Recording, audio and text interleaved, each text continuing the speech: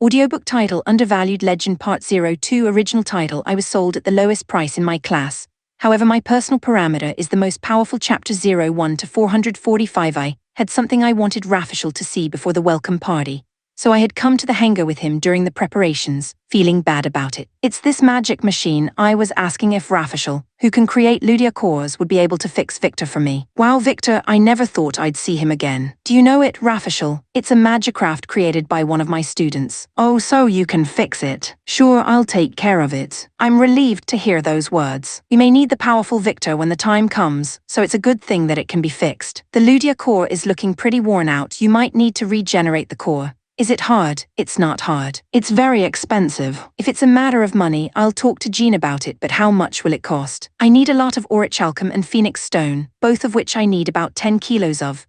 Oh, Baiwan, do you know what the current price of orichalcum is? Yes, I believe it's about 1,000,000 gold a gram. That's how much it costs. Wait a minute, 10 kilos means 10,000 grams. Oh, 10 billion gold. And that's just for the cheapest orichalcum. The phoenix stone will cost twice that. Even 10 billion is a lot of money, and I need another 20 billion or 30 billion in total. It's impossible. If I tell Jean that, he might die of fright. I'm sure you're right, but you need to generate a Ludia core to create a Class 2 Magicrafts, so you'll need to get one anyway. Master, what about the story you told me earlier about the giant beast's nest? Baiwan suggested something to Rafishel. I wonder if there's still a nest of giant beasts at. It's true that we got a lot of orichalcum and phoenix stone in the old civilization. You're going to need it anyway, so let's go get it at that giant beast's nest. When I said that, Rafishel thought for a moment and agreed. Yeah, let's go for it. Once I had come to that conclusion, the welcome party seemed to be ready and Nanami came to call me. Yura, what are you doing? I'm starving. Okay, I'll be right there. After replying to Nanami, I spoke to Rafishel. I'll tell Jean and the others about it later. It's a money matter and I think they'll agree.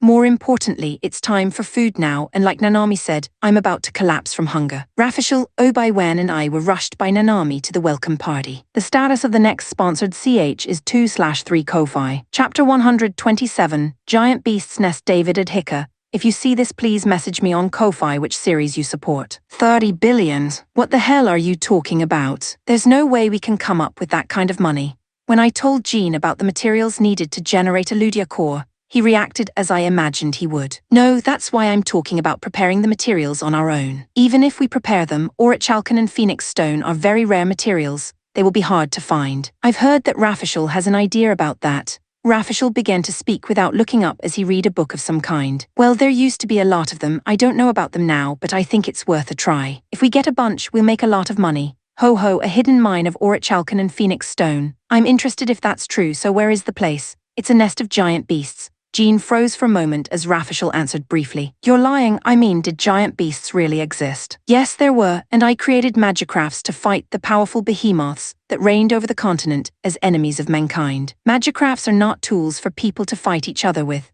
Well, the word behemoth is only heard in scary old stories nowadays, so how did behemoths die out? The behemoths have not been destroyed. They're just sealed off in certain locations on the continent. So when the seals are broken, they'll come out again. You're kidding, right? No, I'm telling the truth. If that happens, there might not be anything humanity can do about it. The next ones to disappear from the earth might be humans. That's scary, so we're going to that scary giant beast's lair. The seal is very strong. They won't be able to break it easily. That's good. Where are we going? The nearest den of behemoths from here is probably Diable. Diable? That lost land. That's a long way north. Don't worry, there's a shortcut. There's actually a way out. The entrance to the underground stream is at Beale Life Canyon, east of here, so it won't take too long to get there. I think it's south of a small country called Imu. I've never heard of Imu. There are countless small countries in that area, so I don't know. I don't mind where we're going next, but what happened to the job offer for the ride carrier crew? I asked about the status of the job offer, which was one of the purposes of our visit here, since the topic about the giant beast's nest seemed to have come to an end. We're interviewing tomorrow, since we've got about 20 applicants, so we'll probably hire half of them. Did you get any applications from mechanics? I thought Rafishel and Baiwan were good enough, but it's a good idea to hire more if they were good people, so I'll check them in the interview tomorrow. Oh yeah, Rafishel, Baiwan, I've asked Lisa to be the interviewer, but would you guys be willing to sit in on the interview and see if there are any good candidates? I don't know if I can handle such a big role. What's a wise guy like you saying? Please help me. The next day, the interviews were held as scheduled. Jean had said he would hire half of them, but he ended up hiring 15 people as crew members. He also decided to hire a ride carrier pilot and 2 mechanics. In the meantime, let me introduce you to our newly hired ride carrier pilot and mechanics. Jean said and brought in 3 people. First, the ride carrier pilot, Festina. Festina was a woman with long light blue hair. Her eyes were a clear, beautiful light blue, and when she stared at me, I felt as if I were being sucked in. These are the 2 mechanics. They are brothers Darm and Balm. They're also scavengers, so you can work with them. The 2 brothers, Darm and Balm, were twins. They were both big men, about 2 meters tall, and looked like professional wrestlers with lots of muscle. Rafashel and Lisa said they hired them because they thought it would be helpful to have someone to do the heavy lifting. The 3 of them, as well as the crew, were told that all the newcomers would soon be able to join us, and that we would be leaving Baranuka tomorrow, albeit on short notice. Chapter 128, Emu Kingdom, David Adhika. If you see this, please message me on Ko-Fi which series you support. Sorry for the late chapter, the bot didn't release it when it was scheduled. After entering the Emu Kingdom, the Iron Warriors decided to make a supply run at the royal capital before entering the underground ocean current in the Beale Life Canyon. Although Rafashel said we'd get there in no time at all, upon closer inspection, we learned that we'd have to travel for 5 days through the empty currents beneath the earth, and that our current supplies would be insufficient. The speed of the new ride carrier is quite fast. It's definitely faster, but I didn't feel it that much on the trip from Melteria to Baranuka. Maybe it's because the pilot has changed. Festina has a higher Ludia value than I do. From Baranuka, the newly joined Festina was piloting the ride carrier. Festina, what is your Ludia value? Festina, who was sitting in the pilot's seat of the ride carrier, thought for a moment when Alana asked her that, and then answered 3,000. But when Jean heard this, he asked Festina, "Didn't you say 2,500 at the interview?" "Oh, that's right, it was 2,500. She misspoke her Ludia value, and there was a small laugh on the bridge. Festina is a bit spaced out in general. We're almost at the Emu Kingdom's capital. We'll leave as soon as we've got the supplies. Yeah, let's go play a little." When Nanami said this, Jean quickly replied, "You've had a lot of fun in Baranuka." Jean was in a hurry to get to our destination. It looks like he wants to see the Orichalcan as soon as possible. When we arrived at the capital, Jean and Alana went to arrange for supplies. I was invited by Nanami and Farmer to take a walk around the area. I don't think it's dangerous, but just in case, I'll take Emina with me as a guard. Look, there's a weird ornament. As I walked around the street, being careful not to say weird in front of the shopkeeper, I saw a large square at the end of the street that was crowded with people. Let's go there. In the square, there were many different colorful magicrafts lined up. At the feet of the machines, people who seemed to be their riders were gathering around and talking about something. I was curious about what they were doing, so I approached them and listened to what they had to say. "What are you doing gathering here?" When I asked, a stern man told me, "There's a magicraft betting match going on right now, and if you win, you get a lot of money." "I see, so that's why there are so many magicrafts gathered here. Come on, let's start the magicraft wager. Is there any challenger?" The rules of the game are simple. If you can make the magicraft rough gun fall to the ground within 3 minutes, the challenger wins. The prize money is 5 million gold. There's no entry fee, so keep challenging. The prize money was 5 million gold, there was no entry fee, and the challenger didn't have to pay a single gold even though it was a betting match. The riders who had gathered jumped at this unilateral offer. They lined up one after another, forming a long queue for the challenge. "Why don't you try it, Yura? Maybe Yura can get the prize." "I don't know, I guess I could certainly at least make him fall, but I decided to watch the fights to see what it was like." Rough guns seemed to be a heavy magicraft, with a stable center of gravity that would be difficult to roll over. Its rider was already on board waiting for the challenger to come forward. "I'm Flaming Dunlash, leader of the most powerful mercenary group in the East, the Fiery Bomb Squad. I'll take the prize money." I wondered what kind of riders would gather in a place like this, but apparently there were many of my peers. "Time limit is 3 minutes. Let's begin." Since there was a time limit, Flaming Dunlash ran and hit Rough Gun at once. It's true that just hitting him might be enough to make him fall, if the hit was strong enough, but the 2 magicrafts collided violently. Whether it was the difference in mass or the difference in power, Rough Gun didn't move an inch, but Flaming Dunlash magicraft was flung back. Rough Gun, it's a heavy type, and if the goal is to make it fall, it's going to be very difficult. That's what Emina, who was watching, analyzed. When I hear how difficult it is, I kind of want to give it a try. Chapter 129, Gambling Match. This is Monday CH, and I released it by mistake earlier, so no chapter in 9 hours at the regular time. Flaming Dunlash was unable to defeat Rough Gun in 3 minutes, as expected. Dunlash left the venue with his shoulders slumped. I thought there was no risk, but if I put my name on the line and challenge him to a fight, I'll end up disgracing my name and the name of my organization if I fail. But on the other hand, if I win, I'll be making a name for myself. It seemed to be quite difficult to make Rough Gun fall, as Emina had predicted, and the challenges ended in failure one after another. After about a dozen challenges, the mood among the participants was that it would be impossible to defeat the Rough Gun. I think I'll give it a shot. It was Farmer who said that. Are you serious, Farmer?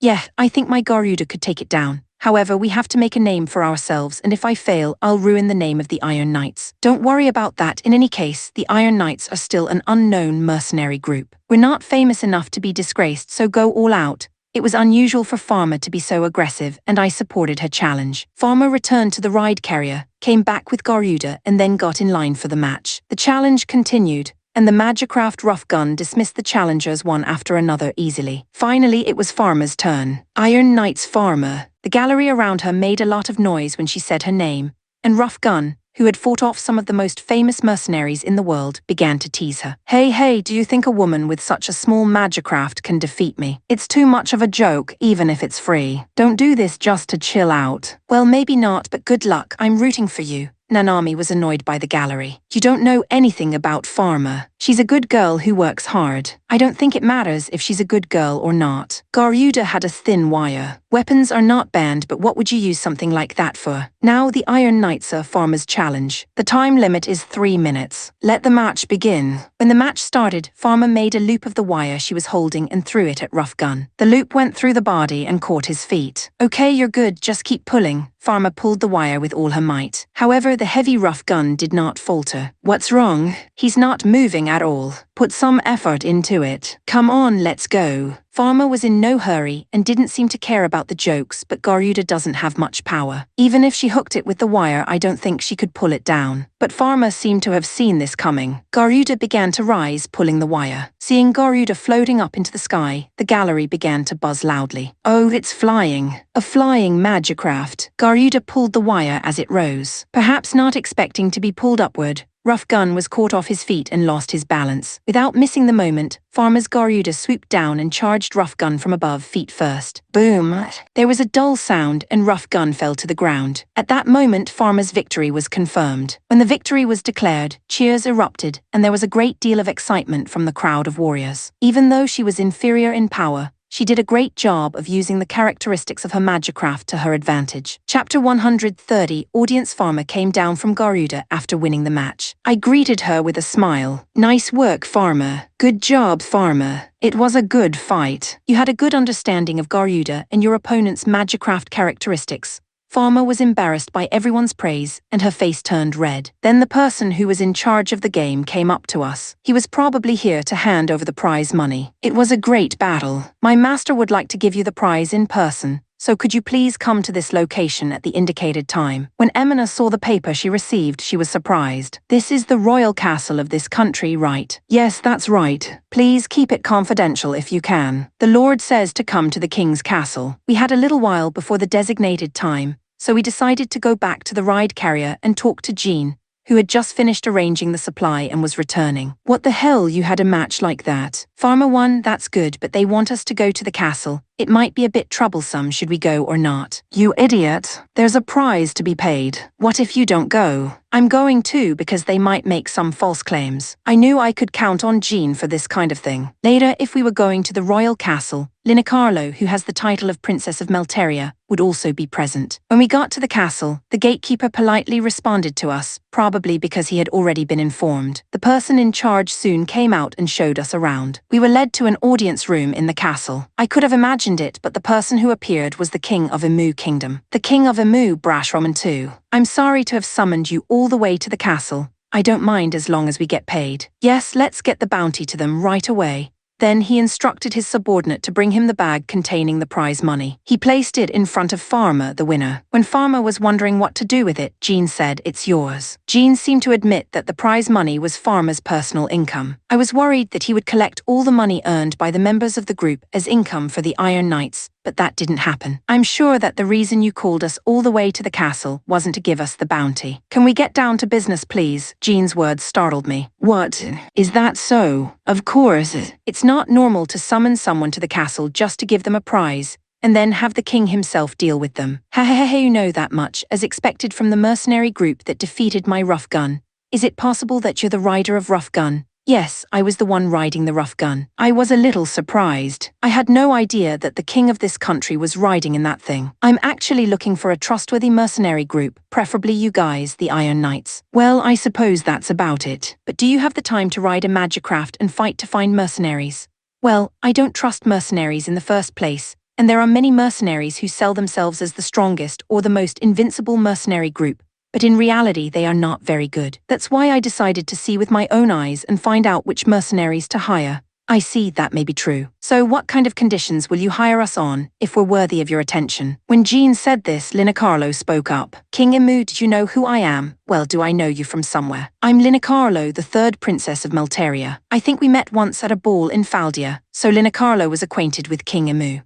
Princess Linacarlo, one of the 12 heavenly masters, the Thunder Emperor Linacarlo. That's right, you'd better think about how much the Thunder Emperor is worth and offer us some good terms. I didn't expect to find a mercenary group belonging to the Thunder Emperor. It was a close call. I was about to offer a rude price. King Imu said honestly. So how much do we get paid? The rider who defeated me, and I'm sure the Thunder Emperor and the other members of the group are excellent as well. Very well, how about a reward of 1 billion? Gold, Mr. King, you're not a cheapskate to offer such a sum for a country of this size. You must have thought very highly of the Iron Knights. That's enough. All right, we have a deal. It must have been a very good deal for Jean to make a quick decision. But what about the planned trip to the giant beast's nest? Well, the nest, it's not an urgent matter. Chapter 131, Suspicion/Najisa. Having repelled the ambush, we returned to the castle. It was decided to fortify the border and consider what to do in the future. Is it true that Tamira is betraying the Eastern Alliance? When I shared Raynell's thoughts with Yukiha, she was surprised. There's no doubt that Tamira is suspicious, but we can't ask them about it. Why don't we ask someone else? When it occurred to me and I made an irresponsible suggestion, Raynell thought about it for a moment and said, yes, you're absolutely right. Let's find out what the other allies are up to. But if the country we're probing has already betrayed the Eastern Alliance, won't the enemy know what we're doing? Majni pointed out. Yes, we have to choose carefully which countries to probe. A country that doesn't get along well with Tamira might have a lot of information. Under these conditions, the only one I can think of is King Arpa of the Zarfract. That's what I thought too. Lord Beda and King Arpa don't get along very well, and King Arpa has close ties to the countries of the Eastern Alliance, which makes it easier for him to get information. And now that I think about it, the 4 countries that left the alliance, coincidentally, are all countries that don't get along very well with the Zarfract. I'd say we're on the verge of a split between Tamira and Zarfract. Which side is Amuria on? I asked, wondering. Do you think my father would be interested in such factions? We're completely neutral, which is why it's hard to get any information from either side. It's a pity that such a small group of people are so obsessed with their own interests and status, fighting for any advantage they can get. It's a shame. It's true that Majni doesn't seem to be interested in factional conflicts like that. If everyone was a king like Majni, there wouldn't be any conflicts. Then let's open a direct line with King Arpa of the Zarfract. Apparently, the Eastern Alliance has a direct line between the kings in the alliance. It was decided to use it to talk directly with King Arpa. What can I do for you, Lord Majni? King Arpa, let me be frank with you. It seems that Tamira is betraying the Eastern Alliance. I'm surprised that Amuria, with its thin intelligence network, was able to come to that conclusion. So King Arpa already knew. The 4 countries that left the Eastern Alliance, the recent expansion of Tamira's military, and the existence of secret trade with the Ruja Empire. What does this imply? What do you intend to do, King Arpa? You can rest assured I foresaw this coming. This is why Zarfract has been secretly gathering magicrafts and riders for several years, preparing a force against Tamira, who will one day betray us. That's reassuring. However, it is not advisable to solve the problem by force. Can't we solve it through diplomacy? Do you know what Tamira intends to do by betraying the Eastern Alliance? They are trying to create a new huge coalition centered on the Ruja Empire here in the East. Tamira and the others who cooperated with them will survive as equal allies, while the other countries of the Eastern Alliance will become tributary states. How can I allow this to happen? Oh my god, such a plan was going on. Yes, so we'll have to fight, and Amuria better be prepared. I guess war is inevitable. After finishing the communication with King Arpa, Majni let out a sigh and said regretfully, it seems that Tamira has betrayed us and war appears to be inevitable. No, Dad, maybe it's not Tamira who's betraying us. Oh, come on, Raynell, have you suddenly changed your mind? You were the one who was the most suspicious just now. Didn't you think what King Arpa said just now was strange? Oh, really? The The first thing to know is that Tamira was not the only one who was expanding their army. Zarfract was also gathering magicrafts and riders, which means that Zarfract may have also possessed the forces that attacked us. The excuse is that they are expanding their forces against Tamira, but I can't decide if that's true or not. In addition to that, it's even more puzzling how much information they have about the future prospects, and how they could have known about the existence of the plans of the Grand Alliance centered on the Ruja Empire. King Arpa is also be suspicious. I'm glad I have such a good daughter, but the trouble is, we have come to the conclusion that both Tamira and Zarfract are suspicious. We can't trust either of them. What should we do about this situation? Chapter 133, Surprise Attack. First, we approached the enemy base with our ride carriers, and after a wave of attacks by Fugaku and Echigo's ballistae, we sent in our magicraft troops, mainly the Iron Knights. Instead of attacking deep into the base, we planned to destroy the base's facilities while eliminating the magicrafts that counterattack. The operation lasted 30 minutes and was a short-term battle, so we wanted to make a quick retreat. The Burn frontline base was in a flurry of alarms as the fleet of Imu troops and Iron Knights ride carriers approached. Accelerating all at once, Fugaku and Echigo gunports opened fire as the ballistae came into range. Fugaku weapons system consisted of 6 4-round auto-loading ballistae, each firing 1 bomb arrow every 2 seconds. The bomb arrows are loaded with explosive rocks that explode on impact. Echigo had a dual manual loading ballista, and although its rate of fire was inferior to that of the Fugaku ballista, it had 20 cannons, so it did not lose in terms of firepower. Okay, it's time for the Magicraft squadron to go out there and wreak havoc. At Jean's command, the magicrafts from the allied ride carriers were launched one after another. Most of the ballistae in the enemy base had been destroyed by Fugaku and Echigo weapons, so the enemy forces sent out their magicraft units to intercept us. Okay, let's see what Arleo can do now that the limiter has been removed. It is a man's nature to want to try out a new item. I was about to single-handedly assault the enemy army. You're trying to do something reckless like that again. Jean, you have to stop Yura. I'm not sure if she was worried or not, but Nanami appealed to Jean. Idiots don't get better until they die, and I've been wanting to check the specs on the new Arleo for a while now, so go ahead and try not to die. Jean approved, and I increased the speed of the Arleo as I charged into the enemy unit, alone. As the power of the Arleo increased with the release of the limiter, I equipped it with a huge sword for large magicrafts that was disproportionate to its size. I held the huge sword in one hand, which even a large magic machine would wield with 2 hands. Wielding a huge sword, I plunged through the midst of the enemy army. Arleo's sword is bigger than the height of a magicraft, and with one swing of my hand, several of them are blown away. As I swung my sword and swept away the enemies, they began to move away from me, most likely out of fear. I accelerated to approach the fleeing enemy magicrafts and slash them down. After all, the speed and power of the Arleo were much higher than before. I felt that the controls were lighter and the images were transmitted faster. However, I still felt a little inadequate compared to Victor. Yura, I'm going to launch a ranged attack, so back off a bit.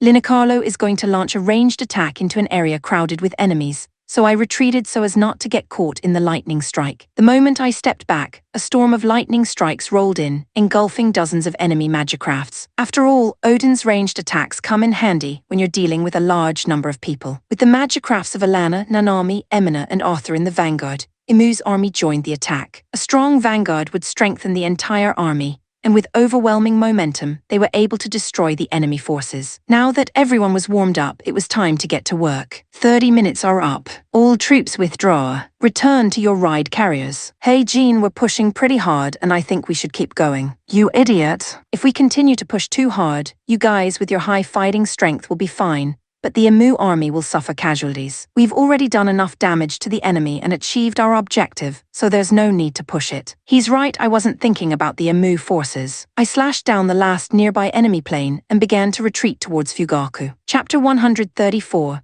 to the Great War/Nagisa. While the concerns about both Tamira and Zarfract remained unresolved, there was a major move in the Eastern Alliance. I have received a request from Zarfract to send an army to take down Tamira. Raynell, what do you think we should do? Majni asked for Raynell's advice. It's a difficult decision to make in this situation, when you don't know which side is the enemy. We can't just ignore even if we reply to their request. I think we should be cautious about participating in an attack on Tamira.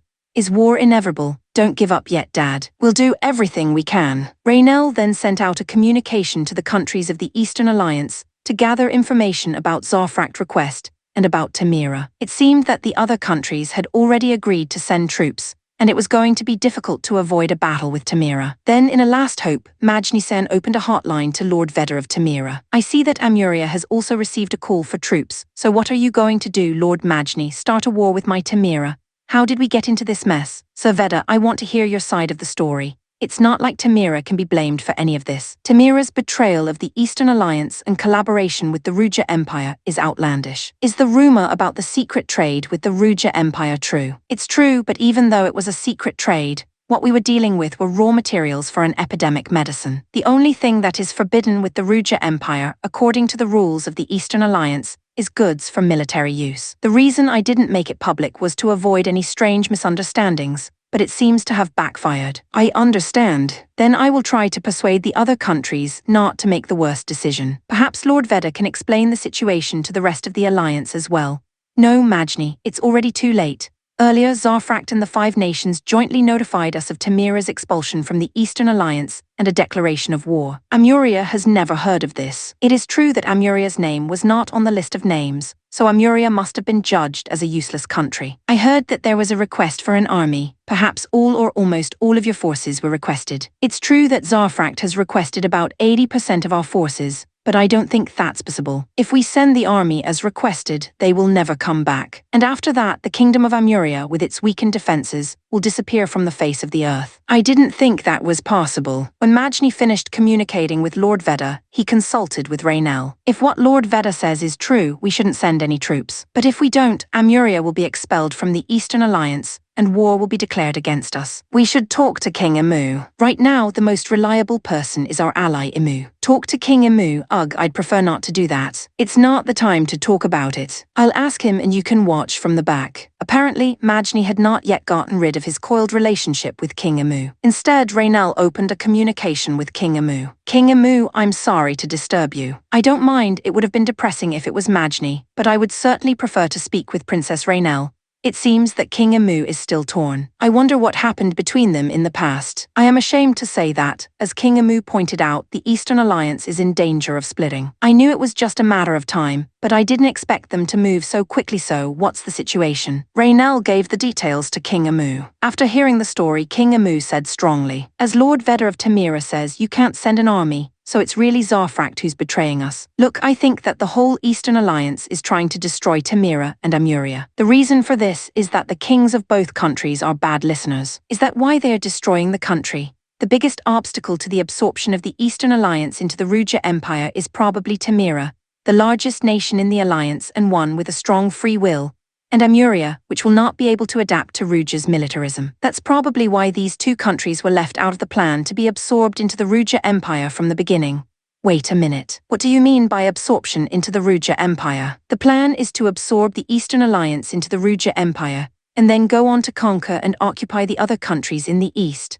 Why would the Ruja Empire have such a grand plan? No, this is not a plan devised by the Ruja Empire. It is the Valkyria Empire that is behind all of this. The Valkyria Empire. The other countries of the Eastern Alliance probably agreed to be absorbed into Ruja when the name of the Valkyria Empire was mentioned. It might be very normal for a country to choose to survive as a part of an empire rather than to be destroyed. Then the other countries are already on the side of the Ruja Empire. I suppose so. Only Tamira and Amuria remain. What should we do, King Imu? There will be a major military action against Tamira soon. If we can defend Tamira, then there is a chance that the countries that are betraying us out of fear of the great powers will change. So you're saying we should show our strength. We just need to convince them that we can fight against the big powers if we work together. The truth is, they probably don't want to be absorbed by the Ruja Empire. Excuse me, but isn't it possible that this story is just speculation on King Imu's part, and that there's some way we can find out the facts for sure? That's easy. Just tell Zarfract that you can't respond to his request to send an army, and he'll tell you the truth. After this, half-heartedly, Raynell refused the request for an army to Zarfract, as King Imu had told her to do. Then King Arpa's attitude suddenly changed. Damn it, you can't respond to a request to send troops. You small, trashy country. Well, the plan is already complete. Amuria is insignificant and will not matter to us. Listen, after we crush Tamira, it's your turn, and I will not allow you to surrender. We're going to crush you once and for all.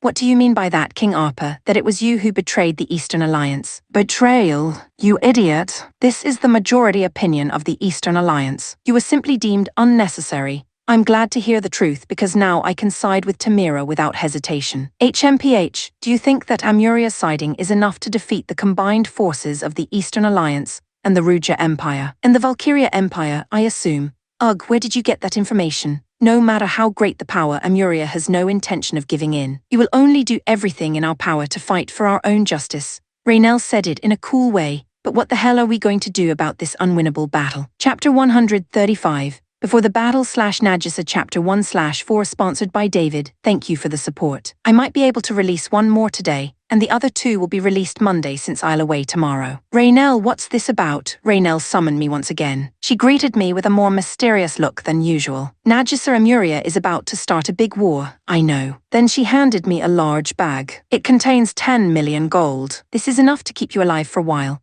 It seems that she didn't want to involve me in a meaningless war. You really are a kind royal family, Raynell. I've told you before about a guy I like who is so stupid and naive. I really don't know why I like him.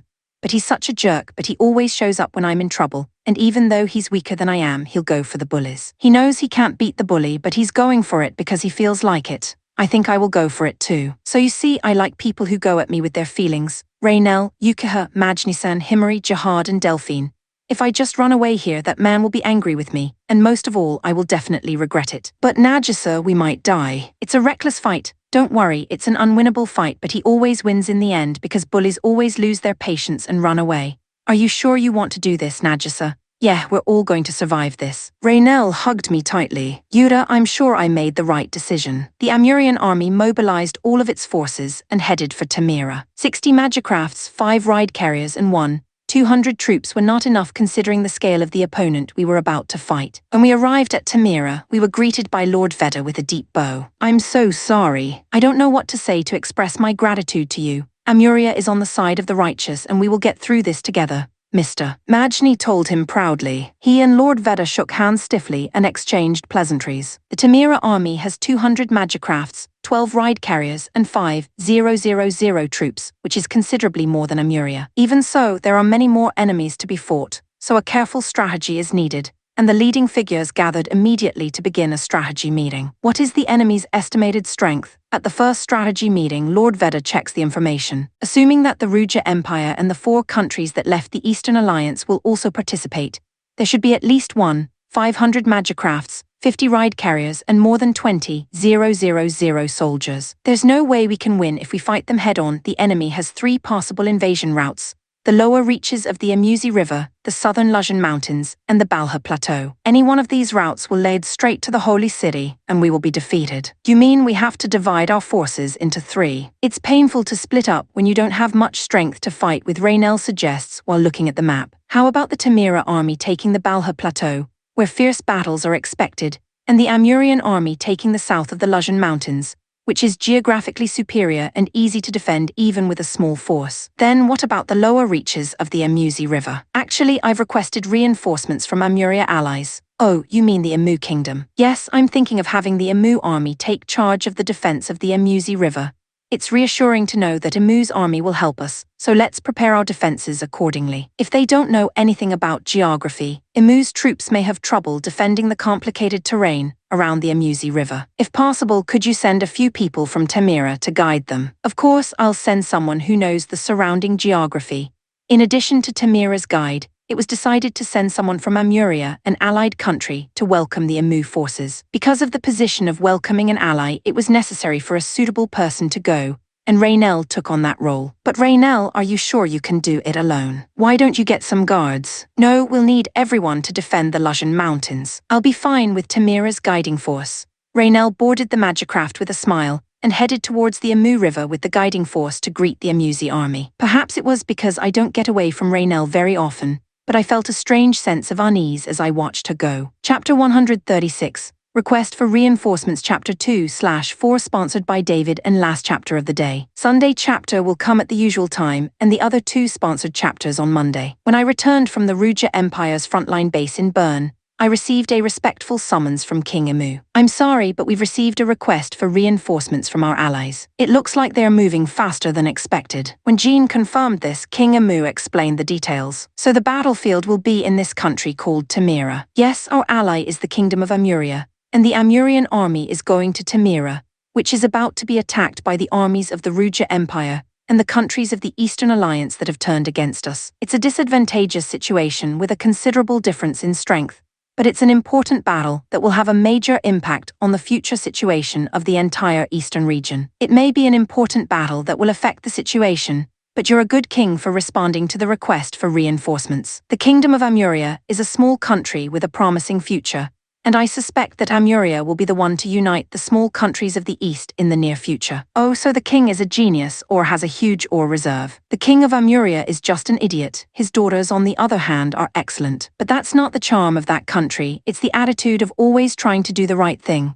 Fairness, the ability to treat people as equals, regardless of the size of the country. I think those are the most important qualities to bring together countries with different cultures and ways of thinking. I'm afraid that's not the only reason for your support, Mr. King. What do you mean? The way you were talking about Amuria, you looked like an old man bragging about his family. You're an interesting guy. It's a shame to leave you as a mercenary. The Iron Knights aren't just mercenaries. I'll show you plenty of that, so look forward to it. If you say so, then you must be right. Take care of Amuria for me. Jean greeted the king in a friendly manner and left the audience room. By the way, Jean is becoming more and more dignified. Alana, who was with me, was also impressed. You don't seem to be intimidated by the king at all. He's a human being just like us. There's no need to be nervous about him. When you were still a merchant, you seemed to be a little more careful. When I said that, Jean smiled and replied, "Merchants have their own way of doing things. Mercenaries have their own way of doing things, and my style of mercenary is like that." Jean must be very versatile. I can never imitate his tricks. Whether it was because of the evaluation of the battle in Bern or Jean's command ability,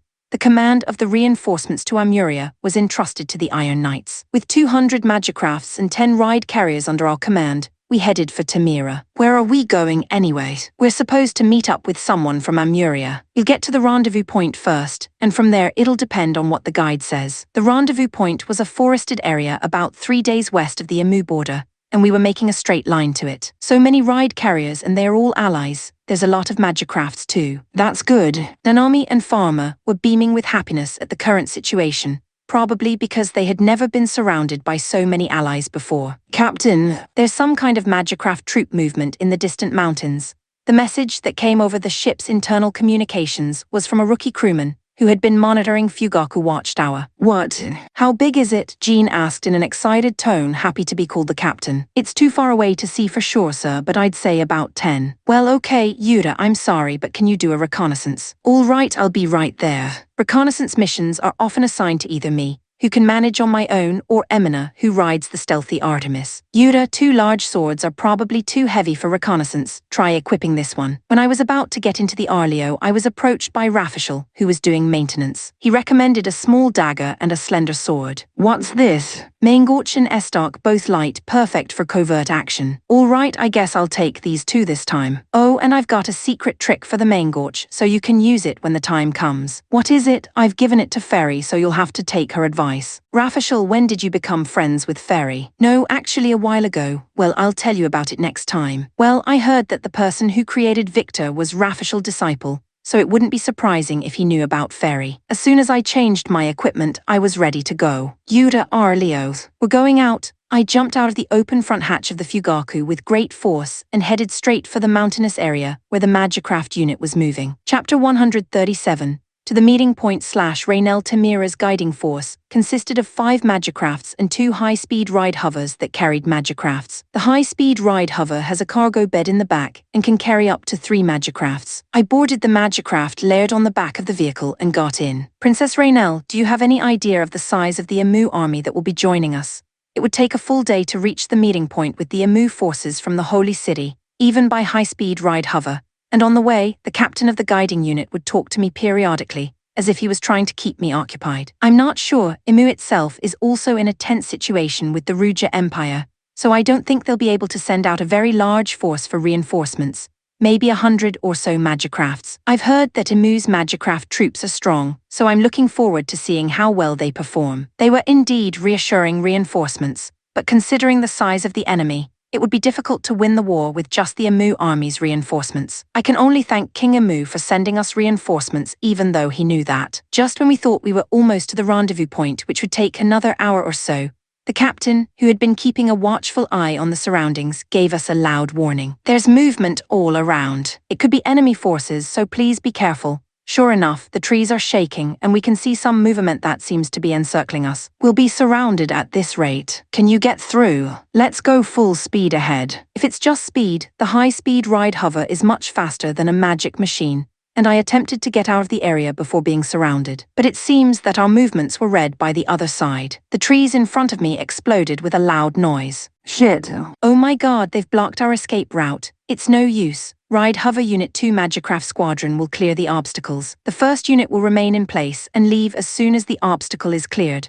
The first unit is the ride hover of the one I'm on. Maybe in the worst case scenario, they kept the first plane on standby to let me escape. They are here. Hurry up and remove them. As I looked around, I saw enemy magicrafts appearing all around me. I'm not sure what to make of it. Removal complete. Unit 1, please leave the area. Unit 2 will continue to hold off the enemy. The rider of the second Magicraft unit reported. I'm not sure what to do next. I'm sorry. Unit 1, let's go. There are 3 Magicrafts in the second unit left to hold them back, and considering the number of enemies, there's no way they can win. The high-speed ride Hover Unit 1 accelerates with a roar. Behind me, I can hear the sound of a battle between the Unit 2 team and the enemy starting. There's still some distance to the rendezvous point, and if we make it there, there's a good chance that Emu's army is already waiting for us, but it didn't work out that way. Another enemy unit ambushed us in the direction we were going, and more enemies appeared. It seemed that we were already surrounded, and there seemed to be no way to escape. Princess Raynell, I'm sorry we'll make a breakthrough. You'll have to run away alone. No, you can't. I'll fight with you.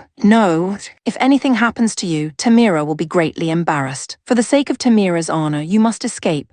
As I said this, Tamira's 2 Magicrafts descended from the high-speed ride hover and attacked the enemy troops blocking the road ahead. The first high-speed ride hover takes off rapidly with me on board. The high-speed ride hover tried to pass through the enemy troops, but was flanked by one of the enemy's Magicrafts with a spear, causing it to roll over and stop. I was thrown out of the ride hover, along with my magic machine Laird. Princess Raynell, please run away quickly, the captain of the guiding force shouted from the overturned ride hover. In order not to waste the feelings of the people of Tamira, I have to survive.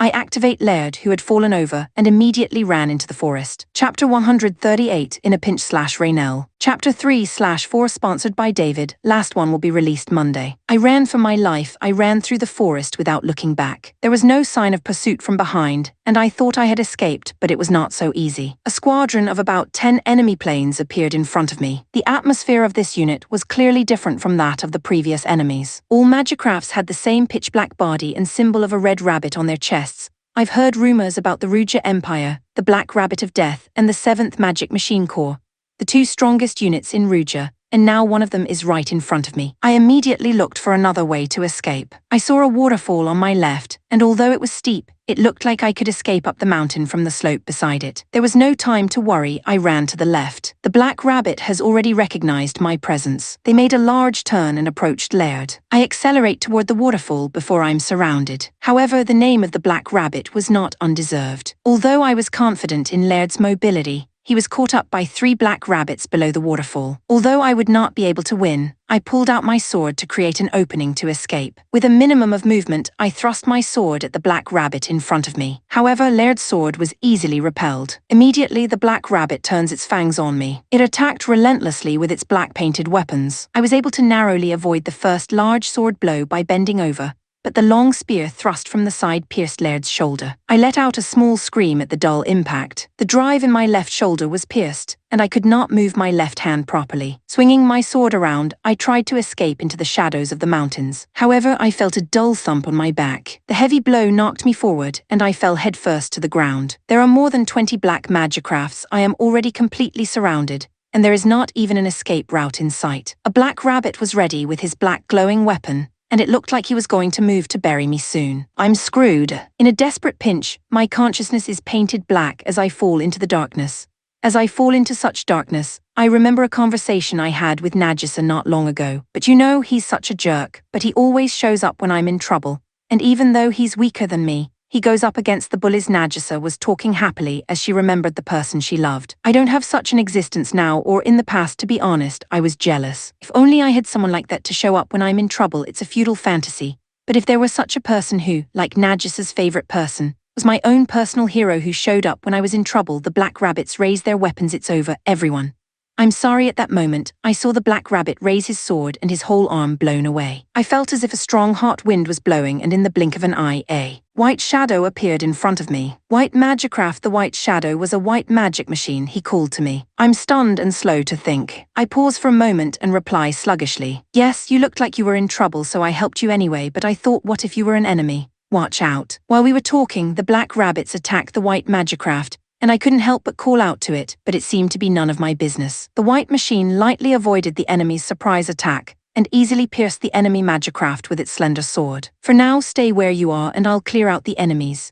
It's easy to say that, but no matter how I look at it, the white Magicraft was alone, and it's reckless for one person to fight 20 black rabbits. I tried to call out to him for his reckless words, but the white Magicraft started moving so fast that he seemed to disappear. Unbelievably, the white Magicraft had overwhelmed that black rabbit in speed. In addition, it was far superior in power, and with a single swing of a small dagger, the large black machine was blown to pieces. The black rabbits were being destroyed at a tremendous rate, and it seemed that he was going to do what he said he would do, just like the simple tone of his words. It's a different kind of superhuman movement from that of Nagisa, a powerful, linear male movement that makes my heart flutter. What is this pounding in my chest? I'm not sure if it's because I've been listening to Nagisa, but that white Magicraft that's saving me from a pinch has given me a feeling of excitement about the opposite sex that I've never felt before. I thought love at first sight was an impossible word. I never thought I'd feel this way about a man I hadn't even seen yet. I was greatly confused. Chapter 139. Princess Raynell. Sorry for the late release. Yesterday I was away the entire day and couldn't translate anything. A Magicraft was in trouble, so I saved it, but to my surprise, it was a person from Amuria who was going to meet up with us. I'm really glad that I didn't save an enemy. After clearing away the unpleasant enemy force of about 20 black Magicrafts that had attacked us, I called out to the Amurian machine. Are you okay? You look like you have a shoulder injury. I'm not hurt and my Magicraft works just fine. Oh, so you're all alone. You don't appear to have any companions. I'm sorry to ask for your help, but I've been attacked and my friends are in the middle of battle. Can you go with me to help them? I thought it was strange to be alone in such a place, but it seems they were attacked and she escaped alone. All right, let's go help them right away. As I said this, Amuria's Magicraft stood up dazedly and guided me to her companions. When I went to the place she led me to, her companions were still barely alive, and so I went to help them right away. There are about 10 grey general-purpose machines surrounding them. While approaching the allied Magicraft, I ran through and destroyed 5 of them with my Estark and Maingorch. There are only 4 enemy machines surrounding the allied Magicrafts. First, I defeat one of them by piercing its head and abdomen with Estark, and then I fly the heads of 2 of them with Maingorch. The last one was prey as I pierced its abdomen with Estark and cut his head with Maingorch to finish it off. I was relieved that everyone was alive, and when I heard there are more allies in the back, me and Arleo ran to their rescues as fast as I could. I ran in the direction I was told to go and immediately saw 3 machines fighting desperately. The 3 planes were huddled together while surrounded by about 10 enemy Magicrafts. I didn't know which side I was on because I left Amuria's Magicraft behind and ran, but the machines surrounding them looked like the grey ones I had just defeated, and the inferior ones were probably my allies. The grey Magicrafts noticed Arleo and immediately got into a fighting stance. If you're motivated, you don't need to be shy. I accelerated Arleo further and began to attack. First of all, I unleashed countless thrusts at super high speed, turning 3 Magicrafts into a hive. Then, lowering my body, I approached the enemy machines as if to tackle them, but as I got up, I sent the heads of 2 of them flying with my Maingorch. The enemy attacked slowly, but I lightly repelled them with my Estark and crushed their heads with my sword. The remaining enemies hurriedly tried to surround Arleo, but as I spun around and thrust my Estark,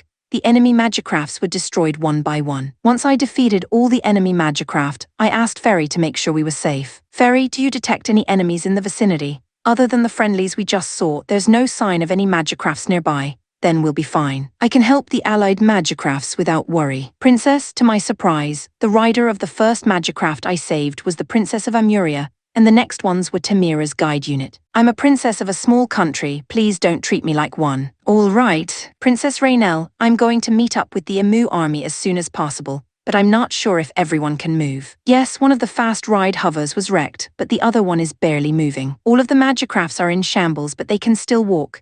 Then let's move. I said this and headed for the rendezvous point where the Amu forces were waiting, but just before we got there I spotted a large enemy force. That's a lot of people. It's the invading forces of the Ruja Empire. They're going to find us if we keep going.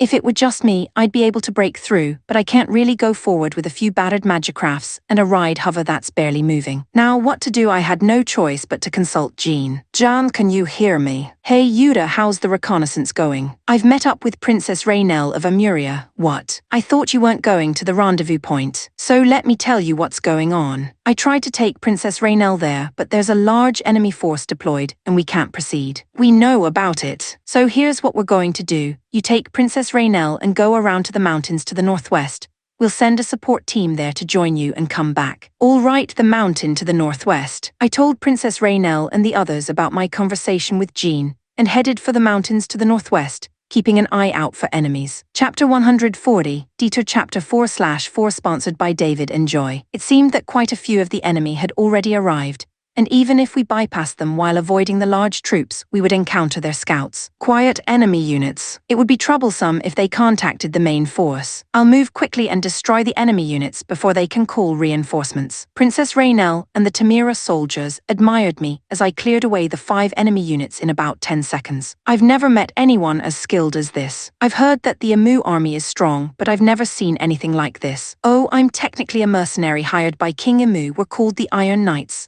I told her that to make our name known. Due to the large detour, we still had a long way to go to the northwest mountains. As it was getting dark, we took a short break. We decided to take a rest in the shade of the mountain where we could hide and have a good view of our surroundings. Just in case, I asked Ferry to let me know if anything approached. I hadn't brought any food with me since I was only doing a light reconnaissance, but Tamira's army had enough to share with me. It was then that I met Princess Raynell for the first time in person. She was a lovely young lady with shining, beautiful blonde hair. She approached me fearfully as I ate, then she stared at me. If she wanted to talk to me, she could speak. Princess Raynell, aren't you going to eat? I couldn't resist, so I called out to her. No, I'm not hungry. You'd better eat when you can, because you never know what's going to happen later. That's right, isn't it? Well then, can I eat with you? Looks like she's the type of person who doesn't like to eat alone. There's no reason for me to refuse, so I agree. Princess Raynell asked me while we were eating. May I ask your name? Oh, I'm Yuta. Yuta, that's a nice name. Oh, really? I've never heard anyone say that before. Princess Raynell asked more questions, fidgeting for some reason. So you're Yao married or something? What? Do I look that old? I'm only 17. If you're 17, you're already an adult and you don't have a specific partner. Oh right, in this world you are already an adult at 16. No, I don't have any such plans or partners. There is someone I like though, Yuki Shirayuki. I wonder how she is doing. I want to see her. And while I'm at it, I wonder how Nagisa is doing too, though I'm unwilling to think of her when I think of someone I like. So you don't have a specific partner. Is that so, Tilda? For some reason, Princess Raynell seemed to be very happy. I'm not sure if she had a bet with the people of Tamira to see if I was married or not. Anyway, do you have a specific person in mind, Princess Raynell? No need for a princess, you can call me Raynell. Well, what about you, Raynell? Don't you have someone in mind? She seemed to want me to ask, so I did. I don't have a definite partner, but I do have a significant other. Well, I hope it works out for you. Yes, Raynell replies cheerfully. She's a bit of a strange girl. Linacarlo gets strange sometimes, but I wonder if all the royals in this world are like this. I asked Ferry to keep an eye on the surroundings, and I took a nap in Arleo. I closed my eyes and tried to rest, but perhaps it was because I had talked like that with Raynell earlier and thought about Yuki and Nagisa. But memories of the two of them flooded my mind and I couldn't sleep. Shirayuki is a firm person and excellent at everything she does, so I only have the image of her doing well in a world like this. But Nagisa seems to have some shortcomings, so I'm more worried about her. Yes, when I get a little more settled, I'll go see them. Maybe they'd be a little happier if I do it. While I was thinking about this, before I knew it, I was fading into a dream. Chapter 141. The Valkyria Empire/Ren. I wonder how long it's been since I became a member of the Dark Wings. A special magicraft unit made up entirely of Highlanders. I feel like that strange auction was a long time ago. The Valkyria Empire has been promoting the expansion of its national power in order to gain the upper hand in the long-running conflict with the Kingdom of Lubel. In addition to increasing the number of riders and magicrafts, they were also aiming to expand their allied forces through diplomacy and secret agreements behind the scenes. The political marriage between Muda, the nephew of the Valkyria Emperor, and Princess Nadov of the Ruja Empire brought the relationship between the two empires much closer. After the death of the Ruja Emperor, intense diplomatic pressure from the Valkyria Empire, and the sudden death of his powerful successors, led to the ascension of Muda to the throne of the Ruja Empire. The Ruja Empire has been transformed into a vassal state that can be manipulated at will by Valkyria. It became possible for the Ruja Empire to take control of the eastern region, which it had been unable to do due to tensions with the rival kingdom of Lubal, and this was done in secret. With the support of Ruja in terms of supplies, the military power was rapidly increased. With the preparations in place, the plan was finally put into action. It was thought that the two forces that would become obstacles to the control of the East would be the union of Eastern nations and the Kingdom of Imu. The Kingdom of Imu was known for its strong military, and the King of Imu was highly regarded as the most brilliant man in the East. Because of these circumstances, they decided to go after the easier-control Eastern Alliance first. As planned, most of the Eastern Nations Alliance had been brought under the umbrella of the Ruja Empire by the prestige of Valkyria. Only Tamira, the leader of the Eastern Alliance, and Amuria, with its strange sense of justice and refusal to be subjugated, remain. Unfortunately, these two countries will soon disappear from the continent. This is because the Ruja Empire, with support from the Valkyria Empire, has launched an armed invasion. With the eyes of the Kingdom of Lubal, it was difficult for the Valkyria army to participate in the war in earnest, but it was judged that a small number of reinforcements were possible, and at the order of the Emperor, who was very fond of his nephew, it was decided that we, the Wings of Darkness, would participate in the invasion of Tamira to support the Ruja Empire. Is it really necessary for us Dark Wings to go out and conquer a small country like Tamira? My colleague Henkel complained when he heard about the mission to capture Tamira. If it's just Tamira, it's no problem, but I've just received word that the Imu Kingdom is on the move. I heard that the Imu army is very strong. Marda, also a colleague, replied. Still, they're no match for the Dark Wings. We're an elite unit of 20 Highlanders. We can take on Tamira on our own, to be honest. I won't deny that. Both of them had absolute confidence in the Dark Wings to which they belonged. In Valkyria, there are even more powerful units that rank higher than the Dark Wings, but they are all proud to say that they are one of the best units in the continent. The Dark Wings all use the same type of magic machine. Each of them has their own customized weapons and coloring, but the substance is almost the same. Ren, I've always wondered why your Icarus is so flashy in color, Henkel said to me. It's true that my Icarus is canary yellow, far more flamboyant than the name Dark Wings suggests. Well, I can't help it. I love the Brazilian national soccer team. Once we boarded the Darkwing ride carrier Tsukuba, the captain explained the details of the mission in the meeting room. The invasion of Tamira will be conducted solely by the Ruja Empire. Therefore, no specific role has been assigned to us, and we will move freely, focusing only on reducing the strength of the enemy forces. If we are free, why don't we attack the enemy's capital at once? It would be quicker. It's not that easy. If we make such a showy move, there's a chance that Lubal will notice us. If Lubal intervenes in this battle, even your empty head should understand that it will be a problem. When the captain said this, Henkel fell silent. The mission this time is to strike the enemy's forces in a low-key manner, specifically in the fight for the Baruha Plateau, where a large-scale battle is expected. We all felt that this mission would be easy and boring. I was no exception. It felt like one of those practice games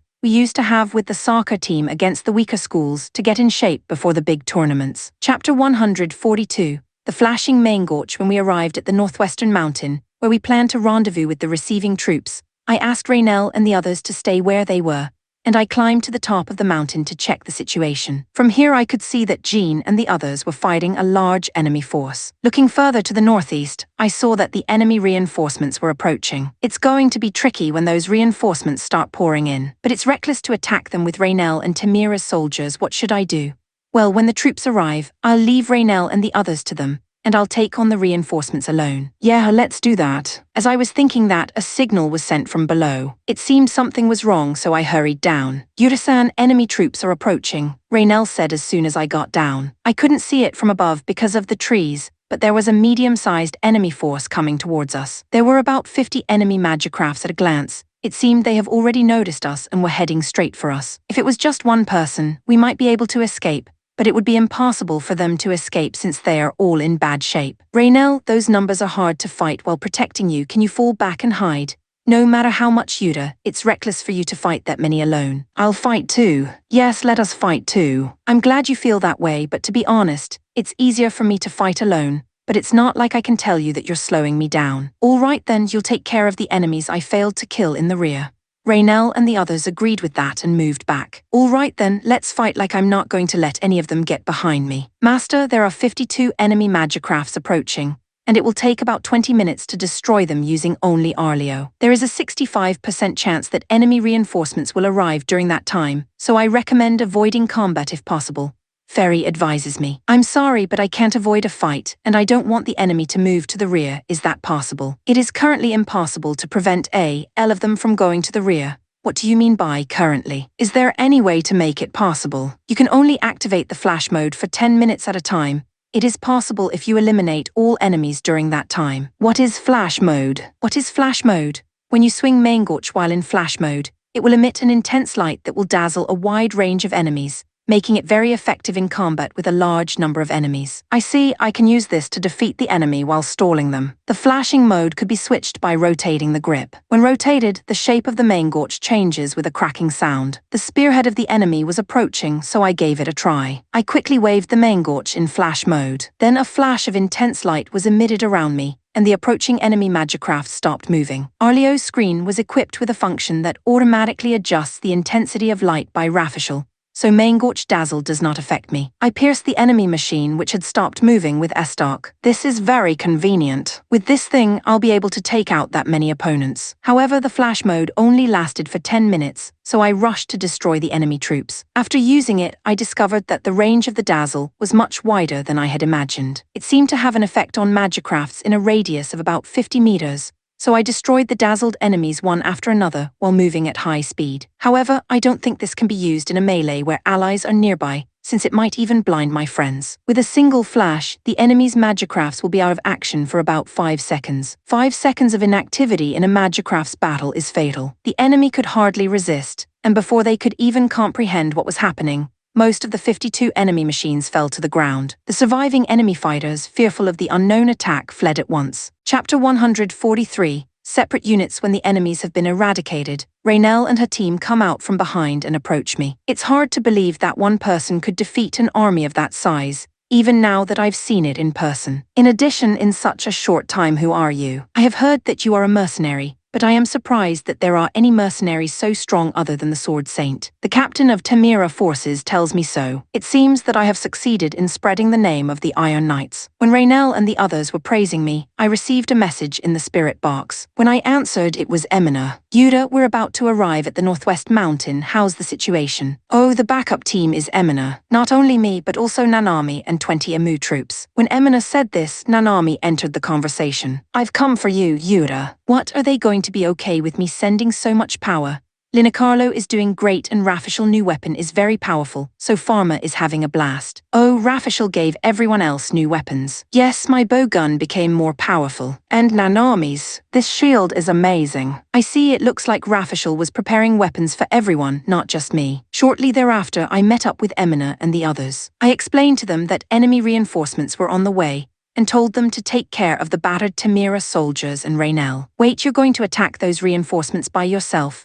Yuta, you're being reckless again. It would be troublesome if the reinforcements joined up with the troops fighting Jean and the others, and since there weren't that many of them, I thought I could handle it alone. So how big are the reinforcements? I don't know exactly, I just took a quick look, but I'd say it's about 200. Magicrafts. You know, Yuta, what if there are a lot of Highlanders and double Highlanders among the 200 magicrafts? You might be in trouble. No, I can kind of tell if there's a strong enemy, and there was no sign of that in those reinforcements, so I'll be fine.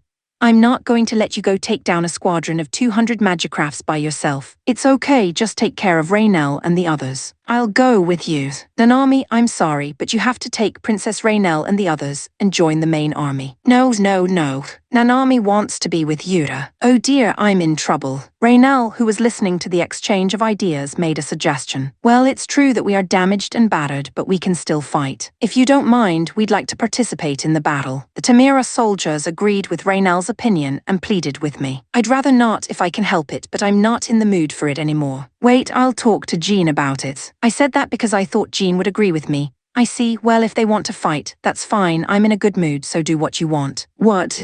No, Jean, there's 200 of them. It's too dangerous. The princess is with them, you idiot. You're too used to acting alone because you're so strong. You should learn how to fight while protecting your allies. It's good to be a knight who fights against many while protecting the princess. I'm sure you'll be able to figure it out. Jean, perhaps trusting in my strength, started to talk recklessly. The difficulty of fighting the enemy's reinforcements has gone up several notches, And my head hurts chapter 144. Assault weapon sorry that I'm so slow with the sponsored chapters. It's just that one of my favorite JP web novels it's being rewritten, and I want to translate it myself instead of waiting for others. Don't worry, I will still try to release 2 ILSUP every day until I finish all the chapters in queue. The new novel will be released Sunday, 5 chapters, and then 5 ch/week manhwa. The enemy reinforcements were quiet, but they were definitely approaching. Normally, I would be able to just rush in and fight them, but that's not going to happen this time. I had to think seriously about how to fight while protecting my companions. I was thinking of asking them to stay in the back like in the earlier battle, and take out the enemies I missed, but Raynell and the others seemed to be very motivated and wouldn't move from next to me. For now, let's all stick together and fight in formation so we don't get separated. We can't defend ourselves if we're all moving separately. Yura, I think the enemy has noticed. Okay, I'll take the center, Nanami, you take the left, and Emina, you take the right. Everyone else cover me from behind. Don't go forward at all. After giving instructions, the enemy's spearhead unit immediately rushed in. Perhaps thinking they could easily overcome us with their numbers, they charged in roughly. I stood in the center of the formation and intercepted them. Fortunately,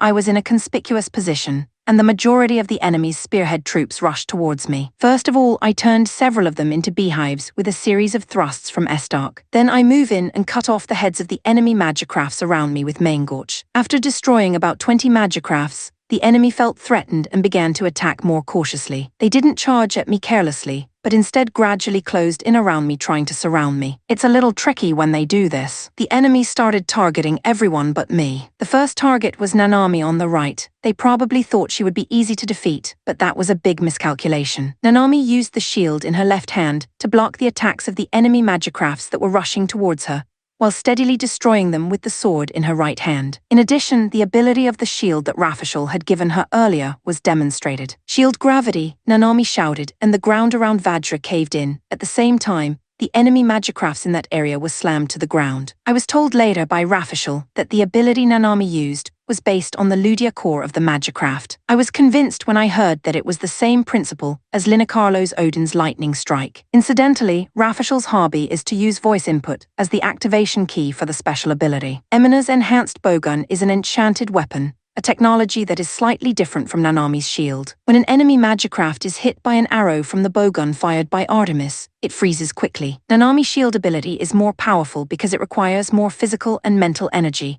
but the enchanted weapon only strengthens physical ammo, so the Ludia load can be reduced, and the effect is less dependent on the Ludia value. The 3 of us have been able to repel most of the enemy forces attacking from the front, but the enemy is not stupid and is trying to take advantage of the difference in numbers to move around to the rear. If they continue to surround us, Raynell and the others behind us will be in danger. I decided to leave the frontal assault to Nanami and Emina and go help them in the rear. There is a limit to the amount of support you can provide to multiple allies while moving around. I wish I had a long-range weapon that could cover them from the spot.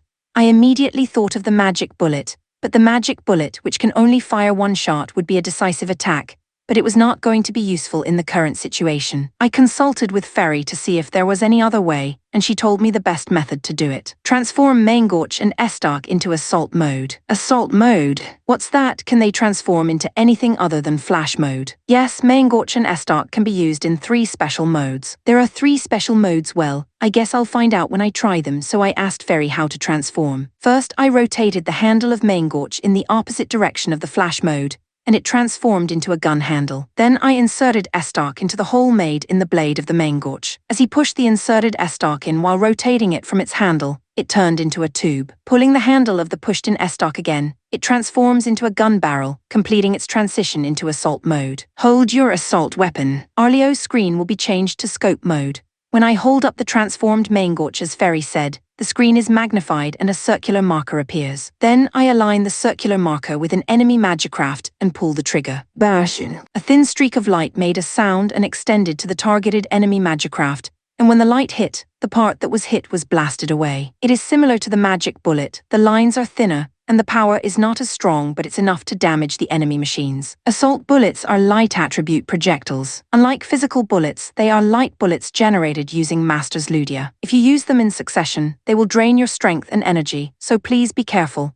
That means I'll get tired if I use it too much. Well, let's see how fatigued I get after using it for real. I looked around for a friendly magicraft that was struggling, Then I set up my assault weapon and fired a light bullet. Chapter 145. The defense of the fortress/Najasa, the canyon south of the Luzhan Mountains, the only road in the area that is passable for ride carriers, and a key point for Tamira. A small fort had been built in the canyon, and we, the Amurian army, were stationed there. "Dad, I think they are here," Yukiha, who was looking into the distance with binoculars, reported. "So this is where King Arpa's Zarfract army will attack." How did Majni know that the attacking army was Zarfract with a single glance? It was because the flagship of the enemy army was a flashy pink color. It's a ride carrier with poor taste, as usual. It may look bad, but its offensive capabilities can't be underestimated. It's equipped with 5 powerful long-range ballistae. "You're right, we can't be careless." Seeing the enemy approaching the fort, Yukiha gives orders to her subordinates. "All troops prepare for battle. Get into position." The magicrafts of the Amurian army are deployed above the ravine. All of the magic machines in position were equipped with arrows. They were hastily prepared in anticipation of a defensive battle for the fort. I also set up my bow from the top of the fort. I belonged to the archery club in high school, and I was confident in my bow skills. Even though I was riding a magicraft, the feeling of drawing a bow was not that different. 6 ride carriers are approaching the fort. The enemy's magicrafts are approaching from cover, using the ride carriers as shields, indicating that they are wary of our attack. "Shoot the arrows." At Yukiha's command, arrows were fired from the fort all at once. They hid themselves in the shadows of the ride carriers,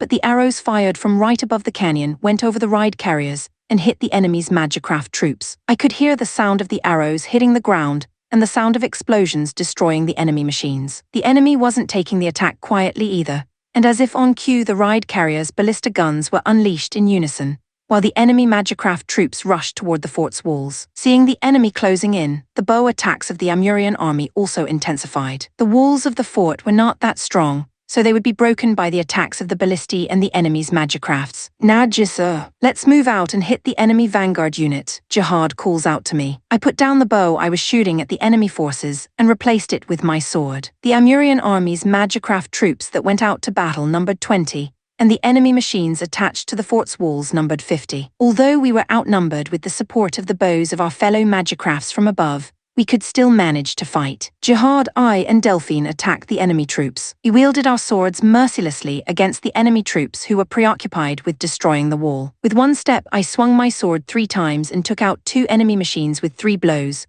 and with a second step, I swung my sword 4 times and sent the heads of 4 enemy magicrafts flying. It is often said that there is no first strike in Aikido, but this is not true. In order to destroy the signs of an opponent's attack, you must attack aggressively, and if you think you have a chance to win, you must be willing to finish him off with a single blow. Although it is only a self-defense technique, the idea of protecting oneself by winning the battle is a prerequisite. I was particularly aggressive, and my father, who was my master, used to get angry with me. However, I believed that the ironclad rule of warfare was that you should never hesitate to protect yourself and your friends. 10 steps in, and with the help of Jihad, Delphine, and the others who had come out to fight, most of the 50 enemy magicrafts had been defeated. Good, let's pull out before the enemy surrounds us. It is dangerous to stay outside the fort for too long. We accomplished our objective and quickly retreated back inside the fort. With all the troops close to the city walls wiped out, the enemy forces could no longer approach carelessly. However, the attack of the ride carrier ballistae intensified, and a fierce firefight began with the Amurian forces from the fort. The armor on the enemy's ride carriers can't be penetrated by the arrows or the fort's ballistae, but our fort's walls have accumulated so much damage that it's not fair. Yukiha lamented this as she looked at the crumbling walls. At this rate, it's only a matter of time before they break through the walls. Majni muttered sadly. If we don't do something about it, they will break through the walls. If this happens, the Amurian army, which is outnumbered, will be at an overwhelming disadvantage. That pink ride carrier is ridden by the king of the enemy army, right? Yes. Well, yes, but what about it? No, I thought that if I could destroy it, the enemy army would retreat. That's true, but how are you going to do it? If that thing comes crashing down, the pink ride carrier won't have a chance. What I saw was a large chunk of rock at the top of the canyon. Yukiha and Majni looked at it too and agreed with me. Sure, if that thing fell, there wouldn't be a problem, but how are you going to drop a rock that size? I have an idea, I said, and they were ready to listen with great interest. Chapter 146, Falling Rock/Najasa. This chapter was sponsored by Phantom F and David Adhika. Thank you for your support. It would be extremely difficult to break or move a huge rock. However, I was thinking that I could destroy a small rock that was supporting the huge rock. A small imbalance can have big consequences, and that huge rock would roll downward under its own weight with just a little imbalance. The mission to drop the huge rock had to be done by a small number of people, because it would be impossible to accomplish if the enemy noticed and moved the ride carrier. Leave the destruction of the rocks to Yukiha and Nagisa, while Jihad and Delphine to draw the enemy's attention. Jihad responded confidently to Majni's words. Leave it to me, I don't need to rely on rocks to sweep away the enemy army. I don't think that's the way to talk to the king of your country, but Majni didn't seem to mind. Yukiha and I climbed up to the ridge of the canyon, where there was a huge rock from a blind spot, so that the enemy would not see us. At the same time, the Amurian army, led by Jihad and Delphine, began a flashy attack to attract the enemy's attention. When I got close to the huge rock, I suddenly felt a presence, and before I had time to hide, I came face to face with a platoon of enemy magicrafts climbing up from the other side. Enemy? Oh no, they must have figured out our plan, Yukiha said, but if they were aware of the mission, they would have moved their flagship's ride carrier. But the flashy pink ride carrier showed no signs of moving. No, they must not be aware of the mission. Let's take care of them first. Before we could launch an attack, the enemy magicrafts moved. They held daggers in their hands and approached us at a hurried pace. I pulled out my sword and intercepted the enemy. There were 6 of them, all lightly armored, thin-wired magicrafts that didn't seem to have much power, but they moved fast. The first magicraft attacked me with a dagger, gripping the blade underneath and aiming for my head. I avoided it by twisting my body and slashed it with my sword, cutting off its neck. Without pausing, a second plane came at me from the front with a dagger and aiming for Leibella's abdomen. Before the blade could reach me, I swung my sword horizontally and cut his head. The third and fourth magicrafts saw that the previous 2 had been killed and became more cautious in their attacks. Seeing this, I stepped in and approached the 2 with the bottom of my left palm. I blew away one of them and swung my sword diagonally down on the other, cutting it in half from shoulder to waist. Then I thrust my sword into the enemy that was blown away and finished him. The other 2 were attacking Yukiha's Yuort. Yukiha's Yuort was equipped with a flail, an unusual weapon consisting of an iron ball connected to a chain at the end of a club. Yukiha swung the flail with all her might and struck the enemy magicraft in the face with the iron ball. The enemy face caved in and it fell backwards, emitting a sizzling sound and white steam. The last of the enemy magicrafts tried to escape. I quickly got behind it and destroyed its head with my sword. Now that we've got that out of the way, let's drop the boulder quickly. We certainly needed to hurry. My friends were fighting down there, but they were outnumbered and the situation was not looking good. If we don't do something, a lot of damage will be done. In Aikido, you can read your opponent's weight shift and the amount of force being applied, and use that to your advantage when applying techniques. In the same way, I stared at the rocks lined up in a messy manner and identified the right weak points. Yukiha, I'm going to break that rock. Yukiha nodded and readied her flail while I readied my sword and prepared to attack. Then, as if on cue, we both struck the rock at the same time with all our might. The first blow didn't destroy the rock, it only cracked it, so we continued to unleash another blow on the rock. There was a dry cracking sound, and the targeted rock collapsed and broke. Okay, let's get away. We quickly took off. If we stayed there, we would also be caught in the fall of the giant boulder. For a while, there was no change, but then the area around the crumbling rock began to shift a bit, and eventually collapsed like an avalanche. The huge rock was also slowly being pulled downward by gravity. At that point, the enemy realized what was happening and rushed to move the ride carrier, but there was no way they could get off the way fast enough to avoid it. The huge rock hit the pink ride carrier, crushing it and bending it in half. Chapter 147, Balha Plateau/Nagisa. If you like the novel, give it a good rating on Novel Updates 2.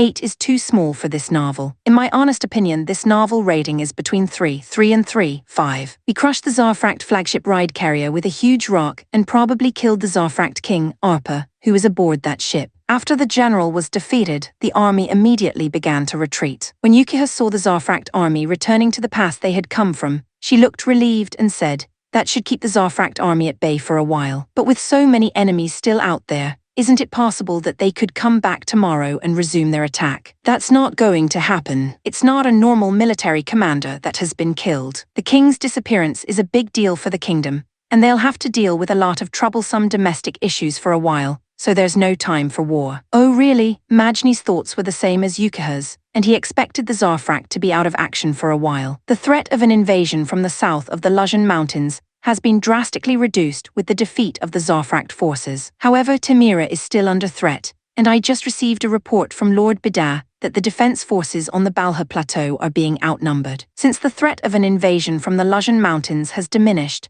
maybe we should head to the Balha Plateau to reinforce the defense, We'll be doomed if the holy city falls. I was thinking about that too. Yukihira, Nagisa, Jihad and Delphine lead the army to the Balha Plateau. Majni-san was to remain at the fort in the Luzhan Mountains with a force of about 10 magicrafts, and we were to head for the Balha Plateau as reinforcements for Tamira's army. By the time we arrived at the Balha Plateau, Tamira's forces had been reduced to about half their strength. Still, I think they fought well against more than twice as many enemies. Lord Bida, with the death of King Arpa of Zarfract, the possibility of an invasion from the south of the Luzhan Mountains has been reduced, and we have come to your aid. Yukihira informs Lord Bida. Lord Bida looks quite worn out, perhaps from the heartache of being outnumbered. I'm sorry if the Amurian army hadn't come, this place would have fallen tomorrow.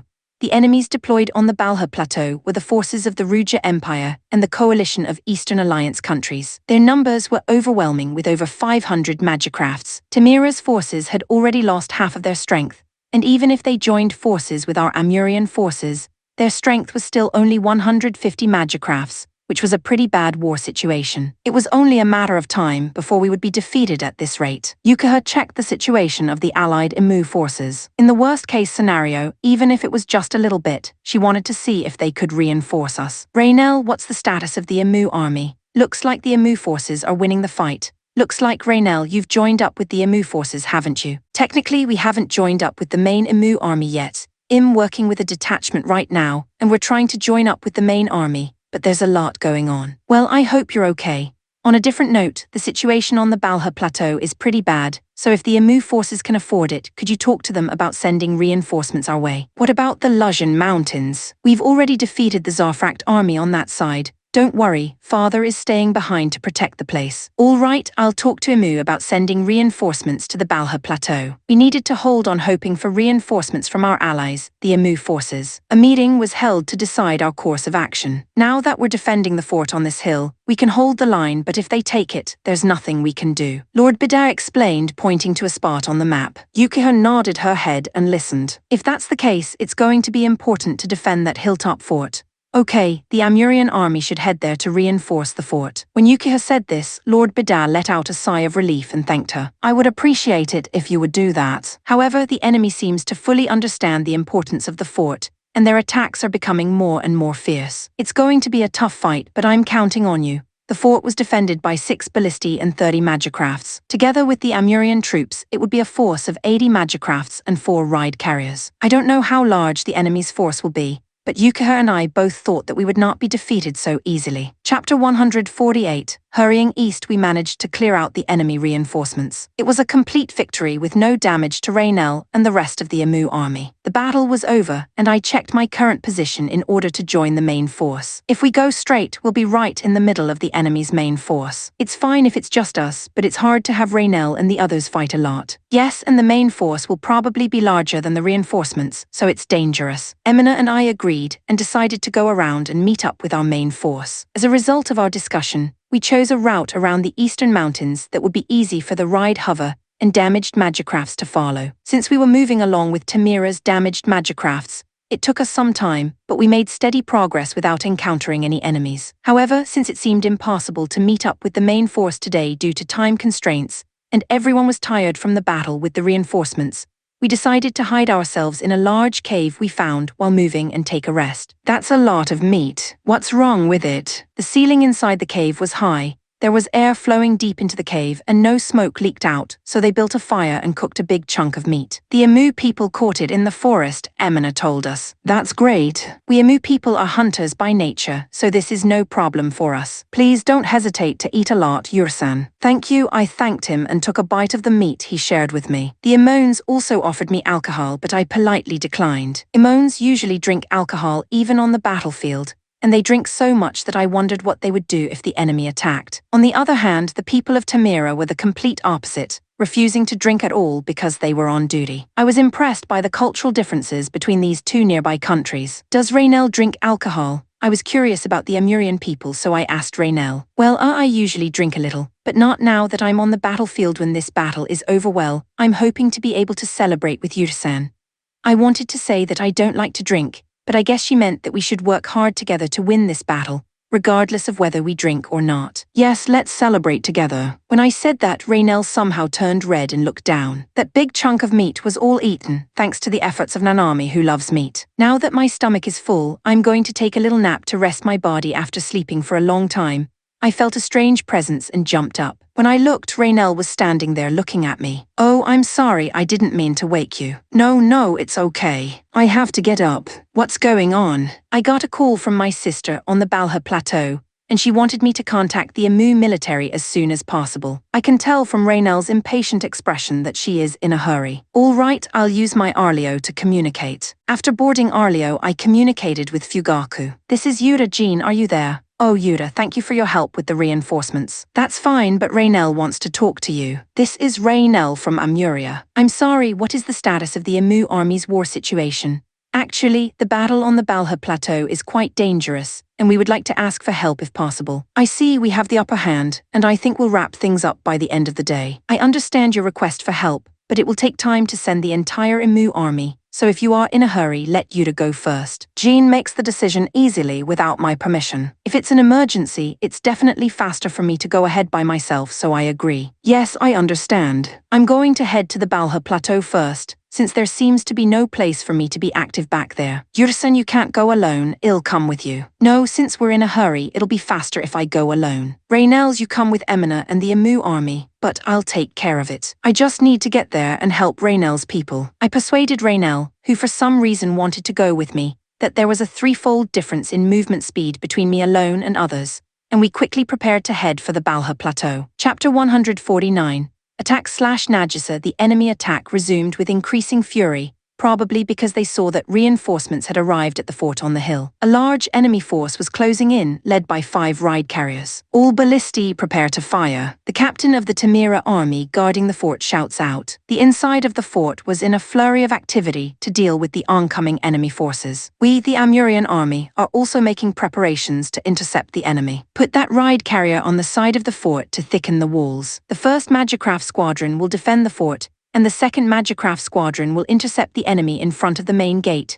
Following Yukiha's instructions, everyone took their positions. I, along with Jihad and Delphine, waited for the enemy in front of the main gate of the fort. To be honest, I was a little afraid of the large army marching towards us. There are roughly 300 of them and 80 of us, so it's going to be a tough fight, that's for sure. It's just numbers. We have the better quality and morale of the troops. A ballista arrow was launched from the enemy's ride carrier, which signaled the start of the battle. The enemy spearheads, ride carrier, and magicrafts were closing in on the fort like a flood. The enemy troops were rushing to destroy the main gate of the fort. In order to intercept them, arrows were fired simultaneously from the ballista and by the magicrafts from the fort. The arrows skewered and felled the enemy machines one after another. However, there were so many enemies that many of them dodged the arrows and came to the front gate. At the front gate, we entered into a fierce melee with the enemy magicrafts. I swung my large axe and cut down the enemy magicraft that attacked me with a sword, then ran and cut off the head of the approaching enemies. As I cut down the enemy magicrafts that were closing in on me, I also killed the ones that were attacking my friends. I was in a more aggressive state of mind than usual, thinking that the faster I killed the enemies, the more my allies would be saved. We took down the avalanche of enemy magicraft, and the battle situation in front of the main gate seemed to be going in our favor. However, such illusory superiority was drowned out with a roar. With a buzzing sound, a round barrel-like object flew out and hit the fort's wall. Then there was a roar and the walls were blown away, engulfing the ballistae that had been set up. What the hell was that? Yukiha shouted in surprise at the unknown attack. It came from the enemy's ride carrier, a new weapon prepared by Ruja. Jihad thought so, but Yukiha denied it. There's no way Ruja could have prepared such a weapon. It was probably provided by the Valkyria Empire. I don't know exactly where the weapon came from, but it didn't change the reality that this attack was destroying allied ballistae and the walls of the fort one after another, and we were quickly pushed into a corner. All of the fort's ballistae and half of the Magicraft Squadron deployed on the city walls have been destroyed. The enemy's magic machines were closing in on the fort, which had completely lost its defensive capabilities. In the past, we had the advantage of support from the fort, but once that support was gone, there was nothing we could do to stop them as we were outnumbered. All troops in front of the main gate retreat inside the fort. Without needing to be told by Yukiha, we fled into the fort. Protect the main gate. If the enemy gets inside, we'll be defeated. The ride carrier is on fire. A fire rises from the ride carriers placed on the sides of the fort. An even louder explosion echoed, and the entire ride carrier was seen to be destroyed. If the walls on the side are breached, it will be very difficult. Yukiha's fears were realized when, with a loud roar, a sidewall blew up and a huge hole opened up through which an avalanche of enemy magicrafts came. Chapter 150, Crisis/Nagisa. This chapter was sponsored by Nathan Hanks. Thank you for the support. I felt a weird sensation when I saw the number of enemy magicrafts moving into the fort. The fear of harming myself was greater than the fear of my friends being in danger. All troops fall back to the center fort headquarters. At this time, the Tamira commander who was in charge of the fort had already been killed in battle or was no longer in command. Instead, Yukiha gave the orders. The fort's headquarters was a large, solid stone building where our allies were crammed into as they fled. I was at the entrance of the headquarters, desperately trying to prevent the enemy from entering. At this time, the number of allied magicrafts that could move had already been reduced to about 30, and the enemy machines that had entered the fort were over 100. Putting us at an absolute disadvantage in numbers. If I don't do something, everyone is going to. I focus my consciousness. I dive into the deepest depths of my consciousness as soon as possible. The power to protect everyone, the power to defeat the enemy, I force it out from the depths of my mind. Even when I was concentrating, the enemy would not wait for me and would keep attacking. I was unconsciously moving Labella to counter the attacks. I avoided the attacks and exploited their power to destroy the enemy magicrafts. I was fighting half unconscious. The wreckage of countless enemy machines lay around me. However, I heard a shout that broke my concentration. When I looked, I saw that Yukiha's Yuot had been skewered by an enemy spear, a heart-stopping shock that gripped my chest. Yukiha, I hurriedly ran over to Yuot and cut down the enemy magicrafts around him with my sword. Then I pulled out the spear that was piercing him. Yukiha, are you okay? I am fine, but it looks like my elemental line was damaged, and I can't move properly. All right, I'll take care of this. Yukiha, stand back. I'm sorry, Nagisa. I looked around and saw that there were only about 10 magicrafts left on our side. Jihad and Delphine were doing their best, but their magicrafts were already in shambles, and Delphine Basim had lost one of his arms. I stood up in front of the fort headquarters to protect everyone and everything. I will defeat all my enemies. With that in mind, I held up my sword. The enemy rushes towards me as I am standing on my knees, swaying and avoiding the attack. I attack the enemy machine's weak points with minimal movement and disable it.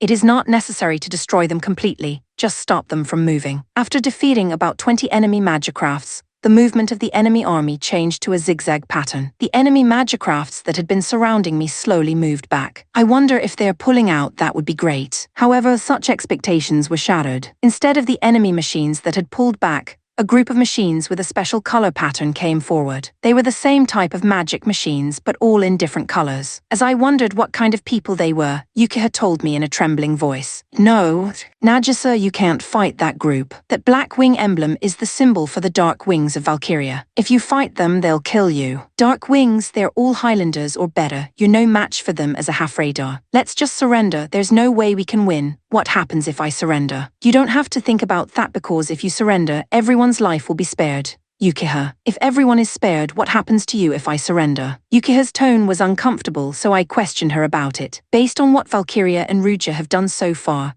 as a commander and a member of the royal family, I'm probably going to be executed, but that's okay. My life doesn't matter as long as everyone is saved. Surrender is absolutely not an option if Yukiha is to be killed. I held my sword up to the dark wing that was slowly approaching me. Chapter 151. In a pinch/Nagisa, there are about 20 Darkwing magicrafts approaching, trying to surround me. I slowly adjust Labella's position to avoid being surrounded and prepare for the enemy's attack. 2 enemy magicrafts attacked simultaneously from both sides. The speed of their attacks was faster than anything I'd ever seen before. I quickly crouched down to avoid the attacks and immediately tried to counterattack by swinging my sword, but another enemy machine stabbed me with a long spear. It was a sharp, quick thrust, and I stopped fighting back and avoided it by rolling forward. 2 new enemy magicrafts were waiting for me at the end of my roll. With a large sword and an axe attached to the end of a long stick, they attacked Labella. I quickly twisted my body and managed to avoid the attacks. All the attacks were too fast and I couldn't counterattack as usual. I thought that there would be no chance of winning if I continued to be attacked like this,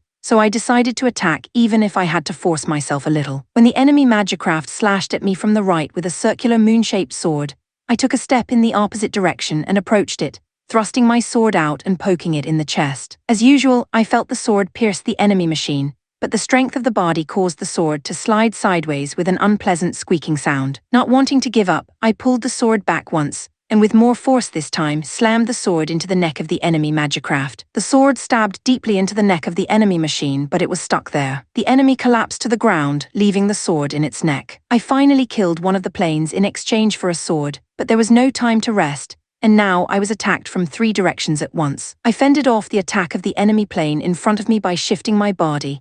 Then I grabbed its right arm and used its strength to drag it down to the ground. Using the defeated enemy machine as a shield, I blocked the attacks of the other 2 magicrafts. However, at that moment, I felt a shock around my left shoulder. I was looking for the right way to block the attack of the 3 machines, and was hit by a spear blow from behind. The parts on my left shoulder popped off and made a nasty sound. I half-turned my body and approached the enemy that was attacking me with a spear. Then I lifted its leg and twisted it with all of Leibella's body. A dry crunching sound was heard, and the enemy magicraft legs were crushed to pieces. However, the enemy magicraft caught Leibella firmly in both arms while its legs were shattered. Leibella's movement was blocked, and she was attacked relentlessly from 4 directions. I further twisted the legs of the battered enemy machine that was clinging to me, and swapped positions with it. The high-pitched sound of iron rubbing against iron echoed countless times, and the enemy magicraft that had become my shield was turned into a cruel wreck. I managed to prevent the attack, but Leibella was not unharmed. Part of its head was gouged out and the armor on its waist was ripped off. The situation was not getting any better as the 4 machines surrounding me were raising their weapons, ready to unleash another attack. Nagisa, at the same time as Yukiha's shout, the 4 enemy planes that had surrounded us stopped attacking and looked at something else. I also looked towards their gaze and saw a battered Uort closing in to help me. Jihad's Idante and Delphine's Basim had followed suit and were running towards me. Another enemy magicraft, different from the 4 around me, approached Yukiha and the others in a carefree manner and lightly swung its sword to send their heads flying. When I saw the shocking sight of the heads of the 3 magicraft heads being blown off, my vision went black. I guess I lost a bit of consciousness. And the next thing I saw was myself being restrained by the enemy machines on both sides. In addition, in front of me stood a magicraft holding a large sword. With some kind of signal, the large sword was swung down. I could clearly feel Leibella's right arm being cut off. Leibella was forced to stand up and was put in front of the enemy machine that had cut off its right hand. The enemy machine with its sword at the ready swung it down without mercy. This time my left hand was cut off. It seems that the enemy is trying to kill me. I guess they were pissed off that their buddies got killed, even if it was only 2 magicrafts at this time.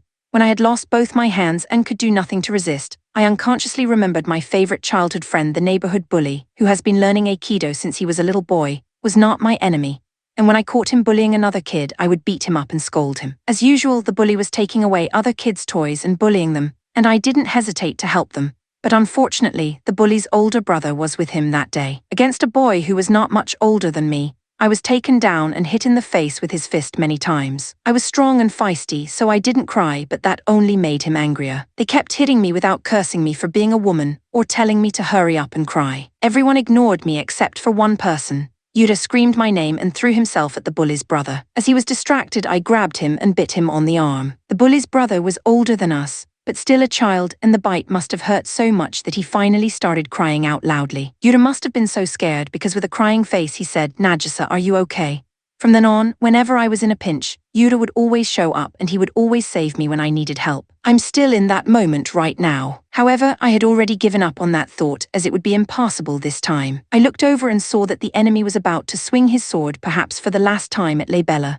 "Sorry guys, sorry Yuta, I think I'm going to die here. Don't give up." From somewhere in my mind I heard Yuta's voice. I followed the voice and quickly twisted my body to avoid the final blow. "You won't dodge the next attack." The magicraft that swung the sword down warned me, and the others held Leibella down and made her unable to move. "I can't even avoid it anymore. I hate you for killing my friends. Die." With that the sword swung down. Yura, help me. I knew I couldn't reach him, but I still shouted. I closed my eyes and waited for the impact of the sword that was about to swing down. However, I did not feel the blow for a long time. I wondered if this was what it would be like to die, and slowly opened my closed eyes. The first thing I saw was the cruel figure of the magicraft that had swung its sword down. Its head was gone, and the arm that had held the sword was also missing. For a moment, I didn't know what had happened. However, the enemy machines that were grabbing me were blown up and torn in half. I realized that an unknown magicraft had saved me. The magicraft was white, beautiful, and strong. Those strong dark wings were overwhelmed,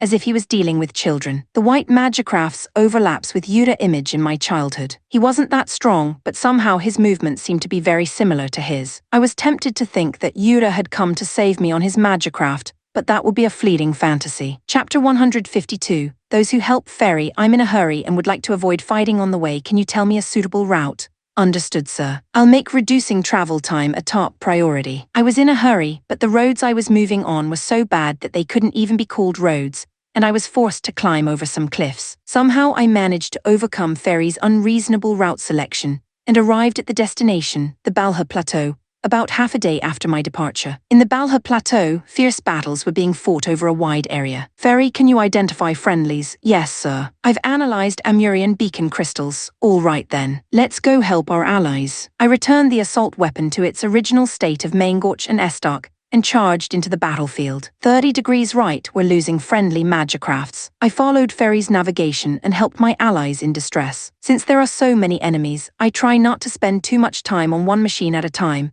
and try to destroy them with the Estok and Mangoch. When we had killed about 50 enemy magicrafts, Fairy made a suggestion. Master, I believe the fort on the hill belongs to our side, but it is about to be overrun by the enemy. It is a key point in this battle, and I recommend that you stop them. I looked up the hill and saw a fort surrounded by a large enemy force. Oh, that fort, all right. If it's an important place, I'll help them right away. As I ran up the hill and approached the fort, the enemy noticed Arlio's presence and rushed towards me. At a rough count, there were nearly 100 of them, but I still charged into the group. While spinning around, I unleash a series of thrusting attacks with my Estok. The surrounding area is full of enemies, so even a random thrust will get a hit. I used the Mangoch in my left hand to fend off the enemy attacks, and approached the fort while destroying them with my Estok thrusts. When I got close to the castle wall, I felt a strange feeling of dread come over me. What's this feeling? I've felt it before. Where was it? I didn't know what the feeling was, but I knew I had to get inside the fort right away. I couldn't help feeling that there was something important in there. Fairy, can I jump over those walls with Arlio? Even with Arlio's leaping ability, he's still about 5 meters short. Well, 5 meters short. I used one of the enemy machines as a springboard and jumped high. The body length of the magic machine is about 10 meters. This is enough to reach it. The machine that was used as a stepping stone was crushed to a pulp, but thanks to its sacrifice, it was able to jump over the castle wall. When I looked inside the fort from there, I saw a magicraft surrounded by many enemies.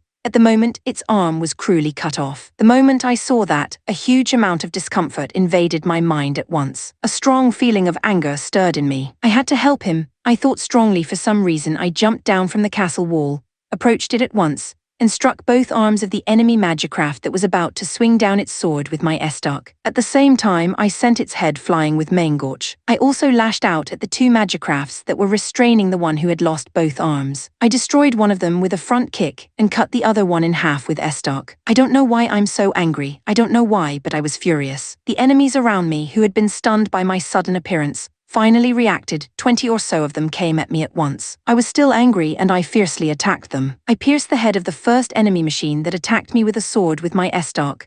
Then I avoided a horizontal axe attack from the side and approached the enemy, slicing off its head with Mangoch and kicking the abdomen of the magicraft that came from in front of me. It seems that I had unconsciously entered the Ludia concentration state, and all my movements were quick and powerful. The enemy machine felt as light as if I were fighting a large straw doll. I was just trying to take out the enemies that were coming at me, when I noticed that the enemy near me was a flashy bright yellow magicraft. He wasn't sure if it wanted to attack or flee, but as I slowly approached him, it ran towards the entrance of the fort and fled. Chapter 153, Musu Mode. I look around and check the situation. It seems that the enemies inside the fort have been wiped out. Next, I decided to go outside to clear out the enemies outside the fort. As I was leaving, I called out to my allies using the external output sound. You there, the magicraft that lost both arms, are you okay? There was no reply from the magicraft, so I was worried that it was injured and could not move. but after a short pause I heard a voice. I'm fine. I'm going to go take out the enemies outside, so use the magicrafts that can move to defend the entrance. I'll hit them hard so they won't get near the fort, but maybe I'll miss a few. There were only about a dozen magicrafts that could move, but I thought they could at least protect the entrance. I quickly headed outside to take care of the enemies out there. Yura! Suddenly, I felt as if someone called my name from behind. I turned around to check, but there was no change from before. It seemed I was imagining things. Come to think of it, the voice of the rider of the magicraft earlier sounded similar to Nagisa's. Maybe that's why I felt like that person called me. The enemies outside the fort seemed to be confused about what was going on. After noticing Arlio's appearance, they came towards me in pieces in a rather choppy manner. There were so many of them that it would be troublesome if they acted in a coordinated manner, but it seemed that there was something wrong with them, or that their command system was weak. There was no reason to wait for the commander to return, so I decided to annihilate the enemy while they were still easy to defeat. There are several hundred of them, but if it was riding Victor, it would be easy to finish them off with a single shot of Victor Nova. But since I don't have any weapons of mass destruction now, I'll just have to take them out one by one. Master, with so many enemy magicrafts and no friendly ones nearby, I recommend that you change to Musu mode. What is Musu mode? It is a special mode that can only be used when you are in Ludia concentration mode. It consumes the maximum amount of energy and stamina, but it increases the efficiency of enemy destruction by 700%. Okay, it's very tiring, but I can kill enemies faster. Yes, first insert Maingorch into the socket on Arlio's right shoulder, and then insert Estark into the area on his back. A shoulder socket? What the hell, Rafashal, when did you put such a device on Arlio? I complained, but did as Fairy said. I'm not sure what to make of that. Approval to enter Musu mode is by voice input. Please shout heroic boost loudly. I thought to myself, what the hell is that? But I did as I was told and shouted. Heroic enhancement authorized, entering Musu mode. Ludia core access spell, speed up spell, power up spell, aura boost spell, shine fist, all spells deployed. As Fairy said this, there was a crunching sound and something subtle changed in Arlio's form. Then a golden aura, more intense than that of the usual Ludia concentration mode, enveloped Arlio. Okay, it looks really strong. But how do I fight with these weapons locked away? In Musu mode, both arms are powerful weapons.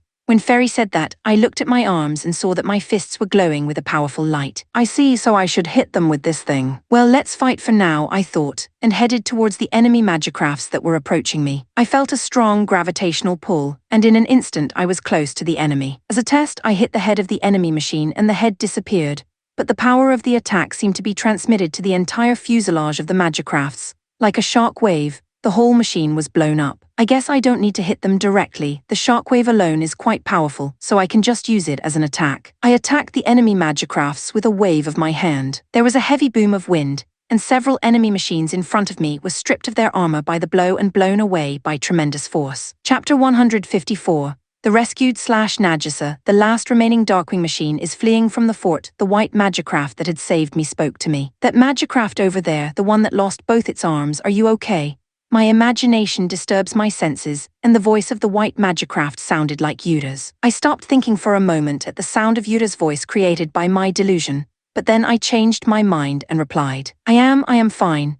I'm going to go take out the enemies outside, so use the magicrafts that can move to defend the entrance. I'll hit them hard so they won't get near the fort, but maybe I'll miss a few. With that, the white magicraft headed out of the fort. Looking at his back, I can't help but imagine Yura going to school with me. The subtle quirks of the way he walks also make him look like Yura. I couldn't help but scream. Yura, the white magicraft turns around. No way is it really Yura. But after replying earlier, I immediately turned off the external output sound, so there is no way that my voice can be heard outside. Perhaps it is just a coincidence. I got off of Leibella, which had lost both of its arms and could no longer fight. Yukiha and the others had also gotten off their magicrafts and were giving instructions to the others that could move to fortify the defense. As the white magicraft said, Nagisa, let's go see what's going on outside.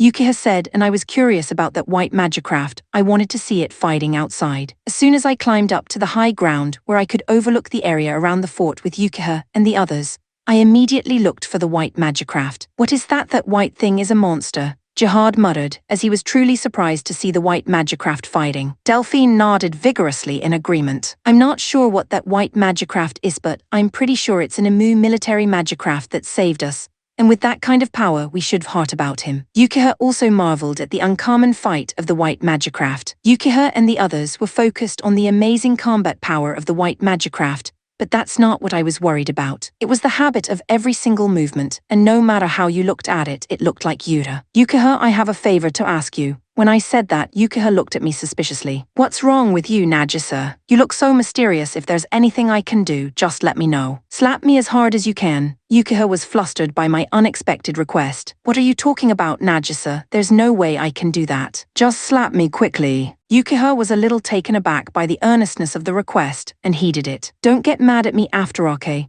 As she said this, she held her hand out to the side, took a breath, and slapped me on the cheek as hard as she could. The pain reset my mind. I concentrated on detaching my imagination and seeing only reality, and reviewed the movements of the white magicraft. In Aikido, in a short period of time, you have to read the opponent's movement habits, think about their thought patterns, and make the next move. For this reason, I have always been sensitive to the movements and actions of others. It is impossible for a person who has been able to read the habits of an opponent in a short period of time, during attack IAI, to not be able to see the habits of the person she is within everyday life, especially if she loves that person. I was looking at the white magicraft, and my vision was becoming more and more distorted. That's because another function of the human eye, other than seeing, was automatically triggered. Tears flowed down my face. More than tears, emotions overflowed from the depths of my heart. I felt excited, and joy shook my body. He's alive. That alone made me happy. I had been worried about him since the strange auction. I was heartbreakingly worried that maybe in this world where life is so light as to be unthinkable in modern Japan, my beloved friend would be gone. But he was still alive. And now he's fighting in front of me. His habit of slightly jerking his shoulders when he raises his right hand has never gone away. He also couldn't get rid of the habit of lifting his chin a little bit and looking upward when he took a big step. I've been with him since I was a child. I've spent most of my life with him. I've thought about him all the time. There was no way I could mistake him for someone else. The rider of the white magicraft is Yuta. Chapter 155.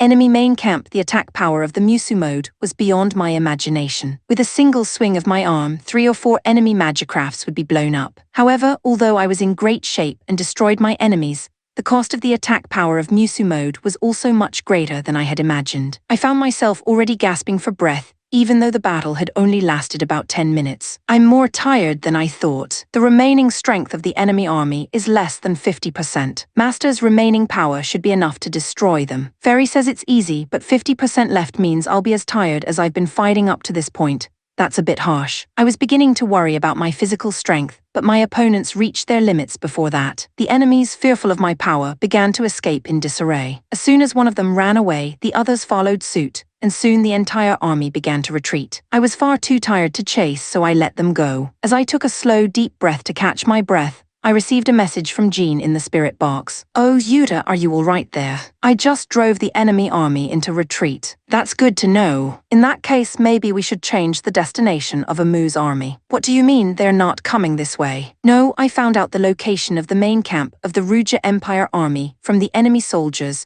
we captured in the battle earlier. I think this war will come to an end if we destroy it, so we're heading there now. What am I supposed to do? If you want to join us, come to the lake north of the Balha Plateau. The enemy's main camp is further north. Fairy, what's the status of the enemy forces in the area? All of the enemy troops seem to be heading north, so they will probably join up with the main camp. Then it's no use for us to stay here. Jean, let's meet up at the northern lake. Heading north in Musu mode was going to be tiring, so I cancelled Musu mode. I would really like to take a break at the fort, but I don't know what Jean will say if I'm late, so I decide to head north immediately. But just as I was about to head north, I felt a piercing gaze from the fort. It seems that they were watching my fight. I waved my hand towards the fort to show my intention to leave for now. But what was that gaze? I wonder if I could have been an ardent fan in the fort. When I arrived at the northern lake, the Amu army was already waiting for me. I was pretty tired, so I quickly headed back to Fugaku. Raynell was also on board. It seems they successfully met up with Jean and the others. Yura, you look tired.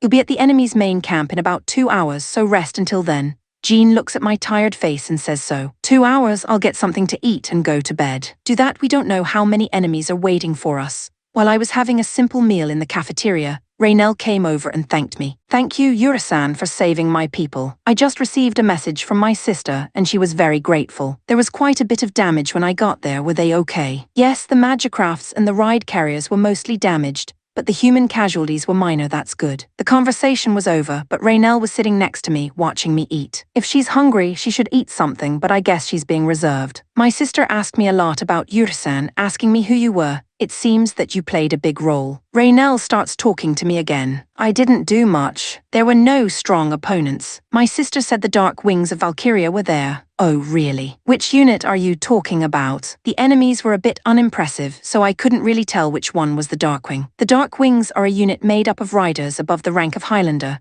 To defeat them without difficulty, what is Yusan's Ludia value? I think it's around 1 million. What?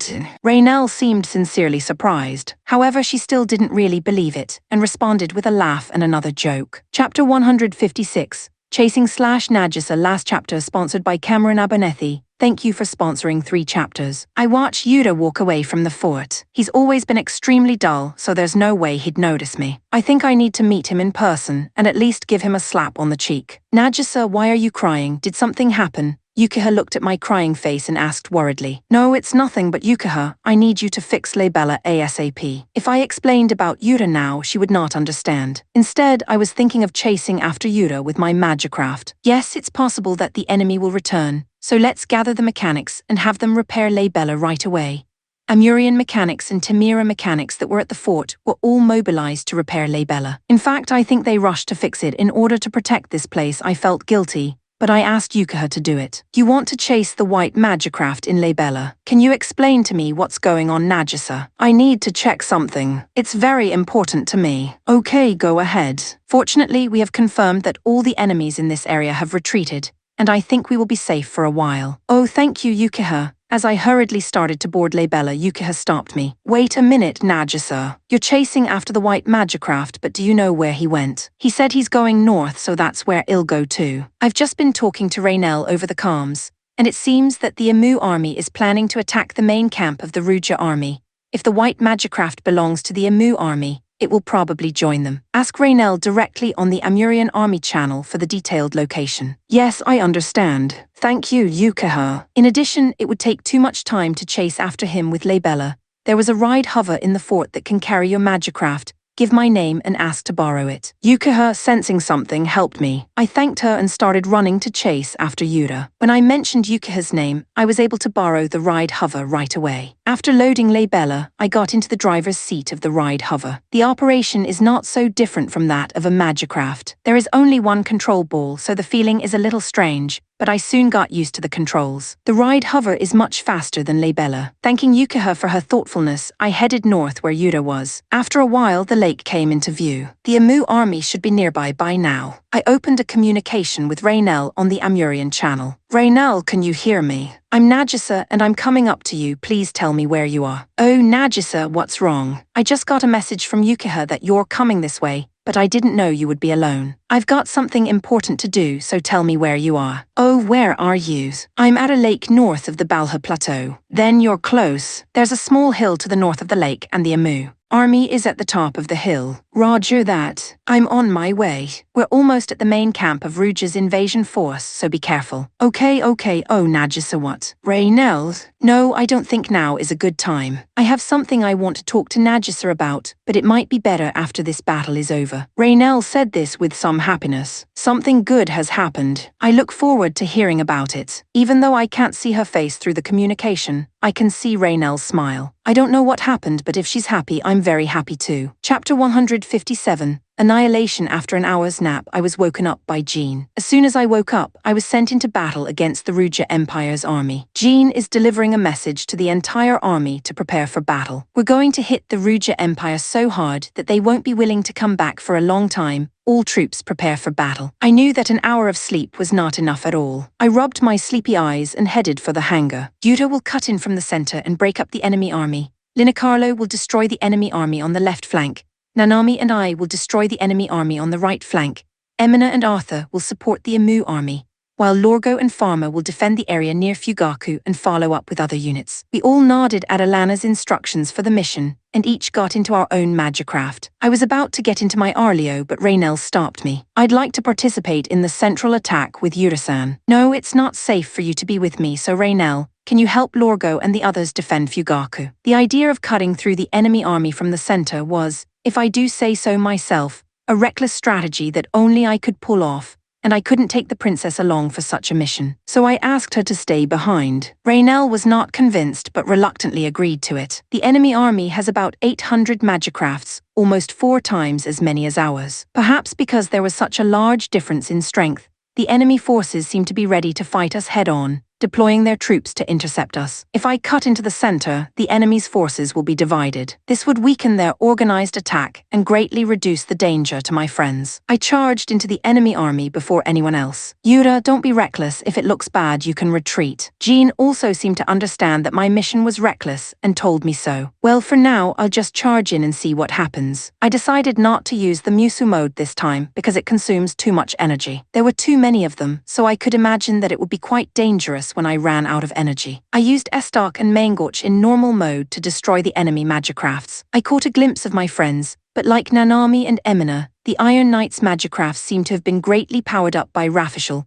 and were showing a spectacular performance. In particular, the new arrows that Farmer's Garuda is equipped with are showing incredible power. With a single draw of her bow, about 10 arrows flew through the air, and each arrow was wrapped in a vortex of wind that crushed the enemy magicraft it hit. Alana's Bersia twin swords spew out flames, attacking the enemy magicrafts with scorching fire. I could see that the enemy machine was red hot and turning into sludge. I wonder how hot the temperature has become. Lorgo's Gainsha appeared to be just holding his shield to block the enemy's attack, but the enemy magicraft that was blocked by Gainsha's shield was damaged and blown away in the opposite direction. I'm not sure what kind of ability it is, but it was definitely overwhelming the enemy. Arthur's centaur seems to hold a large weapon. He held it in a strangely cool manner and charged in a straight line at the enemy troops. It seems to have more ramming power than before, and when the enemy magicraft touched the lance, it was sent flying like a bullet. Dinacarlo's Odin hasn't changed much from before. He's still firing a series of amazing lightning range attacks. Rafishal didn't tamper with Odin in any way, did he? I didn't see that much change. After that, we succeeded in splitting the enemy forces. The formation collapsed, and I could see that the enemy's organizational strength had been reduced. Perhaps sensing their disadvantage due to the collapse of their formation, a large number of barrel-like objects were thrown out from the enemy's ride carriers. When the barrels fell to the ground, they caused a huge explosion, destroying both friend and foe alike. What the hell is that weapon? It's destroying everything, Jean shouted angrily. The enemy commander, whether outrageous or stupid, launched an attack that involved his allies in the melee. Yura, can you destroy the ride carrier that's using that weapon? If we don't, the damage to us will be too great. All right, I'll go and silence them. The ride carrier that was launching the barrels was heavily defended, as it was an important ship of the enemy army. A large number of heavyweight large magicrafts were defending it, and it did not look easy to approach. It wasn't strong, but it was durable and had a hard defense. The progress was more difficult than expected, and it was still going to take some time to reach the ride carrier. If I don't do something, the damage to my allies will increase. When I was thinking this, an enemy magicraft approached me from the side in a strange way. I immediately looked at it and realized that it was the magicraft that had both arms cut in Balha Plateau Fort. Chapter 158, Fighting Together. Hey, why are you here? Your arms look like they've been repaired, but not too long ago. Did you rush to fix them? Since there was no communication sharing, I asked using the external output sound, but there was no reply. Instead, the magicraft headed towards the enemy machines, as if to convey some kind of intention. Against the large and powerful enemy's machine, the thin and weak-looking magicraft attacked with its bare hands. It broke the joints of the big magicraft, twisted its head to knock it down, and defeated the enemy bigger than him with movements that were so gaping that I wondered where the power came from. But still, it's a very strange way to fight. At that moment, I felt a strange sense of nostalgia from that magicraft. I tried to lose myself in my thoughts, but the enemy didn't give me much time to do so. One of them attacked me swinging a huge axe. I avoided the surprise attack and used Estok to poke the joints of its neck, chest and arms in succession, destroying it. I switched my mind to concentrate on attacking the enemy, and started attacking the enemy troops guarding the ride carrier. Then, in response, that allied magicraft also made its move. I attacked the 2 enemy planes in front of me by poking them with Estok. The enemy magicraft that approached from the left was pushed down by the friendly magicraft that pulled the enemy's arm and swung it around. The head of the enemy machine that was about to attack my ally from behind was quickly sliced with Mangoch. Without pause, 2 enemy magicrafts raised their swords and attack me. I pierce one of them down with Estok, and the other is cut down by the friendly magicraft that pulls out a long, thin sword similar to a Japanese sword. The allied magicraft and I looked at each other and nodded, and at the same time glared at the enemy troops. The enemy, perhaps overwhelmed by our spirits, slowly retreated. Without either of us giving a signal, Arleo and my ally Magicraft moved simultaneously. We worked together so well that it's hard to believe that this is the first time we've fought together. When I blocked the enemy's attack with Maingorch, my ally sliced off the enemy's head with its sword. I held the arm of the enemy Magicraft that had slashed at me by my side and knocked it down, then crushed its head with Estok. I took a big step and kicked the enemy Magicraft in front of me, knocking it down. Then I blocked another enemy machine attack from the side with Maingorch and counterattacked with Estok, pushing it down. An enemy Magicraft attacked me at the moment my hands were blocked, but it was blocked by my ally and I cut it down in return. What is this sense of security? It's as if I'm fighting alongside my fellow Iron Knights. No, it's more than that. I feel calm and peaceful even though I'm in the middle of a battle. Whether it knew how I felt or not, my ally Magicraft moved exactly the way I wanted it to. I even felt a strange sensation as if my body had been split in two. After clearing out the enemy troops guarding the ride carrier, we broke through the hatch and entered the ride carrier. If we could destroy the Ludia core in the power section of the ride carrier, everything would stop functioning. The power unit was located in the lower center of the ship. The large, round core was pierced with Estok and destroyed. There was a sudden silence as a tremendous sound echoed from the ship. It seems that the ride carrier has stopped functioning. When we got outside, the attack from the enemy ship had stopped. It seemed to have worked. Enemies in the vicinity, perhaps angry at having their precious ship destroyed, attacked us. While fighting, there was a moment when I suddenly and naturally looked at the battle of the allied Magicraft calmly. Moves I've seen somewhere? No, I've seen that figure many times gradually. The figure of the allied Magicraft and the surrounding scenery were replaced by an old memory. There is an old dojo, the family home of a childhood friend. Even if I go to visit on a day off from school, my childhood friend is always forced to practice her daily routine. It's a great way to make sure you're getting the most out of your vacation. I always waited in the corner of the dojo until the practice was over. The allies Magicraft and my childhood friend's figure at the time matched perfectly.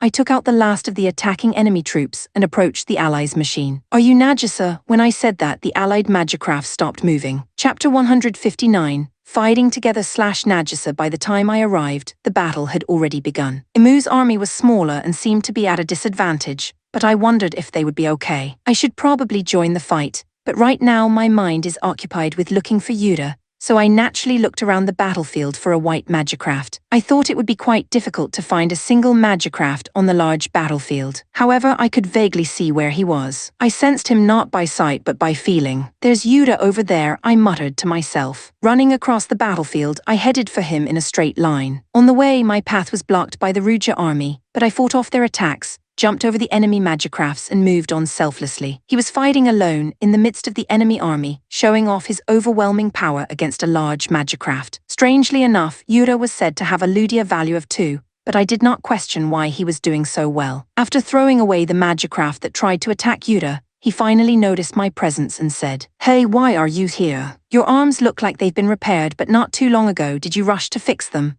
I was annoyed at the way he said it. I'm aware that he's Yuta, but this guy doesn't even notice who I am. Even after spending so much time together, he's really insensitive. I decided to keep quiet until he will notice and attack the enemies without answering him. We have always played together, misbehaved together, gotten angry together, and done everything together. I didn't even have to think about what Yuta was going to do. Maybe that's why our coordination was so perfect. We were destroying the enemy troops with great speed. It seemed that Yuta's objective was to destroy the enemy ride carrier. After defeating the enemy troops, he broke into the large ride carrier and shut it down from the inside. After we achieved our objective and got out of the ride carrier, the enemy in the vicinity attacked us. But still, I wonder why he didn't notice even though we've been fighting together for so long. I guess my presence in Yuta's heart is a small thing. Such nervous thoughts remind me of a bad memory. If the other person was Shirayuki-san, Yuta would have noticed. But he doesn't notice because we're just childhood friends who don't like each other or anything. Maybe so, I love Yuta, but he has someone else he loves. That's right, how could he possibly notice? Just when I was feeling more and more depressed, a word reached my ears that stopped me from feeling that way. Are you Nagisa? The moment I heard those words from Yuta, tears welled up in my eyes. I was happy he had noticed me. Even though we were just childhood friends, I was in Yuta's heart, and just being able to confirm that made my heart burn. However, perhaps because I didn't want him to realize how I felt,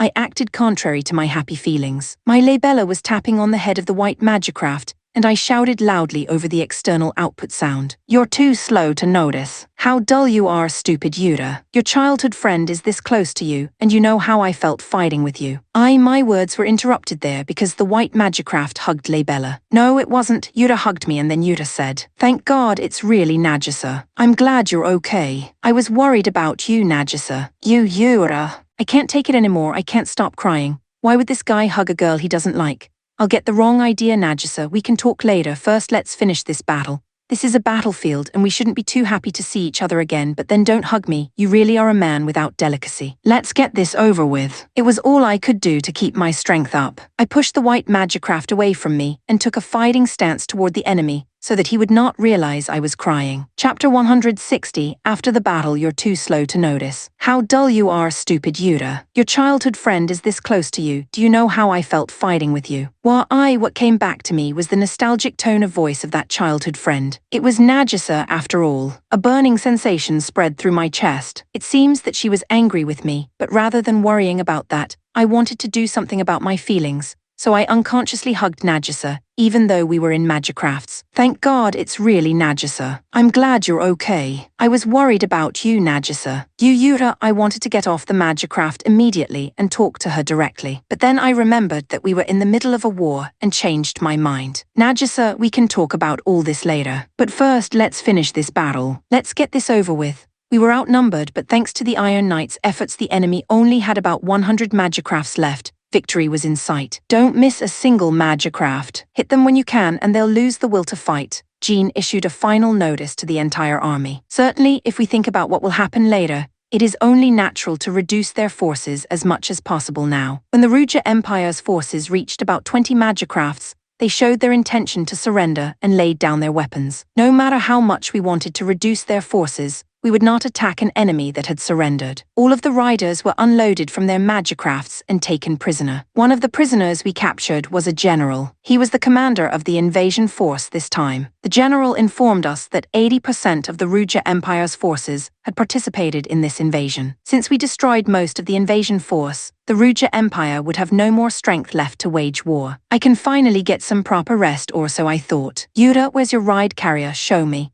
Speaking of which, I still have a very emotional reunion scene with my childhood friend. It's going to be a while before I can rest. I took Nagisa with me and returned to Fugaku. When I entered the hangar and got off the Arleo, Nagisa, who had gotten off her magicraft, came running up to me. I hadn't seen Nagisa in a long time and she hadn't changed at all. I was kind of happy to think that she was right in front of me. "Yuta, you haven't changed at all." "Of course not, it hasn't been that long." "That's true." Nagisa stared into my eyes as if she wanted something. This is the kind of gesture she makes when she wants me to do something for her. "What do you want me to do?" "No, I don't want you to do anything. But I was wondering if you could hug me like you did before." "No, you idiot, I can't do that kind of embarrassing stuff in the flesh. It was embarrassing enough for both of our magicrafts. You're an idiot for doing that on the battlefield. If you knew it was me, why didn't you just say it? You could have said it at a better time." "What are you talking about? You're so dense, I was trying to see how long you could stay oblivious." "What? I don't know why I'm even trying. HMPH, it doesn't really matter why." Nagisa turned away sullenly. I gently pulled Nagisa close to me and hugged her, just like she wanted. At first she stiffened and was surprised, but then she put her arms around my back and hugged me back. I knew that touching her in the flesh would make me feel that we had met again. I guess that's what Nagisa was looking for too. My friends come back one after another and thank each other for their hard work. However, when they notice Nagisa's presence, "Yuta, who is this girl? You seem awfully familiar with." "Nanami saw you." Yuta and the girl were hugging just now. "Yuta, what are you doing? That's so inappropriate." No, it's not like that. This is my childhood friend Nagisa. We haven't seen each other in a long time. We were just having an emotional reunion. "Childhood friend, oh, so I guess it's okay. Why is it okay to be a childhood friend?" Nanami asks curiously. "Oh, don't you know? Love affairs with childhood friends do not end well." I don't know how she reasoned, but Linacarlo assured her confidently. "Well, it's true that Nagisa is an important childhood friend, but I can't think of her becoming my girlfriend." Chapter 161. The story of a childhood friend. All right, it looks like it's all taken care of, so let's head to the holy city of Tamira. The war was coming to an end, but we didn't know what action the Ruja Empire would take after this. There was a possibility that they would attack again, after receiving immediate help from the Valkyria Empire, so we couldn't go back to the Amu kingdom just yet. I'd like to rest in my room, but Nagisa won't let me go. Sure, there's a lot to talk about, but I think we can do that after I rest. While I was listening to Nagisa's angry, one-sided story, Raynell came over to us. Oh, I see. Nagisa has been taking care of me in Raynell's country, so we're acquainted. When Nagisa saw Raynell, she introduced me to her. Oh, Raynell, I should introduce you to Yuta, my childhood friend. When Nagisa said that to Raynell, she looked a little deflated. There's nothing to introduce me. Raynell and I already know each other. Nagisa, I already know Raynell. You don't need to introduce us. Oh, I see. You already know each other. Nagisa's childhood friend is the person you were talking to before. You mean Yuta? Raynell asked Nagisa with a puzzled expression. Yes, that childhood friend I told you about before. Nagisa admitted in an indecisive manner. I'm not sure, but it seems that the two of them have talked about me before. Oh yeah, I could see Raynell's expression clouding over at an alarming rate. What did Nagisa tell Raynell about me? I hope she didn't tell her about the bad things I did as a child. Some things can't be said out loud. I thought Raynell despised me a little, but she quickly returned to her usual expression and sat down next to me on the opposite side of the beach. Yuta, are you hungry? Shall I get you something? No, I'm not hungry. I'd rather sleep, but I wasn't in the mood to make that claim. In the meantime, Nagisa talked to me without pause. If you want to eat something, I can make those fried potatoes that Yuta liked. No, I said I'm not hungry. Sure, I want to eat the fried potatoes that Nagisa made, but my friends, who had been careful to leave me alone with my childhood friend for the first time in a long time, did not hesitate to gather around me when they saw that there were now 3 of us with the addition of Raynell. Well, Nagisa, if you're his childhood friend, you know about Yuta's childhood, so tell me. Nanami wants to hear it too. What was Yuta like? Everyone looked at Nagisa, expecting her to say something. Perhaps sensing their expectations, she began to speak slowly. Well, Yuta is still the same, in a good way and a bad way. He's always childish, insensitive, careless. Oh yeah. There was this one time when I was little. As she said this, Nagisa started talking about my past. I don't know what's so interesting about my childhood, but everyone starts to concentrate on Nagisa's story. This might be a good opportunity to get out of here and escape to my room while you still can, I thought, and tried to quietly leave my seat. Oh, Yuta's trying to go somewhere. Nanami, listen to what people are saying and concentrate. Nanami's tip-off exposed my escape, and everyone looked at me and silently pressured me to return to my seat. I was about to give up and go back to my seat when I received an unexpected helping hand. Hey, you guys, Yuta's been working like a horse since yesterday and he's tired. It's time to give him a break. Nice, Jean. Yes, tell them more. But right now, Yuta's childhood friend is telling a funny story about Yuta's childhood. What? A funny story about Yuta? We should listen to it in his presence. Yuta, yeah, I'll take a break when the story is over. Jane, I thought you were on my side. Come on, you're young, you can do it. Damn it, there's nothing interesting about listening to your own funny stories. I don't want to hear it. Chapter 162. A quick turnaround in the holy city of Tamira. The Amu, Tamira, and Amurian armies were repairing their damaged magicrafts and preparing for unforeseen circumstances. The soldiers were also given a temporary rest to regain their wits. Tamira was still in a state of being unable to escape from the atmosphere of battle, but a series of communications from the countries of the Eastern Alliance changed the situation. The nations of the Eastern Alliance are asking me to be their leader again and bring the alliance together.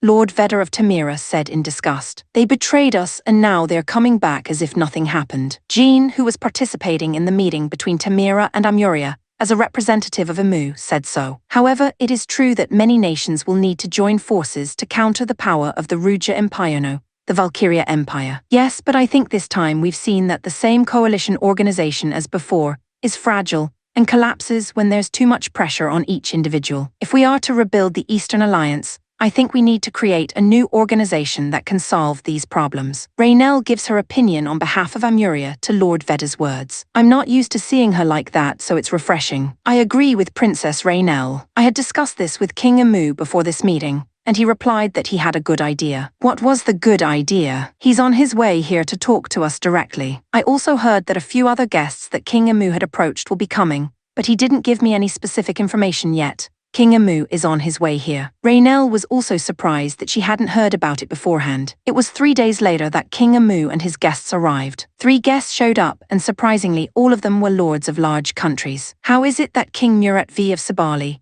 President Borson of the Lerva Republic, and Queen Menimaya of the Linear Kingdom are all among the greatest nations in the East? Raynell was truly surprised when she saw the guests. They seemed to be such a splendid group of people. The nations gathered here share a major problem, and I would like to present a proposal that will solve it all at once. King Amu began to speak to the people gathered here. The great common problem of the Eastern nations must be the Valkyria Empire. How can you solve it, King Amu? Normally, I would suggest an alliance, but nations gathered here can't defeat the Valkyria Empire if they are all united. King Amu, I've come all this way because I'm interested in your proposal, but I'll be disappointed if the solution is just a grand alliance. The guests spoke their thoughts. King Amu looked around at the participants and then resumed his speech. No matter how many nations gather together, they will not be able to compete with a superpower like the Valkyria Empire due to the difficulty of cutting and coordinating. So what should we do? I would like to propose the establishment of a federal state by the Eastern countries. A confederacy of small countries in the East. It's true that in a federal state it's possible to build a strong organization while retaining the individual countries. Interesting, as expected of King Amu, it was worth the trouble of coming here. If Amu, Borson, Lerva and Linia, the 4 countries that dislike the Valkyria Empire, would be interested in joining the Federation, then what do you think, Lord Bedav Tamira and Lord Majni of Amuria? I think it's an excellent proposal, and if it comes to fruition, most of the Eastern nations may join. Lord Veda agreed with King Amu's proposal. Majni of Amuria, on the other hand, pointed out another problem. But what about the head of state, King Murat V, King Amu, President Borson or Queen Menemaya who will take the office? Of course we are considering that, and in the future we would like to nominate someone to be the first head of state, to be voted on by the representatives of each nation every few years. King Amu's recommendation, that's interesting. Who is this gem that can unite the East? There she is, the second Princess Raynell of Amuria. Raynell froze in surprise when she was suddenly nominated by King Amu. I can't play such a big role. The idea of a federal state had been in the works for a long time, but I thought it would be difficult to realize due to the fact that there was no one who could become the first head of state. But then I met Princess Raynell and I saw her skills. I believe she was instrumental in protecting Tamira and stopping the invasion of the Ruja Empire. No, there was nothing I could do. I think it was the power of the Amu army that saved Tamira. Wasn't it Princess Raynell of all people who moved the Amu army? The guests agreed with King Amu's words. Yes, we came here not only because we were invited by King Amu, but also because we were interested in the small country of Amuria, which is said to have defeated the Ruja Empire, who had the support of the Valkyria Empire. I think it's a good idea, and I too would like to ask Princess Raynell to be our first head of state. Whether the Valkyria Empire was hated or considered a threat, the nations gathered here had made the big decision to establish a federal state. Furthermore, Raynell was highly regarded. I knew she was good, but to think that she was this amazing. Chapter 163. Shrine of the Great Sage Rafishal/Yuki. Beyond the ancient ruins at the far end of the lake was a vast underground space. There were a number of relics scattered around, and it took a long time to investigate all of them. You've already been investigating the underground space for a month, Doctor. Brule, have you gotten anything out of it? I guess she was getting tired of the same old scenery and the same old research. Mary asked Dr. Brule, who was eating. We are very close to finding the remains of the great sage Rafishal's sleep. Once we solve the mystery of the last key, we will be able to figure everything out. Does the great sage Rafishal just sleep? I wonder if he ever wakes up. When I say that out of curiosity, Mary denies it with a little laugh. Yuki, what are you talking about? It can't be. He's been dead for thousands of years. I think this is just his grave. Yeah, it's just a tomb, I agreed, but Doctor. Brule said with a straight face, not really, it's quite possible that he's just asleep. Mary was surprised to hear that. So it's possible that he could wake up and talk to us. That is the real purpose of my research. The knowledge of the great sage which I believe to be more valuable than any treasure.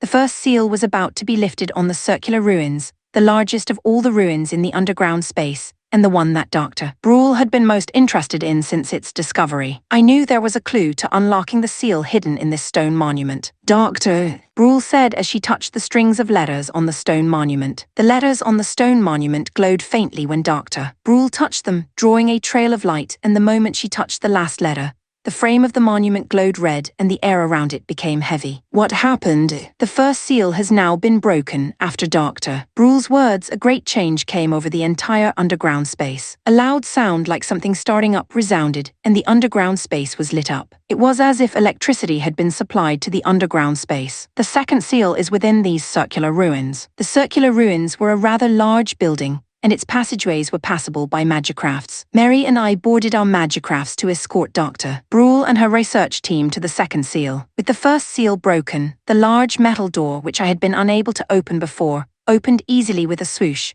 allowing me to proceed into the ruins. As we walked through the wide passage, we came to a space the size of a baseball field. "Doctor, stand back for a moment, please. There's something here," Mary called out to Dr. Brule as she had found something. I looked and saw that there was a large object in the center of a large circular room. I couldn't tell what it was from here, but it looked like a magicraft. "Yuki, let's see if there's any danger." "Yeah." I let Dr. Brule and the others stand back, and Mary and I approached the large object. When we got close, the object reacted. With a high-pitched beeping sound, the object wakes up like a rusty old machine. "What is that, a magicraft?" It looked like a magicraft, but its form was not humanoid and closer to a beast. When the mechanical beast confirmed our appearance, it attacked us with great speed. "It's probably the guardian of the ruins. Be careful, the power of the ancient guardians is unknown," Dr. Brule warned me with the spirit box. In an instant he was in my face, and the next thing I knew, the mechanical beast was biting me on the neck. I heard the sound of some wires being bitten off. "Yuki," Mary shouts my name and tries to pierce the mechanical beast with her spear. However, perhaps sensing the attack, the mechanical beast removes its fangs from my neck and avoids Mary's attack. Once the mechanical beast was away and I was free, I pulled my rapier out of its sheath, then pointed its tip at the mechanical beast,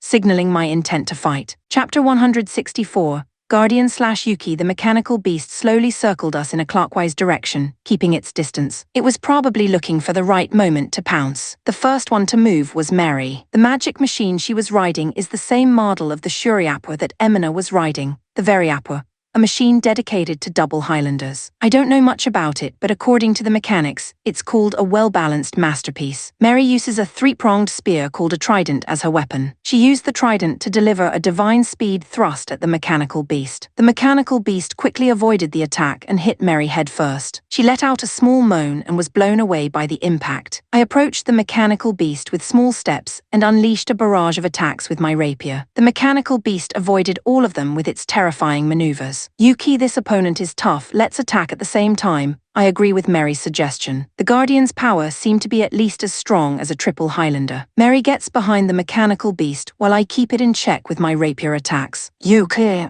Now, at the same time, Mary also swung her trident and unleashed a powerful attack. Even the quick mechanical beast seemed to have difficulty reacting to simultaneous attacks from the front and back, and the trident's blows sliced through its torso, while my rapier pierced the head. The mechanical beast crumpled to the spot, making a dull sound. "Looks like we beat him. I don't think I could have won if I was alone." There was no doubt that he was quite a formidable opponent. Well, triple Highlander Yuki would have won. If it had been just me, I'm pretty sure I'd have been beaten. Just to be sure, I checked the safety of the surroundings and told Dr. Brule, who was waiting behind me. "Dr. Brule, I think we're safe now. Thank you. I guess an escort is essential when investigating ancient ruins. Does this happen at other ruins? It's not uncommon the Guardians can wipe out a survey team. It is true that I actually felt it when I fought the Guardian, but I think that an ordinary magicraft would be unable to stand up to it." As we moved on from the large space where the Guardian had been, we found a stone slab just like the one at the entrance. Dr. Brule alternately looked at some kind of note and the words on the tablet and nodded. As I suspected, Sage Rafishal lies just ahead. "Is that the final seal?" "I don't know that yet, we have to break the seal." As she said this, she added something to his notes and began to talk to the other doctors to find out how to break the seal. After an hour or so, Dr. Brule began to touch the tablet with her finger and manipulate it in some way, like she knew how to lift the next seal. The letters on the tablet that Dr. Brule touched glowed faintly and drew a trail of light. "Okay, that should do it." As Dr. Brule said this, the frame of the stone slab began to glow red. There was a strange beeping sound, and the door, which had been tightly closed in the back, slowly began to open. From there on, the passage was too narrow for magicrafts to pass through, so I called the guards from the ride carrier to accompany the survey team. "Yuki, we should go too. We won't be able to do anything if we don't have a magicraft. Aren't you interested in the Great Sage? He might be sleeping down there." "You're right, I am interested, but the Guardians might show up again, so we'd better secure the outside." "Don't worry, I've called Enrique, he'll take care of the outside." It was partly because Mary had insisted on asking me, but it was also because I was interested in the Great Sage, so I ended up accompanying Dr. Brule.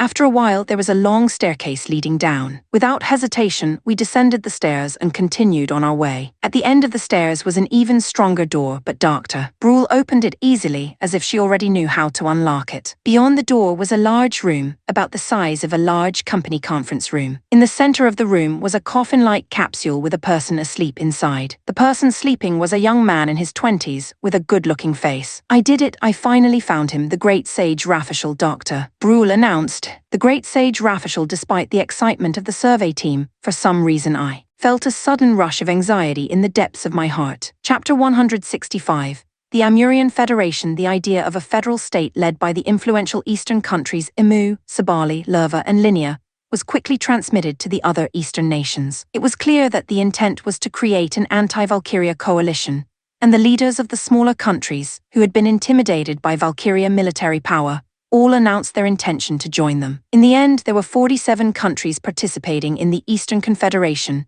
and their national power was comparable to that of the Valkyria Empire. Did Princess Raynell take over as the first president after all? Jean asked, looking at some kind of information magazine. It seems that she has accepted the position for 2 years. Before accepting the position, Raynell herself consulted me, but I told her that I didn't know anything about politics or administration, so I thought it would be safe to accept the position for a limited time, but I didn't think she would actually do it. Hey Jane, I need to talk to you for a second. Lisa arrived at a great speed. Behind her came Obai-Wen, then Darm and Balm, and the rest of the mechanics team except for Rafishal. What's the matter, you're out of screws? No, we're not. What happened to mining the Orichalcon and Phoenix Stone? We can't generate a Ludia core without the materials. What the hell, you guys want to generate a Ludia core? Of course. There isn't a mechanic in the world who wouldn't be interested in creating a Ludia core, seeing something that was previously unknown technology being created right before their eyes.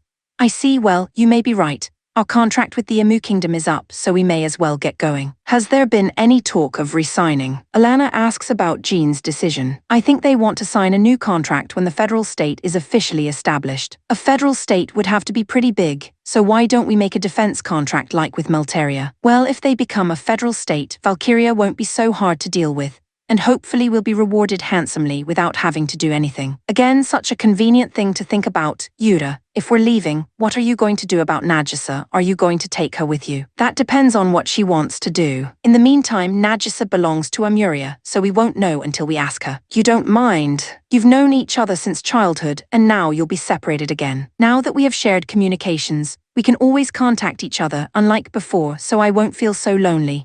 I was worried before because I didn't even know if she was safe, but now I can keep in touch with her. Afterwards, I told Nagisa that we were about to leave and asked her if she wanted to come with us just in case, but she was thinking the same thing and said, "Thank you for inviting me, but Raynell's going to be busy now and I need to be there for her." Well, you're still very much a friend. It's not like that. I can contact Yuta anytime I want and we can see each other if I want to. That's true. Later, a federal state was formally established. The Federation of Eastern States was officially named the Amurian Federation, after the country of origin of the first head of state. It was the birth of a superpower with 47 member countries and 18,000 magicrafts under its control. Before we left, the Amurian Federation officially offered the Iron Knights a contract. Jean and I were summoned to Raynell. The Amurian Federation wishes to enter into a permanent contract with the Iron Knights. We're expensive. Jean sneered at Raynell's words. I'll pay you what you deserve. The problem is the terms of the contract. Basically, mercenaries should be free. I don't like being held captive. How about we form a defense contract?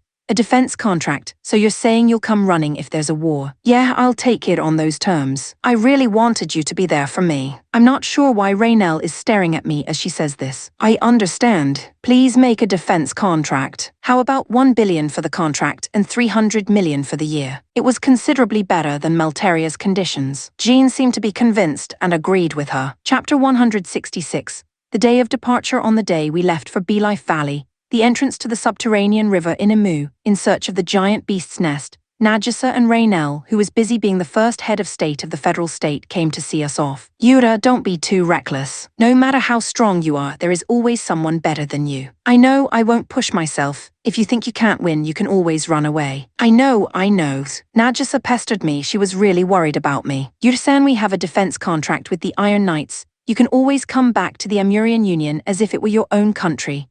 Raynell says such kind words to me, perhaps as a form of social courtesy. Oh, of course I'll come back. If I don't come back once in a while, Nagisa will be annoyed. What's that? I'm not going to nag you about it. The truth is, Yura only wants to come because he wants to see me. After the exchange of goodbyes, the door closed and Fugaku began to move. Nagisa and Raynell looked over at us until we were out of sight. Are you sure you want to do this, Yura? If Nagisa were a little, wouldn't she have followed Yura? Nanami, who had probably been watching my exchange with Nagisa, said to me in a lonely tone. I smiled and said to her, I've known Nagisa for a long time, and we've spent a lot of time together, so I don't miss her that much because we can talk to each other whenever we want to. Well, Eyes, you can talk anytime now. To be honest, I sometimes wish Nagisa would stay by my side, but the fact that she cares about her friends is one of the things I like about her. When I got to the bridge, Jean and Lisa were arguing about something again. That's why I said I need a master. Master Lisa, when did you become Rafishal's apprentice? It's only natural to look to someone who is better than you for guidance.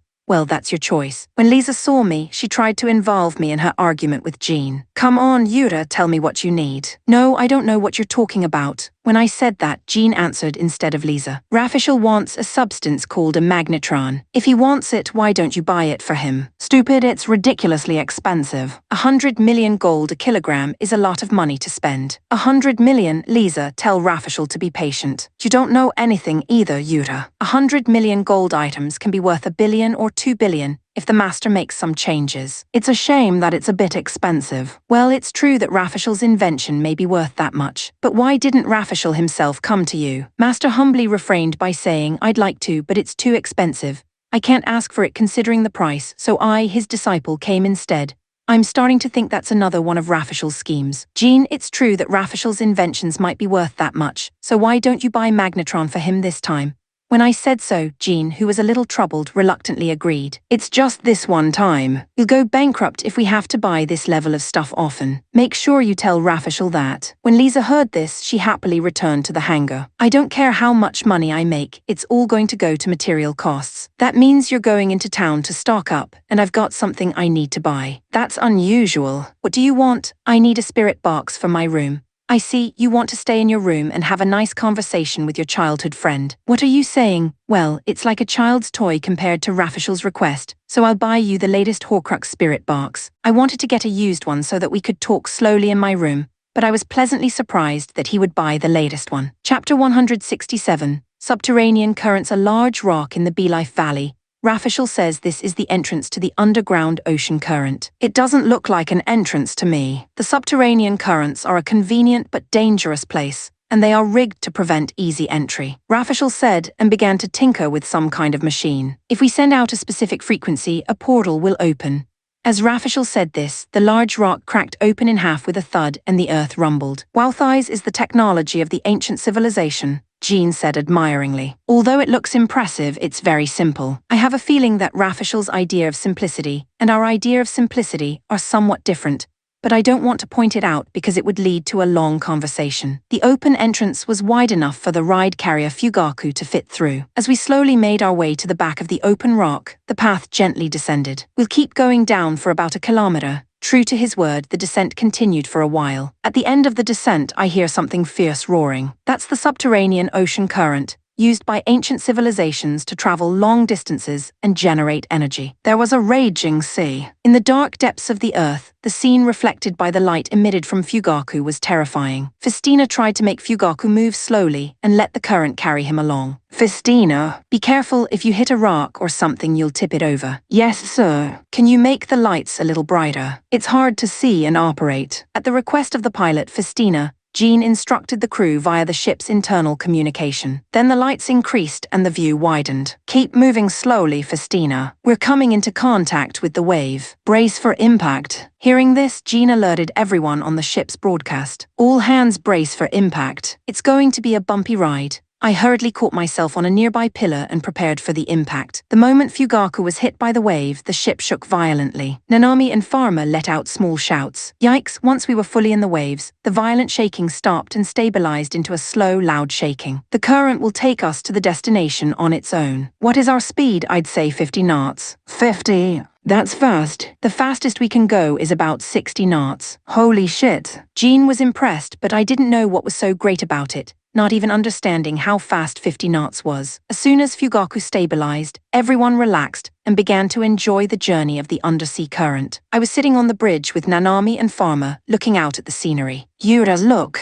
it's a big rock. It's really big. Even Fugaku might be in danger if it falls. Don't say scary things like that, Yura. Nanami was furious with me, and I slunk away from the bridge, where I could see all around me, to the kitchen room. While I was making a drink called charcoal bean tea, which is similar to coffee, Festina, who had been freed from the controls thanks to the ocean current transfer, came in. Charcoal bean tea, I'd like some too, she asked me in a modest way. I increased the amount of beans and made charcoal bean tea for the two of us. Come to think of it, I haven't had a chance to talk to Festina, have I? I casually broke the ice over a cup of charcoal tea. Yes, because Yura-san always looks so busy. No, I don't think I'm that busy. I just do what I have to do, and before I know it, time has passed. Isn't that what you call being busy? Well, I suppose it is. Festina, who always has a blank expression on her face, smiled a little when I gave her such a foolish answer. Yura, we're having a rider meeting, come to the hangar. Carlo said a little grumpily. What? Was there a meeting? Yes, there was. Come on, I'll walk you to the hangar. I'm sorry, Festina. It's okay. Carlo grabbed my arm and pulled, probably to keep me from running away. I didn't disobey her, and she took me straight to the hangar. Chapter 168. The Big Bathroom. C-168. The big bathroom Fugaku has 2 large bathrooms to accommodate the large number of passengers. The women's baths and the men's baths are used separately, and as a matter of course, each bath is closed to the opposite sex. Before we hired the crew, it was only me, Jean, Arthur, and Lorgo who used the men's baths, but now there are many men on board. In the men's bath, which has become more masculine in both good and bad ways, we often talk about lowly things that the women can't hear. After all, Alana's intimidatingly accentuated body is the best, right? Don't be ridiculous, nothing beats Carlo's refined and graceful body. You two don't understand the appeal of a real woman, do you? Taking into account not only the beauty of her appearance, but also the way she behaves on a daily basis, it's obvious that Emina is the best in terms of attractiveness as a mature woman. No, you don't understand. In fact, she's not a rider, so she doesn't stand out, but she's an incredibly beautiful woman, Festina, who's in charge of controlling Fugaku. The male crew members concentrated their attention on these 4 girls. I think Nanami and Pharma are cute too, but I guess they can't beat the sex appeal of an adult woman. What do you think, Yura-san? One of the crew members casually asks me. What are you talking about? I pretended to not understand the question. We're talking about who's the best girl in the Iron Knights. I think they're all attractive, but I've never thought about who's the best. Well, yes, Yura-san is kind, so you can't say that it's Alana-san. Don't just decide that Yura-san's number 1 is Alana-san. It could be Carlo-sama. Can't you hear Yura's voice in your heart? It's Alana-san, I'm telling you. Another heated debate begins. I really do think they're all fascinating to me. Hey, you guys. You guys are saying that Alana is the best, Carlo is the best, you're in love with Emina, and Festina is beautiful, but you're forgetting the real number 1. Dom, one of the twin brothers who were apprentice mechanics, complained loudly. What the hell, Dom? Is there any other candidate besides those 4? Yeah, I can't even think of anyone. Who is it? It's Lisa, the star of the mechanic squad. When Dom said that, time stopped for a moment. I think Lisa is cute too, but when it comes to being a bit more attractive as a woman, I can certainly understand everyone's reaction. Lisa's work clothes make her look like a boy at first glance, you idiot. Darm, you've been looking at Lisa like that. You're too pathetic to be my brother. The one who shouted out in anger was his twin brother, Baum, who was an apprentice mechanic. What the hell, Baums? Don't you find Lisa-san attractive? I'm sure that Lisa's little gestures of a woman in between the work are very nice. But you know, Lisa is also our teacher, and you can't look at her like that. I did hear that Lisa is the one who teaches the twins many things. You can't look at the teacher with such an evil eye. Baum is as serious as he seems. Baum, I know what you're really thinking, and you're fooling yourself by saying that, but there's someone you think is nicer than Lisa-san. Tusk, you're indeed my twin brother. How could you see through my feelings? Tell me exactly who it is. Damn, the best woman who has never left my heart is Mr. Rafishel. No, Baum, Rafishel is a man despite his appearance. I couldn't help but remind him. Of course, I know he is a man, but doesn't matter what gender he is. As long as it's cute, it doesn't matter. Ugh, I wonder if I should tell Rafishel about this. Sponsored chapters update. There is 1 chapter and $6 left in queue. Chapter 169. Bathroom / Nanami. C-169. Bathroom/Nanami. There are two large bathrooms in Fugaku. One is for the guys and the other is for the girls. I really want to take a bath with Yuta, but everyone says I can't. I wondered why I was not allowed to take a bath with Yuta, since we took our first bath together. Nanami, can you hand me that soap? I handed the soap to Alana, who came next to Nanami and said so. Alana's body is amazing, by the way. Her body is toned in general and her breasts are just huge. Nanami sighs as she compares her own flabby breasts to Alana's intimidating ones. I wonder if Nanami will be like that one day. Sorry, Nanami, I'm out of shampoo. Emina comes to ask me for shampoo. Emina's body was lean and had the ideal female body. It's not as big as Alana's, but it's there where it counts, and her hips are nice and perky. I want to have a butt like Emina's, but I don't know how to do it. Nanami, I need a little back rub. Linacarlo asks Nanami to do the same as always. Before I knew it, it was either Nanami or Farmer's role to wash Linacarlo's back. Linacarlo's skin is white and smooth. I don't know what kind of magic she uses, but her skin is so fine that it really absorbs your palm, and it feels good just to touch it. Her breasts are as large as Aluna's and they have a nice shape. Oh, Linacarlo, I envy you. Nanami, can I be next, please? Festina said to me. Festina is as beautiful as a doll. It's a little bit scary to see how beautiful she is, and I hesitate to touch her because I think she might break. Oh, it's unusual for Lisa to come to the bath at this hour. Alana called out when she saw Lisa come in with a towel covering her body. I thought I'd come in with you sometimes, Alana-sama. That's very nice of you to say, then stop hiding behind that towel and show me everything. As she said this, she pulled Lisa's towel in a flash. Oh, Alana-sama, no. I'm so embarrassed. Alana took the towel from her and Lisa exposed everything. She's always dressed like a boy in her work clothes, but when she's naked, you can barely tell she's a girl. I knew Lisa was just like Nanami. It's a little bit of a relief to look at Lisa's tiny breasts and think that way. Nanami, come with me to the bathtub over there. Here you come, trader. Falma's breasts are nice and full, even though we are not that different in age and height. Whenever I pointed this out, she always replied, I envy Nanami's body. Even without breasts, it's better than this cursed one. When she says that, I can't say anything else. I wonder if we can somehow lift Farmer's curse. In the bathroom, we often talk about Yuta. Today was a rare occasion when Festina asked me to talk about Yuta. Does Yuta have a specific person in mind? Alana and Linacarlo responded to her words. I guess I'm the closest. Oh, Alana, did you hear that from Yuta himself? I could tell by the way he usually said and did things, couldn't I? That's a very selfish assumption. I'm less presumptuous than some princess. Wow, it started again normally, not so much. But when it comes to Yuta, there's instantly an uneasy atmosphere between Alana and Linacarlo. Don't rub it in when we're taking a bath. When this happens, Emina is usually the one to intercede. But today, Nanami also wants to insist. Nanami has known Yuta the longest, so Nanami is the closest. I said I was afraid that they would argue with me, but they didn't. I'm not sure why, but they all started laughing. I'm sure you're right, Nanami has known Yuta the longest. I'm no match for Nanami, but I guess you'll have to wait until things get a little bigger to say that. Alana said as she looked at Nanami's body. When I grow up, I'll have breasts that are better shaped than Linacarlo's and bigger than Alana's. And then even Yuta won't leave me alone. C170, Rafishal's Awakening/Yuki. C170, Rafishal's Awakening/Yuki, another chapter sponsored by Kana. Thank you for your support. There are $6 left in queue. If there are no more donations tomorrow, only one chapter will be released. Happy reading. Doctor. Brule is manipulating some kind of glowing string board that was in the room. Then with a beep, the machines around her begin to respond. It is time for the great sage Rafishal to awaken, as Dr. Brule said this, she blew up a puff of white fuzz and the capsule opened. With a snap, the figure lying in the capsule reacted. He's alive, he was really just sleeping. The great sage Rafishal slowly rose from the capsule. He scampered around and when he saw us, he spoke to us. How long have I been asleep? About 10,000 years, Doctor. Brule said. Who are you?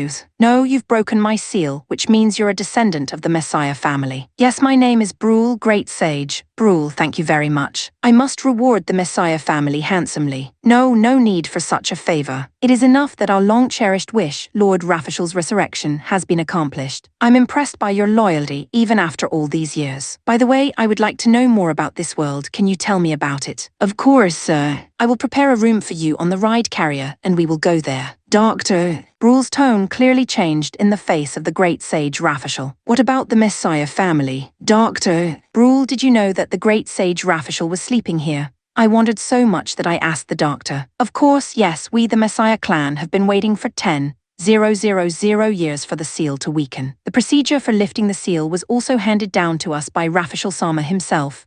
Well then, investigating the ruins that's just a ruse. The real goal is to revive the great sage Rafishal. Mary reacts to Dr. Brule's words. Is that the will of the Emperor, Dr. Brule? No, the Emperor doesn't know, he just wants to investigate the ruins. It was clear that Dr. Brule is loyal to the great sage and not the Emperor. Dr. Brule, if it is not the Emperor's will, we cannot help you any further. Is the will of the Emperor so important to you, Mary? Of course it is. We're soldiers of the Elysian Empire. The Elysian Empire was created by the will of the great sage Rafishal. What do you mean? The Elysian Empire is the eternal kingdom, isn't it, Dr. Brule? Rafishal, who is listening to the conversation, asked Dr. Brule. Yes, we are in the eternal kingdom, created solely for the purpose of resurrecting Lord Rafishal. It seems that the Messiah clan has been following all my procedures. Yes, we have eradicated the Ludia core-generating technology and sealed away the magical knowledge over the years. In this world, it is no longer possible to create a magicraft from scratch. That's good to hear. So you have found Fairy Ludia as well. I'm sorry you could not locate her. It's not perfect, but okay, we'll talk about it later. The Elysian Empire is the eternal kingdom. This is going in a direction I don't understand. Dr. Brule, I still don't believe that story. I'm detaining you for treason. Mary draws her sword and says, Are you arresting me by yourself? Mary ordered her guards. Take Dr. Brule into custody, but none of the guards moved. What are you doing? That's an order from a senior rider. I'm sorry, but your guards will not obey your orders. What do you mean by that? All the soldiers here are under the command of the Messiah family. You don't mean the regular soldiers of the Empire. I'm sorry to mislead you. It's true that the Emperor does not know this, but it is the will of the true ruler of the Elysian Empire, the current head of the Messiah clan, Amuno-sama. Amuno way, Prince Amuno, that's right. You know what that means. Brule, this is troublesome. That one doesn't seem to want to obey me, so get it over with. Rafishal's order was to kill Mary. Dr. Brule obeyed the order without a word. Soldiers cut Mary down. Immediately the guards moved, swords drawn, and closed in on Mary. Wait, please. I shouted at the top of my lungs. The soldiers did not stop moving at that shout. However, they obeyed the voice of another person. Wait a minute, Brule, who are you? I am Yuki, a triple Highlander, the most senior rider of the Elysian Empire. What is a triple Highlander? It's a generic term for riders with a Ludia value between 30,000 and 40,000. What do you mean, the most senior rider with only 30,000 Ludia? In this generation, we don't have the technology for Nitro Ludia or the Ludia Enhancement Program. What? Don't tell her natural value is 30,000. Yes, it is. If it's natural and it's 30,000, it could be class 5 or even class 4. No way, that one too. She's a double Highlander, a rider with a Ludia value in the 20,000 range. Well, that's a valuable asset, let's not kill her. Hey you, I'll let you live and you can follow me. Mary looked frustrated, but she didn't reject it. Chapter 171. The Corpses of Giant Beasts. C-171. The corpses of giant beasts were almost at the seam of the current, so let's get on land. Rafishal instructed Jean and Festina while looking at the scenery outside. How can you tell when the scenery looks so similar? Jean murmured admiringly and Rafishal said surprisingly. The colors and shapes are completely different. You can see the unique shape of that one. Dogeniuses see things differently. I agree with Jean on this one. I had no idea what the difference was. We climbed ashore through the connection of currents that Rafishal had mentioned and proceeded deeper into the vast limestone cave-like passage. When we came to a huge square rock, Rafishal started to operate some kind of machine again. Now, I'm going to open the door to the giant beast's lair. I don't suppose there's going to be any big ones coming out of there, is there? The nest is completely sealed, maybe. What do you mean, maybe? It's sealed up and the breeding has stopped, but there could still be survivors. Oh, come on, really? Well, even if there aren't many. Yuta can take care of them. Yeah, let's have Yuta take care of it. Hey, what are you two talking about? As if they didn't hear my protests, Jean and Rafishal watched as a large rock split in half and opened up a new path. As someone who's been listening to tales of giant beasts since I was a child, this doesn't sound good to me. Alana looked unusually nervous as she watched the rocks open up. The other members of the group, all of whom knew the story of the giant beasts, looked on in horror. I watched the open door warily for a little while, but nothing came out of the completely open entrance of the giant beast's nest. All right, Festina, advance with caution. Following Jean's words, Festina moved Fugaku forward into the giant beast's nest. Look at that, Nanami shouted, pointing in a certain direction as if she had found something. We all turned our gaze in the direction Nanami was pointing. What the hell is that? No way are giant beasts that big. There was a large white skeleton and looked to be about the size of a soccer field. It's the carcass of a mid-sized behemoth. I think Arleo can manage to kill something like that. No, wait, Rafishel by middle. You mean there are bigger beasts than that? Yes, there are behemoths bigger than Fugaku, and I've never seen one, but from what I've heard some are even bigger than that. How can we defeat such a thing?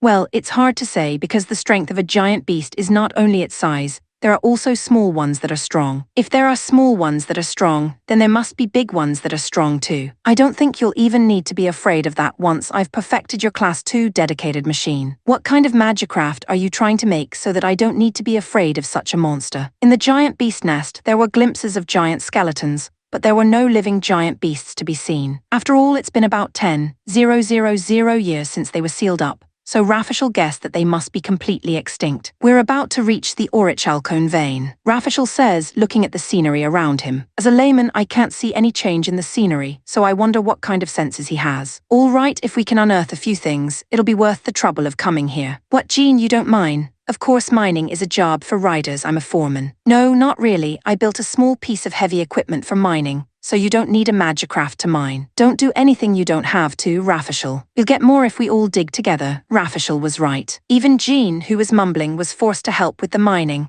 and we all set to mine the Orichalcone. Chapter 172. The Orichalcone vein. C-172. The Orichalcone vein in both of Arleo's hands is a huge pickaxe. I slammed it down on the hard bedrock. The high-pitched sound of metal clashing against metal echoed as I chipped away at a portion of the rock. What color is the Orichalcone ore? As I scrape away at the rock, I suddenly feel uneasy about what I'm looking for. It's a blue color, almost black with a slight glow, so I think you'll recognize it. As expected of Jean, he seems to have information about the ore. However, despite his knowledge, he seems to be uncomfortable with physical labor and at a loss when operating the excavator that Rafishel built. Rafishel, how do you do this? I can't move it, it's off the axis. You've got to hold it steady. Look at Darm and Bombs. They're handling it well. Don't compare me with those muscle-bound twins. I've been living using my head.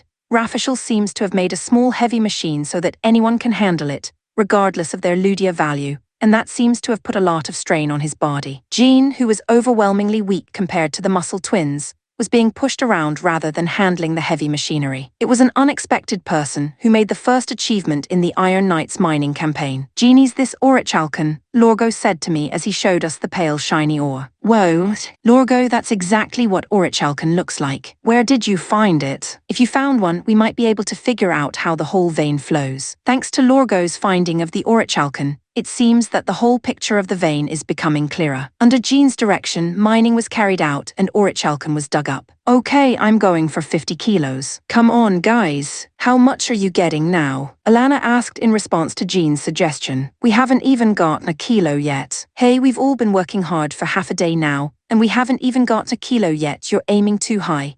Lina Carlo complained that she was tired of mining. We used to be able to get a lot more, but the veins have thinned out. Still, I reckon we can get 50 kilos. Stop whispering and start digging. Before we knew it, Jean had thrown away the heavy machinery and shifted to foreman.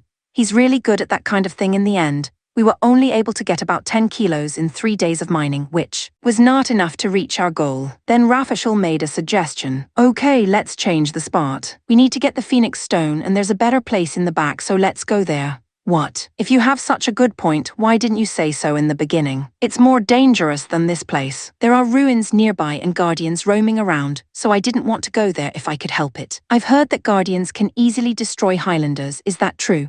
The Guardian is a magicraft controlled by an artificial rider, but the artificial rider's Ludia value is 25,000. Wow, a double Highlander. But the Iron Knights will be fine, we have Yuta, and I think we can manage even if the Guardians come out. Yes, I'm sure Yuta can handle the Guardians. Okay, let's move to that point. I'm glad you're relying on me, but I think you need to stop thinking that I can handle everything. We took Fugaku to the other spot. I hear it's not that far, but I'll use the time to get some food. I drank some vegetable soup and ate some freshly baked bread. Mealtime is the best time, no matter where you are. I was enjoying my meal when Rafishel's loud voice interrupted my moment of happiness. Oh my god, he was making so much noise that Jean and I rushed over to him. What's the matter, Rafishel? What's going on? The site is up and running. Ruins activated. What does that mean? When I asked him that, Rafishel said, The activation of the ruins is the first step in unsealing the giant beasts. At Rafishal's words, Jean, me, and the rest of the group tensed up from the core of our bodies. Chapter 173, Rafishal's Anxiety. C-173,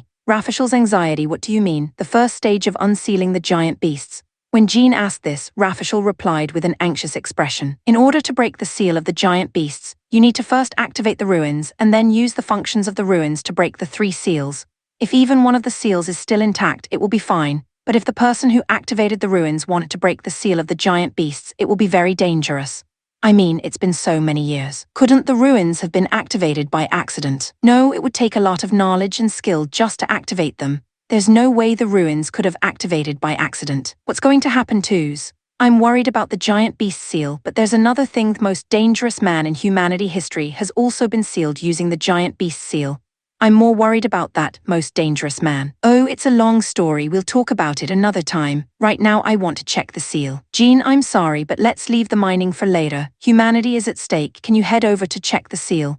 I don't know where we're going, but if the behemoths are back, there's nothing for us to do but work for free. From what Rafishal had told us, this was certainly not the time for casual mining. With his guidance, we started to move to check the 3 seals. After a few moments of moving, Fugaku was suddenly hit by a huge shock. There was a thud, a sound like the rumbling of the earth, and at the same time the ship shook violently. What the hells? We're under attack. Look, there's something crawling towards us, Nanami reported as she looked outside. This is not good. It seems that the defense system is not only activated, but also in full swing. Not only the guardians who protect the entrance, but also all the guardians installed in the ruins are starting to move. Guardians or not, we've got to fight. All the riders nodded at Jean's words, then headed for the hangar. Except for Yuta and Linicarlo, we'll stick together and fight. I'll take that as a compliment. Linicarlo replied spitefully to Alana's comment about being left out of the group. Yes, considering the Guardians' combat power, that would be a good idea. Jean also agreed with Alana's instructions. When I heard that the Ludia value is as high as a double Highlander, we can't be too careful. It is certainly safer to fight in a group. The Guardian was not a puppet but a beast of sorts. Looking at its quadrupedal movement, it seemed to be quite quick. The Guardian's attack methods were body contact and biting, and some of them spat out balls of flame from their mouths. All of the attacks seemed to have considerable offensive power, but Nanami and Lorgo acted as the vanguard to block the attacks, and the other members of the team defeated them one by one. Linicarlo, following Alana's instructions, made full use of lightning strikes by himself to wipe out the Guardians. I was alone, charging towards the mass of Guardians. There was no time to conserve my strength, so I suddenly activated Musu mode. Using my glowing fists, I crushed the Guardians. If there's a white Guardian, watch out, it's the leader with a growth AI, and it's an Exlander monster with a Ludia value of 100,000, so Yuta should be able to handle it. Rafishal urged us to be careful, but most of the Guardians are black and there are no white ones to be seen. Well, I don't want to deal with a monster with a Ludia value of 100,000, so it's better if it's not there. Hey, Rafishal, if there's a monster out there with a Ludia value of 100,000, tell us earlier. Even if it's 100,000, it's only an artificial rider, Yuta. A natural monster won't lose. Well, then you'll be fine. No, how can you come to that conclusion? Rafishal, didn't you just say something about a growing AI? What if it's growing weirdly and evolving into a real monster? Oh yeah, that's definitely a possibility. Rafishal is supposed to be smart, but he's a little careless in some ways. Chapter 174. To release the seal/Yuki. C-174.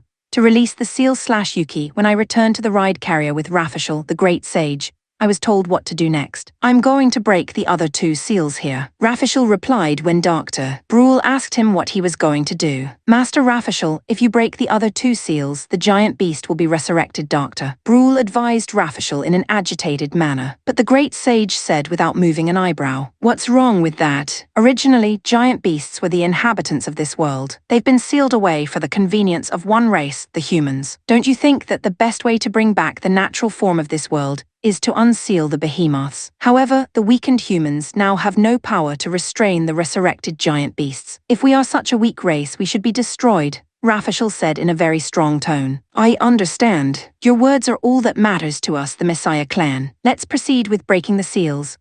You understand, but rest assured, I will bring back a strong human race, so strong that they will not fear the giant beasts. So you're going to revive technologies like Nitro Ludia. Yes, I'm going to raise the average Ludia value exponentially. I will also revive powerful magicrafts. I'm not sure what the great sage Rafishal is trying to do, but Mary's eyebrows narrowed in thought when she heard him speak. If we don't revive the giant beasts, we won't need that kind of power. But the only ones who were questioning this were Mary and I. Rafishal was in complete control of the survey team, and his words left no one in any doubt. Master Rafishal, could you please apply the first of your Ludia value enhancements to this Enrique? Enrique, who I thought was one of us, was a member of the Messiah clan. When Rafishal woke up safely and came back, he shed tears of joy. In addition, all the riders accompanying us seemed to be under the control of the Messiah clan, and in the end, Mary and I were the only ones who were not under the control of the Messiah clan in this expedition. In the first place, the plan for the research team itself seemed to be just one of the processes of the Messiah clan,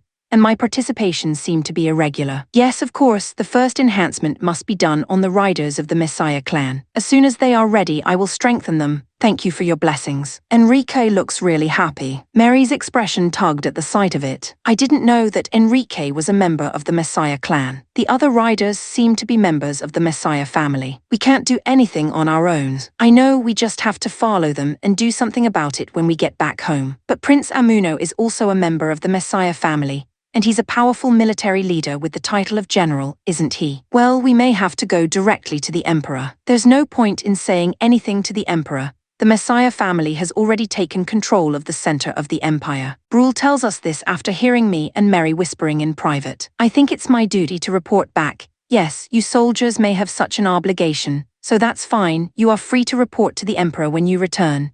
He really doesn't seem to care about us reporting to the Emperor. A short time later, Brule instructed me to go out. Is that a request or an order? Neither. It's inevitable. If we don't go, this ride carrier will be destroyed, and you won't be able to return to your country. What do you mean? When we broke Master Rafishal's seal, it triggered the defense system of the ruins, and there are many guardians heading this way. Why don't you use the power of the great sage Rafishal to do something about it? Mary says sarcastically to Dr. Brule. Master Rafishal's power is there to change the world, not to be used for trivial things like this. So, a situation where your life is in danger is trivial. So are you going out? Or would you rather die trying? I'm sorry, but if I'm going to commit suicide, it's going to be with the man I love. I'm not going to do it with some crazy scholar I don't understand. With that, Mary headed for the hangar. I agree with Mary. I am not going to self-destruct with some weird great sage and his fanatics. I followed Mary to the hangar. Chapter 175, C-175, the Guardians were indeed strong, but the feeling of actually fighting them did not make it feel as threatening as a human double Highlander. As Rafishal said, they are only artificial. In the end, the white guardian that Rafishal had mentioned never appeared, and we returned to the ride carrier after destroying all of the 100 or so guardians that had attacked us. Good work. Rest up while you can, because more might come. When I returned, Jean immediately gave me a word of encouragement. It's a good thing that Jean is so considerate, isn't it? The guardians weren't much of a double Highlander, was it? Alana, also a double Highlander, gives her honest opinion. Well, it felt like a Highlander at best and a half-radar at worst. Emina agreed. They all seem to feel the same way. No, I thought so because the Iron Knights are becoming more and more effective in combat. What's more, it might be because the Guardians didn't have a leader machine to command them. Does having a leader change things that much? It'll be different. Organized Guardians are terrifying, Rafishal said soothingly. If that was the case, it was probably lucky that the leader machine was not present. Then, with Rafishal's guidance, we arrived at the ruins where one of the seals was located. When he saw the ruins, Rafishal's expression became tense. Looks like we're a little late. What, the seal's been broken? Probably I'll just go check the inside, Rafishal said lightly, but Jean thought about it for a moment and said, Okay, but it's not safe for you to go alone, so let's get some people to go with you. Rafishal went with me and Alana to check out what was going on inside, as well as Darm and Baum, apprentice mechanics that used to specialize in hand-to-hand combat, as guards. I heard that the twins were famous fighters. Yes, we were called the Red Demon and Blue Demon of the Kingdom of Lubel. Baum replied to Alana's question. What?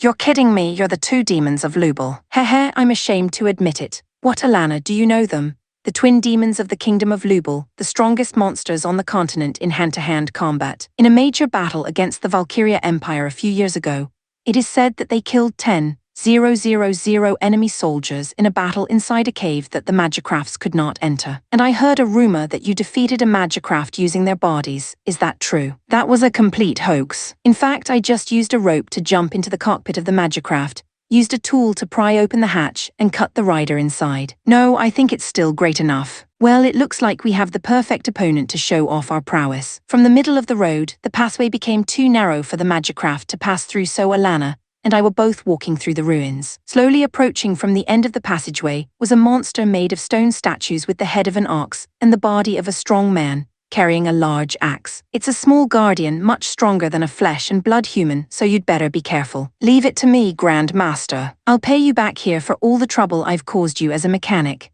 With that, the two of them slowly approached the monster. They were not intimidated at all by the monster, which was even bigger than them. The first to move was the small guardian. It swung its large axe lightly and attacked Darm and Balm. I was expecting him to avoid the powerful axe attack, but to my surprise, he caught the attack with one hand. Then, with a whoosh, he slammed the monster against the wall with the axe he had stopped. It seems that the strongest on the continent is not a fluke. It was here that the two of them really started to show their strength. The monster that was slammed against the wall tried to stand up, but with a quick movement, Darm approached the monster, grabbed the cow's head with one hand and lifted it lightly. He then threw it towards Balm as if he were throwing garbage. The thrown monster used the recoil from being thrown and went straight into a full swing to receive a powerful lariat to the neck. The monster was slammed into the wall again, cracked from the neck where he was hit by the lariat, and just crumbled to pieces. Chapter 176. Lucifer C. 176. Lucifer Alana seemed to be impressed by the twins' amazing fight. You're not just a big man, are you?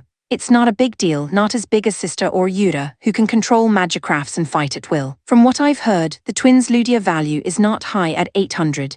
And because of that, they were not treated well wherever they went despite their powerful bodies. Even when they defeated enemies, they were praised only by riders with high Rudia values, and for a time, they hated both magicrafts and riders. However, the curiosity that arose from their dislike gradually led them to become interested in magicrafts, and eventually they came to love them incredibly much. So they wanted to become riders, but there was no such thing as a magicraft that could be ridden with a Ludia value of 800. So they had to give up. Even if they couldn't become riders, they wanted to be mechanics, so they applied for a job with the Iron Knights. We've grown to love the Knights, and we're very grateful for accepting us as mechanics. They both said happily. I'm really glad that they are so happy now. After defeating the small guardian and moving on, we arrived at a room that was about the size of a conference room. There was some sort of capsule in the center of the room, but it was opened and there was nothing inside. It looks like the seal has been broken, after all, Rafashel said as he stared at the empty capsule. His expression was tense, but there are still two seals, right? We should be able to stop whoever it is that's unsealing them, right? Indeed, yes, we must at least stop the return of the giant beasts. What's more terrifying than the giant beasts? When Alana asked, Rafashel began to speak softly. My real name is Medes, one of the 3 disciples of the great sage Rafashel. What, you're not Rafashel?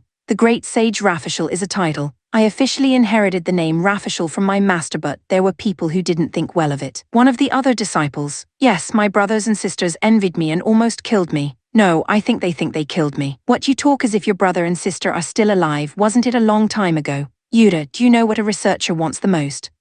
Money for research and… No, it's time, infinite time to study, we all want it. That's for sure. My master, the great sage Rafashel, told us 3 disciples to get eternal time. And we got eternal time in our own ways. Interesting, you mean all 3 of you have different forms? Rafashel nodded in response to Alana's question. Yes, as you can see from my appearance, I have acquired a body that does not age, and I have eternal time. One disciple data mined all of his ego consciousness and abandoned his body. And the other, the brother who tried to kill me, chose the reincarnation spell. Reincarnation, what does that mean? When you die, you take over all your consciousness and memories and are reborn as a new life. Well, that would also mean an eternity. But the reincarnation spell had a serious flaw that drove that brother insane. What happened to you when he went crazy? He wanted to die. Did he kill himself? Yeah, he killed himself and then immediately reincarnated as a new life with a crazed consciousness. Wow, what a vicious cycle. Yes, that's why that brother tried to break the reincarnation spell, but he just couldn't do it. So what happened to your brother? When you reincarnate with the reincarnation spell, you don't create life out of nothing, you possess the new life. And that's what my brother did. What do you mean? He figured if there was no life to be born, there would be no reincarnation. Wait a minute, that's the name of my brother is Lucifer, the man known as the Demon King who tried to destroy humanity only to lose his own vessel of rebirth. And now he's back. When Rafashel said that, he had a very sad expression on his face. Chapter 177. White Guardian / Yuki C. 177. White Guardian / Yuki. There were dozens of guardians closing in on us, and we were struggling with one of them. This is me and Mary, and Enrique and the other riders are also going out. Enrique, I'm disappointed in you. What's the matter, Mary? You got a thing for me. Don't be ridiculous. I'll help you out with this one and we'll get it over with. We are willing to cooperate against the Guardians. If the ride carrier crashes, it will be difficult to return home, so we have no choice. Yuki, you take care of the group coming from the right. I'll take care of the enemies in the center. Copy that. Be careful, Mary. You too. I don't know what the Messiah clan and Rafishal are thinking. Mary is probably the only person I can say is completely on my side right now. I really wanted her to be careful. I followed Mary's instructions and intercepted the group approaching from the right. There were about 10 of them, smaller than the Guardians I had fought a while ago, and their color had changed from brown to a darker shade. When I pierced and killed the third Guardian with my rapier, I felt a sudden change. The Guardians became more active, and their movements changed systematically. I felt something sharp looking at me, and I saw 2 eyes glowing in the darkness behind the ruins. Enemy slowly emerging from the darkness was a white Guardian with a distinctly different vibe from the other Guardians. The white Guardian accelerated, and in an instant, it was in my face. I quickly thrust out my rapier to attack, but he avoided it easily. Damn it! That was fast. The white Guardian feinted by stepping left and right several times, and then tried to bite me in the throat at once. I twisted my neck and narrowly avoided the attack. However, even though I thought I had completely avoided it, the parts of Elvira's neck popped off. If I had been even a little bit late in avoiding it, Elvira's head would probably have been sliced off. Furthermore, as the White Guardian attacked, the surrounding normal Guardians also joined in the attack. The wave of attacks came from all directions, in a coordination that was unimaginable from the monotonous attacks of earlier. Even against the onslaught, I desperately continued to avoid the Guardians' attacks. Then, aiming for the slightest gap, I pierced them one by one with my rapier. I managed to hit the normal Guardians with my rapier, but I can't even scratch the White Guardian. What should I do? This white one is too strong. When I think of a strong white enemy, I think of the white magicraft of the Iron Knights. It was the gold magicraft that directly killed Emina, but the white magicraft left a stronger impression on me. Imagining the battle with the Iron Knight warriors, I remember the moment when Emina's Shuriappa was pierced by a sword, and my emotions rise. My anger eventually evokes violent feelings. I swing my rapier in anger at the Guardians. I poke and prod, piercing and destroying the attacking Guardians. However, even with furious attacks, I could not deliver even a single blow to the White Guardian. It seemed that we would be killed if we continued like this. In order to defeat the White Guardian, I looked around for a way to do it. I found a part of the ruins that was about to collapse. I thought about collapsing that place and trapping the White Guardian underneath the rubble and put it into action. The speed at which I was running didn't seem to be enough to outrun the White Guardian, so I lured him slowly underneath the collapsing ruins with my rapier in tow. He didn't seem to have read my thoughts and responded to my invitation unhesitatingly. When he came under the ruins, I threw the bronze chain, a sub-weapon of Elvira's which I kept in my left arm, at the cracked pillar of the ruins. As planned, the pillars crumbled, the ruins collapsed, and a lot of debris fell, but the collapse was more severe than expected, and the debris cascaded down to the floor below where I was. Yikes! Together with the rubble of the ruins, we fell headlong into the underground space. I must have fallen from a great height, and the impact when I landed was quite severe. Rubbing my aching body, I got up and looked around. Ugh, where's the white one? The underground space seemed to be breeding countless amounts of glowing moss, and it was bright enough to see what was going on around me. However, there was no White Guardian in sight. Could it have taken off at the time of the collapse and not fallen? Or was it knocked down under the rubble? I thought about that, but the answer was neither of those. The rubble of the ruins in front of me was rising, and White Guardian appeared. Chapter 178. Inhuman/Yuki. C. 178. Inhuman/Yuki. The White Guardian seemed to have sustained very little damage, despite being trapped under so much debris. It seemed that I had already defeated all the normal Guardians except the white one, and now the only one in front of me was that powerful enemy. The White Guardian and I stared at each other for a while, and then, out of nowhere, both of us moved. The Guardian's fangs snatch at my shoulder,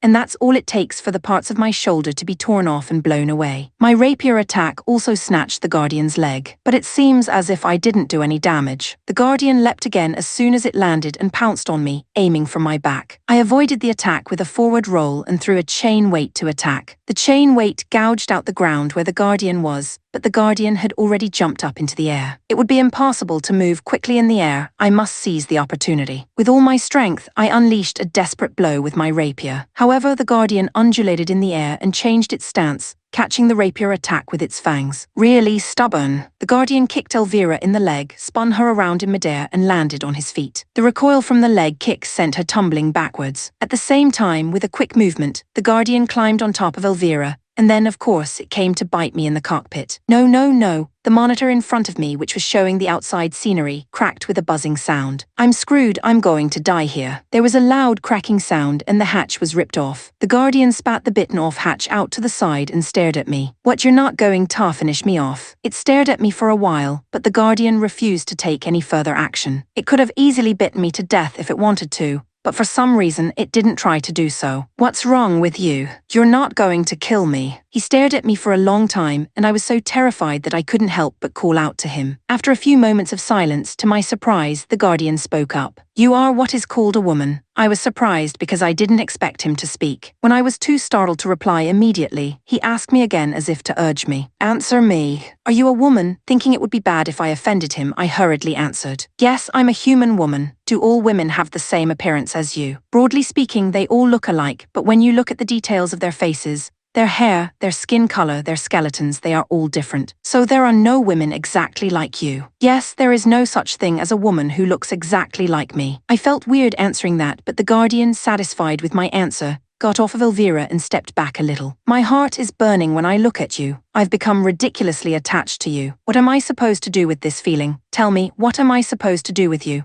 I was so surprised that I couldn't even speak. It seems that the Guardian has taken a liking to me. I'm not sure how to respond to these unexpected words. I've been blessed with good looks, so I'm used to this kind of confession, but I never thought I'd hear such words from a non-human. I'm glad you feel that way, but I'm a human woman. I can't reciprocate those feelings. I made it a point to answer confessions clearly. I've always had a crush on someone, and I know that an insinuating attitude would hurt them. No, I can't handle this. I don't care if you're human and I'm a Guardian. Be mine, human girl, you can't say such words. Besides, I already have a man in my life. I will never be yours, Guardian or not. Gosh, you just can't. Yes, I'm sorry, absolutely not. The Guardian dropped his head. He seemed to be quite depressed, but I didn't say anything. Then the Guardian looked up vigorously as if he had thought of something. And then he came closer to me. If it's not mine, then no wonder I thought that I was ready to die. Then you can at least make me yours. What do you mean by that? Be my master human woman. It was an outrageous suggestion, but I agreed to it if it would make him feel better. Chapter 179. Another seal. C-179. Another seal. There were 2 seals left, and when I returned to the ride carrier, I told everyone about Raphishal's story I had heard in the ruins. That's tricky, that Lucifer guy, Jean said suspiciously. I'm sure Jean is smart enough to understand the danger of Lucifer right away. He's a nuisance, but we've got to stop the behemoths from coming back. Of course, I get goosebumps just imagining a world where monsters like that are sprouting out of thin air. Raphishal, how close are the rest of the seals to here? They are both about 3 hours away by ride carrier, and it's been that long since the first seal was broken, so Lucifer may have already broken another one. Okay, we'll split up into 2 groups. Yuta, Alana, and Nanami, the 3 of you will head for one of the seals. Hey, Jean. If you are going to separate, it's fine for me and Yuta to go together. Idiot, if I pair you with Yuta, it will upset the balance of power. With Alana and Nanami here, common enemies won't be a problem. It'd be bad if it wasn't a common enemy. Forget it, Linacarlo, this is our group, bear with it. Linacarlo was sulking when Jean told her that. It seems that she is always eager to team up with me. I understand that we will be in trouble if the rest of the seals are broken, so I immediately took Alana and Nanami and headed there. I heard the general location earlier, but I think I'm going to get lost when I voice my concerns. Raphishal came on the line and said, if you get lost, Ferry knows where it is. Oh, I see. That's a relief. Thanks, Ferry. Yes, I'll take care of it. You really know your stuff, don't you, Ferry? You know where all these ruins are. Me, Alana and Nanami were traveling with our magicrafts, and our speed was similar to the ride carrier. Yuta, speaking of which, have you been in touch with Nagisa? Nanami asked suddenly. Yeah, we talk every day. I guess she's bored. I see. I know Nagisa is bored, but I often receive communications from Raynell, who is supposed to be busy, so maybe the head of state is also bored. Do you really think so, Yuta? What, you don't? You're a legendarily dull guy, that's a good thing too. What do you mean, Alana, tell me? Yuta, even Nanami understands how busy a head of state can be. I see, Raynell doesn't have any free time, but she's forcing herself to communicate with me even though she's busy. She's a very disciplined person, She doesn't need to be so careful with a mercenary who has a defense contract. When I said that, for some reason both Alana and Nanami were dumbfounded and didn't say anything. Fairy informs me while we are chatting. Master, we're almost at the ruins. Thank you, Fairy, and what do you know about the ruins? Anything out of the ordinary. Hold on a second, I'll scan the area around the ruins. Then Fairy began to make some kind of beeping sound. I have detected multiple objects moving in the vicinity of the ruins, as well as a large ship. Looks like we got enemies. Alana's Nanami were going into battle. Copy that. We need to get rid of this crazy person who's trying to resurrect the behemoths. Nanami's too scared of the giant beasts, she'll never let them come back. Alana and Nanami both showed hostility towards the seal breakers. I don't know what the giant beasts are like, but I'm determined to do everything in my power to stop them from appearing again. Chapter 180. To disappear. C 180. To disappear. I saw a ride carrier about the same size as Fugaku anchored near the sealed ruins. Perhaps the ride carrier had noticed our approach, but a dozen or so magicrafts that had been deployed around it began to move in a flurry. Yuta, that ride carrier looks like it belongs to the Elysian Empire. Alana looked at some kind of symbol and told me so. Elysia is Emina's country. Oh man, I wonder if we should keep fighting. Even though it's Emina's home country, we can't just let them break the seal of the giant beasts. We must stop them even if we have to defeat them. You're right, and I'm sure Emina will understand that. We had some hesitation, but we decided to take on the enemy in front of us, giving priority to preventing the giant beast from being unsealed. The enemy riders, who seemed to be very confident in their own power, came charging at me. The first enemy machine that comes in front of me attacked me with its sword. I mercilessly pierce it down with my S-Stock. The enemy machine that was pierced in the head and chest collapsed on the spot. The enemy magicraft approaching from the right fell prey to Alana's twin swords. His neck and right arm were cut off at the same time, and he collapsed helplessly like a puppet with broken strings. Nanami held her shield to stop the rush of two more enemy magicrafts that were approaching. Alana and I pushed them down from the side at the same time. Suddenly, 4 of them were defeated, and the overconfident enemy's movements changed. They didn't approach us anymore, but kept their distance to see how we were going to do. Who are you people? Do you know that we are a survey team from the Elysian Empire? The other party alerts us with the external output sound. How can you say that? You're the one who attacked us, aren't you? Well, it's true that there was hostility on our side. Elysian Empire or not, those who are trying to unseal the giant beasts will be eliminated. Alana replied to the other party with displeasure on her face. I'm sorry that you know about the giant beast seal. It looks like you'll have to die. I don't think you can do it if you're as good as these guys lying here. Don't worry, I'll do my best from here. Apparently, they hadn't been at their best earlier. From the group of enemy planes, 2 magicrafts of the same type are slowly coming forward. Their atmosphere was very different from the other machines. The 2 magicrafts closed the gap between us. The other machines began to move around the 3 of us as well. One of the 2 magicrafts, an enemy with a 3-pronged spear, makes a sharp thrust at Alana's Bersia. Alana bounces off the spear as if to thrust it up. She then attacks with another of her twin swords, cleaving sideways. The swords graze the enemy magicraft chest and scrape off part of the body. At the same time, an enemy machine with a 2-handed sword swung its sword up and slashed at me. I caught it with Maingorch in my left hand. As it was, I attacked the enemy machine with my S-Stock, aiming for a fatal wound in the abdomen, but it avoided me just in time, and the S-Stock pierced the enemy machine's shoulder. The enemy magicrafts that surrounded us were restrained by Nanami. Using her sword and shield, she was able to toss around multiple enemies. The enemy may not be weak, but they didn't seem to be struggling. Who are you guys, really? You're more than just a Highlander, Enrique. I'm sorry, but the enemy is strong. If we don't retreat, we'll be annihilated. Damn it, but the seal should be broken soon. We just have to hold out until then. The enemy continued their conversation with external output sound, perhaps due to momentum. It turns out that they are in the process of unsealing. Alana, this is bad. It looks like they're already breaking the seal. Looks like we're going to have to clean this place up quickly. As Alana said, we need to defeat them quickly and stop the others from unsealing the giant beasts. Nanami destroys one of the enemies and Alana cuts down 2 of them. Then I took down one of them and cut off the arm of the magicraft with the 3-pronged spear. I closed in to take out the remaining enemy magicrafts as well, but the man who was the leader of the enemy shouted out in joy. Tata has a horhud. It looks like the seal on this place has been lifted. There's no need for us to deal with you anymore. We're retreating. As if to prove the man's words, I felt the atmosphere of the ruins change all at once. Now there was only one seal left. Chapter 181. Unsealing / Mary. C 181.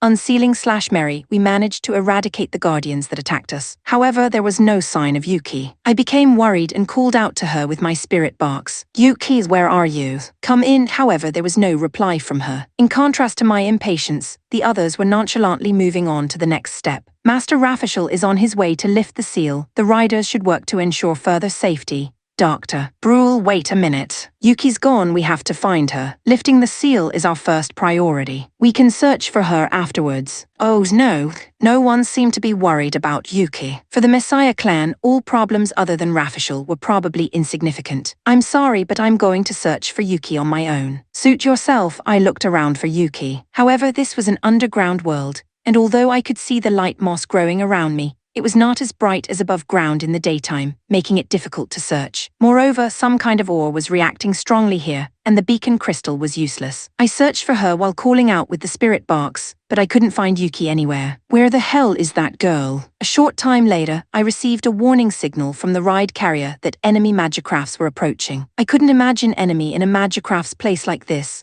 so I assumed that the guardians were approaching again. But Mary, there are unidentified magicrafts approaching, head to intercept. Unidentified magicrafts? How could they be here? I don't know about that, but whatever the reason for their appearance, we need to get rid of anyone who gets in the way of breaking the seals.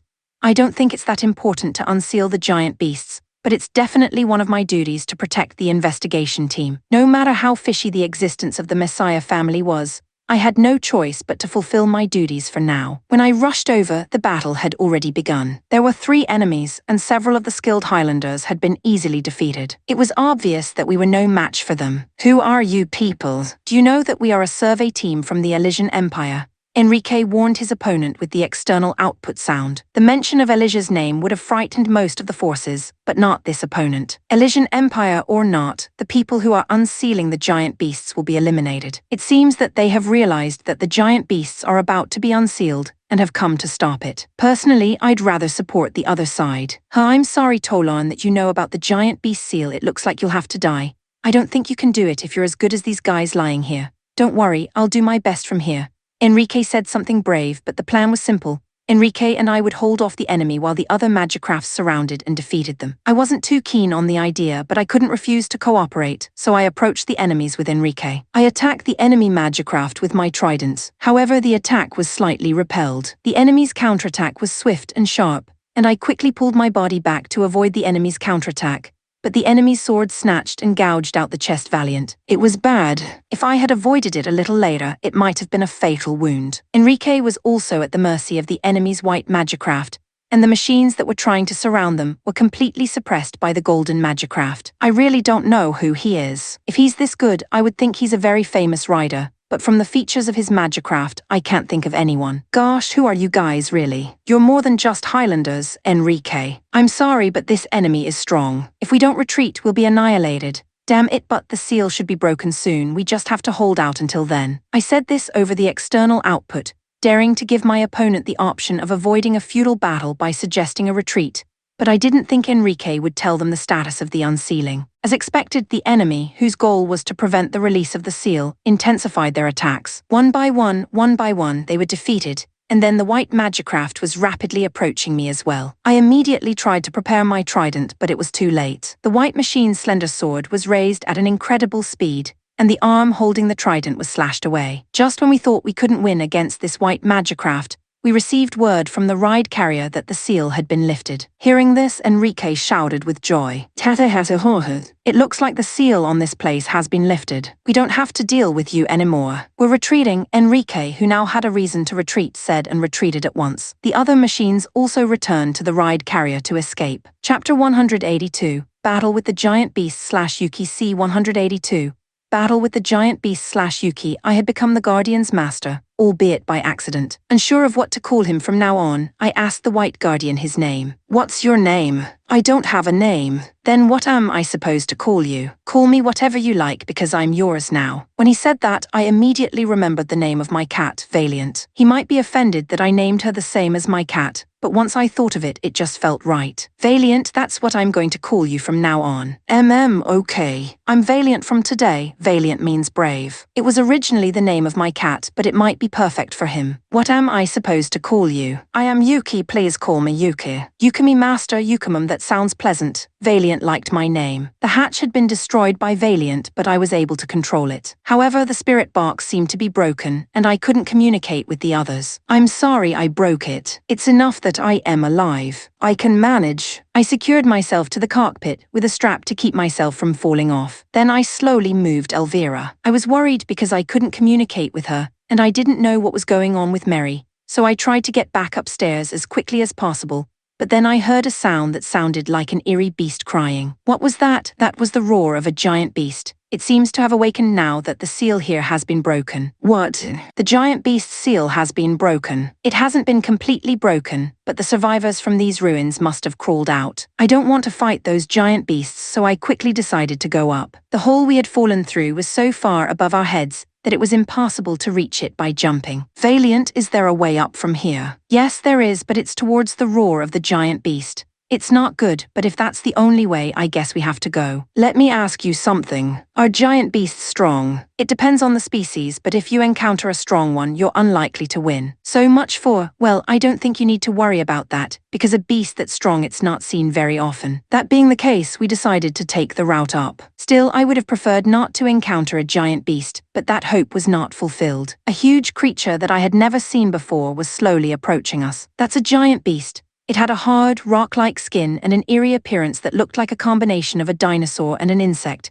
It walked on 6 legs and seemed to move fast. Bay level. I think we can take them out somehow. B level. Giant beasts are rated from level F to level SSS. Those above level S are truly monstrous, and ordinary magicrafts are no match for them. By the way, this Elvira of mine is a magic machine with an activation Ludia value of 30,000.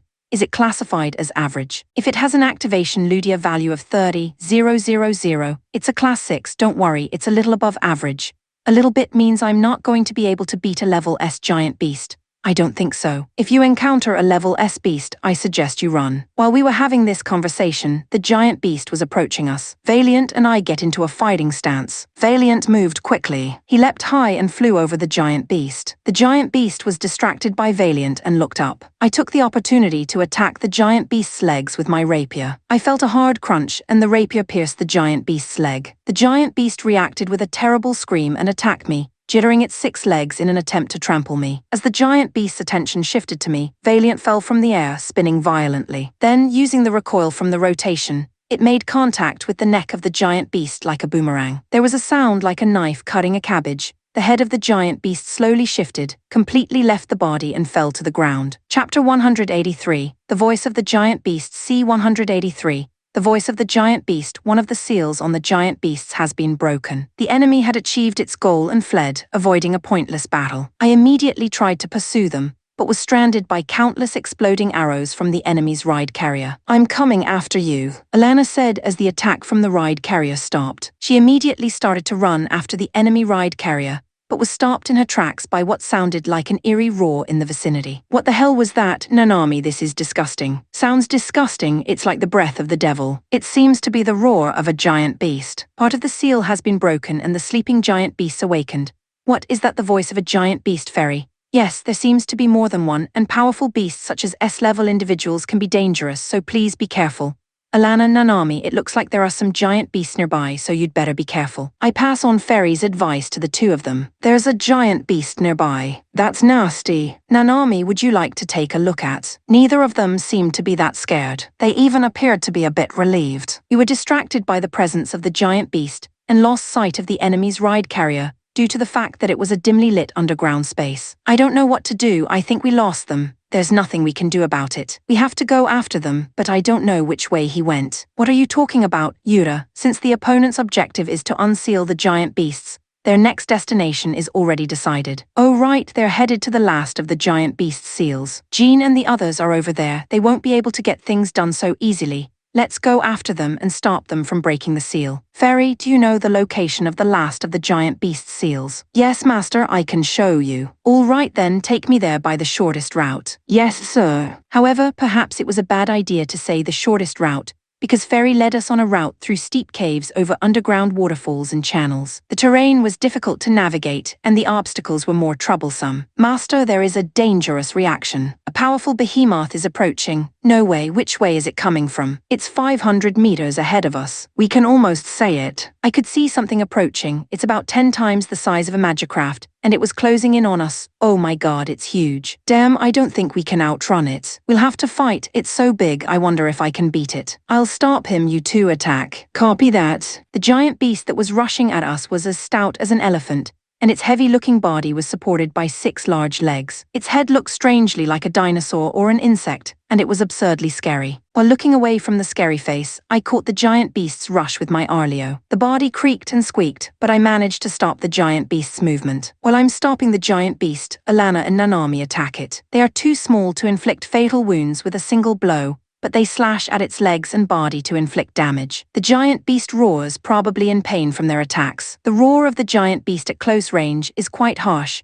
and I cover my ears from the explosive sound that seems to tear my eardrums. The giant beast was coming at Arleo with even more force, trying to crush him. The entire fuselage of Arleo made a creaking sound as it withstood the pressure. What power? I was a little nervous about the power I had never felt before. Deciding that I couldn't hold on much longer at this rate, I decided to change my tactics. I loosened the power that was stopping the giant beast and leaped backwards. I quickly readied Maingorch and activated flash mode. An intense light pierced the giant beast's eyes. It was the first time it had ever been hit by this kind of light, and the behemoth wailed in pain. I then shifted into Musu mode and gathered strength in my hands. Alana, Nanami, let's take him down together. While the giant beast was blinded, the 3 of us launched a simultaneous attack. Nanami's sword ripped through the belly of the giant beast, and Alana's twin swords sliced through its neck. The final blow was Arleo's rush attack. I slammed both of his shining fists into the giant beast over and over again. Each time my fists hit, the giant beast's body swelled up and fell backward from the impact. With my last blow, I struck the giant beast in the head with all my strength, and the giant body collapsed helplessly on the spot. Chapter 184, Running/Yuki C184. Running/Yuki, a big thank you to Chunky for sponsoring 5 chapters. That means there will be 2 chapters/day until Saturday. After defeating the giant beast, Valiant and I continued on our route up and tried to get back to the ride carrier. However, the ride carrier was no longer there. Are you losing allies? Yeah, I didn't feel anxious or worried about the ride carrier being gone, but I was worried about leaving Mary alone with the Messiah clan and Rafishel. They fought someone other than the Guardians. Is that so? There are traces of a battle. Probably ran away from that fight or moved on to some other purpose. I can see remnants of the Elysian Empire's magicrafts, and Valiant's prediction doesn't seem to be too far off. There are not that many entities in the continent that can overwhelm the elite riders of the Elysian Empire. What do we do now, Yuki? Valiant, do you know where the seal of the giant beasts is? Of course I know where it is. Perhaps the ride carrier went there. Show me the way. Okay. We'll take the shortcut. I'm still worried about Mary, so I decided to follow the ride carrier. As Valiant led me down a narrow road, he said, Yuki, your magicraft is too slow, you can ride on my back. Are you sure? No problem. I did as Valiant asked and climbed onto his back. Hold on tight. As soon as he said that, Valiant accelerated. The quadrupedal speed of the Valiant is quite fast, surprisingly fast. While we were moving, I was a little curious about Valiant's thoughts, so I asked him, Valiant, how do you feel when you see the wreckage of your fellow Guardians? I have defeated many of your people, but you don't get angry or feel offended. Fellows, I'm sorry, but I don't recognize the other Guardians as my friends. They don't have minds or emotions, they're just tools. Sure, we look like each other, but I consider them to be completely different from me.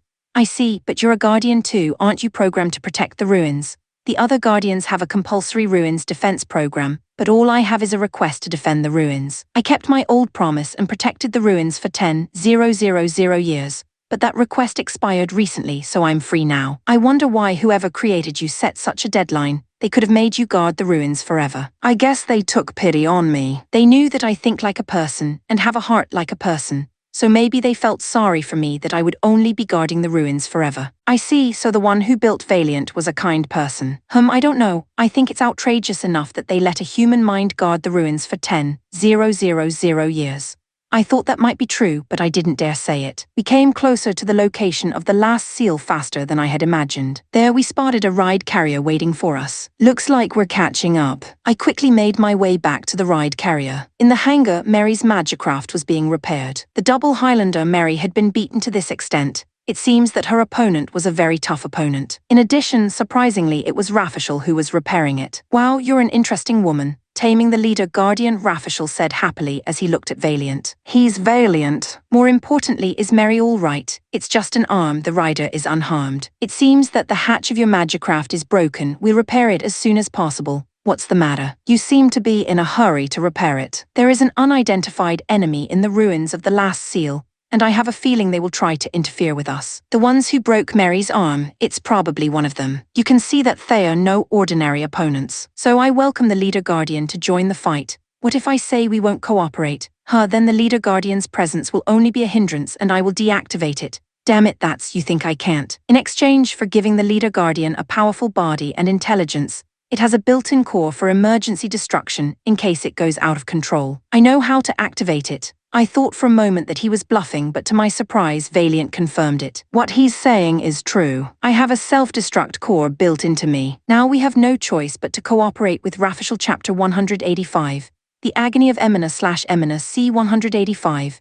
The Agony of Emina/Emina. We were waiting at the circular dome-shaped ruins of the last giant beast seal. Fortunately, the seal hadn't been broken yet, and were waiting here in case the forces that were breaking the seal of the giant beasts would appear. It appears that the people who are breaking the seal have shown up. Jean told everyone as he looked outside. I was curious to see what kind of people they were, so I looked outside too. When I saw them, I was amazed. The symbol on the ride carrier was that of the Elysian Empire, my home country. No way, that's an Elysian ride carrier. I'm sure that the mark of the dragon with the figure 8 was from Elysia. It seems that the Elysian Empire unsealed the giant beasts, Emina. You may have your own thoughts, but we will not back down. I know. I also understand the reason. Even if the opponent is in my home country, we should prevent them from unsealing the giant beasts. If fighting the Elysian Empire is too much for you, you don't have to go. No, I thought I should be the one to stop it. Well, don't overdo it. Jean seems to understand my complicated feelings. Even though it's my motherland, it's not a country I have much affection for,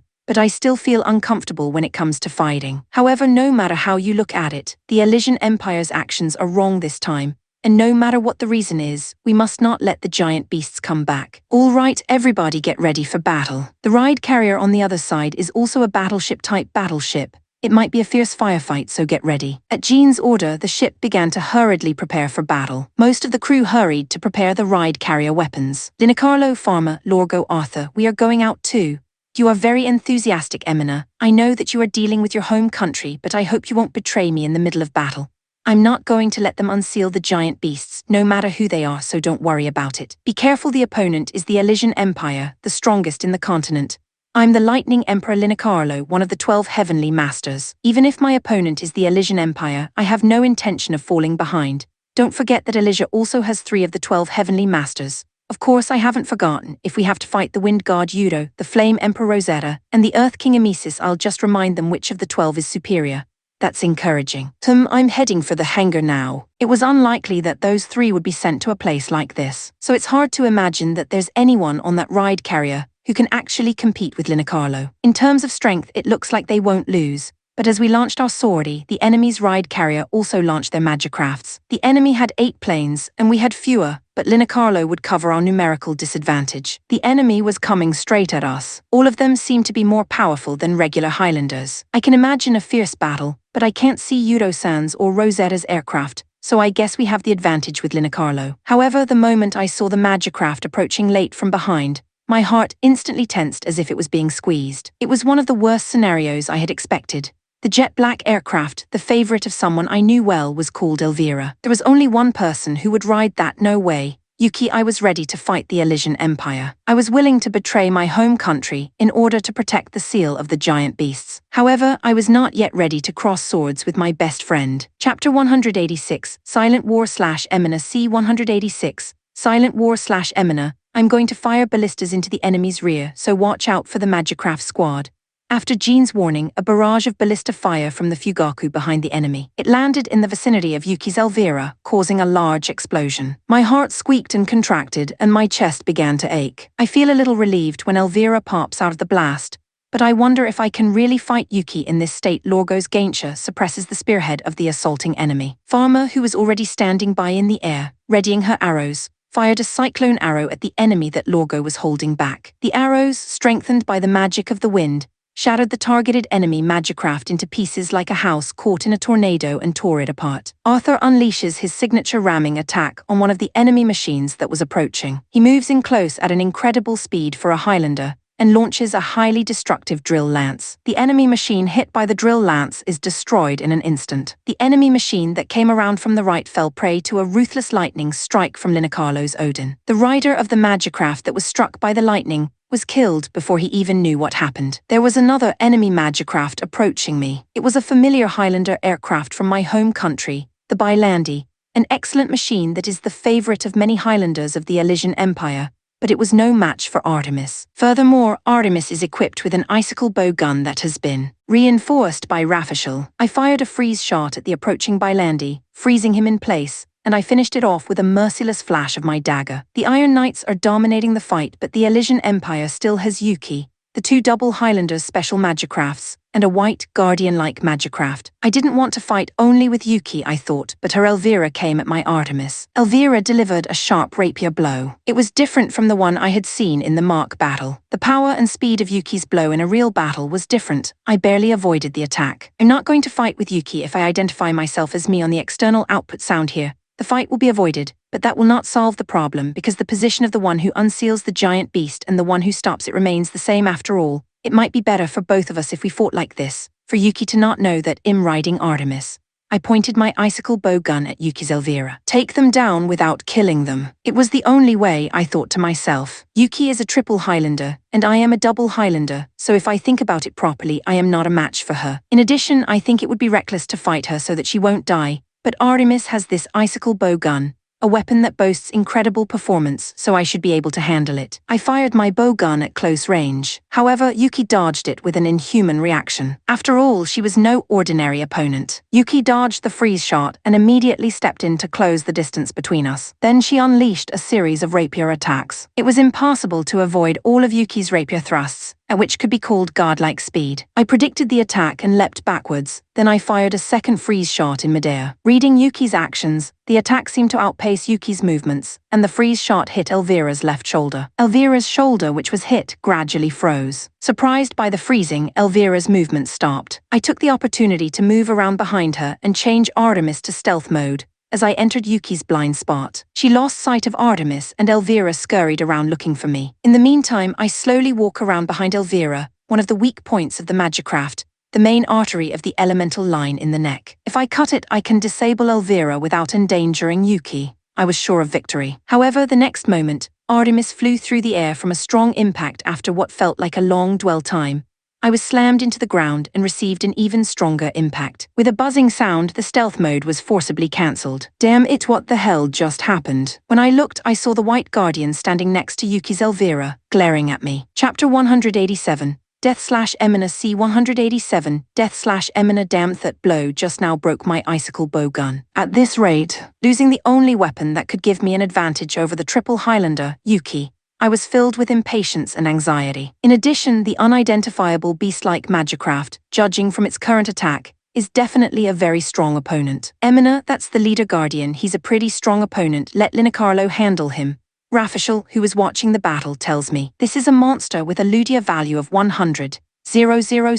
The leader guardian accelerated and closed in on me. My bow gun was broken, so I readied my dagger, but this normal dagger was too weak against him. The moment I thought that I was going to be attacked, a thunderbolt fell between me and the leader guardian. And then I heard Linicarlo's usual high-pitched voice. It's not like you, Emina, to fall behind a beast like that. Rafishel warned Linicarlo to be careful. Linicarlo, you're dealing with an artificial Ixlander with a Ludia value of 100,000. No matter how strong you are, you can never be too careful. I know, I'll be careful, and I'll make sure I get him.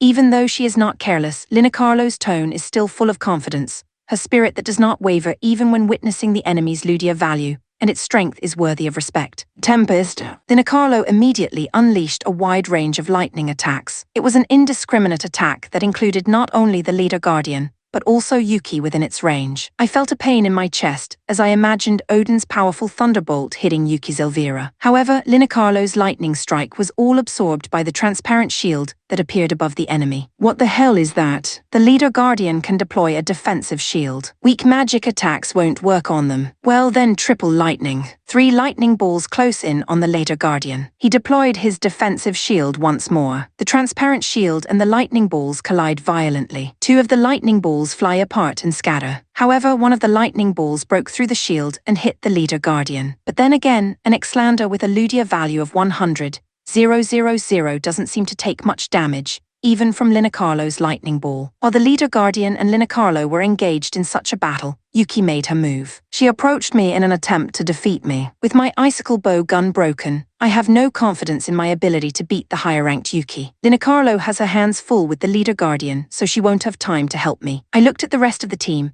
and saw that Lorgo, Arthur, and Pharma were engaged in a fierce battle against 2 double Highlanders. It looks like they can't help me at all. The initial speed of Yuki's rapier was phenomenal. I managed to avoid it because I had predicted it. The second blow is repelled by my dagger. However, the third blow was delivered without a moment's pause. I couldn't avoid it and it pierced my collarbone. I kicked Elvira in the stomach and pulled out the rapier that was stuck in me. As I expected, Yuki is very good at dealing with weapons, but she is not very good at dealing with physical techniques, so a surprise kick seems to be effective. The kick caused Yuki to step back a little, but she quickly regrouped and took a big step forward to get closer. There's no way I can take the rapier's continuous thrusts from a suitable distance. The rapier stabbed into my shoulder, rendering it useless. I tried to thrust the dagger at Elvira's neck, but it seems that my movements were read, and the dagger's attack was caught by her left hand. Then Elvira, who is probably twice as strong as Artemis in terms of simple strength, pushed me back, making a creaking sound. In addition, Elvira threw Artemis away with all her strength. Ugh, I moaned involuntarily from the impact of being slammed into the ground. As Artemis collapsed, Elvira attacked her with a series of rapier thrusts that showed no mercy. The shoulder area is popped off, and the body is deformed into a wreck as the chest is poked repeatedly. She was also pierced through one of her eyes, causing the screen to malfunction. I tried to protect the cockpit with my hands, but the arms could not withstand the continuous thrusts and were destroyed. Artemis was out of action. There's nothing more I can do. The disrupted screen shows Elvira poised wide to finish me off. The tip of the sword was aimed at the cockpit. At the very least, I prayed in my heart for one last wish that Yuki would never find out that she killed me. C-188, sworn enemies / Yuki. C-188.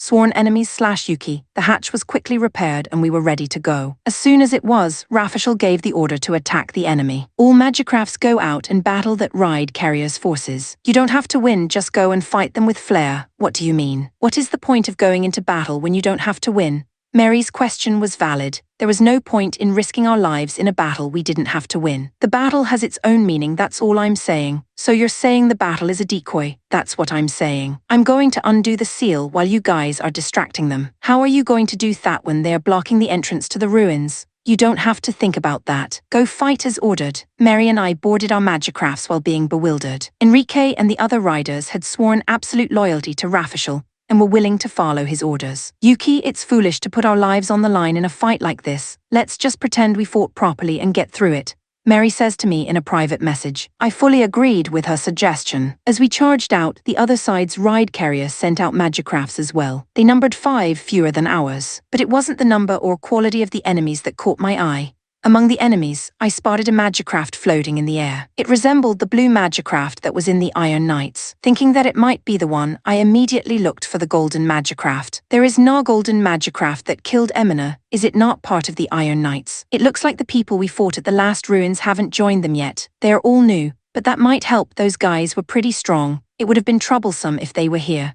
Mary unexpectedly said this over the calm. This means that there are still friends from the other side who are not here. Mary, what kind of body color was the one you fought in the ruins? Well, it was an unusual color. There were 3 of them, a red one, a white one, and a flashy gold one. When I was convinced that it was the Iron Knights, I was vividly reminded of the moment when Emina was killed by being pierced through the cockpit. I was filled with sadness and anger. Letting my emotions take over, I rapidly approach the isolated green magicraft. Then, in a fit of rage, I launch an attack. Iron Knight's Emina's revenge. I'll never forgive you. I was fighting with this in mind, but I was caught off guard and was hit by a bow gun attack with perfect timing. The arrow from the bow gun seemed to be special, and my magicraft froze. While I was distracted by the freezing, I lost sight of the enemy. I looked around, but I couldn't find him anywhere, as if he had disappeared. "Yuki, look out," I heard Valiant's voice and turned around. I couldn't see the enemy, but I could see some kind of shimmer in the air. The shimmer was blown away and fell to the ground, revealing the enemy magicraft that was hidden. Valiant approaches the fallen enemy to give chase, but lightning strikes right in front of him, interrupting him. More lightning rained down on us. We were prepared to be hit, but the lightning was repelled just in time. It seemed that Valiant had done something. The new enemy did not slow down its attack. 3 thunderbolts came at us. Valiant blocked them again, but one of them hit him. "God, Valiant, it's all right. It's all right." My anger was rekindled when Emina's killers, the Iron Knights, hurt Valiant. I started attacking the green magicraft again. In anger, I unleash my rapier. As expected of the Iron Knights, I admit that they are quite strong, but I will not lose. As I was fighting, I suddenly felt a strange sense of unease. It was the first time I met an enemy, the first time I fought this magicraft, and yet I had felt this sensation somewhere before. I recall a mock battle with Emina. When I was still new to piloting magicrafts, she fought me carefully, teaching me how to fight. She taught me how to fight most of the time, and my fighting style and Emina's are very similar. Wealthai's enemy is similar to Emina. I realized the true nature of my discomfort. Memories of Emina came to mind, and even more vividly her last moments. The anger that poured out of me was reflected in my fighting. In a fit of rage, I attacked selflessly and hunted down my opponent. The next thing I knew, the enemy magicraft could no longer move. As your companion had done to her, so will I. Just as I was about to unleash my rapier with all my strength, the enemy magicraft and Emina's figure overlapped. Was it because the enemy's fighting style was similar to Emina's? I don't know if Emina is trying to stop me or not, but one thing is for sure, I can't pierce the cockpit of this enemy magicraft with my rapier anymore. I slowly released my stance and lowered my rapier. Chapter 189, Tears of Reunion / Yuki. C. 189. Tears of Reunion / Yuki. I spoke over the external output sound to the battered green enemy machine. You have a golden magicraft in your crew. Where is it now? After all, it was unlikely that I could forgive the golden magic machine for killing Emina. I asked in a strong tone of voice, perhaps because I wanted to avenge her right now. There was no response from the green magicraft, so I questioned it more strongly. Answer me, Iron Knights. Instead of answering, the hatch of the battered magicraft slowly opens. When I saw the rider who appeared from there, I was rendered speechless. No way, Emina. Tears welled up in my eyes. My body trembles with joy that Emina is alive, and fear for my actions that almost killed her. Forgetting that I was in the middle of a battle, I opened the hatch and rushed to Emina's side. "Emina," I said and hugged her. She hugged me back. Why did you tell me that it was you right away? I almost killed you. I'm sorry, Yuki, but you're one of those who are trying to break the seal on the giant beasts, and I'm one of those who are guarding it, and because of the magnitude of our goals, I thought it would be hard on both of us if we had to prioritize this battle over our personal feelings and couldn't avoid fighting. Idiot. I wouldn't choose to fight you for any reason. Besides, I don't really want to help you break the seal on the giant beasts. Wait a minute. Isn't it the Elysian Empire's intention to unseal the giant beasts? No, it's a plot by the Messiah family and the great sage Rafishal. Rafishal, Yuki, that's not the real Rafishal. I was surprised by Emina's words. What do you mean? When I asked Emina back, a tremendous roar echoed around me. It was so powerful that the underground space seemed to be collapsing, and it interrupted the battle. There's something wrong. Emina, come with me on Elvira and let's go back to the Elysian Empire. I'm sorry, Yuki, but I have no intention of returning to the Elysian Empire. My place now is with the Iron Knights. The reason I opened the hatch and showed myself to you was to clear up a misunderstanding, because I knew you had a grudge against the Iron Knights after what happened to me. Emina, what exactly are the Iron Knights? They saved my life and are like family to me now. It's a place with a warm feeling that the Elysian Empire doesn't have. Yuki, would you like to join the Iron Knights? I'm sure they'll welcome you with open arms. Looking at Emina's cheerful expression, it might really be such a place. But I'm not sure I want to leave Mary alone with the Messiah clan and Rafishal. And there's also the matter of Valiant self-destruction. Furthermore, I have to go back to the Elysian Empire and tell the Emperor about Rafishal and the Messiah clan. Emina, I'm sorry I can't right now, but someday we'll be together again. As I was telling her this, an even louder roar echoed, and this time the ground began to shake. This was no longer a normal occurrence. I'm going back to my ride carrier. Yuki, you should get on Elvira as soon as possible. Yeah, okay. Emina, be careful. You too, oh yeah, the leader of the Knights is from Earth, just like you, and I can't wait for you to meet him. Emina said as she returned to her magicraft. It's not that unusual for a lot of Earthlings to be summoned to Tathai's world, but it strangely bothered me about it, so I asked Emina about him. Emina, what's the name of the leader of the Iron Knights? The distance between us was a little too great for me to shout. Somehow Emina seemed to get the message and she answered, but her words were drowned out by an even louder roar. The ground shook even more and the underground space began to look strange. As soon as I returned to Elvira, I immediately checked the situation through communications. What the hell is going on? I don't know, but it's too dangerous to fight. Agreeing with Mary's words, I decided to head for the ride carrier. Valiant, who was in the middle of a battle with an enemy that used lightning strikes, had also interrupted the battle in this situation. Valiant's opponent also left to help Emina, perhaps having received a message from her. Seeing this, I was relieved from the bottom of my heart. Chapter 190, Resurrection of the Giant Beast/Gene. C. 190, Resurrection of the Giant Beast/Gene. I asked Rafishel about this strange situation. There's something strange going on out there. Rafishel, do you know what's happening? Rafishel stopped moving, looking at the scene outside. He must have realized something, because he said a shocking conclusion in a blank but tense tone. Unfortunately, it looks like the giant beasts have been unsealed. What? No way, I thought you had to enter these ruins to lift the seal. There is no doubt that you need to enter the ruins to break the seal. Maybe Lucifer had prepared a hidden passageway for a situation like this before he was sealed off. That cunning Lucifer could have done that. If only I had been a little more careful. Well, now that it's broken, let's move on to the next thing. Can't we just reseal them? 10,000 years ago, the sealing of the giant beasts was a huge project that required the entire continent to work together. We don't have enough time, technology, or people to do it now. So what do we do? I can't make a seal that will last 10,000 years, but I can do a simple seal that will last a few years on my own. Now I need a little time to think about what to do. Okay, let's go with that idea. What are we supposed to do? First, let's go to the gate of the otherworld, the point where the giant beasts come out. If we don't get there quickly, the giant beasts will sprout up and we won't even be able to get close to the gate, so let's hurry. Alright, let's get everyone into the ride carrier right away. It was obvious that the enemy's goal was to break the seal on the giant beasts, and they retreated as they had confirmed that this had been accomplished. I told everyone to stop all fighting and return to the ride carrier. Emina's Artemis is stuck, and it's going to be hard for Odin to carry her alone. Someone should help. Linacarlo reported as we all retreated. Artemis is down. I'm sorry.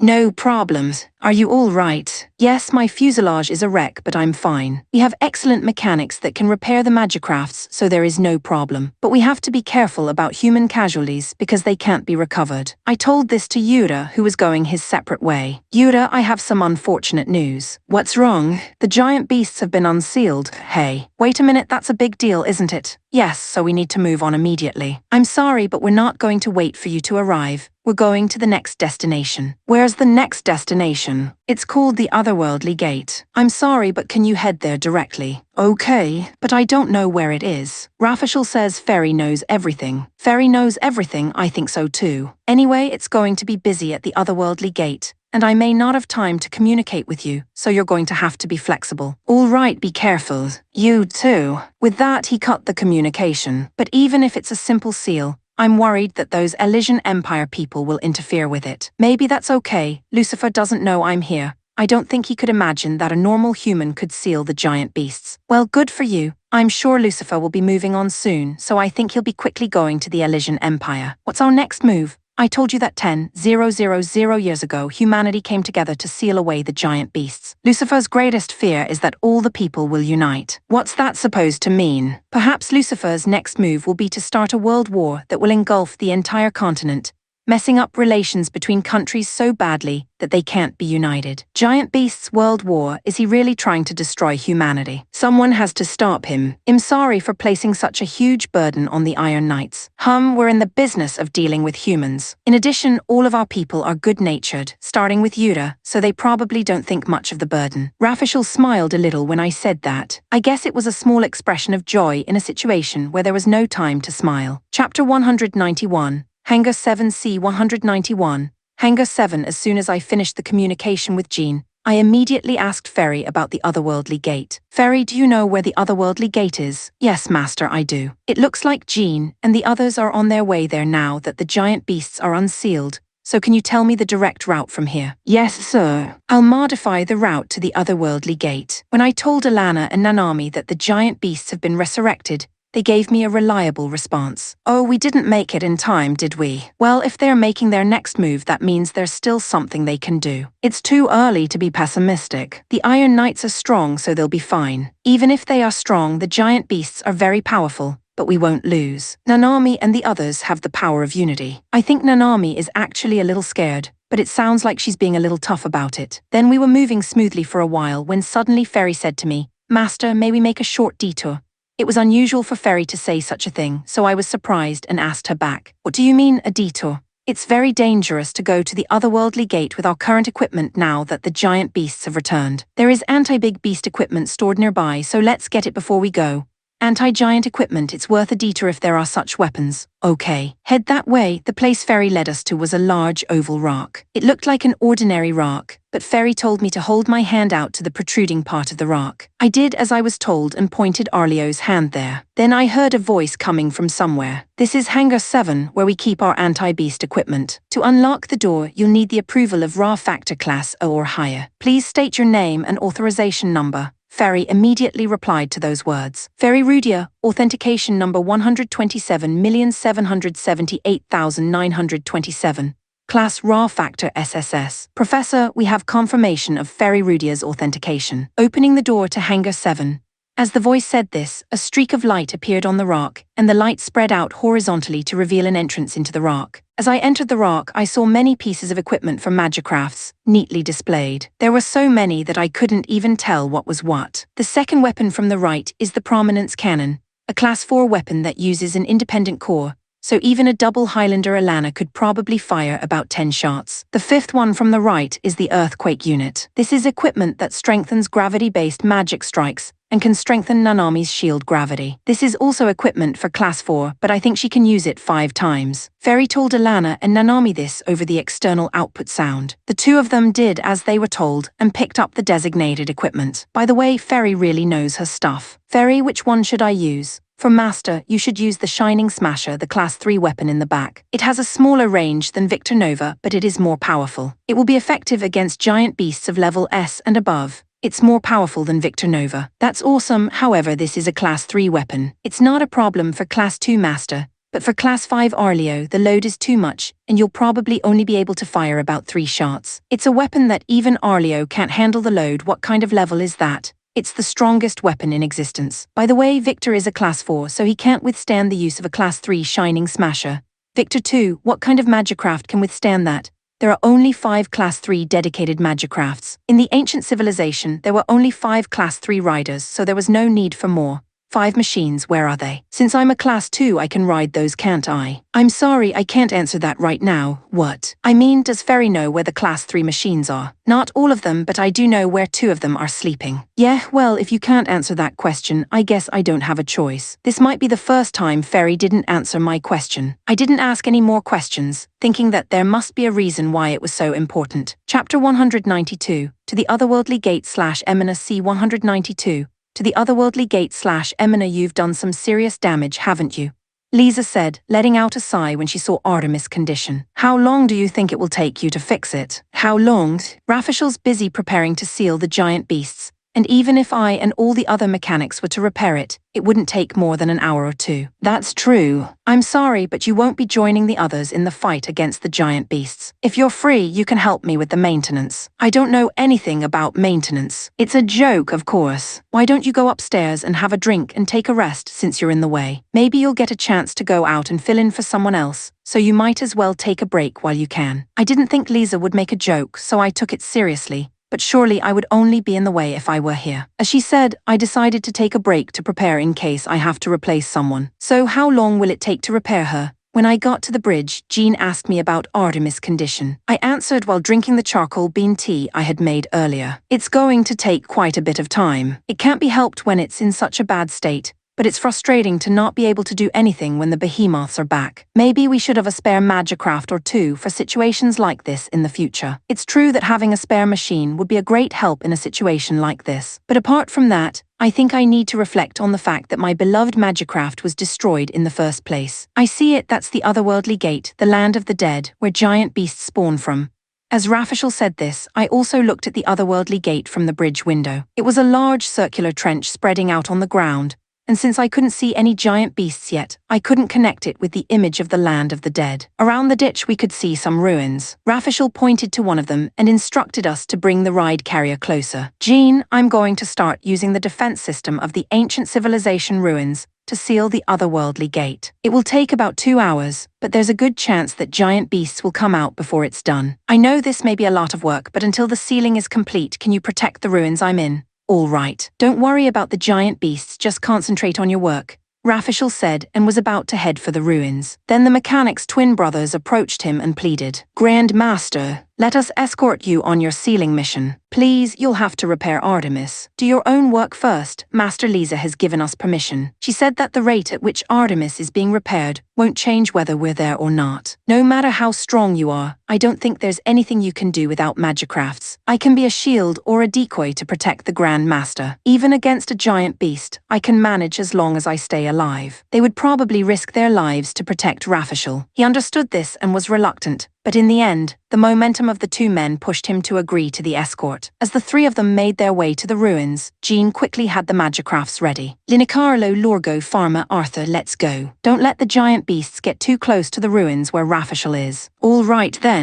this Thunder Emperor will not be slowed down by the giant beasts. I'm a little scared, but I'll do my best. Arthur, let's be Linicarlo's shield. I watched the four of them go off with an indescribable feeling. I felt frustrated and annoyed at myself for not being able to do anything about it. Perhaps sensing my frustration, Jean gave me some instructions. It seems that Rafishel has added an enchantment enhancement to the first ballista, so if someone with a high Ludia value controls it, it will be more powerful. Just the thought that I could do something helped me. I agreed with Jean's instructions. Chapter 193. Returning home / Yuki C 193. Returning home / Yuki. The surviving riders, including myself, Mary and Enrique, have returned to the ride carrier. As we return to the ship, Dr. Brule gave us a token of thanks. Good work, Rafishel-sama's goal has been accomplished. Therefore, as soon as Master Rafishel comes back, we will return to the Elysian Empire. Does this mean that the objective has been achieved and the seal on the giant beasts has been broken? That's right. In a few moments, this place will be transformed into a hell filled with giant beasts. If we don't retreat before that happens, we'll become food for the behemoths. Dr. Brule, do you really think that we'll be safe after the giant beasts return? Dr. Brule responded to Mary's words without changing her expression. My words are nothing in front of Master Rafishel's thoughts. With you here, humanity has no need to fear the threat of giant beasts. No amount of persuasion would be of any use to Dr. Brule, who was so fascinated by Rafishel. Mary also seemed to be thinking about what she would do after she returned to the Elysian Empire, and she didn't seem to have any intention of getting into an argument with Dr. Brule here and now. A little while later, Rafishel came back, protected by his guards. Even though it was right after the important event of releasing a major threat to humanity, there was no change in his expression. He looked as if he had just returned from a walk around the neighborhood. Everything that needed to be done in this land is done. We must head for the Eternal Kingdom immediately. Yes, we are already ready to leave. Rafishel and Dr. Brule, who have already established a master-servant relationship, seem to understand each other's thoughts and can talk to each other without exchanging many words. The people who have been trying to prevent me from unsealing the giant beasts, their fighting prowess is such that they can shoot down double-digit numbers of Highlanders from the Elysian Empire, and their intelligence is such that they were the first to notice that the giant beast seal has been lifted and interfere with it.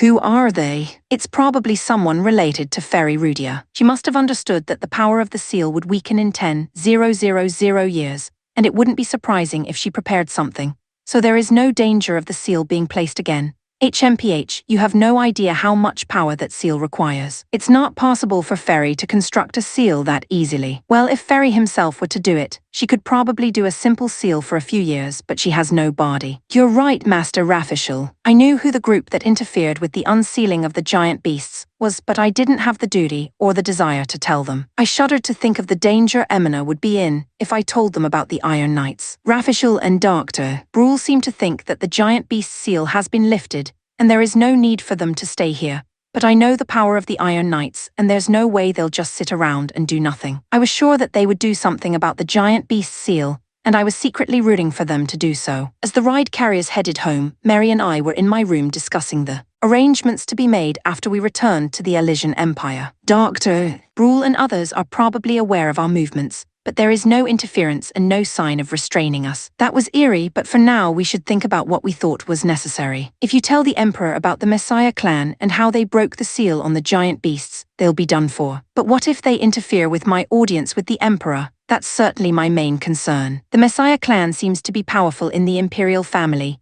and the stories about them controlling the heart of the country may not be false.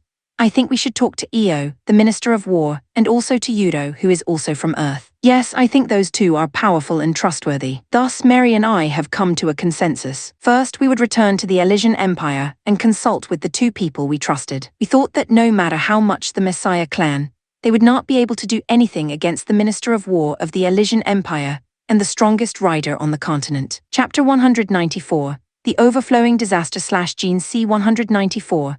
The Overflowing Disaster/Gene. It'll take Rafishel 2 hours to complete the seal, and hopefully no giant beasts will appear until then. However, my fleeting hope was not fulfilled. A part of the circular trench began to rise up. A huge shadow appeared from the ground as the earth rose up like a bubble. Tusk, too soon. It's been less than an hour. Hey, the first one's coming out. Get rid of it before the next one sprouts up. Lorgo, prepare for the behemoth's attack. Farmer, cover fire from the air, and Arthur, charge in and scare the beast. Leave the rest to me. In the absence of Alana, Yuda and Emina, Linicarlo, who usually prefers to fight alone, commands the others. Lorgo Gainsha stands in front of the giant beast and attracts its attention. Even though it had just sprung up, the giant beast made an eerie sound and threatened Gainsha. In the meantime, Arthur's centaur, who was flanking him, made a gesture of rushing forward, knocking the ground with his back foot. Floating in midair, Farmer's Garuda launched an arrow enchanted with the power of wind. When it struck the giant beast between the eyes, it seemed to have taken some damage and began to flail violently. At the same time Garuda's arrow hit the giant beast, Arthur's centaur started running. He accelerated to top speed at once, approached the giant beast, and with his momentum, stabbed the giant beast in the side with his drill lance. It was so powerful that the giant beast, which was 5 times larger than Centaur, floated up a little, and it expressed the extent of the damage with a fierce roar. At that moment, Linicarlo's Odin was already preparing a powerful magic strike. Holding her staff upwards, she spoke the activation code for the new magic strike that had been reinforced and implemented by Rafishel. Thor hammer. The blue light forms a band and extends in a straight line, hitting the giant beast. The giant beast's large body was shot out by the blue light, and it scattered, emitting lightning from all over its body. That's a lot of power. I had heard that Rafishel had given her a great magic attack, but I didn't expect it to be as powerful as this, so I was honestly surprised. However, there was no time to be surprised. The next thing I knew, I could see 3 heaps of earth at the same time. I hurriedly instructed everyone. Next, we have 3 guests. Linicarlo will take out the one in the back, Lorgo, Farmer and Arthur will take out the one in the southeast, and Fugaku Ballista Attack will take out the remaining one in the north. Not being able to fire her Thor's hammer in rapid succession, Linicarlo finished off the giant beast in the back with a series of triple lightnings. As for the giant beasts that sprang up in the southeast, Lorgo stopped it, Farmer amassed damage with arrows from behind, and finally Arthur's rushing attack stopped it. Fugaku, all guns, open fire on the giant beast in the north. Attacks are launched simultaneously from the 6 ballistae of Fugaku quadruple automatic loadout. The kill arrows are special arrows designed and made by Rafishel to penetrate the hard outer skin of giant beasts, and use hard gogotite for the tip, a very expensive material. As expected, the penetrating power of the kill arrow easily pierced the outer skin of the giant beast. In addition, the power of the kill arrow of the ballista operated by Emina was tremendous and powerful enough to crush the head of that huge beast. I thought, okay, this is going to be good, but that was a naive thought. The next thing that happened was a flood of dirt, so many that I couldn't count them all at once. Sweat poured down my forehead at that sight. Oh no, they're coming out in huge numbers. We can't deal with them individually. Everyone gather near the ride carrier. It would probably be a few more minutes before Rafishel could complete the seal. It would be nice if we could hold out until then, but the speed at which they are coming out is clearly faster than the speed at which we can destroy them. It would be better to concentrate on buying time as a team. As if to ridicule my thoughts, giant beasts appeared one after another from the otherworldly gate. Looking at their huge bodies, even if I didn't want to, I could feel the fear welling up in me. And at the same time, the faces of my most dependable companion came to mind. Yura, what are you doing? Come on, I don't think we can last long enough. Chapter 195. Exhaustion/Linicarlo C 195 Exhaustion/Linicarlo. My knees trembled when I saw the swarms of giant beasts that had sprung up all at once. Lorgo, Arthur, get to the vanguard and control the herd. Pharma were going to attack the smaller ones. Lorgo and Arthur alone would not be able to hold back the herd for that long. I can't help but think how good it would be if Yura, Nanami and Alana were here. Fugaku would fill in for the three of us. Deploying in front of the ruins, a large amount of arrows were already being released from the ballista. They skewered many of the giant beasts, but not enough to stop their momentum. The first group has reached Lorgo and Arthur. At that moment, I unleash a lightning strike. Triple lightning, the 3 lightning balls all hit the first giant beast. The behemoth fell backwards. I then unleashed a series of triple lightning bolts. A single triple lightning strike is not enough to kill a large beast. I have to hit it again and again before it finally collapses. I can't unleash an inexhaustible supply of magic strikes. It drains my energy and stamina, and eventually I will reach my limit and be unable to use it. If I use it at this rate, I will run out in about 10 minutes. I'd like to use it less often, but the giant beasts that are closing in are relentless. Lorgo and Arthur managed to stop them in the front line,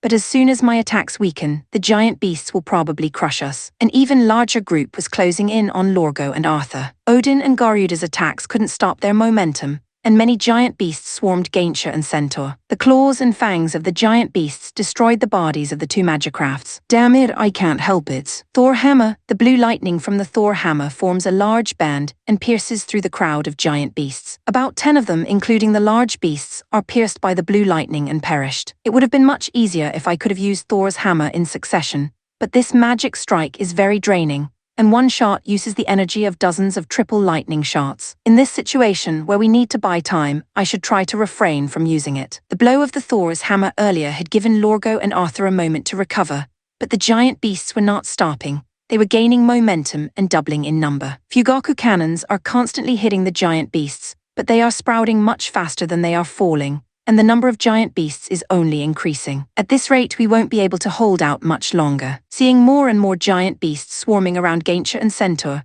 I fired my second Thor's hammer. I started to breathe hard. I feel sluggish and weak all over my body. My concentration faded, and I realized that I am nearing my limit. The next Thor hammer will be the last attack. I had realized that. The final blow was to be unleashed sooner than expected. Arthur's Centaur was about to be crushed by one of the giant beasts. I wondered for a moment if I should abandon him, but I released Thor's hammer and saved him. Ha ha ha ha, who tilde this is nothing. I guess he could tell that I was trying to act tough, so Arthur said something unnecessary. Dear Linicarlo, leave the rest to Arthur here and get some rest. If I could leave it to them, I would, but it was obvious that it was physically impossible, so I took a last resort. I struck the giant beast with my staff. Even though I can no longer use Thor hammer, I can still use my remaining energy to move Odin. I can keep up with a triple Highlander in white combat alone. However, the attacks of the giant beasts were stronger than I expected. Odin's body screamed every time he was attacked by a giant beast. Parts of his shoulders popped off and parts of his torso were ripped off. The tip of the staff, which I had roughly handled as a blunt weapon,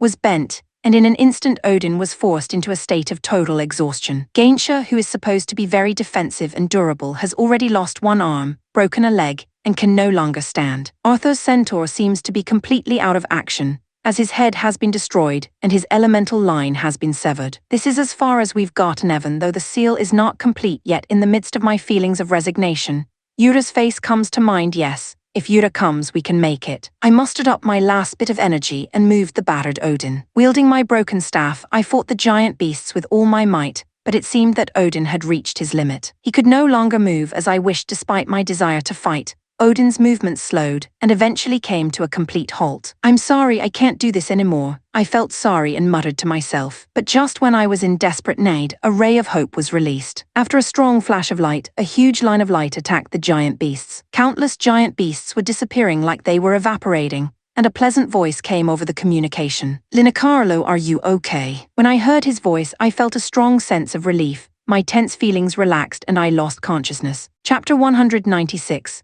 into a tight spot C196 into a tight spot as I approached the otherworldly gate.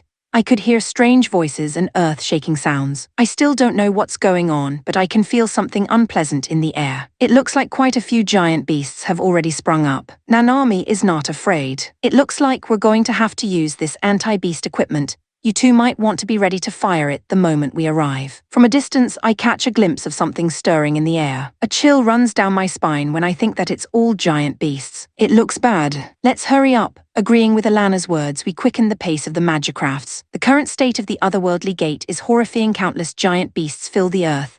And among them, I can see Fugaku and Linacarlo's Odin, Farmer's Garuda, Lorgo's Gaintia, and Arthur's Centaur. All of the magicraft were in shambles, and the only one working properly was Farmer's, who was in midair escaping the attack of the giant beasts. I quickly readied my shining smasher and pointed the muzzle at the pack of giant beasts. Fairy, tell me the best point of attack to help my allies out of that horde of behemoths. Yes, master. The target will be displayed on the screen. Place the center pointer on the target and fire.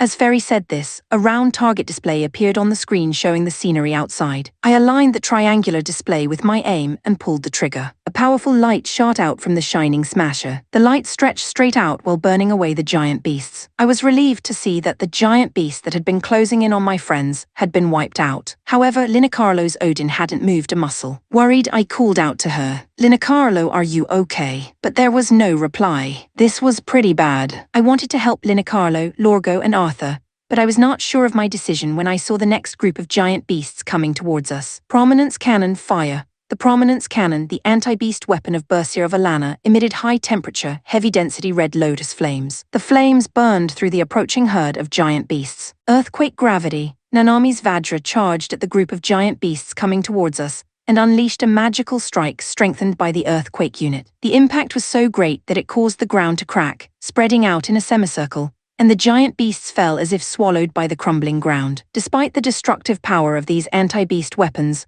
the speed of the giant beasts coming out of the ground seems to be faster, and the absolute number of giant beasts does not seem to be decreasing. At this rate, Linacarlo and the others who are unable to move will be in danger, and there is even a risk of total destruction. I have to help Linacarlo and the others. Alana, Nanami, I'll draw the attention of the behemoths while you get Linacarlo and the others to Fugaku. Okay, but Yuta, don't push yourself too hard. Yuta, you're dealing with the giant beasts, so don't be reckless like usual. I know.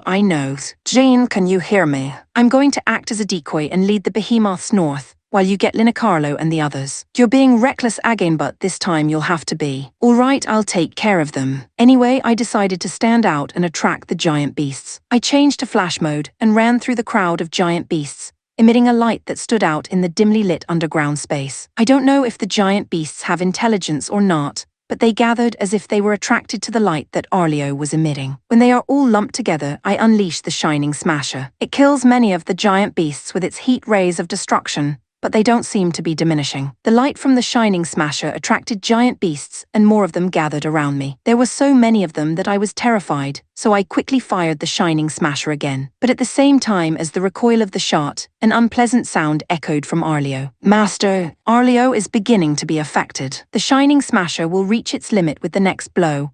Arleo was almost at its limits, and I had to get out of this situation with a single shot. I was desperately thinking of a solution. Chapter 197. The Last Heroic Appearance. C197. The last heroic appearance. The giant beasts don't even give me time to think. They come at me in groups, trying to destroy the Arleo with their huge bodies. I can only shoot the shining smasher later, since there's only one shot left. I suppress the urge to shoot the group and get closer. I respond by pulling out Estark that was attached to my waist. Attacking with Estark is not enough to defeat even the smaller giant beasts with a single blow, and while I am dealing with one, I am surrounded by the others, which quickly put me in a dangerous situation. I had to get out of there before I was completely surrounded, find a place with less density of giant beasts and run for it. I kept doing this, but now I was running out of places to run. Master, the speed at which the giant beasts are emerging is abnormal. It may be that what was forcibly suppressed by the seal for 10,000 years is erupting all at once. We can't predict what will happen next, and it's extremely dangerous, so I recommend that we leave this place as soon as possible. Even if we leave, Rafishel is still working on the seal, and if we run towards Fugaku, the others will be in danger. We can leave the sealing work to Rafishel and withdraw all our forces. The sealing will be completed in a few minutes, There's a good chance that we'll be able to seal it in time before the ruins of the sealing point that Rafishel is working on are destroyed. If the sealing is completed, what will happen to the giant beasts that are here already? Will they just disappear? No, the beasts that have already emerged will continue to exist here. Then what will happen to Rafishel after the seal is complete? He'll almost certainly be killed by the behemoths. Then we can't do that. Isn't there a way to prevent anyone from dying? Yura, you'd better do as Fairy says. The emergence of the giant beasts is abnormal. It's truly unexpected. If we stay here, we'll all die. It was Rafishel's voice. Fairy had made this suggestion to me while communicating with him. No, Rafishel, this is non-negotiable. This is my fault for not being able to fully understand the threat of the giant beasts. Let me at least take the blame at the end. Don't be silly, Rafishel. What about your dangerous brothers and sisters who seem to be trying to destroy the human race? You think you can just leave that to those who survived, take responsibility until the end? It's hard for me to say it, but Fairy, as your master, I command you. Tell me the best way to do this so no one else dies. Hearing my words, Fairy asked Rafishel after a short pause, Medis, tell me the exact time it will take to complete the sealing. Fairy, what the hell are you thinking? Just do the math. Fairy's tone of voice changed. It seemed to be the words of a person with a complete heart, not the usual mechanical speech of an AI. She also called Rafishel by his real name, Medis. 720 seconds. Yura, tell Jean to prepare to retreat, and when the seal is complete, retrieve the Rafishel and get out of here immediately. Okay. For some reason, I didn't feel uncomfortable when Fairy called me Yura. Wait, Fairy, what are you thinking? After 250 seconds, Arleo and the Shining Smasher's core will fuse and unleash a self-destruct attack that will destroy 98% of the giant beasts that are sprouting and create a safe time of over 500 seconds. Nonsense. That's far too dangerous. No, if we use Arleo as the detonator, most of the energy in the core will be released outward. The damage to the core cockpit will be minor, and the chances of Yura and I surviving are as high as 92% or more. There's a nearly 10% chance that we'll die. That's not low. Still, it's the best way for all of us to survive, in my opinion. The rest is up to Yura's decision, though. I didn't hesitate when she said that. I'm going to do it. I'll take my chances that we all survive. I hate myself for being so helpless. Fairy, you must protect Yura. I know. You're my precious master. When I told Jean and my friends about the suicide bombing, they naturally objected. You idiot! What the hell are you trying to do? We don't have to do that, we can all work together. Yura, I won't allow you to blow yourself up. I'll get angry if you do anything dangerous. Ugh, Yura don't die if Yura dies. Nanami, isn't there any other way? Linacarlo seems to be in a medical capsule and hasn't heard about this, but I have a feeling she's going to be pissed later. It's okay, because according to Fairy and Rafishel, self-destructing doesn't mean exploding Arleo. It's a type of attack that uses the out-of-control energy of the core. No one could convince me otherwise, and it was time to go, so I made my way to the center point of the horde. Chapter 198. The end of Arleo. The giant beasts had a bad premonition and intensified their attack on Arleo. I waited for the time to pass, dodging and blocking them. After self-destructing, the core of the Arleo will be destroyed, and the Magicraft will no longer be able to move. It will be completely defenseless, and you will be asked to retrieve it. As Fairy had told me, I told Jean to prepare for the recovery. I also told him to be on the lookout for a large blast that would spread when the bomb exploded. Yura, remove the core from the Shining Smasher and place it in Arleo's abdomen. I'll take care of the rest. As Fairy had instructed, I pulled out the core in the center of the Shining Smasher and placed it in the hole in my abdomen that Fairy had opened up. Initiating core fusion infinite spell, chanting runaway, countdown 30 seconds to initiate self-destruct. I hear a rumbling sound that is clearly dangerous, and it starts to get kind of hot. The inside of the cockpit was flickering, perhaps a signal of danger. This is the last time I'll be seeing Arleo. He's been a great help to me. I first found Arleo at Farmer's house, got into escape, had my first battle, then became a gladiator to earn money. If it weren't for this guy, I might not even be alive today. I said my final goodbyes to Arleo and prepared to self-destruct with my eyes closed. Yura, please evade. It's an attack by an SS-level individual, Fairy tells me in a panicked manner. When I looked, I saw a shining golden giant beast, clearly different from the other giant beasts, coming towards Arleo. I quickly evaded, but the golden behemoth's blow ripped off Arleo's right arm. If I had not dodged, the blow might have shattered the body. 10 seconds to self-destruct. 4 human-like arms sprouted from the back of the golden behemoth. The golden behemoth grabbed Arleo tightly, making him unable to move. It then spread its large jaws to cover Arleo. Damn, it's not good. If we don't do something, we'll be eaten. 5 seconds to self-destruct. Hold on. If Arleo was destroyed before it could self-destruct, it would be useless. I managed to move, and with my left hand, I pulled out Maingorch and thrust it under the golden beast's chin. It must have done a little damage, because the behemoth let out a strange sound and was scared for a moment. Then the count of self-destruction dropped to 0, a powerful gravitational force was applied to my entire body. I was shocked and felt as if I was suddenly floating. The screen disappeared with a buzzing sound, and I couldn't see what was going on outside. Fairy, what happened? The self-destruct was a success. 99% of the behemoths are gone. Good, the operation was a success, wasn't it? No, the suicide bombing was a success, but the operation as a whole may not have been a success. What do you mean? The loss of my right arm in the last SS-level individual's attack caused a misalignment in the release of the core runaway energy. The cockpit barely escaped destruction, but the impact of the explosion blew it apart, and it is currently falling headlong into a crack in the earth. No way. With a thump, the cockpit began to shake. We seem to have been caught in one of the smaller branches of the subterranean current. We're going to be swept away. What's going to happen to us? I'm sorry, but I don't have enough information to say where we will end up. In the worst case, we may get caught in a current loop and wander around forever. I was horrified to hear that and immediately tried to request help from Jean over the comms. Jane, can you hear me? Jane, come in please. There was no answer from Jean. I tried every channel I could find to communicate, but I got no response. The pulse from the self-destruct appears to have destroyed the equipment. All equipment has been disabled.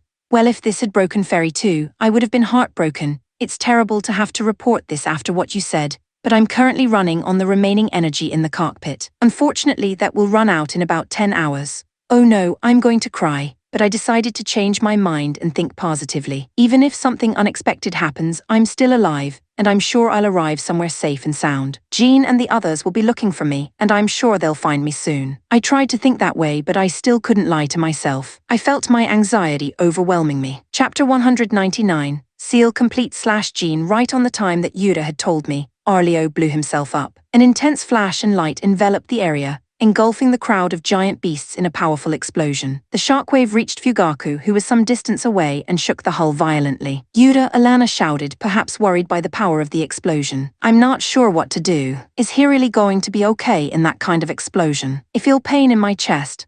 Yuta, when the cloud of dust from the explosion cleared, the giant beasts disappeared, leaving only a large underground space. We don't have much time. The behemoths will emerge again soon. Alana, Nanami, Pharma, find Yuta and retrieve him. He should be at the center point of the explosion. Hurry up. Understood. Alana and the others were so worried that they ran out at great speed and looked for Arleo. I had expected to find him soon, but the transmission from Alana and the others was a disappointment. Jean, he's nowhere to be found. I can't even find what's left of Arleo. What should I do? Oh no, Yuta's not here. Yuta, damn, I knew I shouldn't have let him blow himself up. Jean, I saw a large blown-up object at the time of the explosion. Maybe it was the cockpit of Arleo. That's what Festina tells me. I was impressed that she could see such a thing in such a situation, and asked her for more information. Really?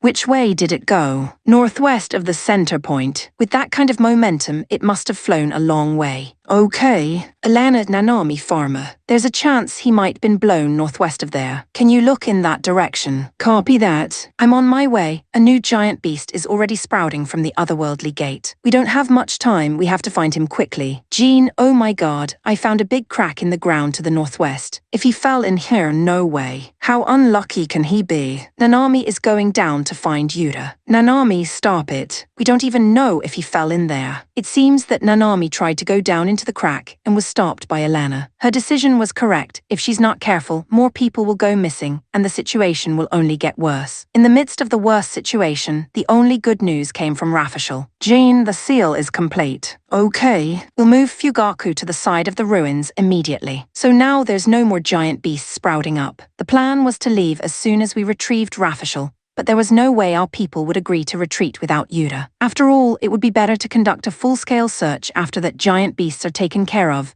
and safety is secured. But 50 giant beasts, can we defeat them without Yuta? As I was struggling, Rafishal came back to the bridge. Jean, is it true that you can't find Yuta? Rafishal was also worried and said so immediately. Yes, they can't even find what's left of Arleo. Well, there's a good chance he's still alive. He's with Ferry, so there's no way he could have disappeared without leaving some tracks. I'm relieved to hear that. In that case, we'll have to do a full-scale search, but those surviving behemoths will be in the way. I think there are about 50 of them. Fortunately, there don't seem to be any S-level individuals in sight. Do you think we can destroy them without Yura? Himlina Carlo can't move either, so I think it will be difficult.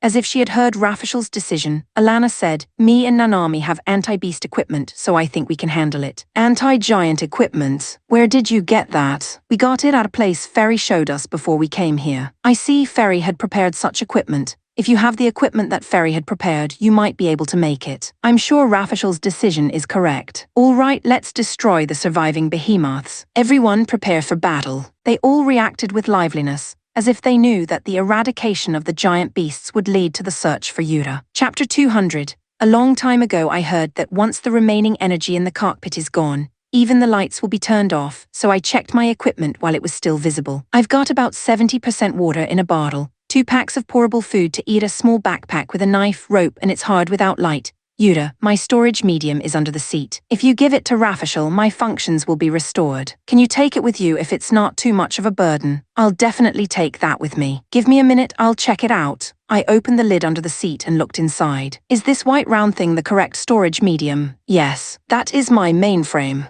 All right. When the power goes out, I'll take it off and give it to Rafishal, don't worry. You can take it off now, sir. There's still time. I'll miss having someone to talk to. Yes, well then, let's talk as long as time permits. I had plenty of time. I returned to my seat and asked Ferry what was bothering her. To be frank, is Ferry one of the 3 disciples that Rafishal said had abandoned her body? Yes, I am. I am one of the disciples of the great sage Rafishal. I knew it. Why did Ferry decide to leave her body? At the time, I thought I didn't need a body. The body ages and needs to eat to maintain its functions. You also need to sleep and take care of your body at the very least well. The point is that maintaining the body became a chore. Were you scared? I wasn't afraid. I was confident in my skills and ideas, but people around me were quite opposed. Rafishal was also against it. No, he was one of the few people who agreed with me because he understood me very well. Oh, really? He said that if anything happened to me, he would always be there to help.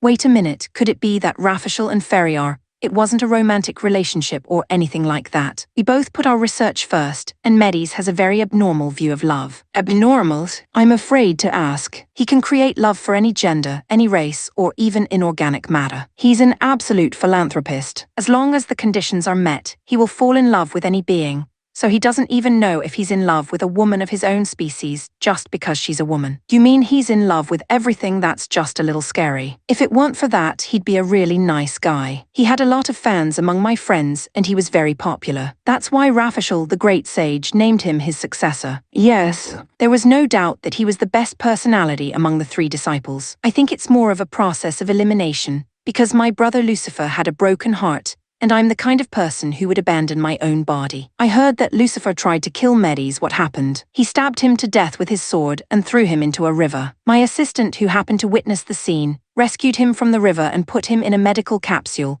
which was under development at the time, for treatment. He must have held a grudge against him, stabbing him to death. That's why Rafishal, who was saved, pretended to be dead. Lucifer probably still doesn't know that he is alive. What happens if he finds out he's alive? He'll come to kill him right away. To Lucifer, Rafishal is the one person he doesn't want alive even for a second. It's tricky. As a fellow student, I'm responsible for Lucifer. I'll make sure to seal him up again. You've sealed him before, haven't you? Is there any reason why he has to be sealed? Because Lucifer's existence will not disappear even if you kill him. For Lucifer, who will soon be reincarnated and resurrected, death is only a way out. Oh right, he reincarnates. It's troublesome, isn't it? It must be tough for Rafishal to be resented so much by such an existence. I was completely oblivious to my current situation and felt sorry for him. Chapter 201. Loneliness. The remaining energy in the cockpit was about to run out and the few lights that were on began to flicker. I wish I could have talked to Yura longer, but it looks like it's time to go. Ferry, I will definitely deliver you to Rafishal. Thank you very much. We'll talk more leisurely next time. Absolutely, I promise. It would be difficult to remove Ferry once the lights in the cockpit were completely out, so I removed her core before that. It was about the size of a handball, so it would fit in a small backpack. I wrapped Ferry's core in a towel and stowed it in my backpack. About 5 minutes later, the lights in the cockpit went out. When the darkness came, I started to feel uneasy and scared. I wondered what would happen to me. Wouldn't I wander around in the current forever and finally die of hunger? Before that, would I hit a rock so hard that my cockpit would be torn apart and I would be thrown outside to drown. Perhaps it was the fear of the unknown that made me think so many bad things. No. Let's think of something happy. I imagined a good memory. I remembered that once I went to the movies with Yuki Shirayuki, under the arrangement of my childhood friend Nagisa. Of course, it wasn't just the two of us, and Nagisa was with us. But we had a great time that day. The real purpose of that day was to confess my feelings to Shirayuki, but that ended in failure. The three of us had so much fun together that I forgot to confess. I researched in advance the movies that Yuki Shirayuki might like, and when Nagisa invited Yuki and made an appointment with her, she forced me to go with her, saying that I wanted to see that movie too. Initially, after the movie, Nagisa was going to make an incomprehensible request to see the ocean. Then I would take her to a park with a view of the sea, saying I knew a good place, and Nagisa would go buy some juice. And while she was going somewhere else, I would confess, but for some reason, Nagisa started saying that she wanted to go to karaoke instead. That made me nervous. I conveyed my anger with my eyes, but Shirayuki immediately agreed, so we went straight to karaoke. Well, we had a lot of fun and enjoyed it, so it was fine. But even after karaoke, Nagisa said she wanted to go to the game center. The three of us went to the arcade as well. In the end, however, Nagisa didn't say she wanted to go see the ocean that day, so my confession ended in failure. What was that all about? Now that I remember, Nagisa's actions make no sense. And when you think about it, it's not like Nagisa and Shirayuki were that close. How could they even make a promise to go see a movie together? It was a lot of fun, but it's kind of a blurry memory. I wonder how Yuki Shirayuki is doing. I want to see her and confess my feelings to her. I'm sure it's not a good idea, but I want to tell her how I feel. Remembering what happened in Japan, I wondered how the rest of my classmates were doing. I wonder what happened to Haranishi and the others who lost to me at the Coliseum. They seem to have joined some weird team, but I wonder if they are okay. Horaibe and Iwamura, who were in the Beast King mercenaries, were also hired by the destroyed Kirks, so maybe they are in a lot of trouble. As of now, the only classmates whose safety has been confirmed are Nagisa and Mamoru Mikage, who is in Melteria. I didn't have time to think about it until now, but I'm still concerned about the current situation of my classmates. I hope they're okay, but considering my current situation, I don't think they are all living in peace. While I was thinking about this, I started to feel sleepy, probably because I was in the dark. I closed my eyes and let myself fall asleep. Chapter 202, The Worst Possible Turn of Events / Yuki in the imperial capital of the Elysian Empire. There was no one to greet us upon our return. It wasn't that we wanted a grand welcome for our triumphant return as a research team, but we were not welcomed by the public, not even by the ordinary citizens, and the atmosphere felt weird. Miss Yuki, Lady Mary, the Emperor wants to see you. As soon as he returned, we were summoned by the Emperor. I had planned to ask for the cooperation of the Minister of War, Mr. Io and Mr. Yuro, to meet with him, but it seemed that there was no need for that trouble. Mary and I went to the audience chamber to report on the Messiah clan and Rafishal. Yuki, Mary, thank you for your help. I've already heard the report of the survey team from Brule. The resurrection of the great sage Rafishal is a great deed. Sitting in the Emperor's chair was not the Emperor I knew. Mary muttered when she saw his face. Prince Amuno. Hey, Mary. Lord Amuno ascended to the throne 3 days ago. He is now the Emperor of the Elysian Empire. It's not polite to call him Prince. A high-ranking official whose name I did not know well pointed this out to us. What happened to the Emperor? The former Emperor passed away due to illness. That's all there is to it. The Emperor died the day we were leaving, though he didn't seem to be feeling too bad. Brule told me you might have something to tell me. The new Emperor, Prince Amuno, asks me. I've heard that Prince Amuno is a member of the Messiah family. If I talked about it badly, my life would be in danger. No, all I wanted to tell you was the report of the survey team. Doctor, Brule has already told you that, so we have nothing to say. Mary, too, knew the situation well and immediately responded. Well, that's good then. You can go back now. We bowed our heads and turned to leave the audience chamber. Then the new Emperor spoke as if he remembered. Yes, I forgot to tell you that starting today, you will be joining the newly established Special Forces. This is the Empire's most powerful magicraft unit. In order to call yourselves the strongest, you must be perfect both physically and mentally. For that reason, I order you to spend a month in the Imperial Medical Research Institute. For some reason, I was horrified to hear that. Mary seemed to feel the same way and her face was pale. I could tell that we didn't have the right of veto, as the guards began to gather around us in droves. We will escort you to the Imperial Medical Institute, one of the guards said, but I was tempted to say that this was not an escort but a detention. If I were to be taken to the Imperial Institute of Medical Research, I had no idea what they would do to me. I looked around to see if there was anything I could do. However, there was no one there that I knew. If the Minister of War, Mr. EO, had been there, he might have been able to help me. As Mary and I hesitated to go, the guard said as if to hurry us. Let's go quickly. Master Rafishel is waiting for us at the Imperial Medical Institute. I knew it was Rafishel's idea. My bad feeling turned to certainty. But without a magicraft, there was nothing we could do. Valiant was also in the hangar and would not be able to help us. The guards took us straight to the Imperial Medical Institute. At the Imperial Medical Institute, Rafishel was waiting for us, as the guards had said. The Messiah clan is really good. They've been faithfully carrying out my orders from 10,000 years ago and preparing for this. Thanks to them, we can move quickly. What are you trying to do to us? When I asked, Rafishel smiled and said, I'm going to give you the best present that you'll ever want to thank me for. A present. Ludia is not a fixed number, you know. I'm going to examine your latent abilities and dimension classes now, and raise your Ludia value to its maximum level. Depending on the potential ability and dimension class, your Ludia value will be amplified by at least several times, and depending on the class, by several dozen times. Ludia value amplification, is that even possible? Yes, it's possible. It's a common technology in ancient civilizations. I'm going to use it on you. I don't want that, but it seems impossible to refuse. Don't worry, the cost of amplification will be minimal, Rafishel said when he saw us looking worried. Mary asked a question. What is the price? The deterioration of the soul. We call it that, but don't worry. It's just becoming a little less human. I didn't know what it meant, but those words scared me like nothing I'd ever felt before. Chapter 203, Cave. I don't know how much time has passed. I already ate all the food I could carry and had very little water left. It was becoming more and more likely that I would dry up and die at this rate. It had been bothering me for a while, but I could no longer hear the distinctive sound of the ocean current from outside, or feel the tremor of being swept away. Could it be that I had drifted somewhere? I hoped so, but I couldn't be sure. It would have been nice to have some idea of what was going on outside, but the monitor was dead and there were no lights, so I had to rely on sound to predict what was going on. I strained my ears to hear what was going on outside, but there was no sign of movement. I knew I was going to die anyway, so I decided to go outside. I grabbed my backpack and prepared to escape.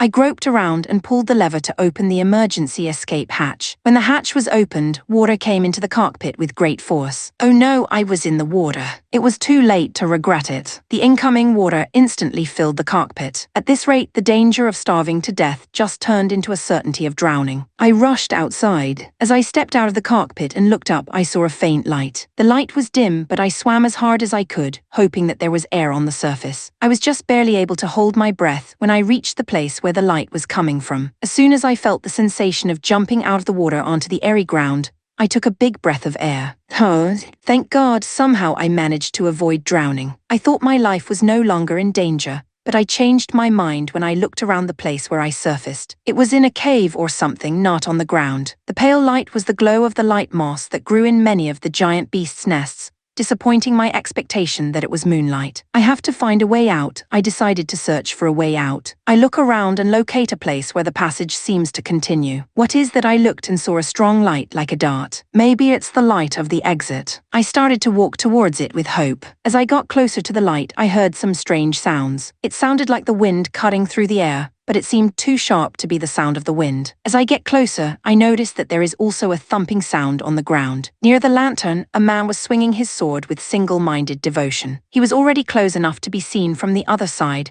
but whether he didn't care or was too engrossed to notice, there was no disturbance in his swinging movements. But still, it was an amazing sword move. Even as an amateur swordsman, I could see that his movements were outstanding, powerful yet quick, and each swing was so powerful that it reminded me of a killing blow. Before I knew it, I was admiring his swordsmanship. There are people with excellent swordsmanship in the Iron Knights. Arthur seems to be a licensed swordsman of some school, and is said to be quite skilled, but the sword dance of the person in front of me was on a different level. His sword dance, which seemed to have reached the realm of art, caught my attention. Nagisa also seems to be an expert in martial arts, which is unthinkable for someone of her age. But perhaps it's youth, or perhaps my eyes are clouded when I look at him, but I feel a power that I cannot feel in Nagisa. I continued to watch him until he stopped swinging his sword, and I wondered how much time had passed. When the man stopped swinging his sword, he looked at me and said, I thought you were a demon, but you're a man-child, and if you're a man-child, you must be hungry. How about it? Would you like to have dinner with me?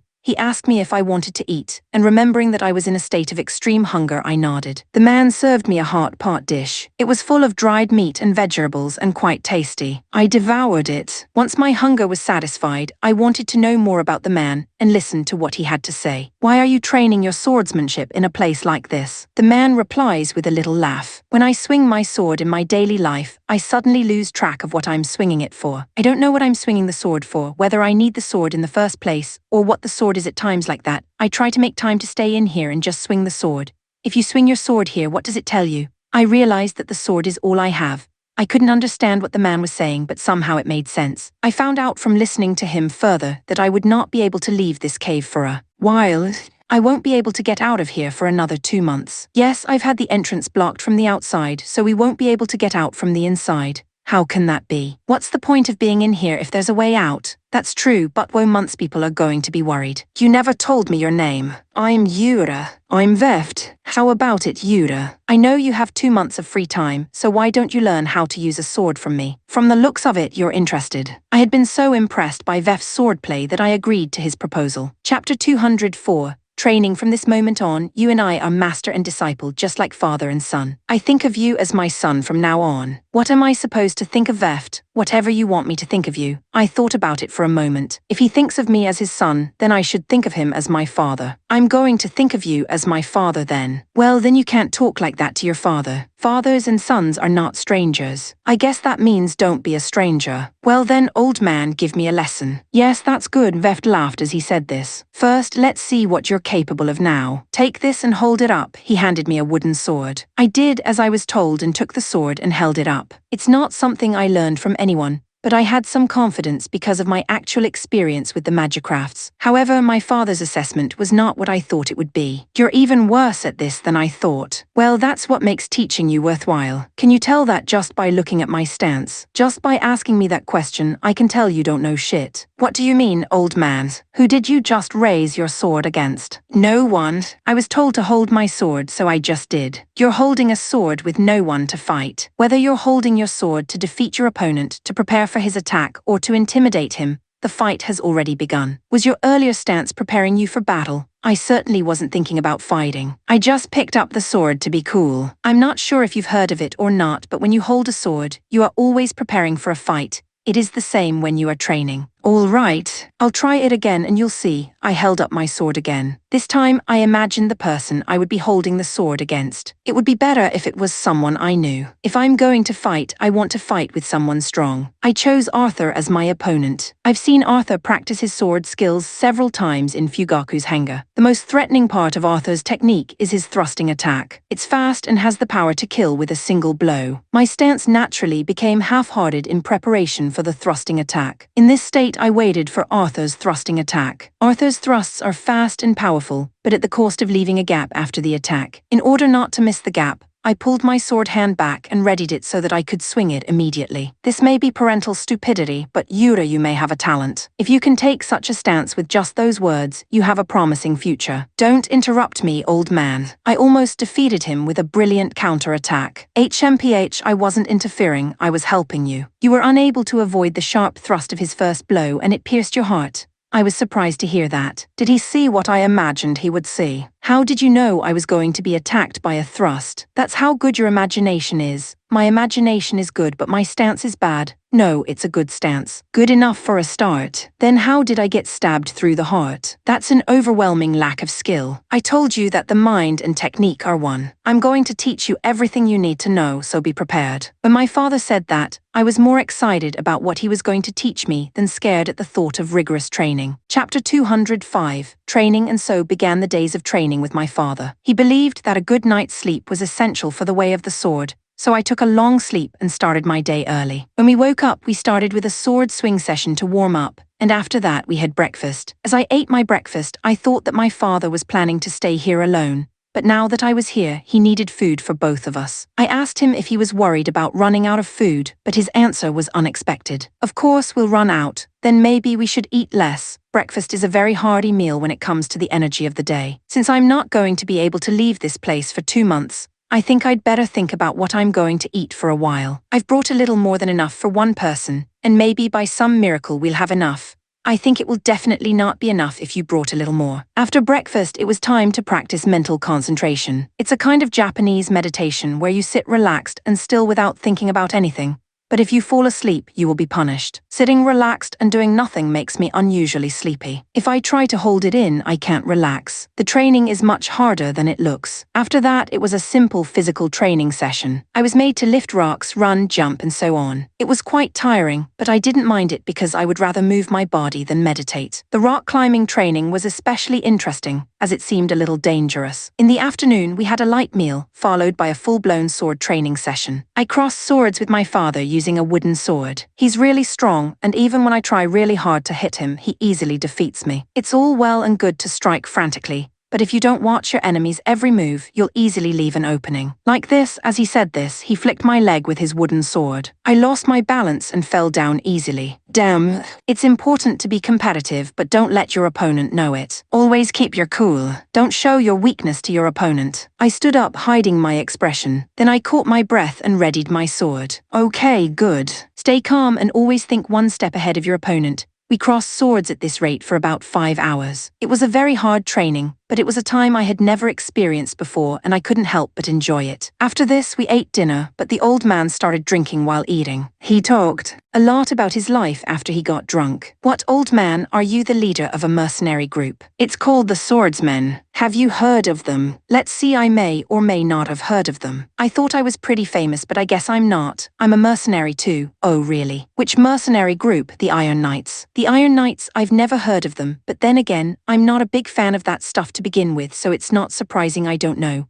As we were both mercenaries, we had a lot in common, and my dad and I hit it off. I couldn't drink much with him, but we had endless conversations. All right, Yuta, become my son-in-law. Be my real son. He suddenly said that, probably because I was drunk. Dad, do you have a daughter? Yes, she's beautiful. You're going to love her. You'll be my son-in-law. I'm sorry, but I can't. I have a girl I like. You're not engaged, are you? No, that's not what I'm saying. Come on, I'll introduce you to my daughter when we get out of here. You'll love her when you see her. That day he was persistent in offering me his daughter. Normally not so much, but this old man is nasty when he's drunk. Chapter 206. Growth. I could not keep up with him at all, but I was able to react to his movements a little better. The number of times I was pushed around decreased, and I could see signs of growth in my offense and defense. All right, that's it. When you attack, set your own rhythm. On defense, do the opposite. Don't let the opponent set the rhythm. I guess my father was trying to teach me something, so he would attack me at regular intervals with a simple pattern. When I was on the receiving end of an attack, I would change the timing of my response. I would further develop my mental image and feint as if I were receiving an attack,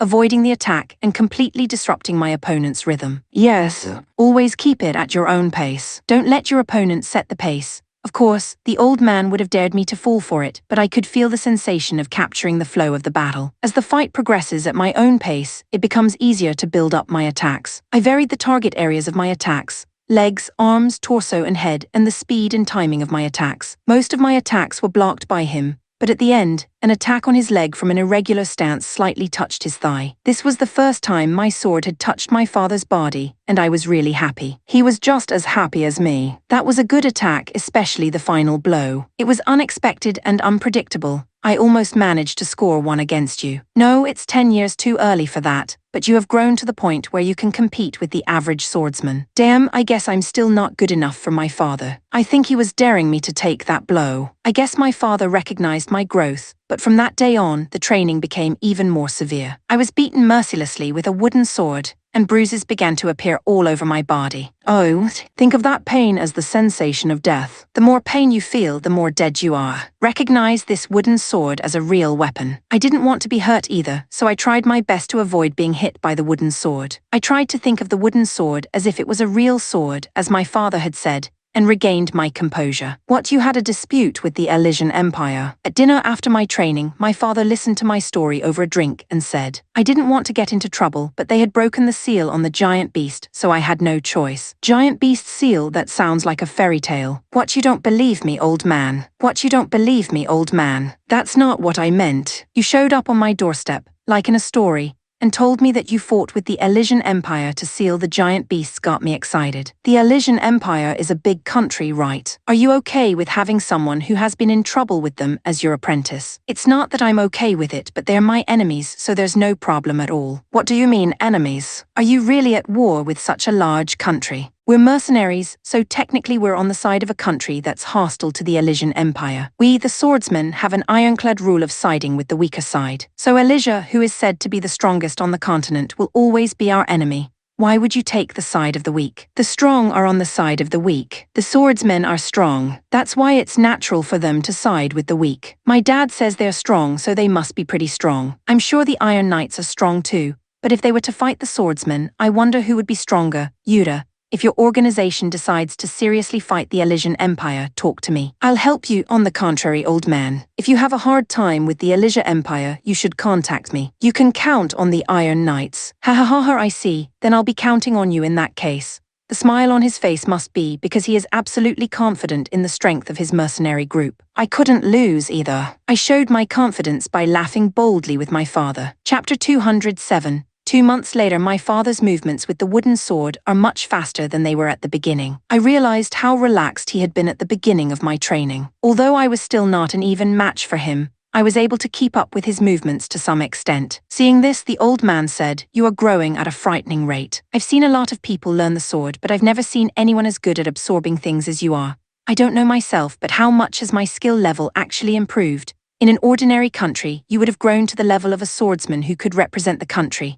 By the way, what level are you at, old man?" "I'm one of the best swordsmen on the continent. You say it like it's obvious, but I'm convinced it's true. Are there any swordsmen stronger than you?" "Yes, there are 2 swordsmen that I don't know if I could win against." "Who are they?" "They are both my students. One of them is my first disciple, Scarfy. I'm still the better swordsman, but he's young and strong, and I don't know what will happen if the fight goes on too long. The other is my second apprentice, Keon. He is a genius swordsman who has already surpassed me in swordsmanship. However, his spirit is still immature, so if we fought normally, I'm sure I wouldn't lose." "What, you can't lose in a normal fight? Then why don't I know if you can beat Keon?" "Well, as a father, how can I really point a sword at my daughter?" "Daughter? Oh, so that's the daughter you were talking about. Did he say something about me becoming his son-in-law with such a monstrously strong daughter? This old man, and if we're fighting with a magicraft, we'll need to add another one." "Oh yeah, who? What? Yura. Either I have good eyes or God is playing a trick on me, but all 3 of my disciples are extremely talented. You don't know my Ludia value, and you've never seen me on a magicraft. What makes you think that? I don't know why, I just kind of know. Yura, I know firsthand that your Ludia value is ridiculously high. My friends tell me not to talk too much, but I'm still going to tell my dad. Dad, you'll be surprised to hear that my Ludia value is over 1 million. That's a lot more than I expected." "What, you're not surprised? I'm telling you, I can feel it firsthand. And no matter how high your Ludia value is, you're still my 3rd disciple."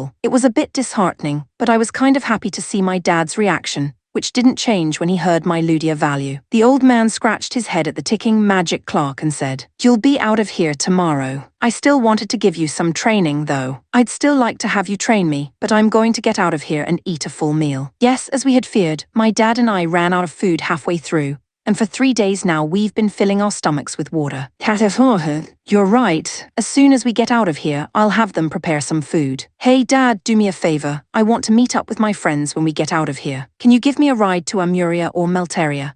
If it's Raynell in Amuria or Yuden in Melteria, they can contact Jean and the others since they share communications with Fugaku. The Amurian Union and the Kingdom of Melteria, Amuria is closer from here." "Okay. I'll give you a lift right away, thank God. Now I can manage to meet up with them. I hope everyone is okay." Chapter 208. Outside suddenly a loud rumbling sound echoed through the cave. I looked in the direction of the sound, wondering what was going on. My God, they're trying to open the blocked entrance. It was still a day early according to the magic clock. The expression on my father's face became grim, as he was concerned about something that he didn't expect. The blocked entrance was opened, and in walked a woman wearing clothing that was unusual in this world, with a kimono-like atmosphere. Her long, pale blue hair was tied up in a bun, and her clear face had the beauty of a supermodel. "I'm sorry, Father, but Tamihar sent me a request for urgent business, and I had to open the door earlier than expected." "Well, if it's from Tamihar, it must be related to the Elysian Empire." "Yes.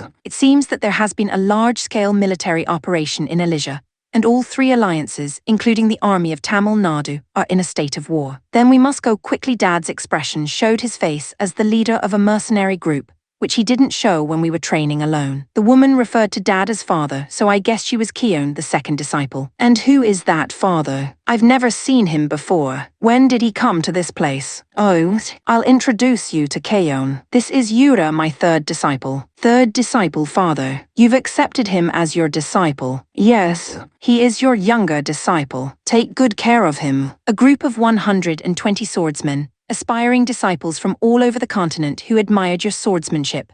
None of them were accepted as disciples, so how dare you? It's a bit of a windfall, but that's what taking on an apprentice is all about, isn't it? There's something that just hits you.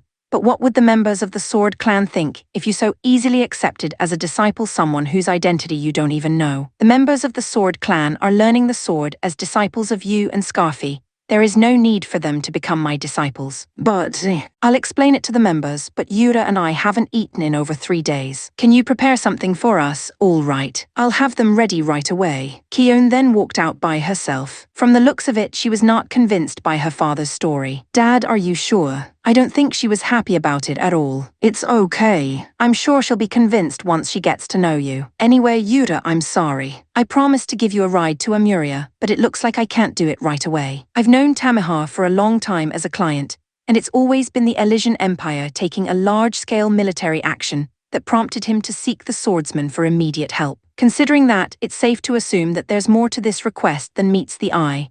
I wanted to meet up with the others right away, but my father had his own reasons. Besides, I had learned the sword as his apprentice, and he had taken good care of me, so it would be unreasonable to just say goodbye. Hey Dad, I was wondering if I could help you with that job. What? You don't have to worry about it. No, I know that the people of the Sword Clan don't like the idea of me becoming your apprentice. If that's the case, I have to convince them. Besides, you're going to drive me to Amuria later, so let me help you as a reward. I want to see you to fight in a magicraft. If you insist, help me. It's not a bad idea to use this job to finish your training, he said with a smile, as if he was actually happy with my suggestion. All right, now that we've decided that, let's get some food. Our food is so good, you can eat as much as you want without worrying. You can't imagine how much I'm going to eat now. If you ask me to pay for your food later, it will be too late. Thus, my father and I left the cave where we had spent 2 months together, laughing. Chapter 209. Unexpected reunion. A camp had been set up near the cave where we had practiced, probably waiting for father to come out. There was a large amount of food prepared for him, which my father and I devoured with great gusto, as we hadn't eaten anything for 3 days. Keon, do you have any alcohol? The old man said, and Keon, frowning, retorted. There will be a military meeting immediately after the meal. Please refrain from drinking today. Do you really think that my thoughts will be shaken by alcohol? Just bring it.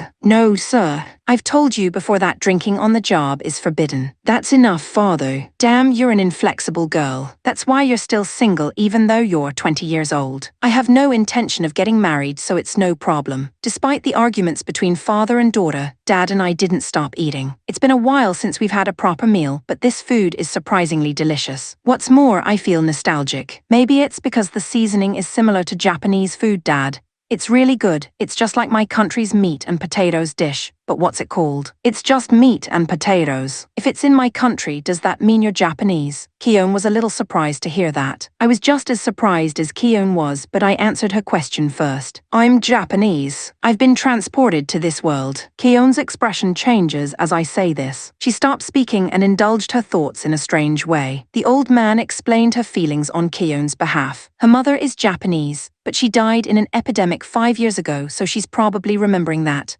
Oh, so that's why Keon has a Japanese name. I thought about it, but didn't say it out loud because I thought it would be rude. Yes, there is a Japanese member in the Sword Clan. He's close to Yura in age. Maybe you know him. I think it's a coincidence. That's what I thought, but the person who appeared was a classmate I never expected. No way. It's Yura. I'm surprised you're still alive. The one who showed up was Teppei Kiyama, a former member of the baseball team. We weren't that close, but we were both happy to see each other again unexpectedly. I'm glad to see Teppei is doing well. In this world, if you have a high Ludia value, you'll be treated well wherever you go, so it's easy. But that's not the point, it's Yura. You're a garbage number with a Ludia value of 2. I heard you became a slave and was worried about you. Teppei speaks so happily that I wonder if he was really worried about me. No, that Ludia value of 2 is wrong. It was wrong. So what's your real Ludia value? 100. 200. No, it was an ironclad laughingstock, so let me get this straight. On the other hand, if it was one, it would be even more exciting. Please, Yura, tell me quickly. I was thinking of getting a little angry, but my dad snapped before I could. Tepe, what are you learning under Scarfy? Don't be fooled by numbers like Ludia. The VEF style is based on the unity of mind and technique. You haven't developed your mind at all.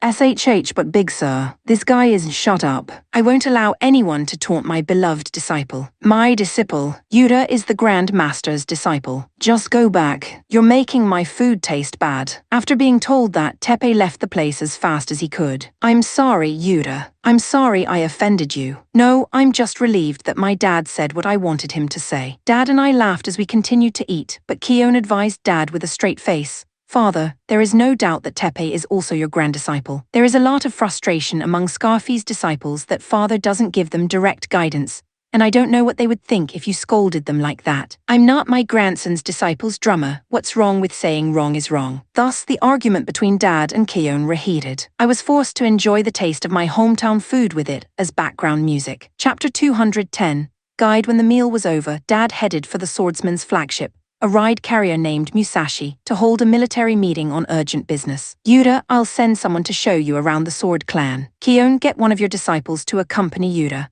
Keone let out a deep sigh and arranged for one of her disciples to help me. I am Brunhilde. I've been asked by my master to show you around.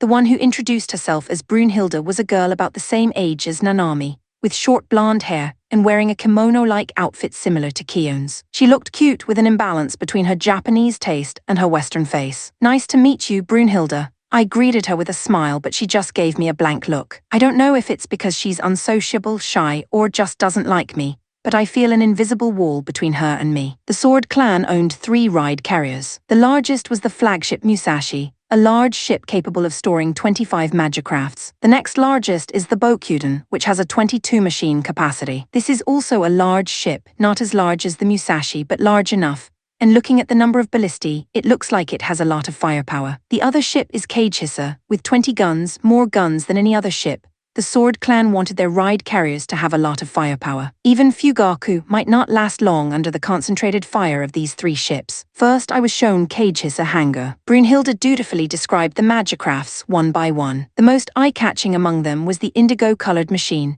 whose sleek yet powerful form stood out from the rest of the magicrafts. This is the Sword Breaker, the favorite machine of Diablo, the captain of the Cage Hisser squad, who is Scarfy-sama's top disciple. It's dedicated to the Double Highlander, and is one of the 5 most powerful machines in the Swordsman. A double Highlander, like Alana and Eminoho, would be stronger if they fought Alana and the others. After taking a look around Cage Hisser, we moved on to Bokyuden. The moment we entered Bokuden's hangar, we saw a red aircraft with a strong presence. It was even more intimidating than the sword breaker I had just seen. This is Erendite, the magicraft of one of the 12 heavenly masters, the Sword King Scarfy. It's a special machine for quadruple Highlander, and it boasts one of the strongest machines on the continent. The 12 heavenly masters are. What are you surprised about? Didn't you know that Lord Scarfy was one of the 12 heavenly masters? Wait a minute, Scarfy is Father's disciple, so does that mean Father is above the 12 heavenly masters? Grand Master is also one of the 12 heavenly masters. Furthermore, my master, Lord Keone, is also a heavenly master. No way, there are 3 of the 12 heavenly masters in the Sword Clan. I'm surprised that there are people who don't know the 3 heroes of the Sword Clan. Moreover, I can understand why Mastress lamenting that you are now a disciple of Grand Master, Brunhilde muttered. Hey Brunhilde, why are you wandering around Master's magicraft? Several of the nearby members of the Sword Clan shouted as they approached us. Mr. Mardred, this is Yura, who has become Grand Master's apprentice. I am merely guiding him around the Sword Clan master orders. I'm not sure if you're a disciple of the Great Teacher or what, but this is Scarfy's ship. So if you're not involved, don't come in. I'm a disciple of the Great Teacher. I don't care if you're a Great Teacher disciple. Brunhilde, you're the same. This is the ride carrier of the Scarfy division. The Keone clan is forbidden to enter.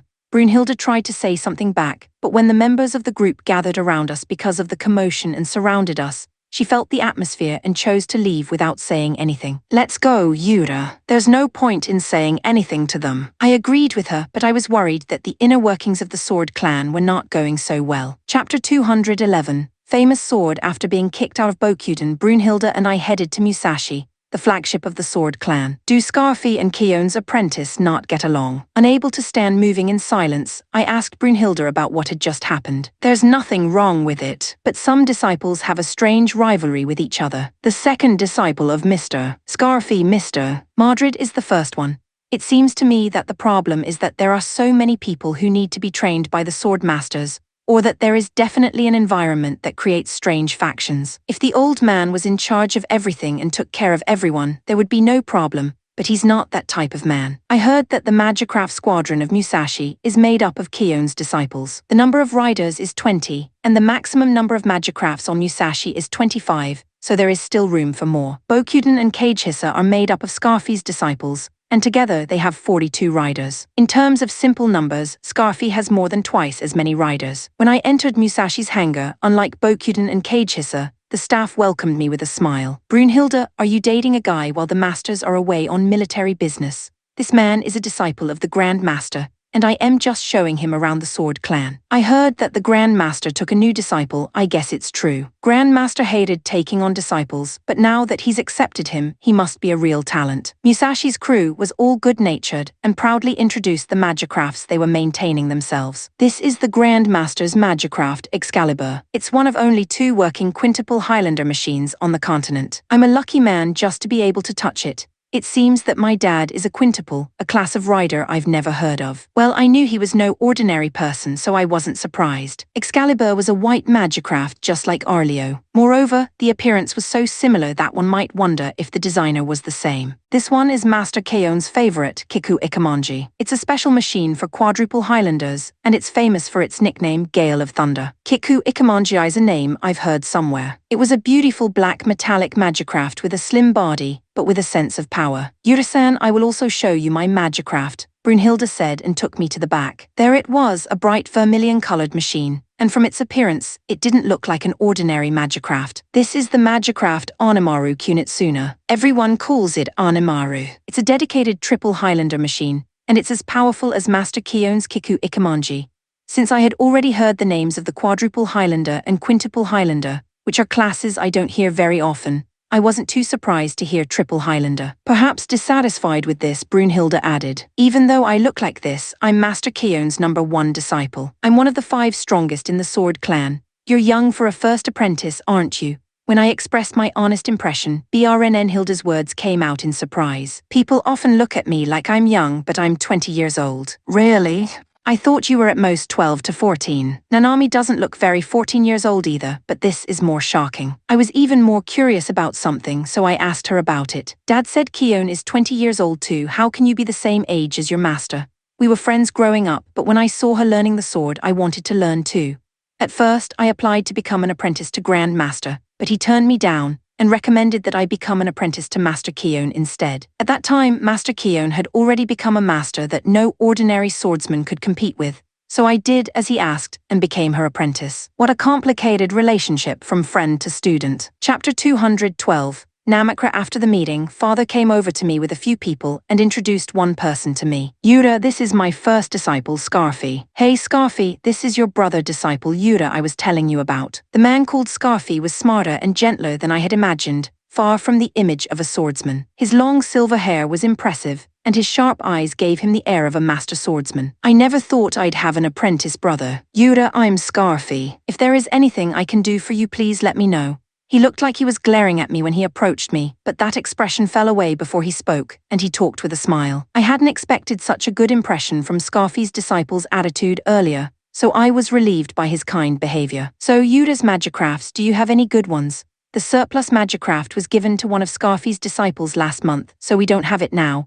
Keon immediately informs her father of the current situation. Keon, what are you saying? There's still one Magicraft left on Bokuden. Yura can use that one. Keon's expression immediately changed as she countered those words. The Magicraft in Bokuden. Scarfi, could it be that you are talking about Namakra? That is a training machine for inexperienced people, not a Magicraft that can be used in actual battle. What are you talking about, Keon? Yura is the man that Sword Saint Veft recognized. Moreover, as a person who was directly trained by a master for 2 months in the cave, he will be able to fully demonstrate his power in Namakra. The expression on Scarfy's face when he said that was somewhat scary. The smile on his face made me feel even more scared. The old man listened to Keone and Scarfy's opinions and asked me this. Namakra is an ordinary machine with the performance of a civil engineering magicraft, with a startup Ludia value of 1,000. If you don't like it, I'll buy you a decent plane, what do you say? I feel bad about making him buy a magicraft just to help me with one job. Besides, I felt that there was an implication when father asked me that. What's your real intention, Dad?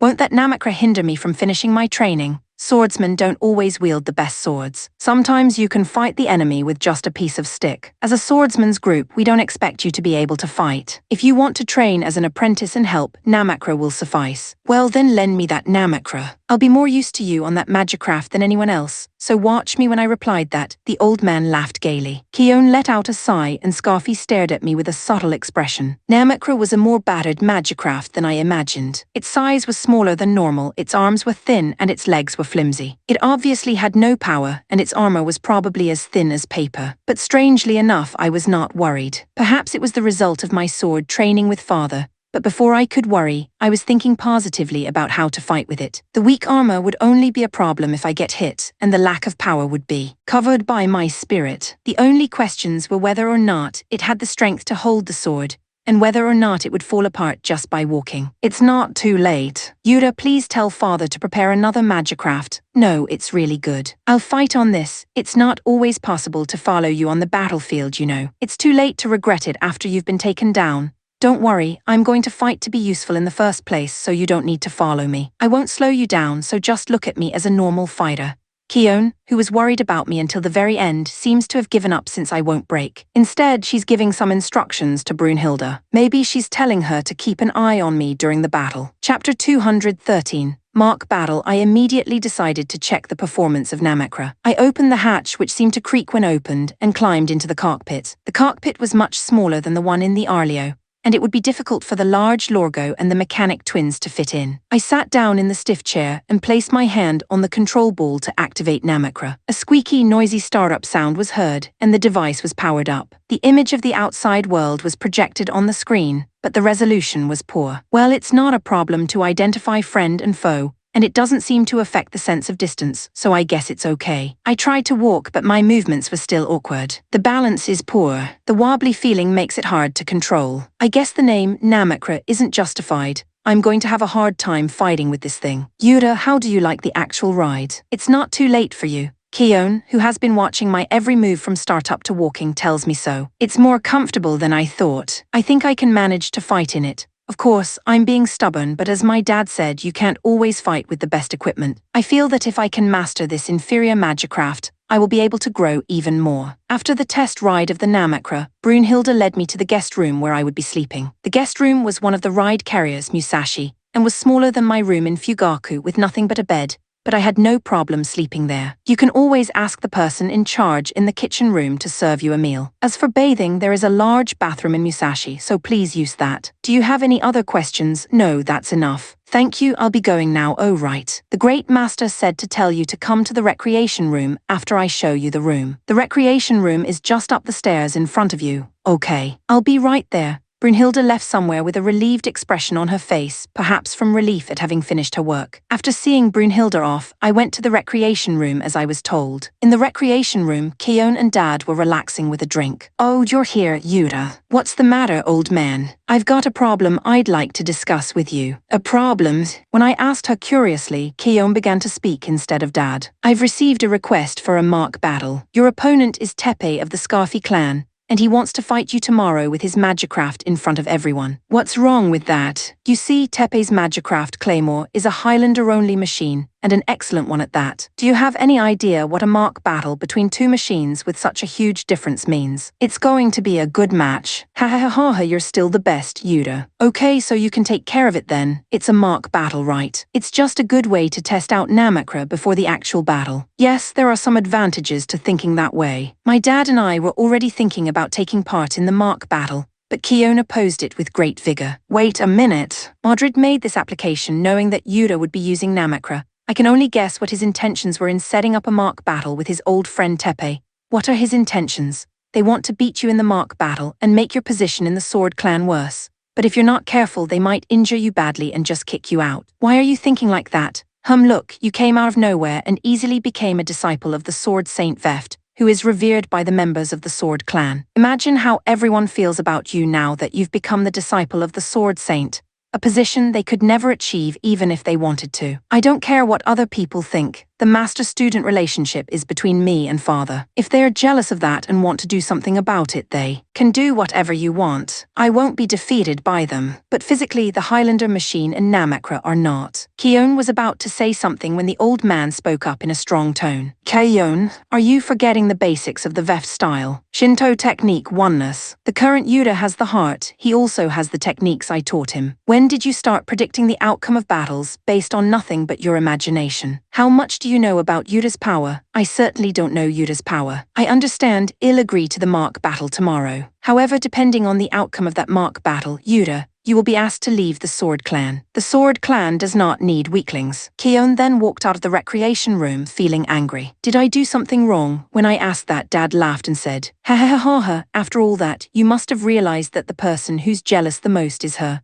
I didn't understand what he meant for a minute, but my dad seemed a little happy, so I felt like I didn't have to think too much about it. Chapter 214. The results of training on the way to Tamihar, the source of the swordsman's work. We took a short break in a wide valley. Originally, there was no need to take a break since we were traveling in a ride carrier, but it seemed that they had taken the trouble to make time for the mark battle between me and Tepe. As the third disciple of the Sword Saint Veft, my battle had attracted the attention of the members of the Sword Clan in a rather bad way. Most of the gathered spectators were cheering for Tepe before the fight even started. Tepe is a member of the Scarfi clan, so I can understand why people from that side would support Tepe, but it seems like the Keon clan is also supporting the other side. Keon and Brunhilde had been with me for the preparations before the mark battle, and when I said that to the two of them like a complaint, they just told me the truth without changing their expressions. My disciples don't think well of you either. I'm sorry, but there is no one here who approves of you except for father.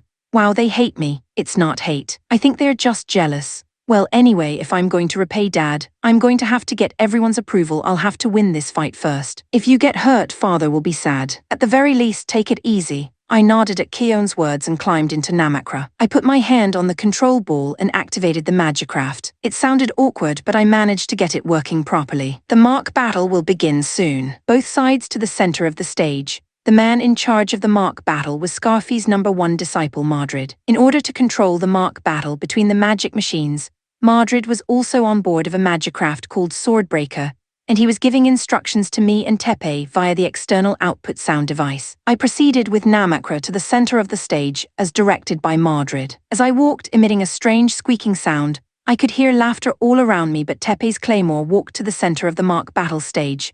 The laughter turned into cheers. This battle is a mark battle, but it's as close to a real one as it gets. If either side gives up, or if the Magicraft is disabled, it's over. Both sides must give it their all. When Madrid finished, Tepe spoke to me. Yuta, I'm sorry, but I'm going to beat you to death. Tepe, are you really capable of that? Where do you come up with that kind of confidence? This is a Highlander-only machine, and yours is a piece of shit Magicraft that can barely stand up. Tepe, have you ever seen Dad Sword Saint Veft's swordplay? What are you talking about all of a sudden? I've seen it a few times. So let me ask you, do you think you can defeat the Sword Saint Veft while he uses a wooden sword, and you a real sword? Do you think you're a sword saint or something? You can't get carried away just because you got a little bit of direct instruction from the Grand Master. I didn't mean to provoke him, but Tepe seemed to take it that way and shouted in anger. Let's stop wasting time talking and start the mark battle. Rather than argue with words, both of you should use your swords to assert your claims. A little angry, Tepe and I shushed each other. After a breath, Madrid called for us to begin. Then let the mark battle begin.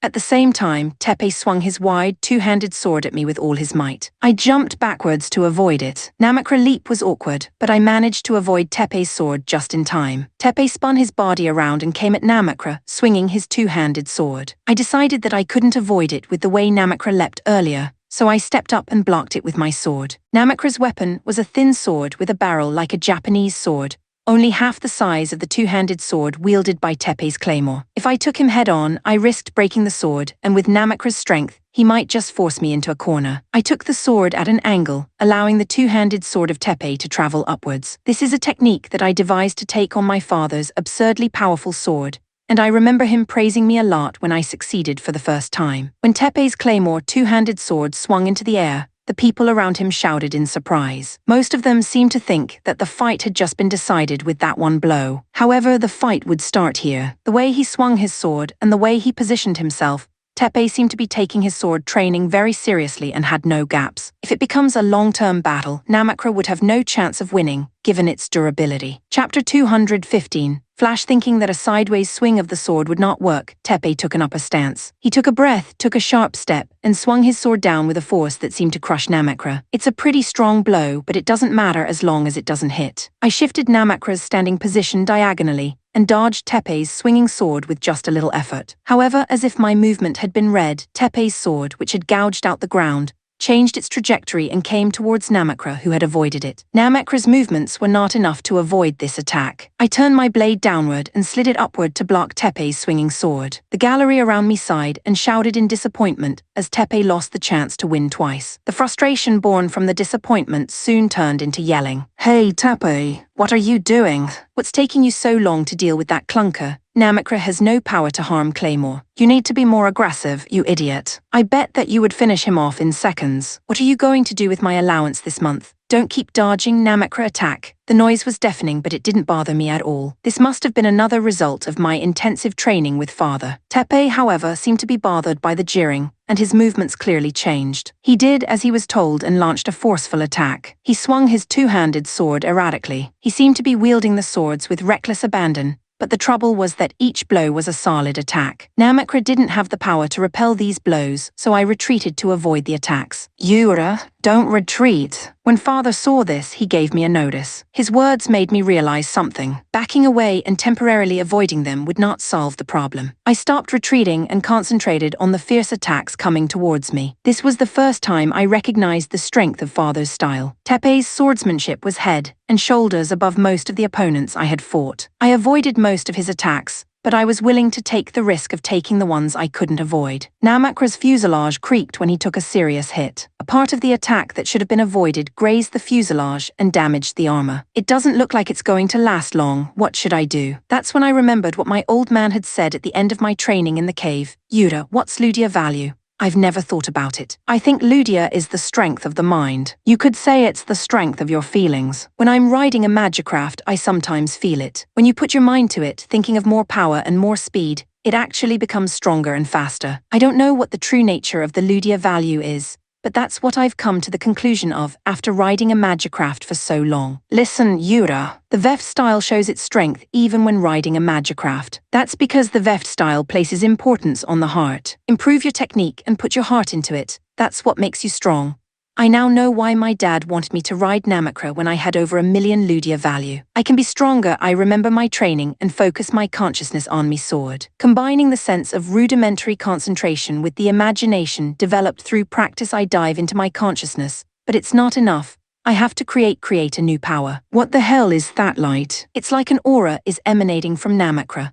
Or a visualization, no way, how can he use that in a magicraft with 1,000 Ludia activation value? Keon's voice seemed to be close to me as she spoke. Slowly, I held my sword at the upper level. The creation was already in place. Namakura's sword is a deadly sword that can cut down everything. Flash, the sword I swung became light and sliced diagonally through Claymore, which had quickly defended itself with its two-handed sword. Claymore's fuselage slowly shifted from his neck to his right side. Then it collapsed to the ground. Chapter 216. Words of a winner. Claymore was already out of action. The gallery around us was silent at the unimaginable turn of events. With no one able to say anything, the only one who was in a normal state of mind, Dad spoke up. "What are you waiting for? We've got a fight on our hands." When he said that, Mordred, who was in charge of the mock battle, hurriedly made a decision. "It's over. The winner, Yura." When Mordred said this, the gallery finally accepted the situation and cheered. The cheers were not to congratulate me, but rather a reaction of being able to see something interesting. "Amazing, Yura. What kind of technique is that? Did you learn it from the great master?" As soon as I got off Namakura, Brunhilde came running up to me and asked me, as I was wondering how I should answer. But Keon responded to Brunhilde's question before I could. "There is no such technique in the Veft style.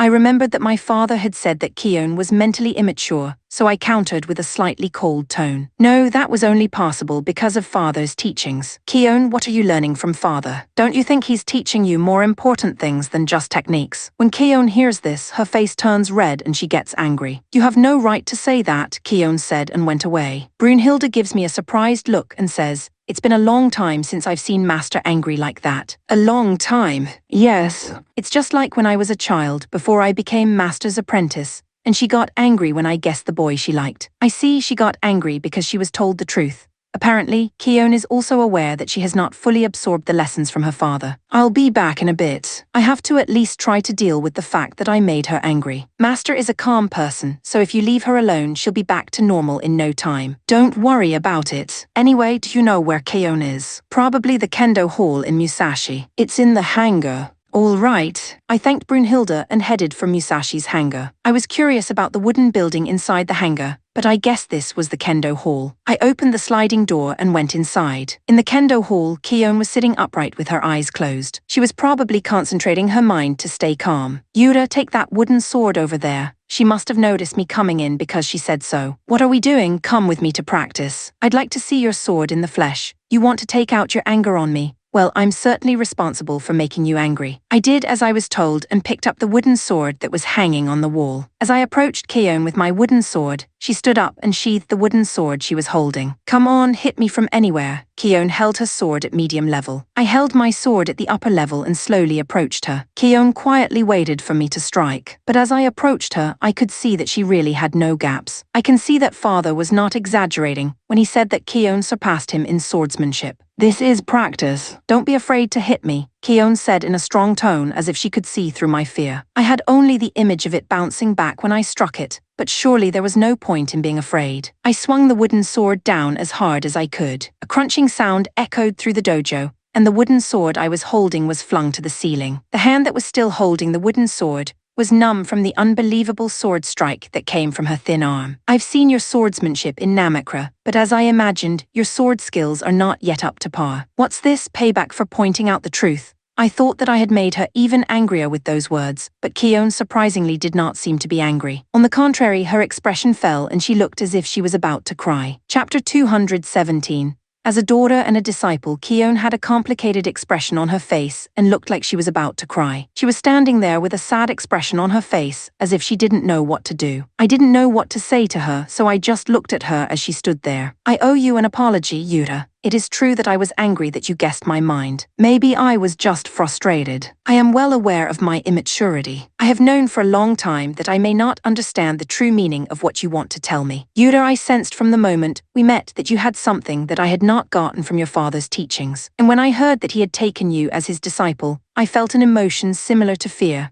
I don't know how to talk about it, I can't find the words. Keone seemed to have some kind of feelings that I couldn't understand. When I saw the technique you used in Namakra, I thought that all the training I had done was a mistake. The more I thought about it, the more I felt jealous of you, to the point where I hated myself. What are you thinking so hard about? The point is that we're both half-baked. What are you going to do if you're depressed because you don't have what others have? That's what friends are for. Keone has the swordsman and I have the Iron Knights. I can't believe I'm being lectured by my junior brother. No, this is what Dad taught me. Just by being with him for 2 months, I've learned a lot. I can't even say it myself, but I feel like I've grown up. 2 months I've been with him for 20 years and I thought the only thing he taught me was swordsmanship. I've only seen my father's sword.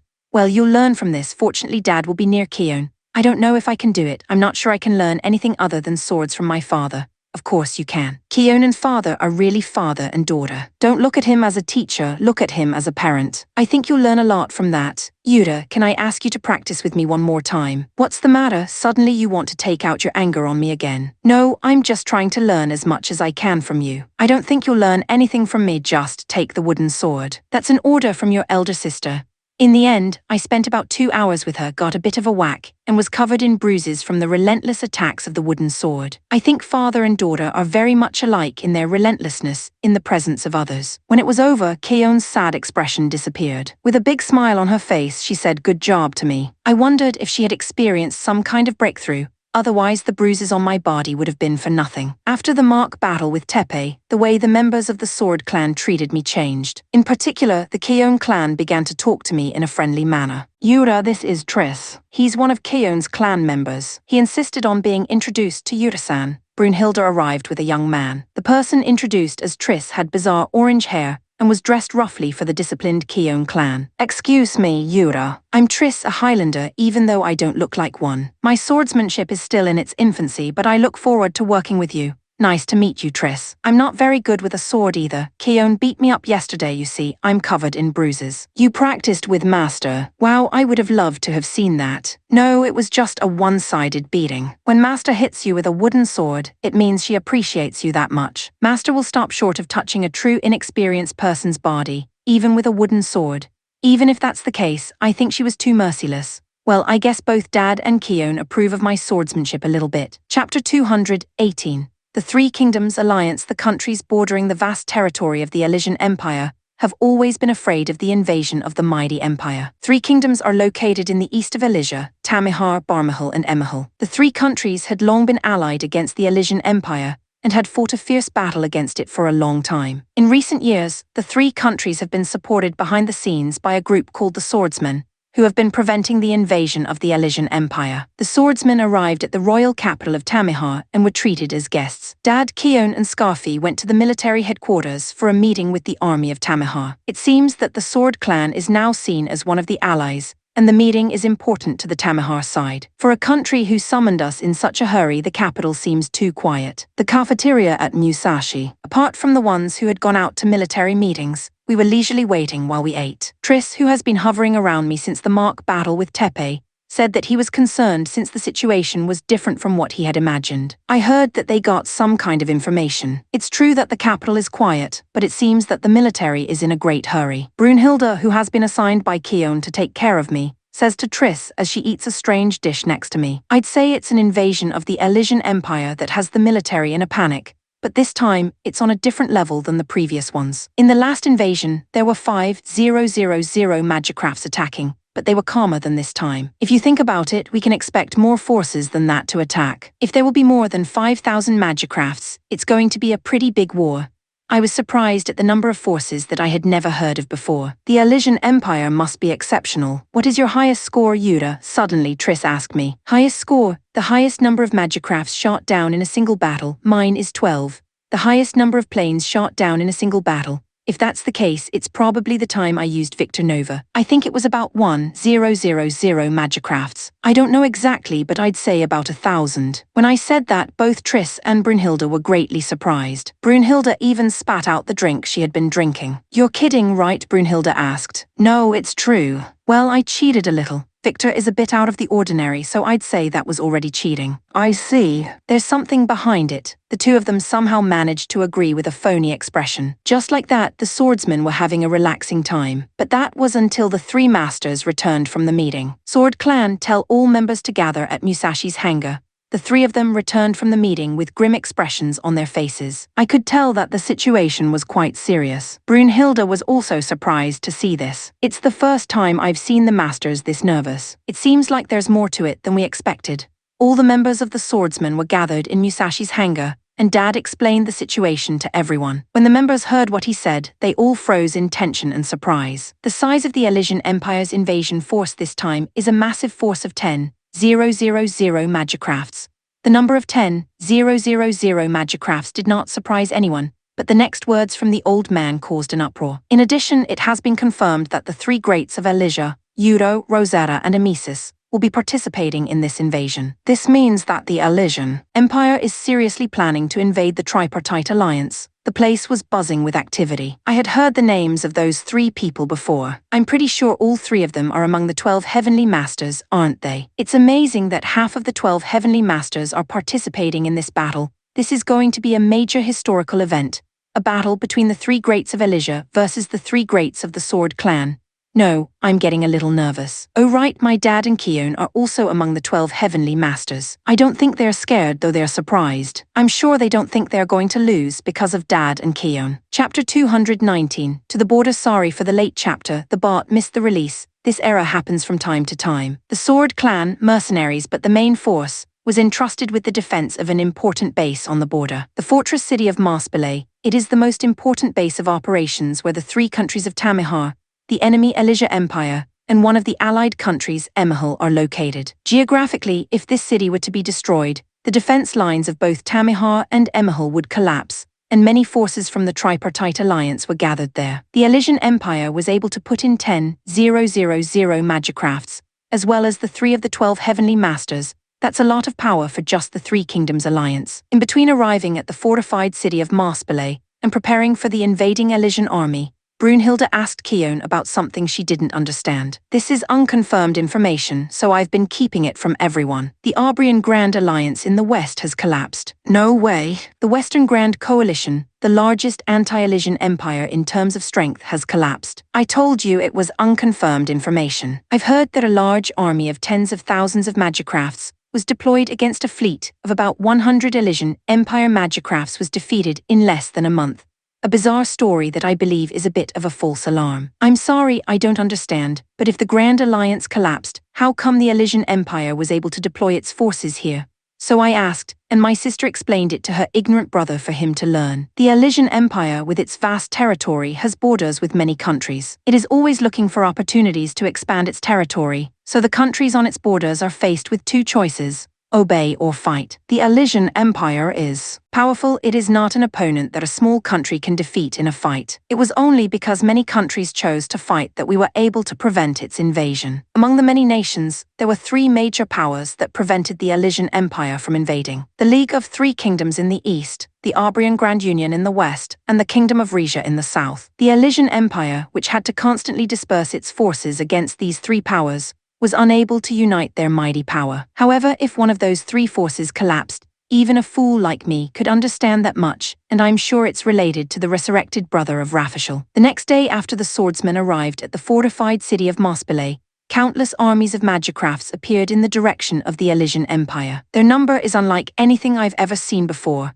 and even I'm a little scared to think that they are all enemies. Yurasan, an army of 10,000 magicrafts, it's very impressive. I can't speak for others either, but this guy has a bit of a know-how attitude. You must always stay by my side, Yurasan. No matter how strong the rider is, your magicraft is still Namakra. If Brunhilde, the Triple Highlander, is with me, I feel safe. It's certainly helpful because I'm not sure if I'd be able to handle the enemy with Namakra. The forces on the side of the Tripartite Alliance consist of 5,000 magicrafts, 80 ride carriers, and 200 long-range ballistae installed on the walls of the citadel. Although they were inferior to the Elysian army that had attacked, they had the advantage of ground and seemed to have the ability to fight somehow depending on the situation. The swordsmen will hold off the enemy in the center. Musashi's troop in the center, Bokuden's troop on the right, and Kagehisa's troop on the left. Don't forget to support the armies of the Three Kingdoms. If our friends are wiped out, we won't make it out alive either. On father's orders, the swordsmen began to move. They were a small group, but their presence made a difference. When the swordsmen jumped into the center, the rest of the troops split off to the left and right to make way for them. Yura, watch me fight. I'll show you how to fight with a magicraft.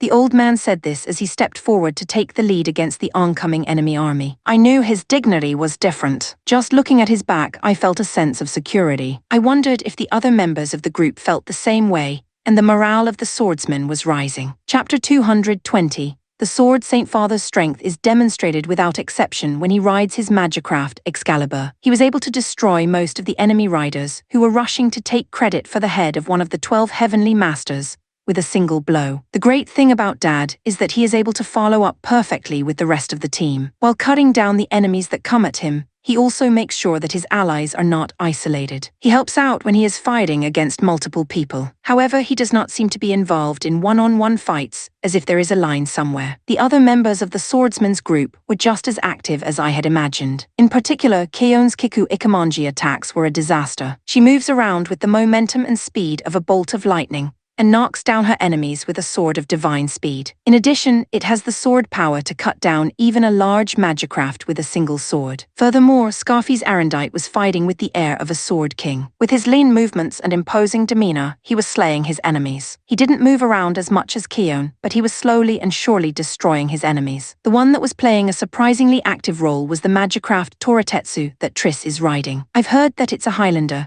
but the way it handles a sword is clearly different from the Highlanders I've seen so far, showing the high quality of the swordsman. He must have been taught well by Keon. Brunhilde was not actively attacking because she was protecting me, but she was instantly killing any enemy that came near her. I can't afford to lose as well, I thought to myself as I readied my sword and moved forward. Seeing Namakra, who looked like a small fish from the outside, several enemies came at me. They must have thought it would be easier to defeat me compared to the strong-looking magicrafts of the surrounding swordsmen. There are 3 enemies that are approaching. They seem to be general-purpose magicrafts of the Elysian army, and all of them had the same appearance. I don't know how powerful the riders are, but they seem weak compared to Tepe's claymore. First, I slashed the enemy magicraft in front of me with my sword. A high-pitched sound echoed and the sword was flicked away. After all, the basic performance of the Namakra is weak. I can't slash it just by attacking it normally. I entered Ludia concentration, perhaps seeing my concentration as an opening.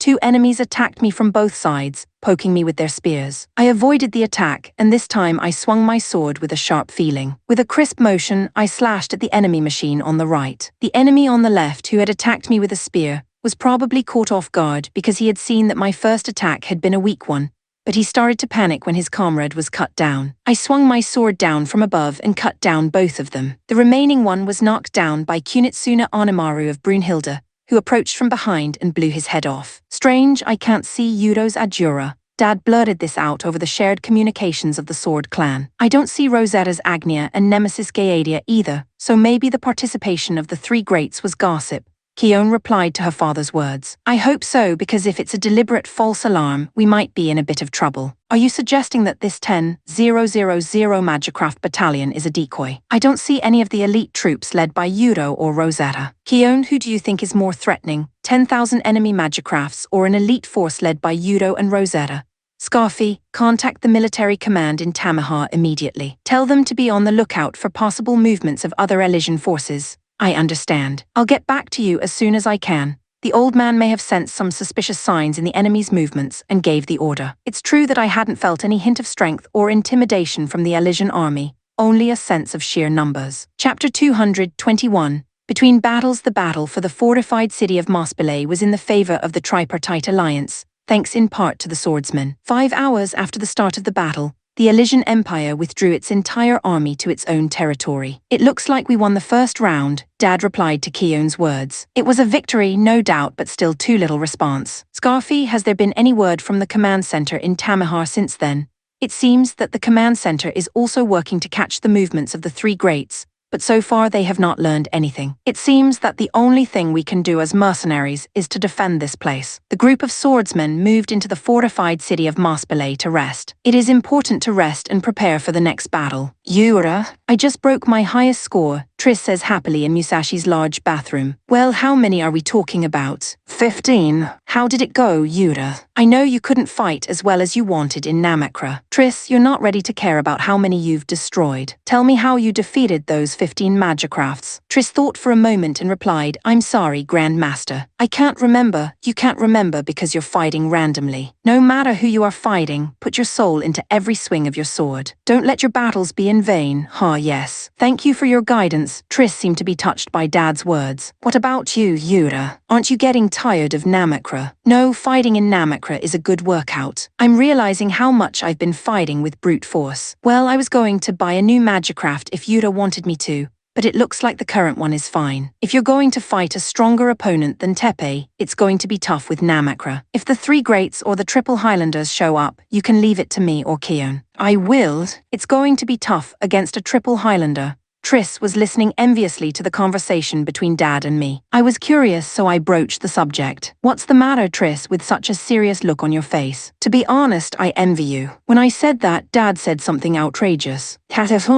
Then why don't you take a bath with Keon? It's good to be naked together. Yes, with Master Keon. No, Grandmaster, that's not really. I'm sure she wouldn't mind showing some skin to her apprentice. I forgive you. No, I don't think Keon would like it, even if Dad liked it. What's this, Yura? Do you want to have naked relations with your sister and brother? If so, I'll allow that too. He's a reckless old man. As I was thinking that, he said something even more reckless. I'll go and bring her over here. After saying that, he headed straight for the women's bath. Triss and I were waiting nervously to see if he was really going to bring her in, but all that came back was the old man with blood pouring from his chest. No, Tilda, I thought I was going to die. I've never received such a killing blow from Keon before.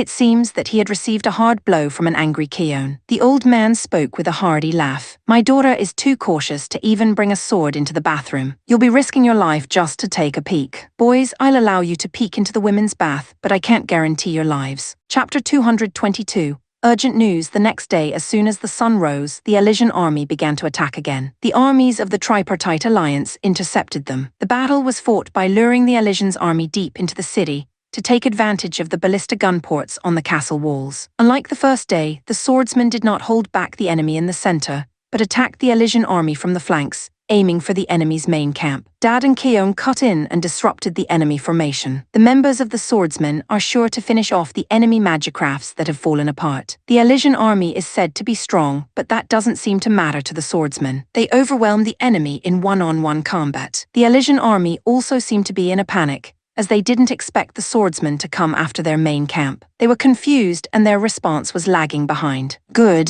The defenses to the main camp are thin. We'll hit the enemy camp at once. If we hit the main camp, the Elysian invasion force will probably retreat. In the current situation, where we don't know the movements of the three greats, it is good to eliminate the visible enemy forces. However, no matter the absence of the three major players, they were indeed the regular army of the Elysian Empire. They were temporarily confused by the swordsmen's assault, but they quickly recovered and formed a strong defense line. Farther, it seems that a heavy magicraft group has come up from the rear. In addition, the left flank task force was also deployed to surround us.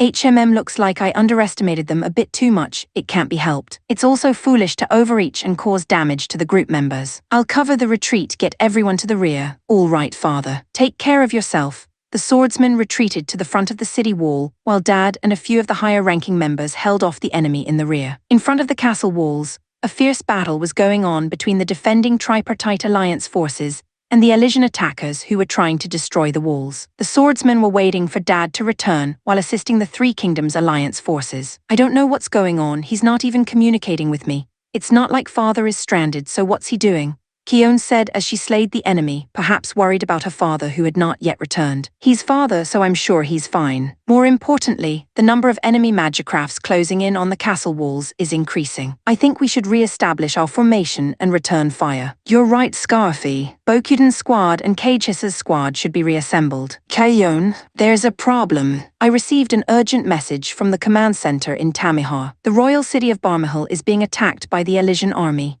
I knew that Keon was surprised by Scarfy's words, even though I could not see her expression. No way. Barmahal is the only nation in the Tripartite Alliance that isn't adjacent to the Elysian Empire. How could they have been invaded? It looks like they were invaded from the south via Habaro and Gastar. Both Habaro and Gastar are anti-Elysian states. There's no way they'll let the Elysian army through that easily. That would explain it, considering that both Habaro and Gastar have already fallen. No matter what, if a neighboring country fell, we'd have information. How can we not even have information about an invasion? What if the capital fell within a day or two of the invasion? In that case, they could proceed with the invasion before the information gets to us. No way. Both Habaro and Gastar are not big countries, but they should have the military power to own about 1,000 magicrafts. How could they fall in a day or two? It was not Scarfy who admonished Keon, who was not convinced. The serious words of the old man echoed in the common communication. I've always told you, Keon, don't look at things only within the scope of your own common sense. Father, I trust you are well. Sorry I'm late. I saw a large magicraft that looked troublesome, so I was cleaning it up.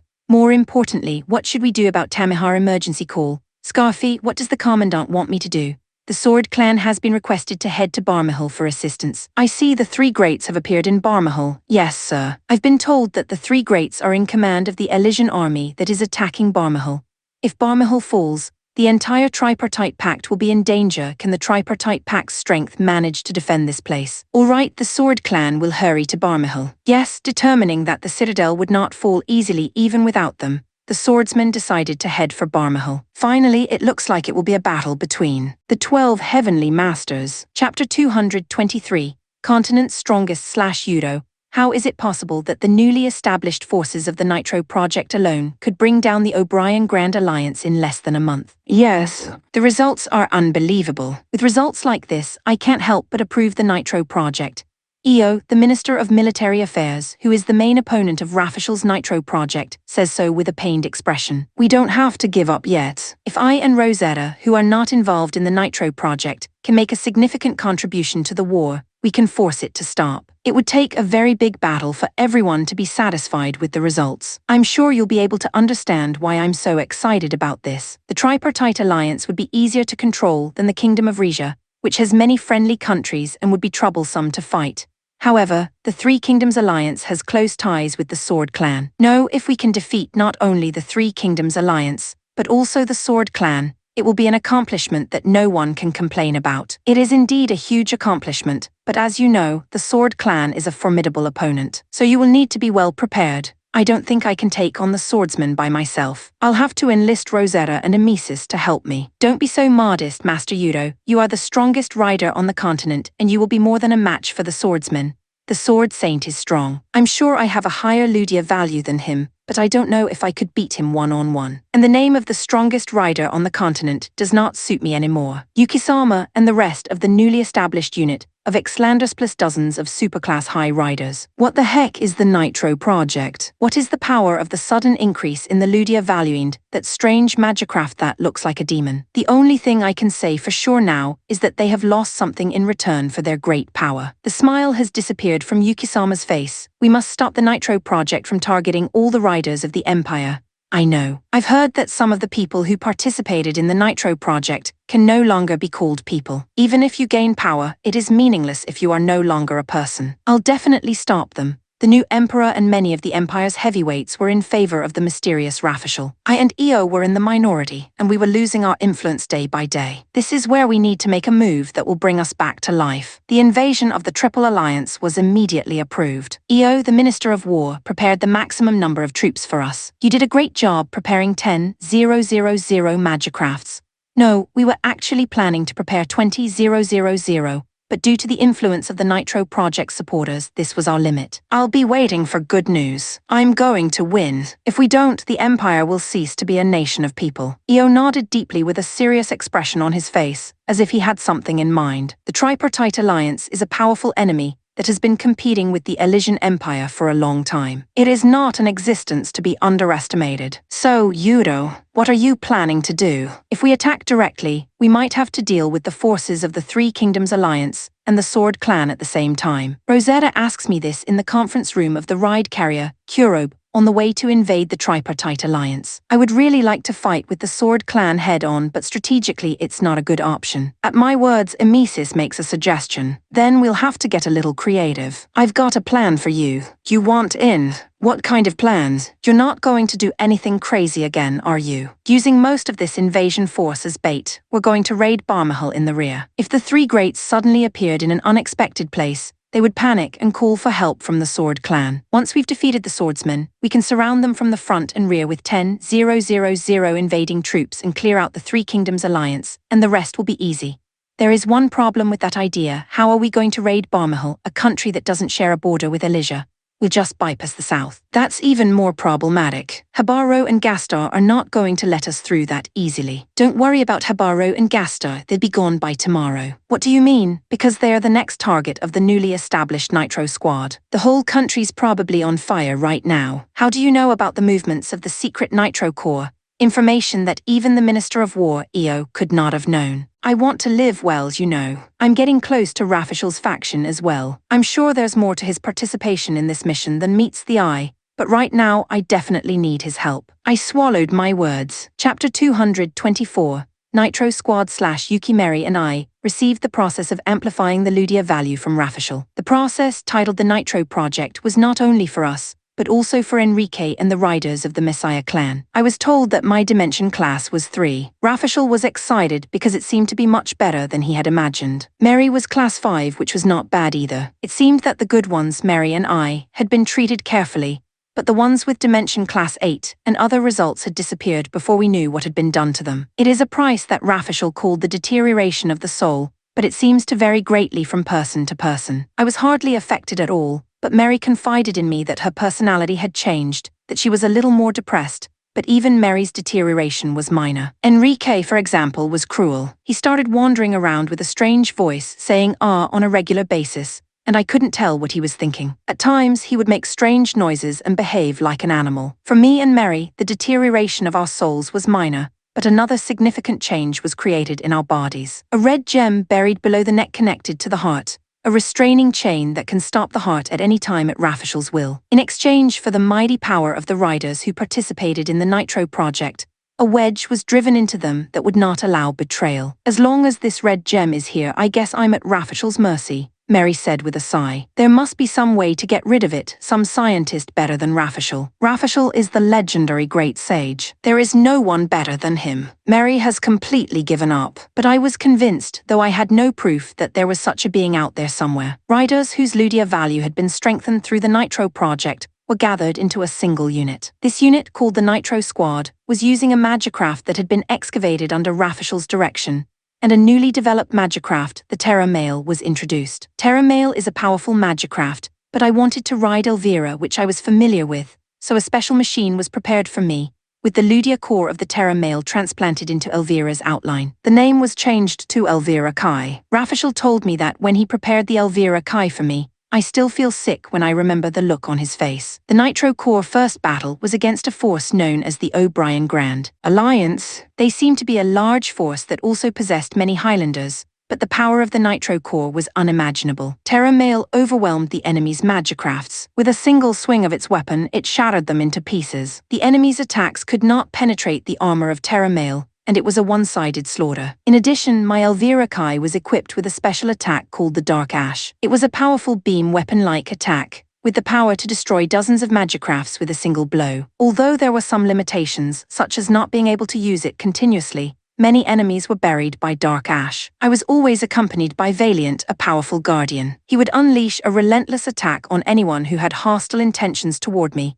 even if I didn't command it. A Highlander would be no match for Valiant. Most of them were killed instantly by his fangs. After defeating the O'Brien Grand Alliance, the next step was to take control of the small group of countries to the south. We moved as if we were taking a stroll, destroying the countries as we went. It must have felt like a man-made disaster of the worst kind to them. For the Nitro Core, the feeling of being at war was already gone. For me and Mary, who have a normal mind, it was difficult to endure the feeling of going into the flower beds and trampling down the flowers. However, many Nitro Core members took pride in their actions and carried out their duties with vigor. Even though I am bound to the Red Jewel, I am still involved in the act of crushing the flowers. When I think about it, I feel an intense sense of guilt. I can't help but think that maybe my soul is deteriorating too. Chapter 225. Splitting up, the swordsmen arrived in Barmahal and immediately began to gather information. Fortunately, the army of Barmahal was still present and was engaged in a fierce battle with the Elysian army in the royal capital. The Elysian army that has invaded Barmahal is made up of around 100 magicrafts, all of which are skilled elite troops, making them a formidable opponent for anyone other than the three greats. On the other hand, the allied Barmahal army has 800 magicrafts and about 18 ride carriers defending it. Dad gives everyone the information provided by the Barmahal army before the battle. Honestly, if we're going to take on Yudo and the others, Barmahal's army is going to be a hindrance. Master Veft, let's have the Barmahal army fall back and we'll deal with them on our own.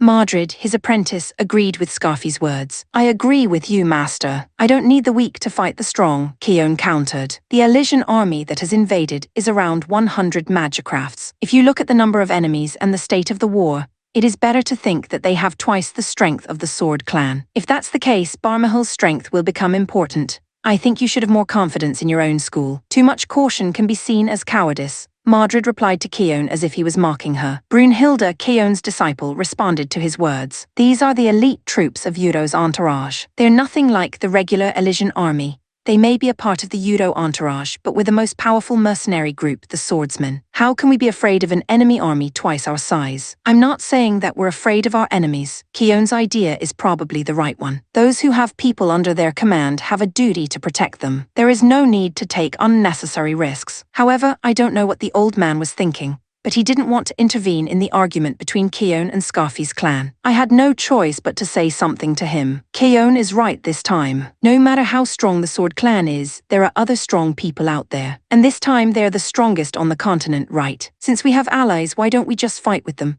Shut up, you outsider. Tepe didn't like my comment and yelled at me in an intimidating manner. It's true that I'm not an official member of the Sword Clan, but I am a disciple of the sword Saint Veft. I can at least speak up. We're talking about our own pride. You, an outsider, have no right to deny the mindset of the Sword Clan. What pride? That's worth nothing compared to the lives of our friends. What Keone is saying is that she doesn't want to put her friends in danger for nothing. Think about that for a second and you'll understand. Madrid didn't like what I said, so he came at me. I'm not going to let you deny the pride of the swordsman. That awesome technique of Yura's is the real deal. And it's not like Yura-san is denying the pride of the Sword Clan. I'm sure Triss said that for me, but the timing led to a full-blown argument between the Keone and Scarfi clans. Both sides were arguing their own points and things got out of hand. That's enough. The point is that everyone cares about the Sword Clan, right? That's fine, it's both important to cherish your pride and to think of your friends. Scarfi, you guys go fight alone to your heart's content. Keone, you guys form a joint front with the Barmahil army. Sometimes it's good to fight separately and fight each other as hard as you can to prove that you're right. With a single word from the old man, the bleak atmosphere of the place subsided. He was indeed the head of the Sword Clan. However, there was one man who was not. Convinced by father's words. Master Veft, who will you go with, me or Keone? Scarfi said this.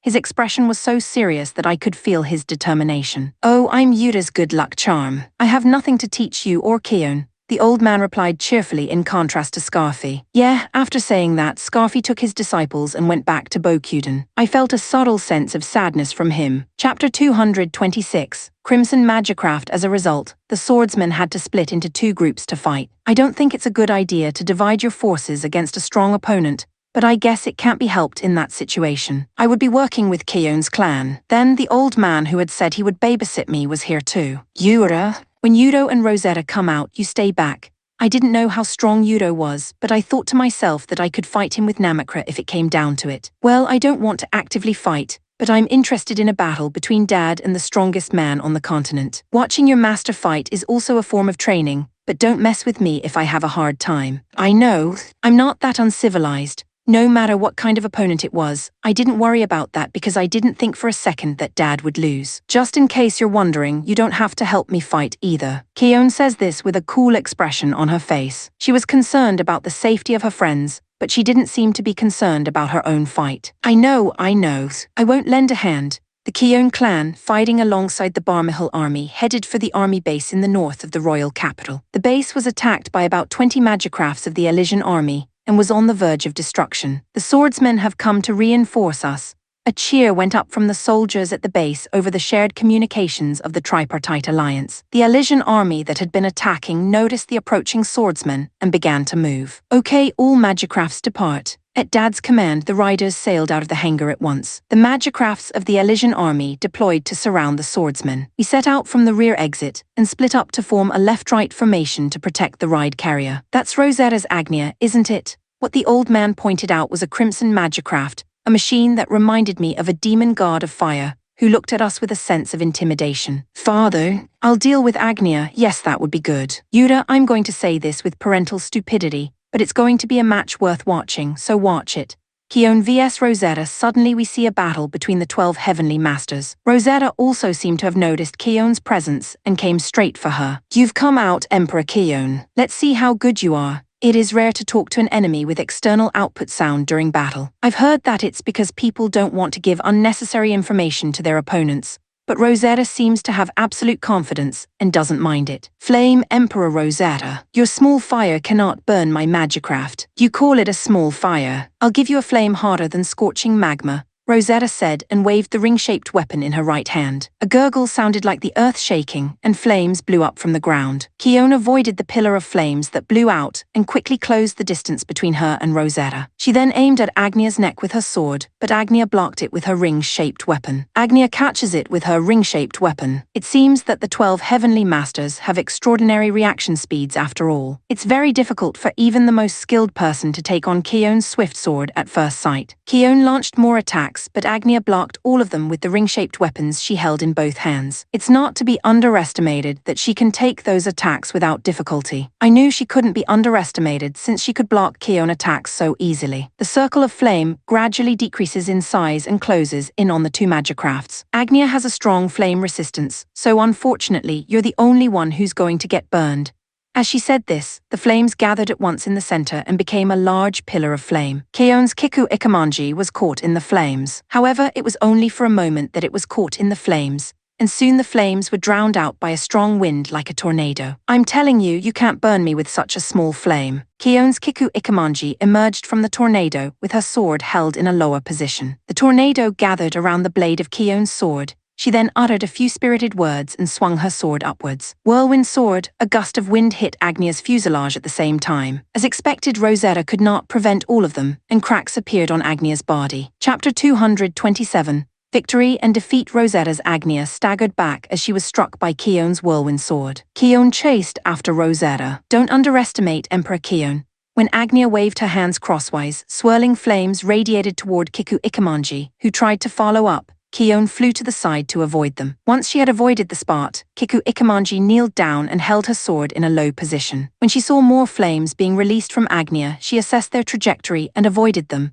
then accelerated and bombarded Agnia with quick sword attacks. Rosetta, who was slowed down by the released flames, couldn't avoid Keon's sword and was struck in the shoulder. Agnia retreated unsteadily from the damage. As expected from you, I've been saving my best for use against the Sword Saint, but it looks like I'll have to use it now. When she said that, Rosetta put her hands up. However, as Agnia was about to unleash something, one of the Elysian army's magicrafts called out for help and came staggering up to cling to her. The machine collapsed in front of Agnia and stopped moving. I didn't notice it because I was concentrating on Keon and Rosetta's battle, but the war was already in progress. As for the Elysian army, all the magicrafts except for Agnia had already been destroyed by Dad and the others. One of the last machines seemed to have asked Rosetta for help. All the enemies around him fell, and Dad Excalibur also appeared in front of Agnia. When Rosetta saw this, she understood her situation. It looks like we've lost this battle. Unfortunately, we'll have to finish our battle another day, she said and tried to run away. I won't let you go, Keon shouted as she accelerated and was about to swing her sword, but a wall of flames appeared in front of her and stopped her. The wall of flames engulfed the fallen Elysian army's magicraft, melting its armor to mush. It seemed to be quite hot, and Keon gave up on jumping into the flames. Rosetta was able to escape, but the battle seemed to be a complete victory for the Sword Clan. I'm sorry, sir. The Flame Emperor has escaped. No, I think that's enough. It's not good to be greedy. I think we should be satisfied with that for now.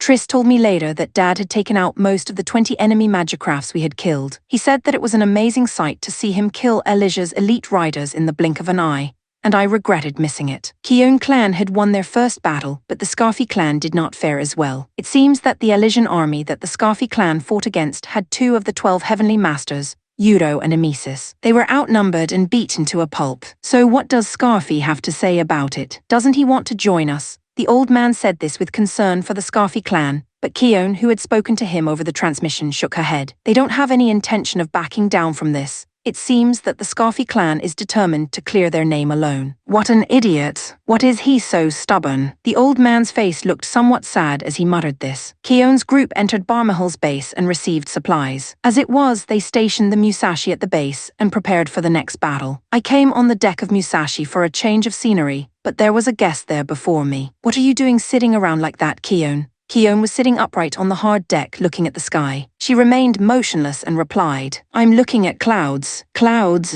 What's the fun in that? I'm not looking at them for pleasure. Then why do you do it? Clouds make me calm. When I need to calm down and think about something, I look at them like this. What's troubling you? I've been concerned for some time now, but if this continues, the Sword Clan will split up. Scarfi and I think too differently and I'm wondering what to do about it. If that's the only way, then I think you should split up. There's no need to work together forcefully. Dad said he doesn't have anything to teach Scarfi anymore, so he can just go independent. I admire your talent in the field of martial arts, but you still have a long way to go to see into people's hearts. Listen to me. No matter how much your father thinks he has nothing to teach him, Scarfi still wants to learn from father. He will not give up his father's teachings until he feels that he has truly surpassed him. Does that mean you don't feel like you're growing? Yes, that can be very sad. Keon, who had been looking at the sky, turned her eyes to her hand. I didn't know what she meant by that, as I was not yet capable of seeing the heart. Chapter 228. The missing enemy. Sorry for the late release. I was busy yesterday and didn't had time to translate anything. The Elysian army that invaded Barmahal had disappeared after the first battle with the swordsmen. The scouts of the Barmahal army searched frantically for them,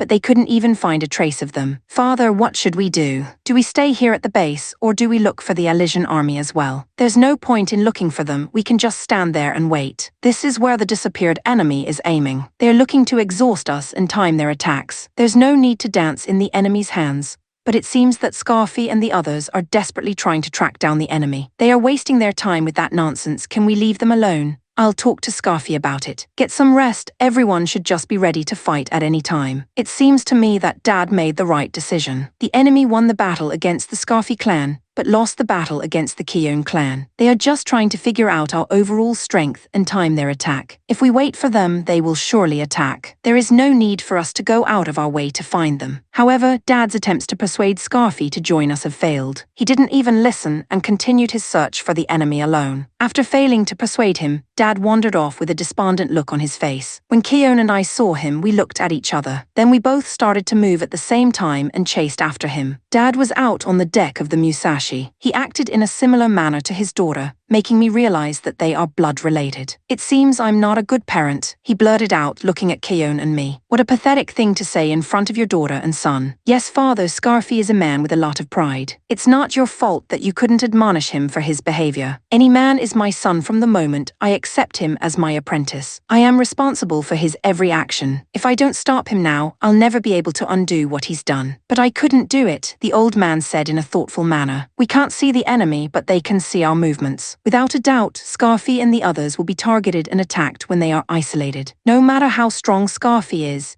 he has no chance of winning against the three greats of Elysia at the same time. He involved not only himself, but also his disciples in such a reckless battle. It's a shame that I can't even stop my idiot son when I know that. I heard my dad's line and thought of a few things and said them. If you know so much, why don't you go help him? The old man looked up and responded to my words. The enemy is going to move on Scarfy and the others, right? If that's the case, we should take advantage of it. Even if we can't see the enemy, we know where they are so we can deal with them. There you go. Yuta, you come up with some really clever stuff once in a while.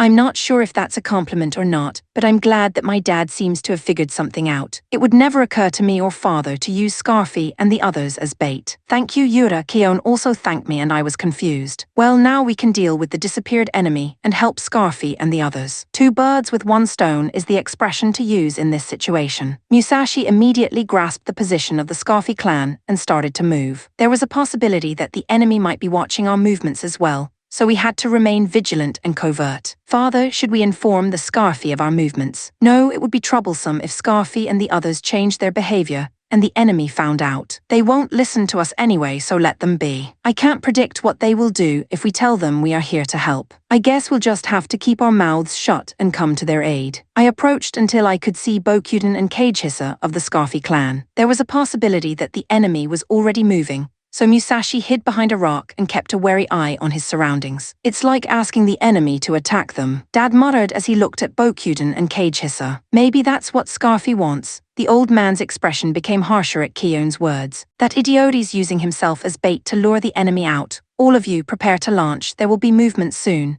The old man's prediction was right on target. The Elysian army appeared to surround Bokuden and Cage Hissa. Chapter 229. Top-level battle. The Scarfy clan immediately launched their magicrafts, as if they had been preparing for an enemy attack. The two sides clashed violently around Bokuden and Cage Hissa. The Scarfy clan has about 40 magicrafts, while the Elysian Imperial Army has twice as many. The individual power of the Scarfy clan may be higher, but due to their numerical disadvantage, the Scarfy clan seems to be the one losing. To help the outnumbered Scarfy clan, Musashi's Magicraft squad led by Dad joins the fray. I'm struggling to keep up with them in my slow-moving Namakra, but I'm left behind by the members of the Sword clan. The battle situation changed when Dad and the others entered the fray. The Elysian army's advantage changed, and the swordsmen began to push. After all, Dad and Keone were strong. They cut down the elite of the Elysian Empire one after another. Although Dad was cutting down the enemy with overwhelming strength, his momentum was halted when he was confronted by a magicraft with a conspicuous black and red coloring. Yura, that's not good. The battle between Grandmaster and the strongest person on the continent, Yudo, is about to begin. So that's Yudo's magicraft Ajura, which is said to be the strongest on the continent. Not only the Sword clan members, but also the riders of the Elysian Imperial Army were interested in this battle, and the fighting temporarily stopped. The first to move was Yudo's Ajura. He approached Excalibur while holding a shield in his left hand in front of him. The old man swung his two-handed sword sharply and smashed Ajura's shield. The air between Ajura and Excalibur shook as the sound of an explosion resounded. If it had been an ordinary magicraft, Dad would have been blown off its shield by the blow, but Ajura withstood the blow. Without losing its balance, he took another step forward and thrust out his right-hand sword to attack Excalibur. The old man avoided the attack with minimal movement, turned his body and swung his two-handed sword to deliver a second blow. Ajura tried to block the attack with his shield. However, unlike before, the trajectory of his sword changed right before the shield. The two-handed sword slashed at Ajura's feet as if riding the letter O. Yudo quickly dodged the attack with a small jump, but he was forced into an impassable position and lost his balance. Losing your balance in front of father is fatal. Without pausing, he swung his two-handed sword and chased after Ajura. The battle was decided. That was what I thought, but Yudo was not the strongest on the continent for nothing. A strong wind like a tornado was blowing around Ajura. In the wind, there seemed to be countless small objects that attacked Excalibur's body. It was not a fatal attack, but it bought him enough time to regain his lost balance. After regaining his stance, Ajura positioned his sword vertically across his chest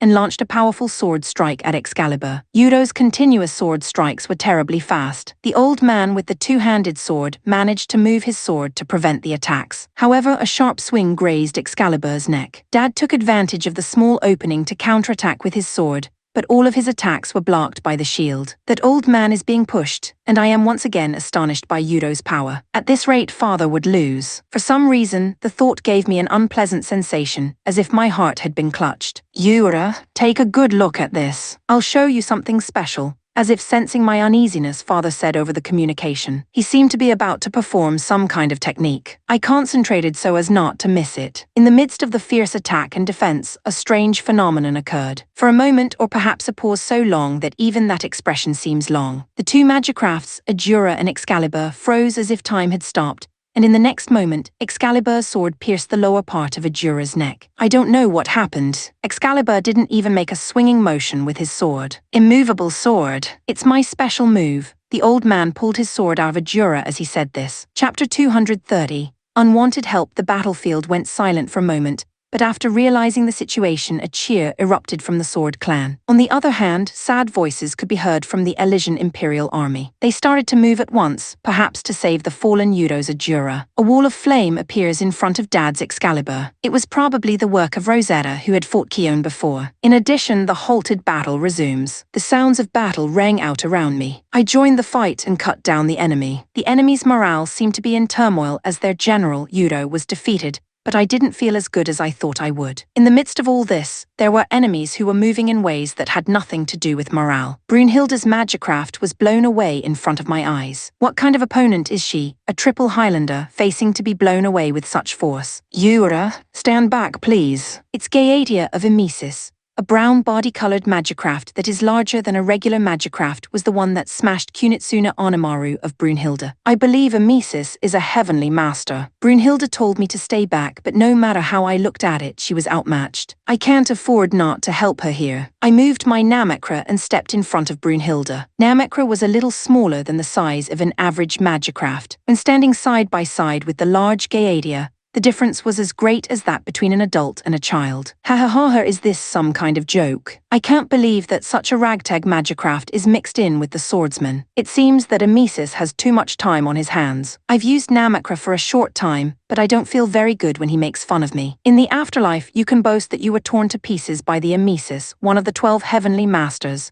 As he said this, Emesis raised a huge hammer. If that thing hits me, I'm sure I'll be pulverized into a million pieces. Yura, avoid it, Brunhilde advises me. Of course I wasn't going to take such an attack head-on. I assessed the trajectory of the hammer and dodged it by a hair's breadth. However, the real aim of the attack was not a direct hit. As the hammer struck the ground violently, a visible shock wave spread. Oh no! Namekra's armor would not be able to withstand this attack. Before I could even think about it, I had activated the concentration I had gained from one flash by converting it into defense. A blue aura appeared around Namekra and enveloped him. There was a loud thud as the machine hit the ground. It made an unpleasant creaking sound, but I think I can manage it. What kind of trick did you use? That's a shockwave that could blow apart a Highlander. Emesis was surprised to see he couldn't defeat me with that attack, but the real surprise was yet to come. I increase my concentration and start to attack. One flash, perhaps he didn't expect me to fight back, but Gaeadia was unable to completely avoid the trails of light from Namakra. The sword of light from Namakra cut through Gaeadia's armor, but the damage was far from fatal. This was the limit of Namakra's attack power. There's a gap.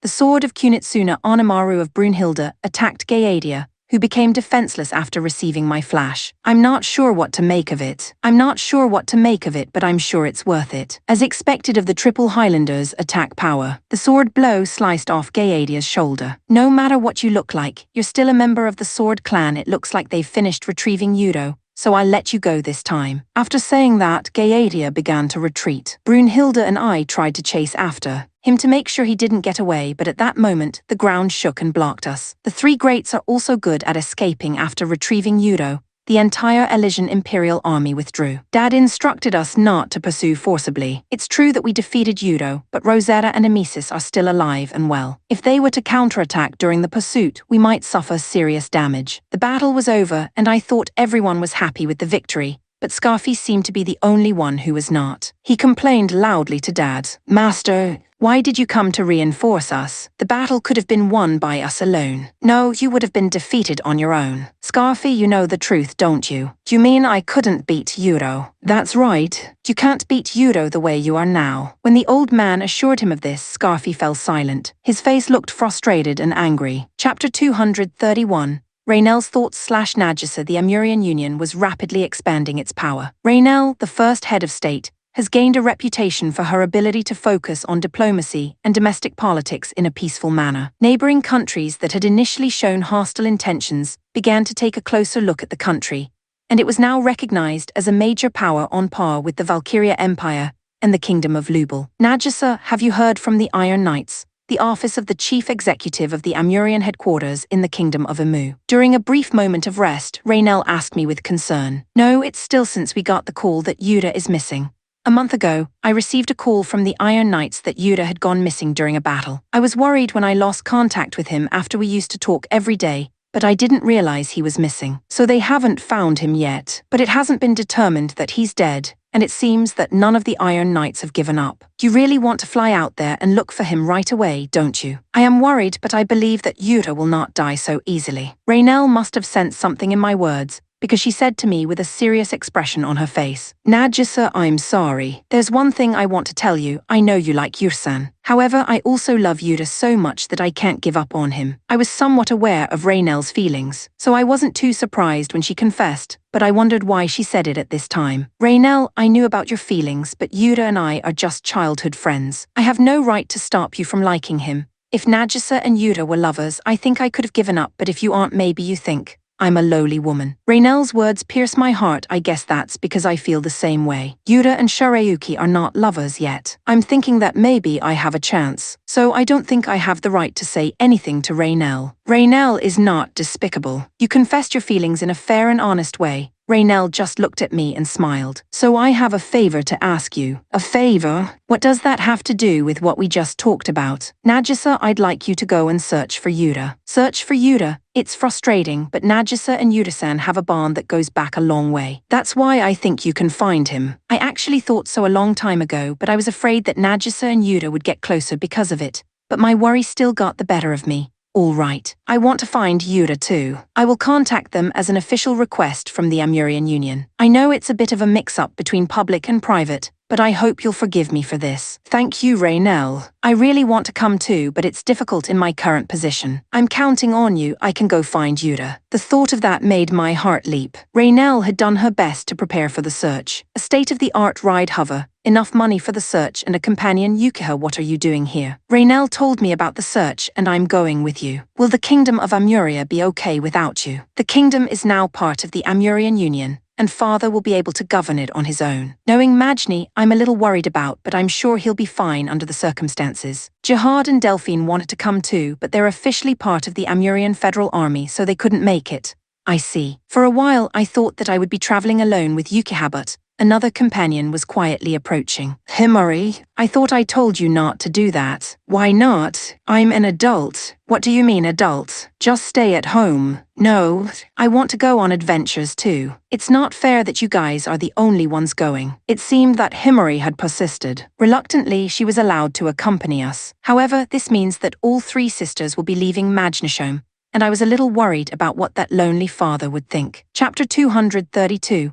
After defeat/Euro, ever since I came to this world, no matter what enemy I fought, I was never defeated. Even so, I thought I had made an effort to grow and lose sight of myself. Barade, I tasted complete defeat. Thanks to Rosetta and the others, I was able to leave the battlefield alive. However, I feel as if something I've built up has collapsed. I'm afraid that I'm going to go back to the way I was before. To the way I was before I came to this world. Back in those days when I lacked self-confidence and was afraid to talk to people, I was never accepted by anyone and always spent my school life in the corner of the classroom scared. I was always ridiculed and harassed relentlessly by my heartless classmates. My life changed on the day when the express train my class was riding came to this world. Compared to the Ludia values of my classmates, mine were outstanding. Since then, the environment around me has changed drastically, as if my life on Earth was a lie. It was probably when I met and fought with one of my classmates on the battlefield that I became completely confident in myself. He was a pompous ass on Earth. He was violently oppressing me. So he demanded that we have that relationship on the battlefield where we met, and demanded that I get down on my knees and surrender even before we fought. I beat him to a pulp. The fight was like between a child and an adult. In the end, he was crying and begging for his life. My personality changed, and people around me began to look at me with respect and admiration. I have made many friends and have subordinates who adore me. Everything is going well, but I'm afraid that it will be ruined. Yuro, what are you going to do now? I was in a daze, but Amisis called out to me. How much strength do we have left? About half. When I heard that, all at once my anxiety overwhelmed me. I wondered if I would be able to fight the Sword Clan with that kind of strength. I was even slightly afraid, but I pushed that feeling to the back of my mind. I don't want to go back to my old self. I need to maintain my current self. We can still do this. We'll try again when we're done repairing Ajura. Huh? I knew Yuro would say that. Rosetta smiled happily. It seems that she had not fought enough. Fighting is fine, but the swordsmen are strong. In the previous battle, I had a fight with a small magicraft, but it was surprisingly strong. If you think there's a bunch of those things out there, it's probably going to be tough for us since we only have half of our strength left. I'll have the troops attacking the citadel of Mospelay send some of their forces our way. Yes, that would be nice too. But I also have a secret plan for you. Secret plan? What kind of plan? After the way they've been acting, it seems like the Sword Clan isn't united. Maybe that's where we can take advantage of them. Are you saying that the Sword Saint can't control the Sword Clan? Yes. Just let me handle this for a bit. Maybe I can take down the Sword Clan with ease. Somewhere in the back of my mind, I was worried about a rematch with the Sword Saint, so I went along with Amisis' idea. I suppose I should really fight the Sword Saint head-on again. Next time, if I were to lose thinking about it made me lose my usual courage. The repairs to Adjura were finished, and reinforcements from the troops that had been attacking the fortified city of Mospelay had arrived. Amisis' plans seemed to be going well, and we were ready for another battle with the Sword Clan. So, Amisis, when is your plan going to take effect? Soon. The outcome will be decided before the battle. I'm sure it's a cunning plan of yours, but why should it be a secret even from your allies? As Rosetta said, Amisis did not explain the details of the plan to us either. That bothered me a little, but Amisis said that I was better off not knowing and just smiled wryly. Chapter 233. The Sword of the Parent and Child. The battle with the Elysian Empire had been won, but the distance between the Scarfi clan and the Keone clan seemed to have widened even further. Dad didn't seem too concerned about it, but Keone was wary of a complete split in the Sword Clan. Father, why don't you communicate with Scarfi a little more?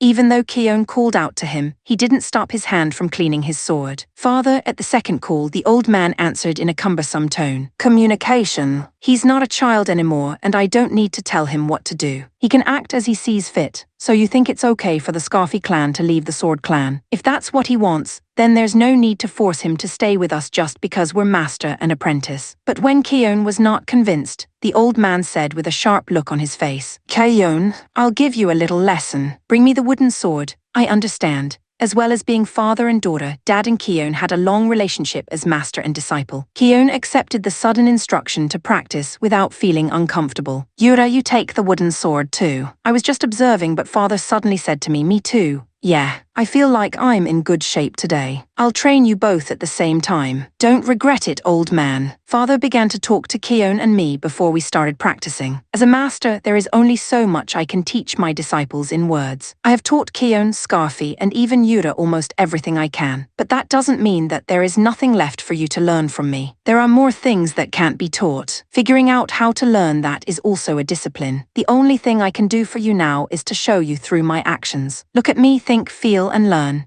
It is true that there is only so much that can be taught by words. He's trying to tell me to grow up by watching his actions. I will learn then, Keon said with a serious expression. I nodded and held up my wooden sword. Father's words that he was in good shape were not a lie. He easily handled Keon's divine speed attacks as well as my poorly executed sword strikes. What's the matter? Is this the level of the Sword Emperor, Keon? Yura, you're even dragging Keon down. I still have a long way to go with my sword skills, as Dad said. I feel like I'm dragging Keon down. We've been practicing for about half an hour, but I still haven't been able to hit my dad with a single blow. Keon's attacks were close, but still avoided by a narrow margin. Keon, I'll stop the old man's movements, and you can take advantage of that. Do it if you can, then let's do it. I threw the wooden sword at my father with all my might. It was easily flicked away, but that's not what I'm after. After I threw the sword, I immediately got into a low stance and tackled him. He hit me with the wooden sword twice, but I managed to hold on to him. If he had used a real sword, I would have ended up getting slashed.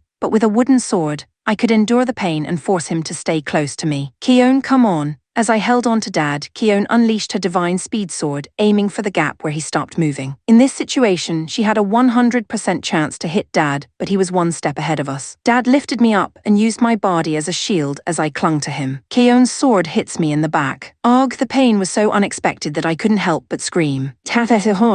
That was a good attack, Yura. Even so, we failed. No, the mistake was not Yura's fault. The one who is at fault is Keon, who believed Yura's words and failed to put her whole heart and soul into the final blow. If it had been Keon's best blow, she would have been able to prevent what just happened. But father, I didn't think Yura would take that approach. That's why I'm saying it's your mistake. Yura said he would create an opening, but you didn't believe him. Yes, you are right. Keon admitted that she was wrong. The old man nodded his head in agreement. Okay, that's enough practice for now. Yura, I'm going to take a bath. I was definitely sweaty and sticky and needed to freshen up. I agreed with his suggestion, but father's words continued. Keon, you're coming in with us. I'm punishing you for that unintentional blow. Damn it, father. No matter what, that punishment is too heavy. What are you talking about? Yura is in pain because of you. You can at least take a bath with him. Keon was unable to say anything back, probably because she felt guilty about what had just happened. Then she imagined something and her face turned red. Chapter 234, Bath Time. Sorry for the late release. I ate something bad at lunch yesterday and couldn't do any work. I'd be lying if I said I didn't expect it, but Keon came into the men's bath wearing a swimsuit. She had a towel wrapped around her swimsuit for complete protection. How dare you come into the bathroom dressed like that? That's not a punishment, is it? In the first place, I haven't done anything to warrant such a heavy punishment. This is the best compromise I can make. I don't think I've ever seen anything so boring in my life. What do you want from your daughter, father? Fool, it's not for me. Don't you have any desire to serve Yura? No, I don't. It's a little sad to be denied with all your might, but you certainly don't need to serve me. Anyway, father, there must be a reason why you invited me and Yura to a place like this. The longer you wait, the more you'll fall asleep. Why don't you start talking? It seems that Keon was aware of her father's intentions, which I was completely unaware of. So that's why Keon, who has a strong sense of chastity, agreed to take a bath with a man. Damn, you're just as intuitive as your mother. We certainly have important things to talk about.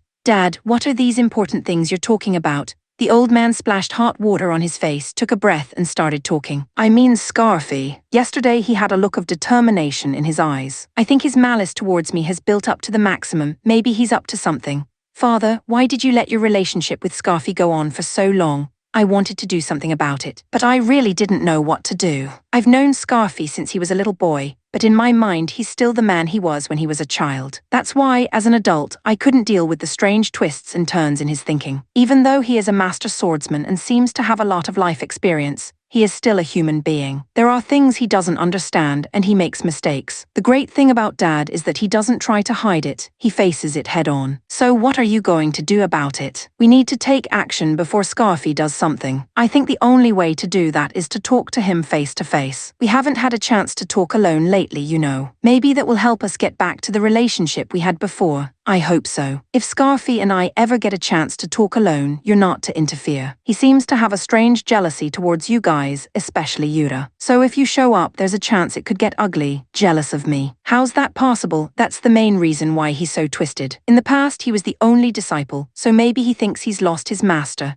He's a real pain in the ass, like a child throwing a tantrum because he can't look at anyone but himself anymore. More importantly, Keon, how long are you going to keep wearing such unrefined things? What my father was referring to was probably the towel. I'll be wearing it the entire time I'm here. Well, then it looks like I'm going to have to do something about that. What do you mean? When Keon said this, Father stood up. Of course, Dad had no intention of hiding it, so Keon could see things in front of her that he didn't want her to see. Keon screamed and hid her face. There's an opening, and with that he stripped off Keon's towel. Keon's swimsuit is revealed. I could see her cleavage, which was much more voluminous than I had imagined, and I could feel the heat rising in my face. Damn it, Father, Keon shouted, her face turning red as she pulled out the sword she had placed nearby. She then slashed the old man mercilessly with it. Yes. All that was missing from that blow earlier was that killing intent. Blood was pouring from the forehead of the man who said that. It seems that he could not avoid it completely. What is he risking his life to teach us? However, I was suddenly curious. I felt that the old man, who was laughing gaily while bleeding, seemed to be straining himself somewhat. Perhaps he was trying to break the dampness caused by Scarfy's story. Chapter 235. Another attack. Don't forget to check out my new project Teacher Caught Up in Class Summoning. Repairs mechanical girl with unorthodox skills. Reports came in from Barmahil's intelligence unit that the Elysian Imperial Army was on the move. There was a high possibility that they would invade again, and the swordsmen prepared for battle to defend the city. According to the reports, the enemy seems to have received reinforcements, and their strength has been increased. They've probably finished repairing Yudo's Adjura, so the battle may be tougher than the other day. I urge each of you to coordinate with your comrades and fight with caution. At Dad's words, everyone waiting in the Magicrafts agreed. This time, the Scarfy and Keon clans have joined forces from the start. The enemy seems to have been strengthened, but I don't think there are many reasons for us to lose. I was standing by with my Magicraft, ready to fight at any time while searching for the enemy's movements, when suddenly I received an individual communication from my dad. Yura, Keon, can you hear me? Apparently, it is connected to Keon as well, and she immediately replies. What is it, Father? You're only communicating with me and Yura. I'm sorry, but I have to leave the battlefield for a while. At this time, it's going to be a big fight, and I want to deal with Scarfy issue before it starts. It would certainly be dangerous if there was a major split in the middle of a battle, but no matter what, the enemy is closing in. I don't see any enemy troops yet, so we should be good for a while. You'll be in charge while Scarfy and I are gone, Keon, I understand. But please be quick. I know. Yura, I'm counting on you too. Protect Keon from me. What are you talking about, old man? Keon is much stronger than I am in Namakra. I'm the one who needs to be protected. His strength is irrelevant. Since ancient times, men have always been supposed to protect women. When I thought about it, it was an absurd theory, but I somehow agreed with it. I'll do my best. I can take care of myself, and Father will probably just leave for a while. Just finish your conversation with Scarfy and return quickly. Yeah, that's right. I'll be right back. With that, the old man's Excalibur slowly made its way toward the forest to the east. He probably met up with Scarfy there. Keon took over the command of the swordsmen as instructed by Dad. Anticipating the enemy's invasion route, we entered formation and prepared for battle. The Scarfy clan also followed Keon's instructions honestly, since their master, Scarfy, was not present. Master, what happened to the Grand Master? Brunhilde asked, noticing Father's absence. He's away for a while. Don't worry, he'll be back soon. Speaking of which, I haven't seen Mr. Scarfy's Arendite either. Triss also noticed something strange and pointed it out. They'll both be back soon. I don't see any enemies yet, so we should be fine. However, Keon's words were quickly dismissed. Report. The troops of the Elysian Empire have invaded from the south. They number around 200 Magicrafts and 5 ride carriers. The information from Barmahil's army made the members of the Sword Clan unsettled. Master Scarfy, it's the enemy army. Where are you? Scarfy's first disciple, Madrid, asked his master if he was worried about the enemy attack in this situation without Excalibur and Erendite. However, there was no reply from Scarfi. "Father, we're under attack. Please come back at once," Keone also asked father, but there was no reply from him. "I wonder what's wrong." Neither of them even answered the communication. "We have no choice. Neither father nor Scarfi are here, but the enemy won't wait for us." Sword Clan all members get into battle stance. As I looked, I could see the Elysian army at the end of the southern plains. The battle was about to begin in the absence of the two large pillars of the Sword Clan. Chapter 236. Struggle. Yura-san, I'm sorry, but I don't think I can protect you this time. Brunhilde seemed to be calm about this situation without Dad and Scarfi, and decided that her role in this battle would be significant considering the enemy's strength. Of course, I'm not asking her to ignore such a current situation and protect me. I know. I'll be fine on my own, so Brunhilde can fight to her heart's content. I can handle any opponent other than the three greats, despite using Namakra. I'm going to do my best to be as effective as possible. The battle between Barmahil's army and Elijah's army, which had deployed troops in the front line, began. Unfortunately, it was difficult for the Barmahil army to even play the role of a wall. Immediately, the magicrafts of the Elysian army poured into the swordsman's group. The enemy is not infinite. Let's make sure we destroy them one by one. The members of the Sword Clan respond to Keone's instructions. Only this time there were neither the Scarfi nor Keone clans. The Sword Clan united as one against the Elysian army. In the melee, a magicraft from Elijah's army approached my Namakra. The magicraft immediately attacked me with a long spear. I avoided the spear attack and swung my sword down at the spear from above. The spear was shattered in half, and the magicraft that was holding it threw the spear away. The machine was also equipped with a sword at its waist, pulled out its sword and slashed at Namakra. I bounced the enemy's sword right above it as if to entangle it, and sliced off the head of the unarmed enemy magicraft. Something spurted out from the sliced neck, and the enemy machine fell to its knees quietly. I'll start with two more enemy machines attacked me. The one from the right raised its large axe, and at the same time, the one from the left attacked with a two-handed sword, swinging across like a baseball bat. I saw the quality of trained soldiers in the seamless coordination of the vertical and horizontal attacks. But alas, it won't work on me now that father has trained me. I avoided the large axe attack with my footsteps, and at the same time, I used my sword to repel a two-handed sword attack that came at me from the side. The enemy who swung down the large axe stopped moving, letting the axe sink into the ground. The gap after the attack was too big to compensate for the power of the big axe. I thrust my sword into the chest of the enemy holding the big axe. After pulling the sword, I swing it at the enemy with the two-handed sword. The attack was caught by the enemy, but I immediately drew my sword and delivered a second blow. The enemy was unable to react to the sword strike, and Namakra's sword plunged deep into the enemy's neck. That's three. I saw that Triss was struggling since was surrounded by three enemy magicrafts. I couldn't ignore them, so I decided to help. One enemy is directly attacking him with his sword, and two more are coming from behind him. I ran up to the two machines with my Namakra, hit one of them with my body and slashed the other with my sword. The arm holding the sword of the enemy machine was cut off. In addition, the enemy, who had lost his balance due to the body hit, was slashed down by my sword. The enemy magicraft, which had been slashed from face to stomach, fell to the ground, letting out a sizzling sound. Triss pushed back the enemy he was facing with his sword, and then destroyed his head with a thrust. After finishing off the enemy, he thanked me. "Thank you for saving my life. You're amazing after all, Yuta-san. I think all three of these things were Highlanders. I can't believe you can overwhelm them with Namakra. Before father taught me, it would have been difficult for me to fight a Highlander with Namakra. I felt I had grown up and thanked father in my mind. The battle seems to be evenly fought. That's probably because we haven't seen the three greats of Elijah yet. If the three of them showed up, Keone alone would be at an overwhelming disadvantage. Brunhilde Yuta, I'm sorry, but I'm going to leave this place to you for a bit.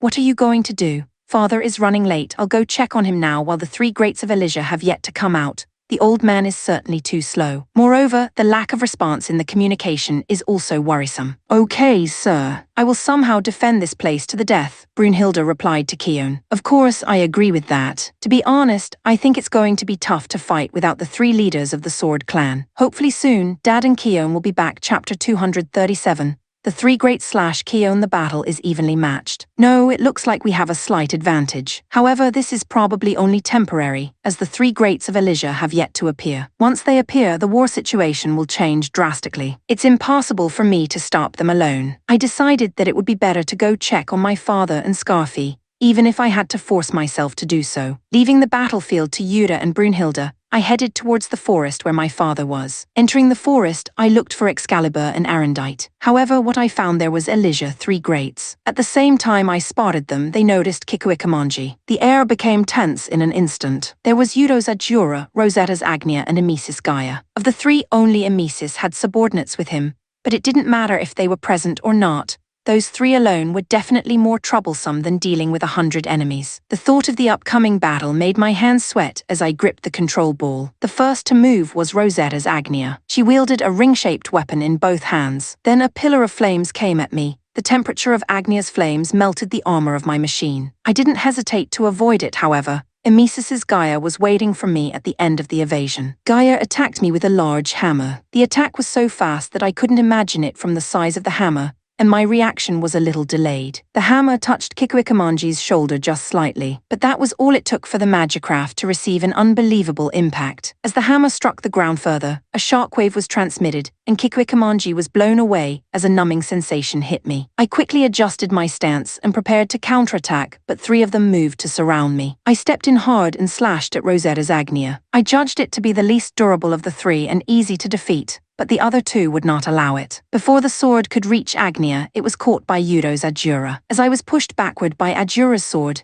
Agnia blew out a burst of flame at Kikuikamanji. I avoided it, and this time I received a follow-up attack from Emesis Gaia. His hammer gouges out the ground near Kikuikamanji, and the earth is blown backwards. In addition, Yudo's sword strikes me while I am in a bad position. Although I managed to block the attack with my sword, I could not withstand the power of the sword strike, and Kikuikamanji was blown backwards. I got up to take a defensive stance, but I saw Yudo's Ajura in front of me. He was ready to attack. Oh no! By the time I thought that, it was already too late. Ajura's sword swung out sharply and sliced off one of Kikuikamanji's arms. My father would not have screwed up like this. Realizing the difference between master and disciple, I tried to find a way to get out of this predicament with one hand. It's hard to believe that a one-armed Kikuikamanji can win against the 3 greats of Elijah. There was no other way but to flee, but none of the 3 machines showed the slightest sign of an opening. In order to create a gap to retreat and ask for help from Brunhilde, I thought, but I sought help from a different person than the one I was thinking about. Yuda, I'm sorry, Yuda responded quickly. What's wrong, Kayon? What's going on? I hesitated to ask for help here. My pride was getting in the way. However, even though I didn't say anything, Yuda sensed something. Hold on a second. I'll be right there. I recognize Yuda's ability. He's not a bad fighter, but it is also true that there is a limit to what he can do with Namakra. If I had to guess, I would say that Brunhilde, who rides the Triple Highlanders exclusive Onimaru Kunitsuna, would have been a better choice to ask for help than Yuda, but I relied on Yuda. I don't know why. Maybe it's because I feel a power in Yuda that is similar to my father's. Chapter 238. The Great Sword That Doesn't Move / Keon. The 3 greats of Elijah would not wait for Yuda to come to my rescue, and their relentless attacks continued. Rosetta's Agnia sprays flames to attack me, but I moved out of the way to avoid the flames spreading over a wide area. Yudo's Ajura saw this and followed Kikuikamanji perfectly. In order to restrain Ajura's movements, I swung my sword while moving. My sword was not strong enough and it was easily flicked back. This did not slow down Ajura's pursuit, so it was meaningless. Furthermore, a large lump of earth suddenly rose up in front of me. I jumped to the side to avoid it. It seemed that he had read that move and Emesis Gaia was waiting for me. A large hammer is brought down and I dove to the side to avoid the powerful blow. As I avoided it, Agnia's flames rained down on me and the sound of hail hitting the roof echoed, damaging Kikuikamanji's body. I retreated to avoid the flaming debris, however. Yudo's Ajura pursued me. As soon as he closed the distance between us, he swung his sword horizontally and attacked. I quickly parried the powerful blow with my sword. However, I could not withstand it with my one-armed Kikuikamanji, and the sword left my hand and was flung away. Ajura swung his sword further at the unarmed Kikuikamanji, and I leapt backwards to avoid the attack. I couldn't avoid it completely, and my body started to feel numb from the impact. The 3 greats were approaching me slowly and without haste, as if thinking that the battle was already won. I won't last until Yuda arrives. Even if Yuda arrives in time, Kikuikamanji will not have the strength left to escape. Then Yuda, who comes to help, will be in danger. I noticed that and tried to tell him not to come to my aid, but then I spotted Excalibur in the corner of the screen for a moment.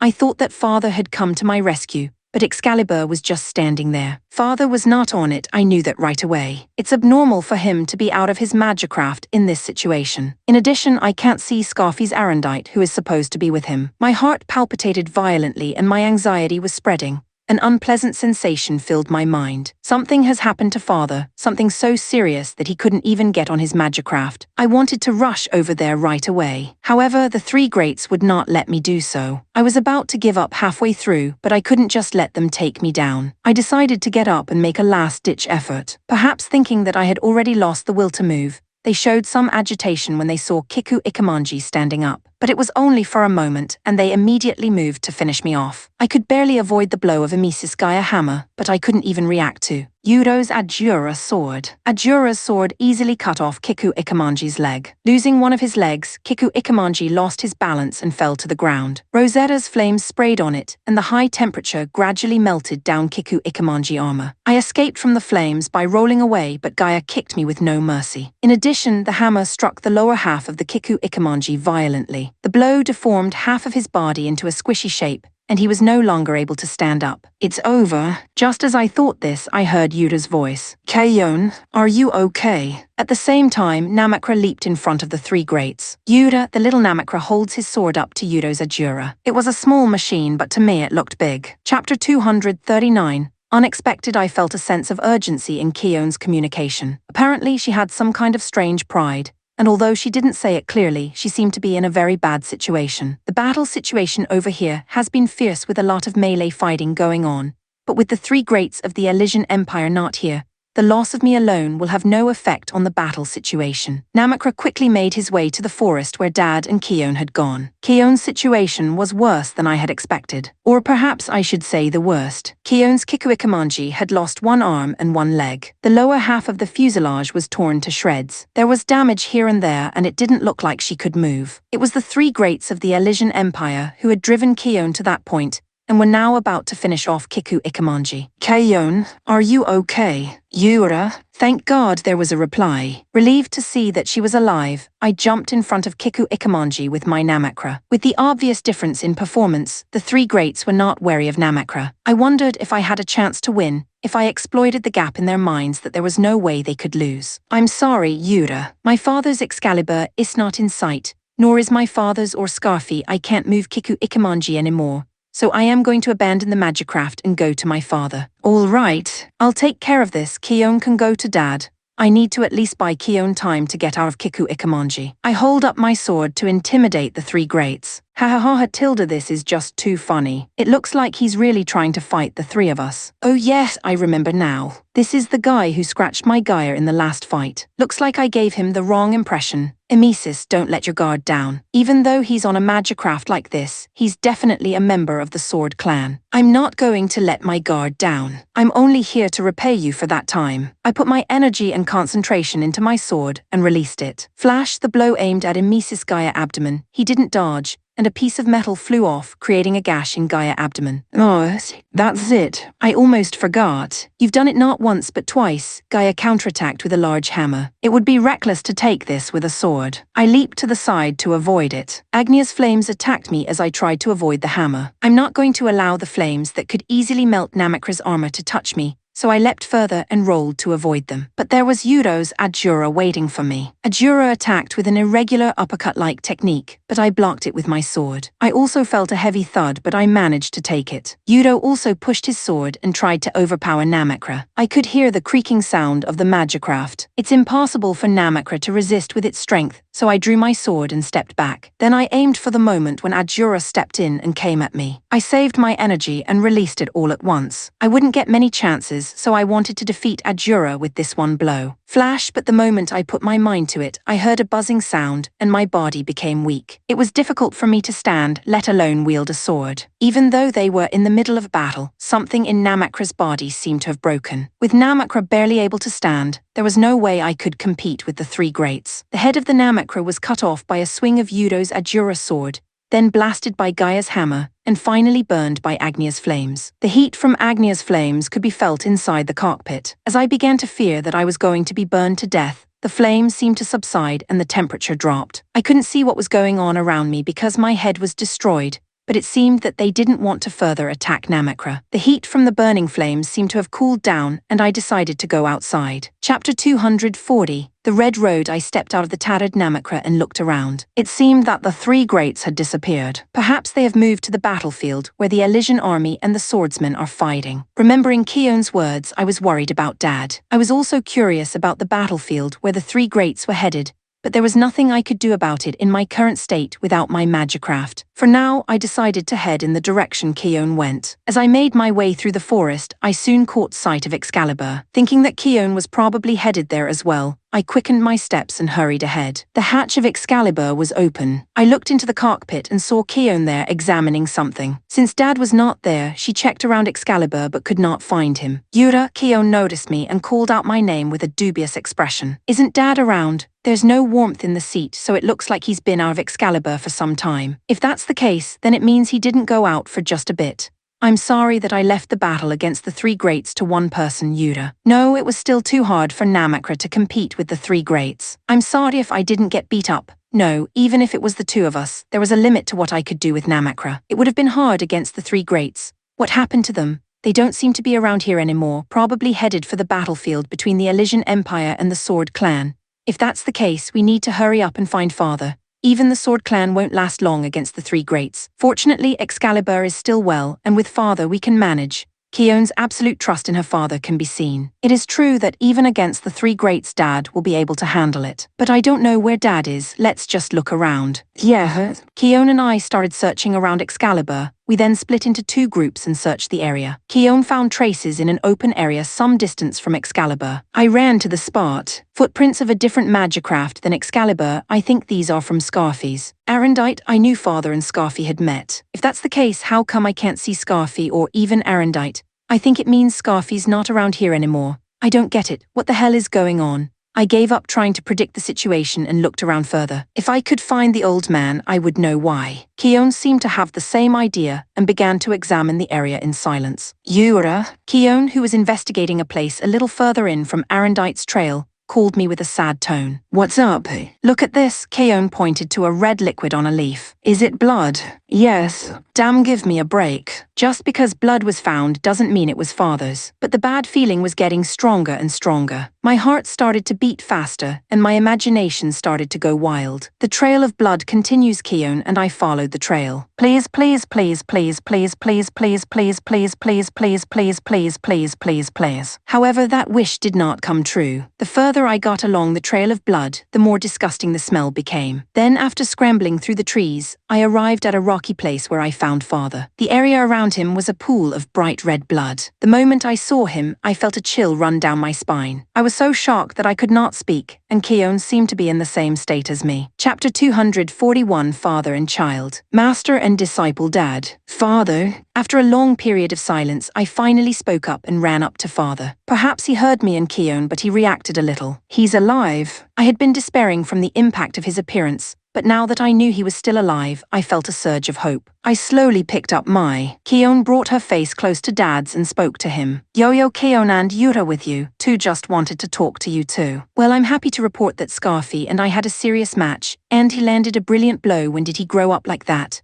"Damn, Father. A serious match, a brilliant one? What are you talking about?" Keon said in a hushed tone, as if she had doubts about Father's words. "If it's then why is Father's scar on his back? In a serious match, no matter how many spectacular techniques you receive, there is no way you would show your back." As Keon had said, Dad's sword wound was on his back. It would be impossible for my father to be attacked in the back in a serious match. Nothing makes me happier than the growth of my apprentice. Scarfy has a difficult heart, but he's grown up beautifully. The old man didn't answer Keon's question, but talked nonchalantly about Scarfy. He seemed to have lost a lot of blood and was in a daze. The memory of the serious match might be a false one, created by his dazed consciousness. Either way, it's not safe to go on like this. We need to get him into a medical capsule right away. Keon, let's carry Father to Musashi. As I said this, I put Father on his back. Keon nodded deeply and supported him from behind. Then let's use Excalibur's communications to have someone come and get us, Keon said as she walked over to Excalibur. "No, we'll never make it." Let's take Excalibur and go straight to Musashi. Yura, Excalibur's activation Ludia value is 50,000. I'm sorry, but even I can't move it. It's okay. I'll take care of Excalibur. Kion, hold the wound and stop the bleeding. Kion looked surprised when I said that. Then she asked me, Yura, how high is your Ludia value? Over 1 million. There's no magicraft I can't move. Damn, did father know about that? I've told father. When I said that, Kion burst into ragged tears and began to cry. When I couldn't figure out what was wrong, she said,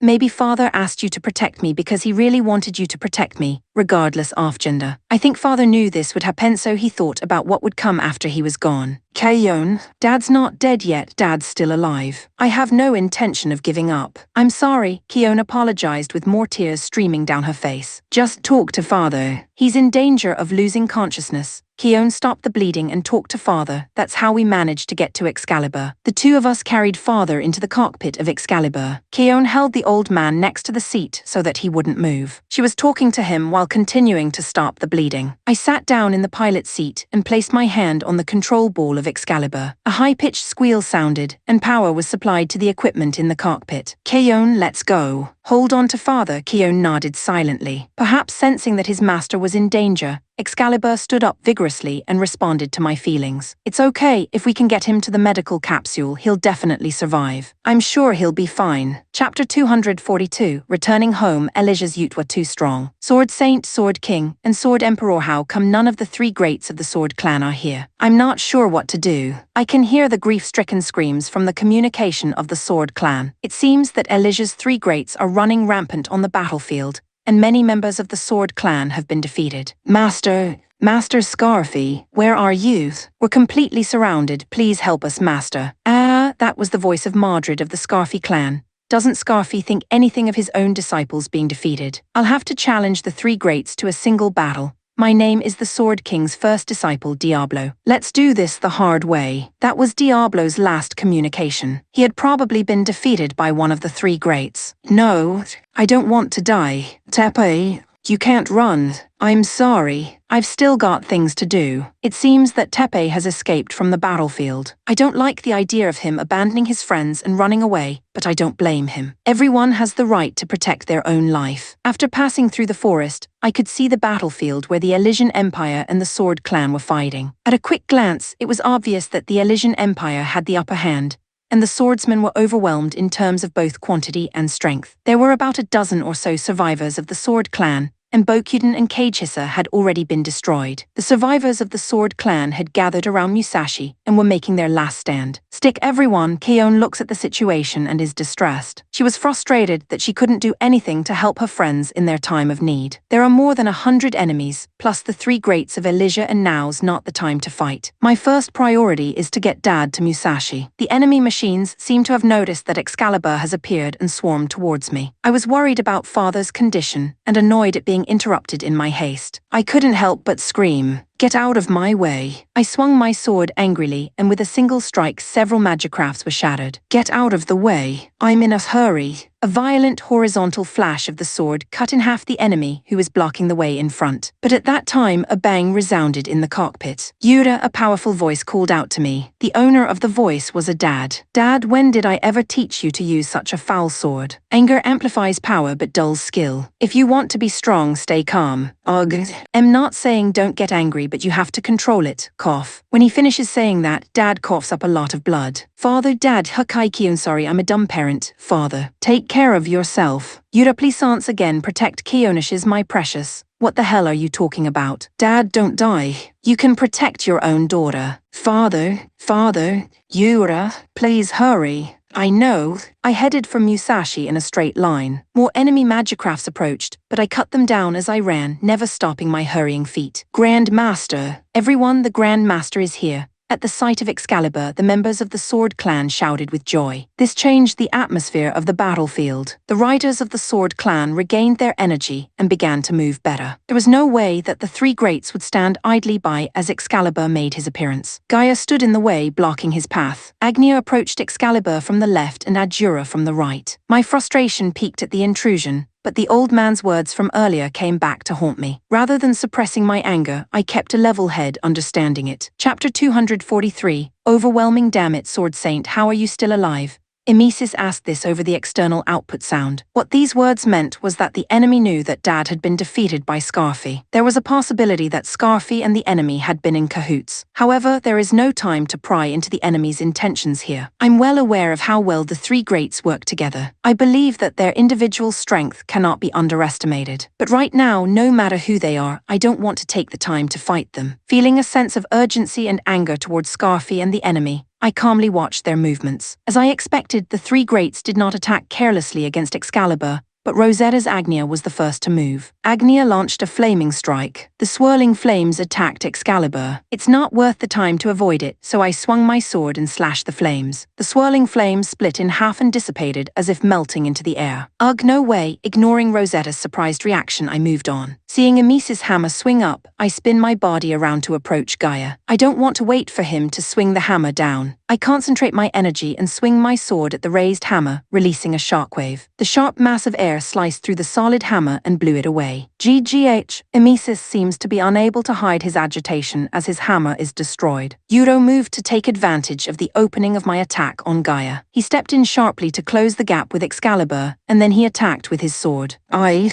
slammed my sword back with all my strength. Yudo's Adjura, perhaps misjudging the power of the sword strike from Excalibur, was sent flying backwards. I'm sorry, but I have to finish. I took a step forward and flashed my sword at Gaia, who was stunned by the shattering of the hammer. The thick armor of Gaia was easily sliced through, and it blew out something that looked like steam. Gaia stopped and fell back like a toy doll that had run out of batteries. As soon as Gaia was defeated, I closed the gap with Agnia, who was about to unleash a flame strike again. Agnia hurriedly shot flames at Excalibur, but I took a step forward without paying attention to the flames and swung my sword at Agnia. Agnia's head was blown off by the sword strike, and the Magicraft slowly fell forward. Yuro didn't seem to be upset that Rosetta and Emesis were defeated. Slowly, he readied his sword to engage Excalibur. It is obvious that there is no gap between the two, and there is no denying that he is the strongest person I have ever fought, but it's not a bad idea to cross swords with the continent's strongest at leisure. But for now, I'll refrain. I'll be concentrating on the greatest sword that can slaughter Yudo's Adjura with a single blow. One flash is not enough. If one is not enough, make it 10. It was a simple idea, but it gave me an idea of the technique. I'm not sure what to do, but I'm sure it's a good idea. It was a simple idea, but I was able to visualize the technique and released all the energy that I had accumulated. 10 flashes. To Yudo, it might have looked as if Excalibur's sword had disappeared and Adjura did not move an inch. As soon as Excalibur raised his sword, 10 rays of light shot towards Adjura. His arms and head slashed off, his torso was instantly replaced by rags, and his legs disintegrated as he crumbled. Seeing the continent's strongest being defeated so easily, the Elysian army began to panic. The three greats must be very significant to the enemy. Some of them ran away, others collapsed on the spot. In this short battle, the enemy had completely lost their will to fight. It didn't matter what the enemy did, I ignored them and headed for Musashi. Chapter 244, Fear of the Unknown / Yudo. Sorry for the late release. I've been very busy yesterday and today. It was only after it had already been carried out that I heard from Emesis that the Sword Saint was going to be deceived and killed. I was even more surprised when I heard that the person who carried out the deception was the Sword Saint's disciple, Sword King Scarfy, one of the 12 heavenly masters. Is that the end of the charade? Oh, the Sword Saint is no longer with us. It's not something to be proud of, but I guess it's war. So what's Scarfy going to do now that he's tricked the Sword Saint? He wishes to serve Elysia under the terms of the highest rider. He is one of the 12 heavenly masters. The upper echelons of Elysia's military will not turn him down. I see. I'm not sure I'd want to get along with someone who would kill his own teacher and then turn on the enemy, but that's the way of the warring states. So what are you up to now? Even such a traitor seems unwilling to fight his own disciples, and has refused to participate in this battle. I see he still has some humanity left in him. So, Emesis, I understand about the assassination of the Sword Saint, but can you tell me why the three of us are waiting here? As Rosetta said, me, Emesis and her were waiting in the forest a little far from the battlefield. The Sword Saint was killed deep in the woods up ahead. If someone from the Sword Clan came to save him, we were going to block their rescue, but it looks like no one came. After Emesis' explanation, Rosetta noticed something and said, "No, I think we caught a big one."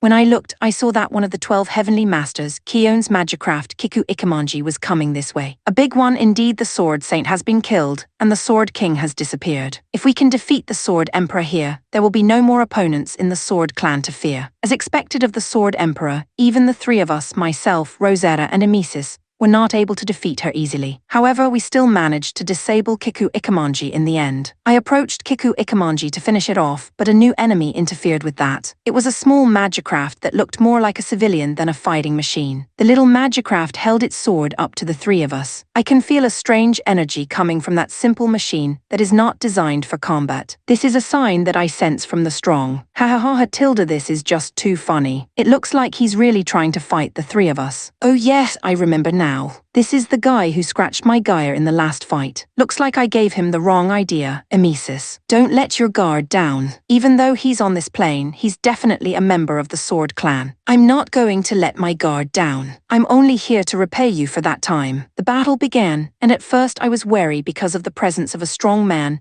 and the fact that Emesis Gaia had been damaged, but it seemed I was imagining things. It seemed to have the fighting power of a Highlander, but it was no match for us and we quickly destroyed it. Rosetta, I'll leave you to it. We need to get to the battlefield soon because without the three of us the battle situation is very delicate. Yes, it's no fun burning trash. With that she turned off the flame. Both sides had fought well on the battlefield, but that was only until the three of us arrived. Without the Sword Saint, the Sword King and the Sword Emperor, there was no way for even the most powerful group of swordsmen to resist, and we defeated them one after another. I had sunk 2 of the 3 enemy ride carriers, and also destroyed most of the enemy magicrafts. Just when I thought victory was assured, the Sword Saint's Excalibur made its appearance. Emesis, that's not what you said. The Sword Saint is alive and well. That idiot said he took care of him properly. Without a doubt, the Sword Saint is still alive and well, and the magicrafts on our side are being destroyed one after another. I can't just ignore that Sword Saint like this. I, Rosetta, and Emesis approached Excalibur to surround it. Not satisfied with the situation, Emesis leapt in front of Excalibur and shouted, "Sword Saint, why are you still alive?" Of course, there was no reply to those words. Either way, our greatest enemy was right in front of us. The 3 of us faced off against the Sword Saint. Perhaps it was because I had been defeated once before, but I felt tremendous pressure from Excalibur. I felt a tightening in my chest, and my breathing became irregular. First, Rosetta made her move. She attacked with her signature flame strike, but to her surprise, Excalibur sliced through Agnia's flames. He also crushed the hammer that Gaia raised to attack with a strange technique. Oh my god. Ugh.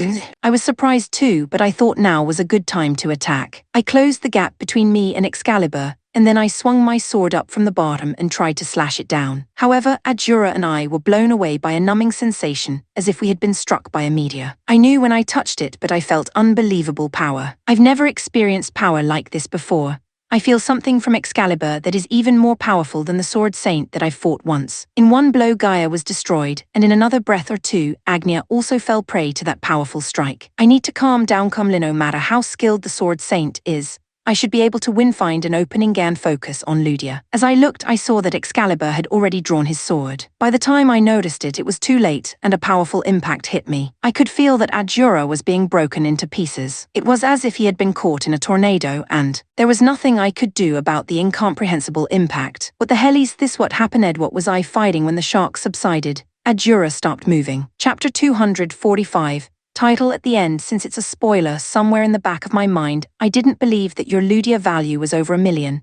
But after seeing this fight, I have to believe it. Keone gave her impressions of the battle with the 3 greats. I was curious if the violent movements of the battle had affected father. Anyway, is my okay? Yes, he's unconscious, but he's still breathing slightly. It's okay, we'll make it, Keone said to herself. Then, as if she remembered, she began to give instructions to Musashi by communication. This is Keone. Musashi, can you hear me? I'm returning to the ship with Excalibur. We have a wounded man. Please prepare the medical capsule immediately. Now we can get Dad into the medical capsule as soon as we return to the Musashi. I thank Keone for her tactfulness.